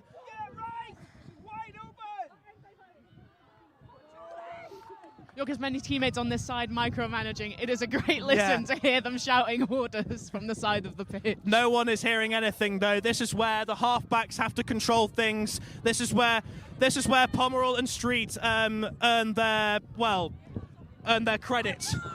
No Harden books, unfortunately, in this university sport. But this is where their value to the team is realised. Advantage here from the referee. Apologies if you heard any choice language from the fans surrounding us. A drive. Will they get across the line? It is so intense. this is the decider of the competition. This game means everything. This is the final game. Regardless of what happens, this is the final game of Roses 2025. And they've scored! They've scored! Amazing! This has put York in the lead. Who's coming up with that ball? It's number 18. Imo, a brilliant player and an amazing colleague. I am so proud of her. That was the moment that York took the lead back from Lancaster, who were leading 12 points to 10. And that try took them over the line. And the final score there was 16 points to 12. Now, the moment that Lancaster won Roses from the 22 acres. So, as we're on this break of play, I can officially announce that the results have been confirmed by the University of York Student Union. And it is, of course, Lancaster who have won a 4th Roses on the trot. So I can confirm that, unfortunately, despite how amazing this game has been, it won't decide the overall tournament. That honour went to futsal. So it is another loss for York as a whole at Roses, but closer. And regardless, let's just focus on an amazing game of rugby union. And what an amazing game it has been to watch so far. Lancaster were unable to make touch there, and the replacement 20. And that was the moment that the rugby union commentator Jacob Basford was able to reveal that Lancaster had in fact won the tournament, Roses 2025. Finally, on the rugby women's firsts, the closing ceremony, the final fixture of Roses 2025, apart from the cricket, which apparently goes on forever. The end of the game. The rain starts pouring down. What will Lancaster do here? If they get out to this back line, they may have a clean shot of the wing. The crowd around us feel the nerves, shouting from the coaches and the players. Big defensive sets required here from the team. How composed can York be? How composed can Lancaster be? The ref pulls his whistle. It is a penalty. It is a penalty for not holding on at the breakdown. The referee checks his watch. There's still time to play. Is this the last play? He will have the honours. This is so intense. We don't even know. Is this the last play? Is it not? No one knows. I believe they're doing a play. Norris again for another industrious carry. Come on, Lancaster. I believe there's still some time to play, which is why York are trying to keep it into the forwards. York's forwards have been very strong today, really causing problems. Oh, big collision there. It's being an absolute weapon diving through that. That was Finch there, the captain. And the ball is out! It's victory for York in the final game of Roses 2025. It is not enough to win Roses, but it is a positive win. It is a positive end to a tournament that has otherwise been an unfortunate, historic defeat. Oof, I feel tired just watching that. I'll bring in Mr. Ollie Whitmore, URY's production lead, who has been in and around and all about Roses 2025. You could say that. What an intense final match there from the women's ones rugby. And a bittersweet win for York. Indeed it was. I think we were kind of, when we were watching the game in the studio, we picked up on the fact, or the high possibility that these York players were definitely feeling the pressure. I think it's very, very easy. I mean, you know, at football games and also other games of in a similar kind of environment in a stadium or around a pitch, it's very easy for information surrounding a fixture to diffuse from the crowd to the players. But they still managed to battle through, and they were losing, let's keep in mind, never mind the pressure they were under, knowing how their fixture could further offset Lancaster's victory in aid of York's points total. But they were, I believe, down before coming back to win. So a very formidable performance from York as rugby women's ones players. And the men's ones players indeed, as well. who also won as well. They took victory earlier in the day as well. There are some points, particularly in Roses, where they're decided earlier on. We've had Roses in the past. I believe the past two Roses, at the very least, decided on the Saturday. Mm-hmm. At that point, there's still loads of fixtures to play through on the Sunday, the final day of Roses, whichever Roses year that is. And all the teams are playing for pride. They already know it's done and dusted. So just the stakes behind so many of the fixtures today have been absolutely unbelievable. And it's so nice to see both York and Lancaster with bringing their game and providing such a competitive edge to this tournament. Definitely one of the more competitive ones that I've witnessed in recent years. Mm-hmm. Absolutely. Listen, we will bring you all of the coverage and a little bit of a synopsis of the weekend as it's happened on Roses Roundup. From URY URY on 88.3 FM. And online. Bailrigg on 95.3 FM and on Roses Live. This is your official coverage of Roses 2025. That is the closing score. The final score there. And the final score here in the studio, and of course across the University of York and Lancaster University. York 160, Lancaster 176.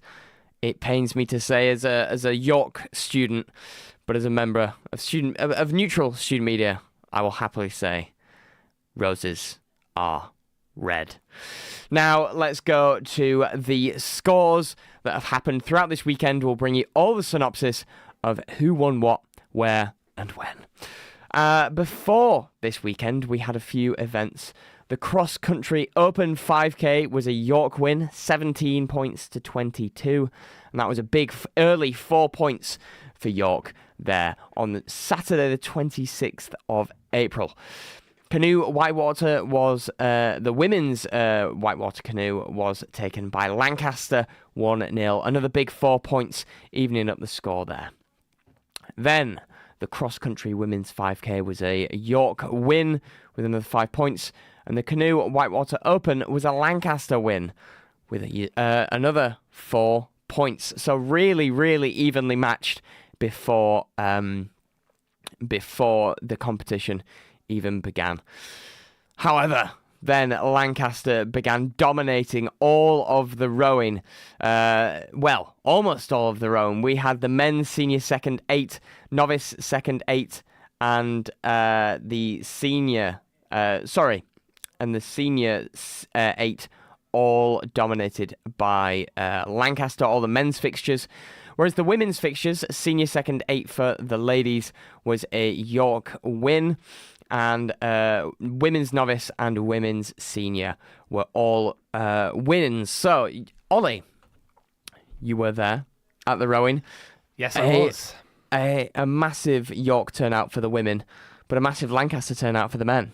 Yes, indeed. That split was the case at the rowing this year. Upon recollection of being at the rowing, myself, I was up on the gantry with Sarah Gents, one at our finish line. Commentator, of course, our commentator spread across the 1 kilometre long track on the River Ouse, or route, I should say. Yeah, it was it's quite a similar picture to how Roses panned out overall this year. Lancaster taking many early victories in some of the novice and senior rowing regattas. Of course, regattas, by that I mean 2 boats racing side by side down the river with a definitive finish line. We did not see any dead heats, unfortunately, from a neutral perspective, because dead heats are always so exciting. Mm-hmm. In that case, the margin between the winning boat and the losing boat is just too narrow to tell, meaning a race will be re-raced, but unfortunately that was not the case for any neutrals who may have been watching, and indeed if you were listening in on roseslive.co.uk or URY and Bailrigg. York, the women I think both raced quite late into the afternoon, so in really sort of kind of in the face of adversity, almost in the face of a lot of pressure which they may have been feeling, to claw their university and their team overall back into the races. Again, the standard of rowing and the standard of the athletes overall was absolutely fantastic to see.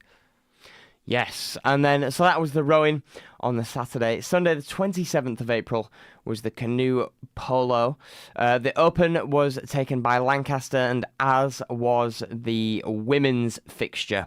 So 2 big 4-point Lancaster wins there, with 4-3 in the Open and 7-0 in the women's.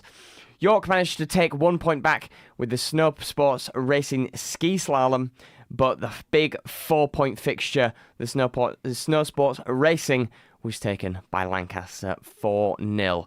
We will bring you through Friday very shortly. From URY on 88.3 FM. And online. Bailrigg on 95.3 FM and on Roses Live. This is your official coverage of Roses 2025. That is the closing score.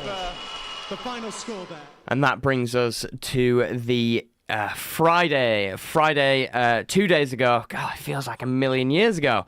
Of Roses 2025, and we'll start with the first fixture of Roses weekend, which was the indoor hockey women's second, which was 1 point and a 2-0 York win.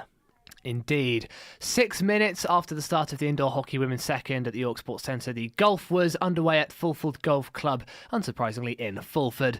And York were victorious in that 4-pointer to kickstart the York, to continue the York score increase. 4-pointer there, York winning it 4-2. At 9:30, the table tennis open first was a Lancaster win of 12 points to 5, giving Lancaster another 4 points. College Netball League B was also underway at 9:30. Lancaster registering their second win straight after the table tennis at Roses 2025, winning 44-29. The equestrian then was a York win, 91 points to 220.5 points, which I'm not sure how that maths adds up. I'm not sure if I understand equestrian, but it was another 2 points for Team York. Indeed. In equestrian's first team, Lancaster did manage to take the victory there, another 4 points heading Lancaster's way. And then the table tennis women's first, Lancaster won 4-1 for another 4 points. The climbing, which was underway as well 15 minutes later, kicked off with the women's individual, Lancaster taking that by the narrowest of margins, much like Roses 2025. On the whole, Lancaster winning 60.5 to York's 60. Lancaster also won the open individual category, 100 points to 78. And where are we next? I've completely lost track. Climbing lead, women's A team. Brilliant. Thank you very much, Joe. And in that fixture, a very, very high scoring fixture, 844 York, and Lancaster could only match it. A draw in that fixture there, 2 points were on offer, but none of them were heading to either university. And the climbing lead open A team was 810 points to Lancaster and 790 to York, giving another 2 points to Team Lancaster. Over to football now from 10 a.m. I had the pleasure of commentating on this fixture at pitch 1 on the 22 acres. That was the men's 3 college select. Lancaster winning that 1-pointer by 3-0. And the women's 3rd college select was an 8-1 win to York. Indeed, it was indoor hockey from 10 a.m. as well. The open second were battling it out at the show court, and Lancaster won that by 4 points to 1. And then the swimming. Indeed so, the women's second. Swimming women's second. York was, it was a draw, 36 points all, so 1 point heading to each university. Indeed. Swimming between the women's first for York and Lancaster was also a draw. Much higher scoring affair there, 62 each, 2 points to each university. And the swimming open first was a York win with another 4 points heading over to the White Rose. Swimming... Oh, I'm not going to keep doing this all day. It's been a very tiring weekend, hasn't it, Joe? It's getting more difficult to read as things go on. I know. We'll read out a Friday, and then we'll get some updates from the cricket, I think. Absolutely, yes, we should. We are, I believe, still with the swimming at the open first. No, the open second. I think. Open second. Indeed so. Lancaster coming out on top there to have the 2 points go their way, 44-28. I'm going to go to the next 4-pointer here with the cricket women's first. It was a Lancaster win with 111 points to 72. Indeed, there was a hockey match also taking place indoors at the show court. 1-pointer there, York winning 7-2. Lancaster got another 4 points at the Octopush, winning 9-4. Indeed, they did. And then on the trampolining, they also got another 4 points. Lancaster, 140 points to 120. Indeed, another 4-pointer on the 22 acres pitch 13. American football, one of the most anticipated fixtures of the Roses calendar. That was on Friday. Lancaster winning 27-6. And the water polo was a York win, just narrowly by 11-10. Lacrosse men's first also on Friday at 3:30. York again a narrow margin of victory for those 4 points, 6-5. And the water polo women was a Lancaster victory with 4 points going there. 22-14 was the final score. Indeed, and of course the biggest fixture arguably from Friday evening, the basketball opening ceremony men's first. I recall watching it live here in the in studio, read and listened to it as well. Highly entertaining fixture. The spectacle was absolutely fantastic, and basketball was won by Lancaster, again a narrow margin, with a desperately unlucky from York's perspective, late 3-point shot, winning 71-69 by the end. And we'll head over to the cricket with Sam Randowich. From the golf club end, as we've been calling it here, it was played away to the offside, picked up quickly by the fielder and played back in. I think it was... I think it was Riddington who ran from the bowler's end, and Woods who stayed still, not thinking that it was. Sorry, Wood's the new batter. Wood's the new batter. My apologies. Number 22, whose name escapes me, who misread the call and thought that it was better to stay still, and of course the miscommunication made it not safe for anybody, and the wicket was claimed. Yes, 2 little ducks out there. And Wood, of course, we spoke to earlier. He was fielding in front of us all day. He seemed to think that this target of 300 was chaseable. Doesn't look that way now, as the wind continues to blow in. Yeah. It gets a bit less comfortable to be standing out here. Yes, as the raindrops are falling now. Let's hope this passes through. Yeah, we had a brief shower, a little bit of water in the air, not rain, a little bit of water in the air come through earlier. That didn't lead to it being a break called, but something is happening here. The umpires are having a bit of a discussion. No, we are going to carry on. I thought for a moment they might bring us off as a precaution, but well, we shall see. Obviously, another thing in play here, Sam, is the light levels. It's quite dark when the cloud cover comes in, but it is only 5:15, and I think we can expect sunlight until at least 8 o'clock. So hopefully we'll have enough time to, enough light at least. But obviously, with rain comes darkness, with the cloud cover coming in. Yes. Do you think that might impact proceedings as well? Well, the county championship matches this year so far have been able to play beyond 6 p.m. So light shouldn't be an issue yet. It does look darker for us, of course, behind our very cool sunglasses. Ah, yes, of course. I forget that I'm wearing them. As the Lancaster bowler is running in now. He's going to bowl, and that one is swung and a miss, and it's through to the keeper, and there is no run.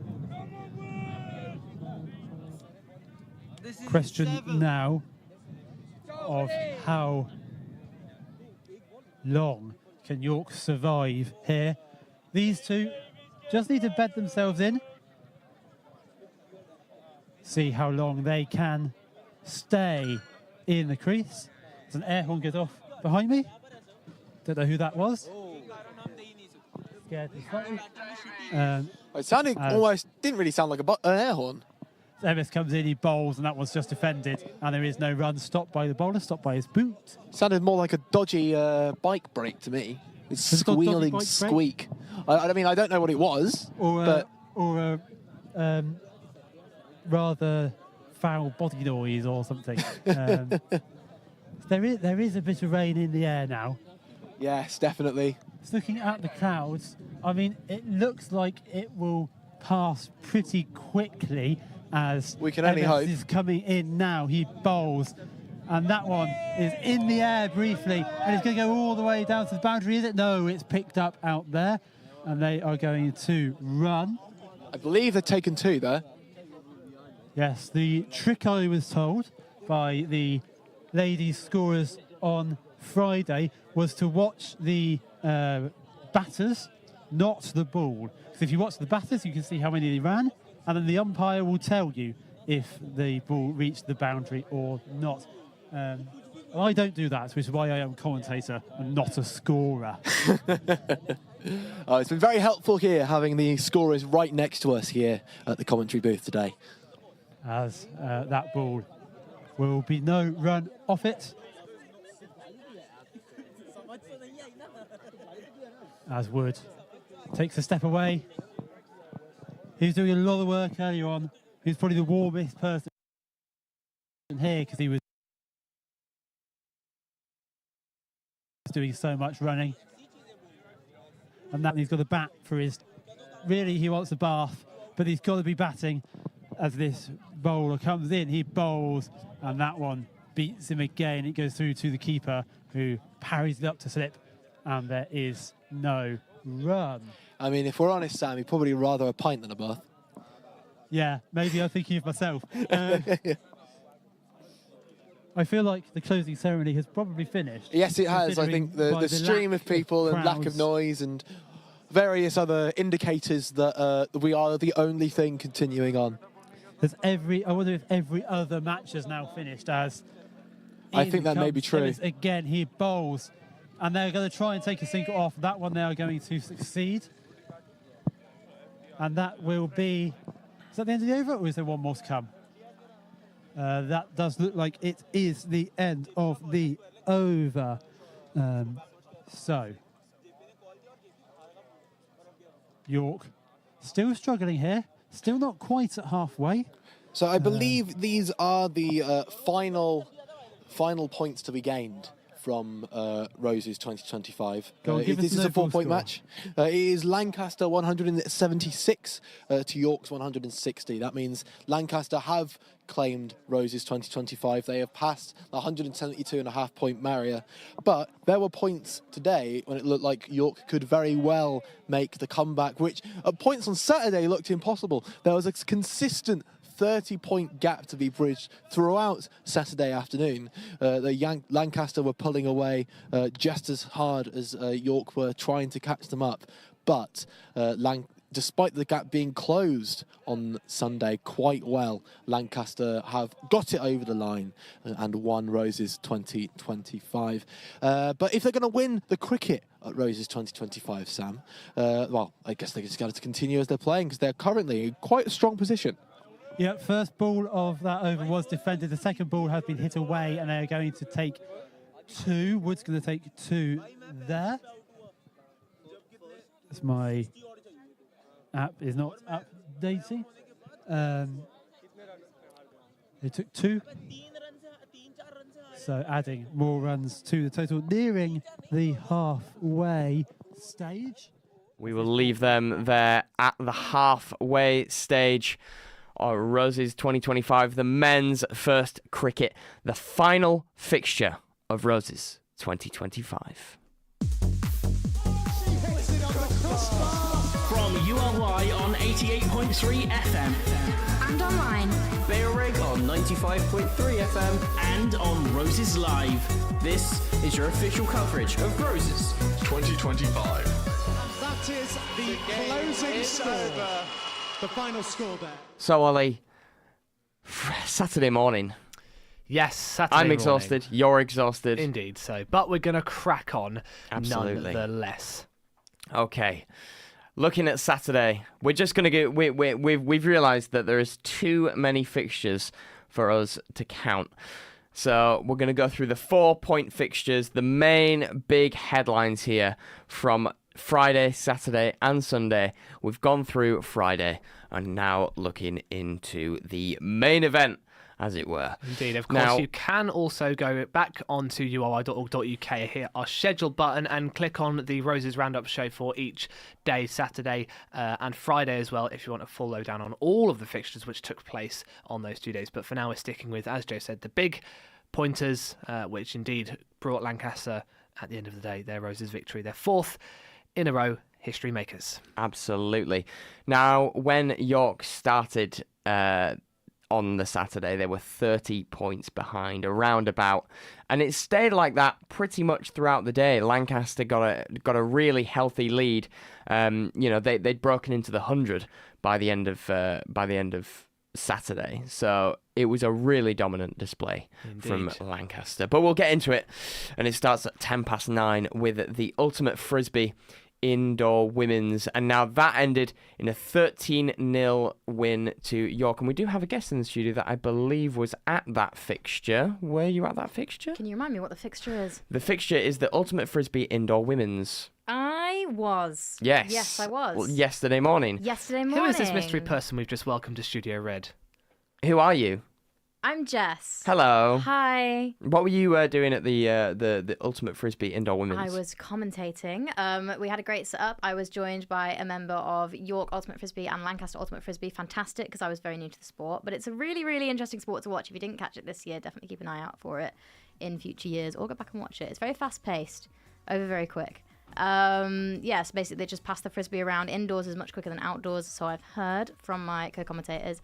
And it's first 13 to catch the frisbee in the end zone. So it was a complete sweep for, I think York won the one I commentated. They did, yes. Yeah, so it was 13-0 to York. But the York side were much more experienced with Roses. The Lancaster side were all mostly debut players, and they put up a pretty good fight considering that. But yeah, really exciting sport, really good atmosphere, despite the fact it was like 9 o'clock in the morning. There was also some interesting signs, weren't there, about the name of the Lancaster Ultimate Frisbee team. Lancaster Ultimate Frisbee, they're the Lancaster Fish. And I learnt this because I rocked up, I was doing the commentary brief with my co-presenters and everything, and then I looked over the court, and there's just, you have the standard signs like go York, go Lancaster, all the kind of standard stuff, things about individual players. There was just this one sign rising from the back of the crowd that was just, sorry, I'm vegan. And I was like, what does that mean to my co-presenter from York? And yeah, he said that Lancaster are the Lancaster Fish. So York's whole thing is like, sorry, we're vegan. They put a little chant into their team sheet that was like, do you have a message for Lancaster? And they were like, 1, 2, 3, 4, 5. Once I caught a fish alive. And I was like, oh, fight and talk. Nice. And It's cold. They won. It's cold. It was cold. But it was say- really, really good. It was really exciting. I think if I was making one, if I was a York Ultimate Frisbee supporter, surely I'd write just keep swimming back to Lancaster. Come Oh, on. tell him. Come on. I am I should, bin off radio and go into sign making, I think. I'm sure that's a really profitable business. I think so. Thank you, Jess. No problem. You get me out. Yes. Okay, Ollie, what was the next 4-point fixture there on Saturday morning? The next 4-pointer on Saturday morning at 9:30 in Arena 3 of the York Sports Centre was handball women's. It was won by York, 22-7. And then at 9:45, the climbing Open A was a York win, 552 points to 547. Indeed, the next 4-pointer, 9:45, also climbing. It was the women's A fixture. York winning that 410 to Lancaster's 375. At 10 o'clock, the 4-pointer was Archery Senior Team Open. That was 6-0 to Lancaster University. Tennis was also underway from 10 o'clock on the tennis courts 4, 5 and 6. That was eventually won by York 6-3. And then the Sailing Open first at Ripon Sailing Club was a York win, 3-2. Another 4 points for Team White. The darts was underway and it went to Team Red. Darts women's ones won by Lancaster 8 games, best of 3 games. That is 2-1. Lancaster then took the ballroom dancing non-beginners in Vanbrugh Dining at 10:30. Indeed, a fixture now which was not covered on TV nor on the radio. Debating Open in VN045. York took that home for the 4 points there, 10-8. Now, Jess, going to bring back you as a correspondent here because Hello. you let me know what the topic was of the debate. So the topic of the debate this year was, does this house believe you should attend a Russell Group university or something along those lines? Wording might be slightly different, but it was about whether or not going to a Russell Group university is worth it nowadays. I don't know what the conclusion was, but York seemed to pull ahead on that one. Yeah. Well, one Russell Group, I was going to say, one Russell Group university has Roses, which is a pretty big bragging right, really. I think Lancaster is Russell Group.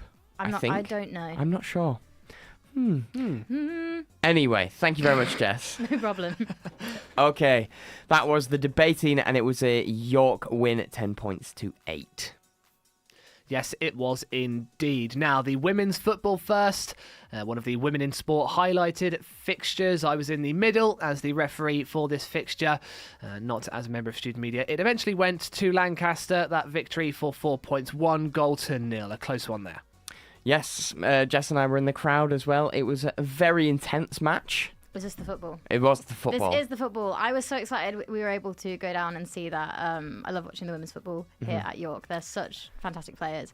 I think seeing a big crowd at a women's match as well. It's so hard, honestly, because when I joined uni, it was just after the Women's Euros, when we won that in 2021, and the uptake for women's football. My old college team made it to varsity this year, and I've never been more proud because when I was playing, we were bottom of the league. So the women's side at York is just taken off, and it shows off in the results. Unfortunately, not the result York wanted this year in the women's first. I believe they won the women's twos. They did win the women's twos and also the women's threes college select, an 8-1 demolition taking place in that exhibition feature. And of course, Jess's college that she used to play football for, Bailrigg, Constantine College, the second of two colleges at the university thus far to make very significant advancements in the development of the women's game. The second college after James College to merge the men and women's teams together. And as you said just now, massive crowds at the women's games, and many of the women in sport highlighted fixtures were some real joys to watch and cover live on air. Absolutely. Thank you, Jess. And then we will move into the next 4-point fixture, which was the Powerlifting Open. A dominant Lancaster victory, 35 points to 17, and another 4 points going to Lancaster. Lancaster picked up a further 4 points in the handball. That was the men on Arena 3 at the York Sports Centre, 27 to 23. Another women in sport highlighted fixture, the basketball women's first. It was a close one there. The 4 points going to Lancaster, 60 points to York's 54. Sticking with the women in sport highlighted fixtures, netball first at 2 o'clock in Arena 3 as well. York winning that 62 to 55, a high-scoring encounter, but the White Rose prevailed over there. Another York win for the Cycling Circuit Open, 4 points to 0. The tennis, another 4-pointer at 2 o'clock on tennis courts 4, 5 and 6. The Open first was won by York 6 games to 3, a reversal of the previous fixture. And the hockey women's first, another women in sport highlighted fixture with our very own incoming sports officer Darcy Graham as the captain, was 5 points to 2 in favour of the University of York. So another 4 points for York. Yes, volleyball open first at 3 o'clock, another 4-pointer. Very importantly for York, they won that 3-1. And the lacrosse women's first was also a York win. So 3 big York wins in a row in the women in sport highlighted fixtures. And the volleyball, 17 points to 1 in the lacrosse, and another 4 points. Indeed, squash at 4:30 had 2 4-pointers in its own sport. York and Lancaster going off head-to-head. The exact same scoreline for the women's first and open first fixtures. Lancaster's teams beating York's teams by 3-2. And another Lancaster win, 129 points to 119 in the fencing open first. Hockey open first at 16:45 was a draw. 2 points heading to both York and Lancaster. They scored 2 goals each. And last but not least, in Hendricks Hall, if you were there from 8 o'clock, you would have found the darts open first, which was a Lancaster win with 6-3. From URY on 88.3 FM. And online. Bailrigg on 95.3 FM and on Roses Live. This is your official coverage of Roses 2025. That is the closing score.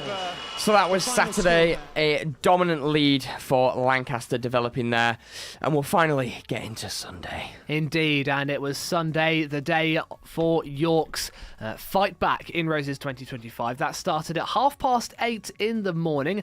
2 badminton fixtures taking 4-pointer fixtures. Women's firstly ended 9-0 to York, a very dominant showing there. Not so much in the badminton open first, but York winning nonetheless 5-4. And another dominant display from York, another 4 points to add to the comeback. Ultimate Frisbee Outdoor Open was 13 points to 6, so another York win. Over at the Castle Snooker Club in town, snooker open first was won by Lancaster 3-2. 4 points heading to Lancaster there. The cricket men's firsts kicked off at 10 o'clock this morning, and they are still going, so we cannot bring you the scores there. So there is still another 4 points to add to the tally of 160 points to York and 176 to Lancaster. Indeed, you'll still have the opportunity to close the margin, but of course, Lancaster winners this year. And history makers, the poll exercise open 4-pointer. We also are yet to have the result confirmed to us via roseslive.co.uk. We will bring that result to you if we can in the closing moments of the show. However, as we went through in our announcement of the Lancaster win, York once again holding strong and trying to make up that gap on the dance all formats in Central Hall. 4-1 victory to York and another 4 points. Mountain biking over at the York Sport Village, one of the few fixtures taking place other than the swimming at Roses 2025, was won by York, 1-0, 4 points heading to the White Rose there. Rugby Union men's first, 30 points York, Lancaster 24, another 4 points to York, and the gap was slowly closing. Rugby Union women's first on rugby pitch 12 of the 22 acres, another 4-pointer there. York managing to claw themselves from the brink of defeat, playing for pride as Lancaster had already confirmed their victory this year, but York nonetheless won 15 tries to 12. And finally, the straw that broke the camel's back. The only points needed to push Lancaster over. They were 0.5 away from a victory for so long. For a good few hours, they were 0.5 away from taking Roses 2025. And finally, the futsal men's firsts brought that score to a head. 11 points to Lancaster, 4 points to York, and a Lancaster victory. Whew! Indeed.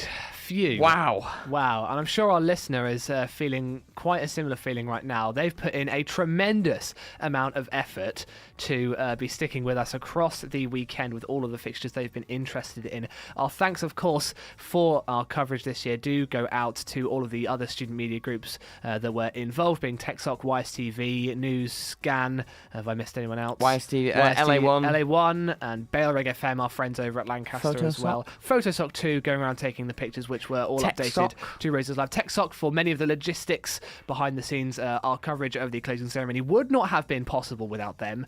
So Fight Night to TechSoc. Fight Night again, also very instrumental. Was the to that broadcasting was our partnerships that we have with our fellow student media groups. But of course, the biggest thank you that we owe to anybody is to our listener, to you at home or wherever you have been listening throughout the weekend. Thank you. You are the reason why we provide this coverage in the first place. We do hope you've enjoyed, whether you've been, whether you're a White Rose or a Red Rose, whether you've experienced a 4th defeat in a row, or indeed your team, your university are history makers this year. Thank you, one and all. We hope you have enjoyed Absolutely. our coverage. Yes, we have been in the studio all weekend trying to provide you the best coverage on the radio that we can of Roses 2025, and I hope you've enjoyed this nail-biting tournament that really did look like it was over on Saturday, and then all of a sudden it was all done. And yeah, York valiantly holding the fort today. They were clawing it back. The dance, the mountain biking, the rugby, everything seemed to point to York slowly getting their lead back. But it was not to be. Lancaster, once again, the victors of Roses since 2022?